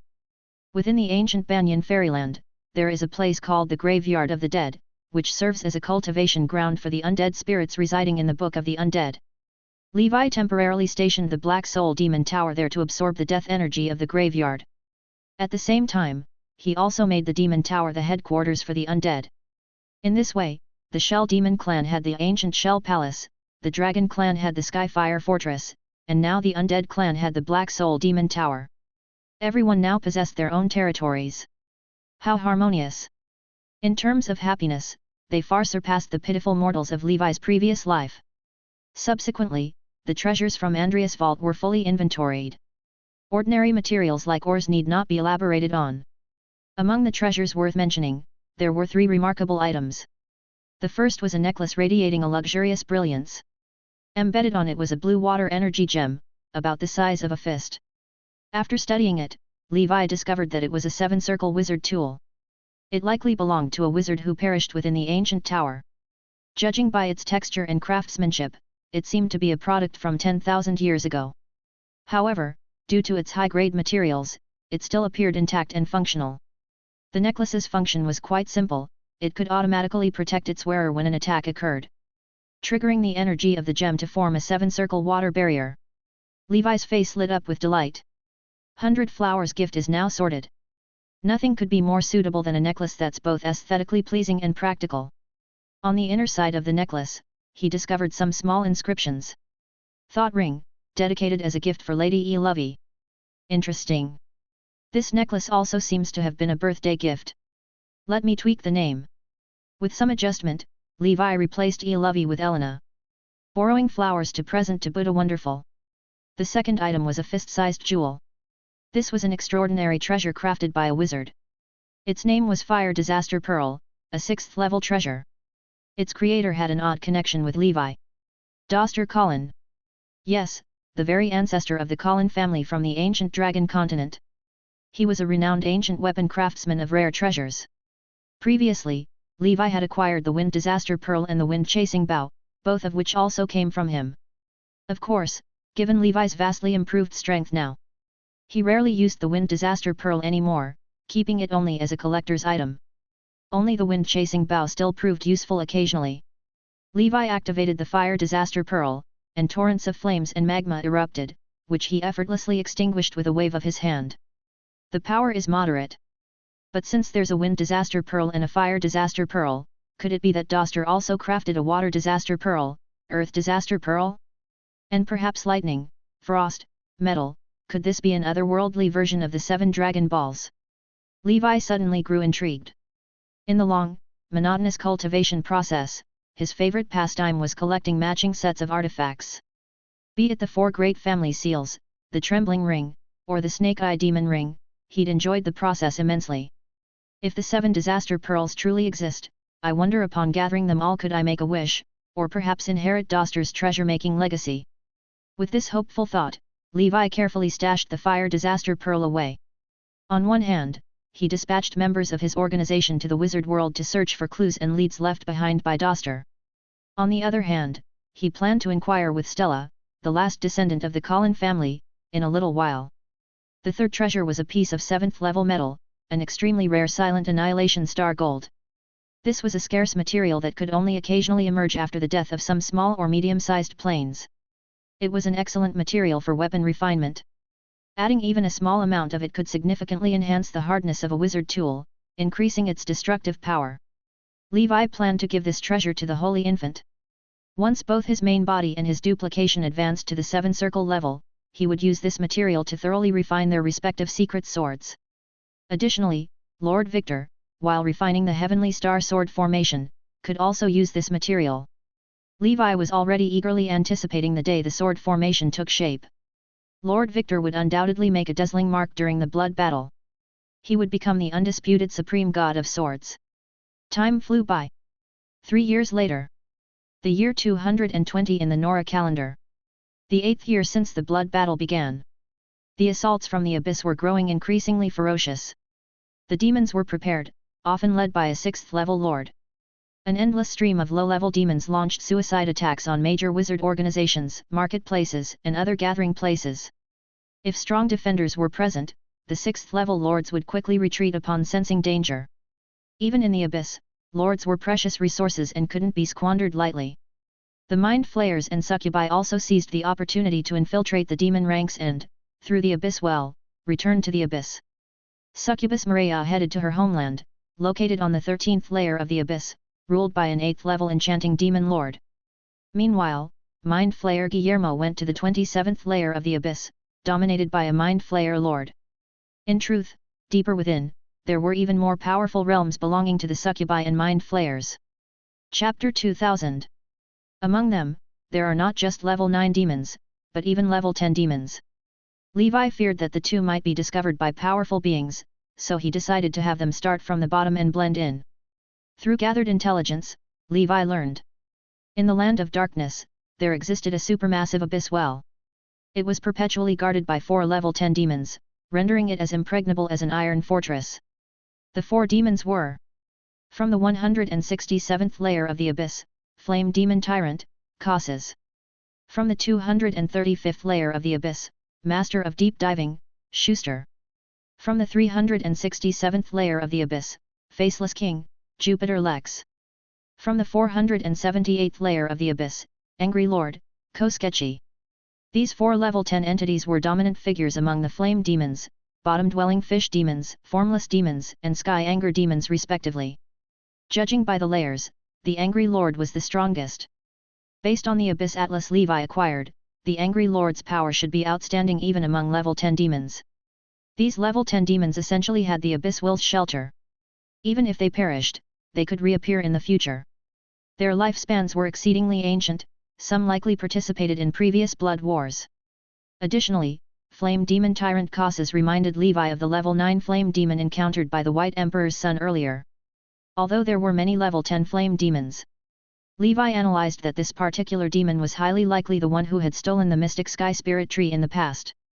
This led Levi to quietly mark this level 10 being as a target in his heart. A gentleman's revenge may take 1,000 years. One day, I will reclaim our sword sex belongings. For the past 3 years, Levi didn't venture out to hunt demons but stayed home quietly cultivating. Of course, he kept a close watch on the demon slaying list. During the years of seclusion, Levi's ranking dropped several places. The Destruction Realm Thunder had already accumulated 12 million points and remained at the top of the list. The second-ranked individual was also affiliated with the military. Light Divine Sword, Snyder. This man was the commander of the Light Wizard group and a practitioner of the Bright faction. Before the blood battle, he was unremarkable, but now his expertise was perfectly aligned, and his rise was meteoric. With 7 rings perfection cultivation and the Son of Light talent, he led his battle group to surge in prominence during the blood battle. The third rank was held by a wizard from the Burning faction and a member of the 9 Cities Alliance, also with official backing. Fire God's Hand, Gatling. Levi scanned the ranking list and saw that it was mostly military personnel or 7-circle powerhouses from top wizard organizations. Nomadic wizards were few and far between. It was no surprise, given how difficult it was for nomadic practitioners to ascend to the 7th circle. No wonder the authorities opened up the oddity exchange program. It turns out those with the strength to redeem resources are still from the official ranks. Notably, Laplace and Soraya were also ranked in the top 50. Laplace had now become a senior 7-circle wizard, and his power within the circle was nothing to scoff at. The most astonishing was Triss, who currently had 0 points on the demon-slaying list. However, due to significant breakthroughs in her research on new advancement potions, she had already refined it to the third circle stage. Thus, she chose the medical salvation route, donating breakthrough potions to the military in exchange for war merits. Levi recognized that Triss naturally disliked combat. Even so, the lady helped him fight on several occasions. Such major favors were things he wouldn't forget. As for 100 Flowers, she was overjoyed after receiving Levi's thought ring necklace. During Levi's seclusion, she was the one guarding the continent. 100 Flowers also hunted some demons, and her points were roughly equal to Levi's. Currently, Levi was ranked 129th, and 100 Flowers was ranked 130th, a true partnership in action. On the 6th level demon-slaying list for 5th Circle Wizards, the Ancient Dragon Continent achieved commendable outcomes. The Fire Dragon Knight relied on his knightly prowess and Fire Giant King bloodline to break into the competitive top 100 rankings. Ranked 89th, he was the sole knight on the list. It should be noted that this ranking encompassed the entire world, all factions, and every race in Nora. Its significance far surpassed that of the Dark Ancient Tower. After all, the tower used to exclude many geniuses outright. This proved that the Fire Dragon Knight's combat power was on par with top-tier geniuses across the wizard world. Other level 5 knights were comparatively weaker. Nonetheless, among the 18 Twilight Cavalry, all the level 5 knights ranked within the top 1,000, earning them basic war merit rewards. Of course, their lower rankings were primarily because they stayed confined to the continent and didn't actively hunt demons. Meanwhile, Aya from the Tower of Dawn also broke into the top 100, securing the 92nd position with the title Shadow Queen. This dark horse-like Shadow Girl's sudden rise caused a stir among several advanced wizard organizations within the Shadow School of Thought. Because, aside from Aya from the Ancient Dragon Continent, there wasn't a single orthodox Shadow School wizard in the top 100. Thus, the Ancient Dragon Continent, as a burgeoning force, occupied 2 spots in the top 100. Securing a foothold amid the powerhouses of Earth, Fire, Wind, and Water factions was no small feat. This left many elementary schools deeply embarrassed. Over at the Midland Continent, the Holy Infant refined the Frost King's finger but didn't obtain a companion spiritual creature. However, he earned another decent frost talent, improving his ice and fire holy body. Accumulating bit by bit, with the refinement of more ice and fire oddities, the Holy Infant's talent was certain to transcend the elemental children of ice and fire, becoming the child of ice and fire elements. Moreover, the Holy Infant used materials from the Wind-shaped Dragon and Snow Mountain Dragon King to refine Wind element and Frost element energy cores for Levi. This allowed Levi to fully embed all 5 gems in his Heaven and Earth Destruction Fist. Both the Underhook Earth-Shattering Fist and Upperhook Sky-Splitting Fist, as well as the Heaven and Earth Destruction Fist, were now usable. However, Heaven and Earth Destruction Fist consumed a great amount of resources, expending 4 synthetic energy cores in a single usage, so Levi would not deploy it lightly. His 3 avatars focused on cultivation while actively cooperating with the authorities to hunt flame demons. But so far, the level 7 flame demon lord had not surfaced, and they could only patiently wait. The years passed, fleeting like a galloping horse. 10 years later. Nora year 230. The 18th year since the blood battle began. The Dragon King Levi was now 654 years old. In the ancient Banyan fairyland, his spiritual force finally reached its maximum, hitting 6,029 points. He was less than 1,000 points away from the 7 rings standard. Upon his breakthrough, his spiritual force would immediately surge to 8,000 points, starting far ahead of the average. After years of hard cultivation, he had mastered 19 primordial soul spells. Except for the newly learned Water Ghost Hand and Dry Hand, all were cultivated to the 15th order limit, including the most challenging Destiny Coin. With Astral Magic and his Danger Perception dual-layer verification, bolstered by the Fool Rune, his ability to evade calamities further improved. Additionally, the Chariot Rune had reached the 14th order, boosting speed by 160%. Levi's exclusive horse carriage teleportation distance soared to 6,000 miles, inching closer to the milestone of 10,000 miles. The Golden Brilliance Dragon Breath technique recently reached its maximum level, it now only lacked advancement ingredients to break through, which various organizations were scrambling to procure.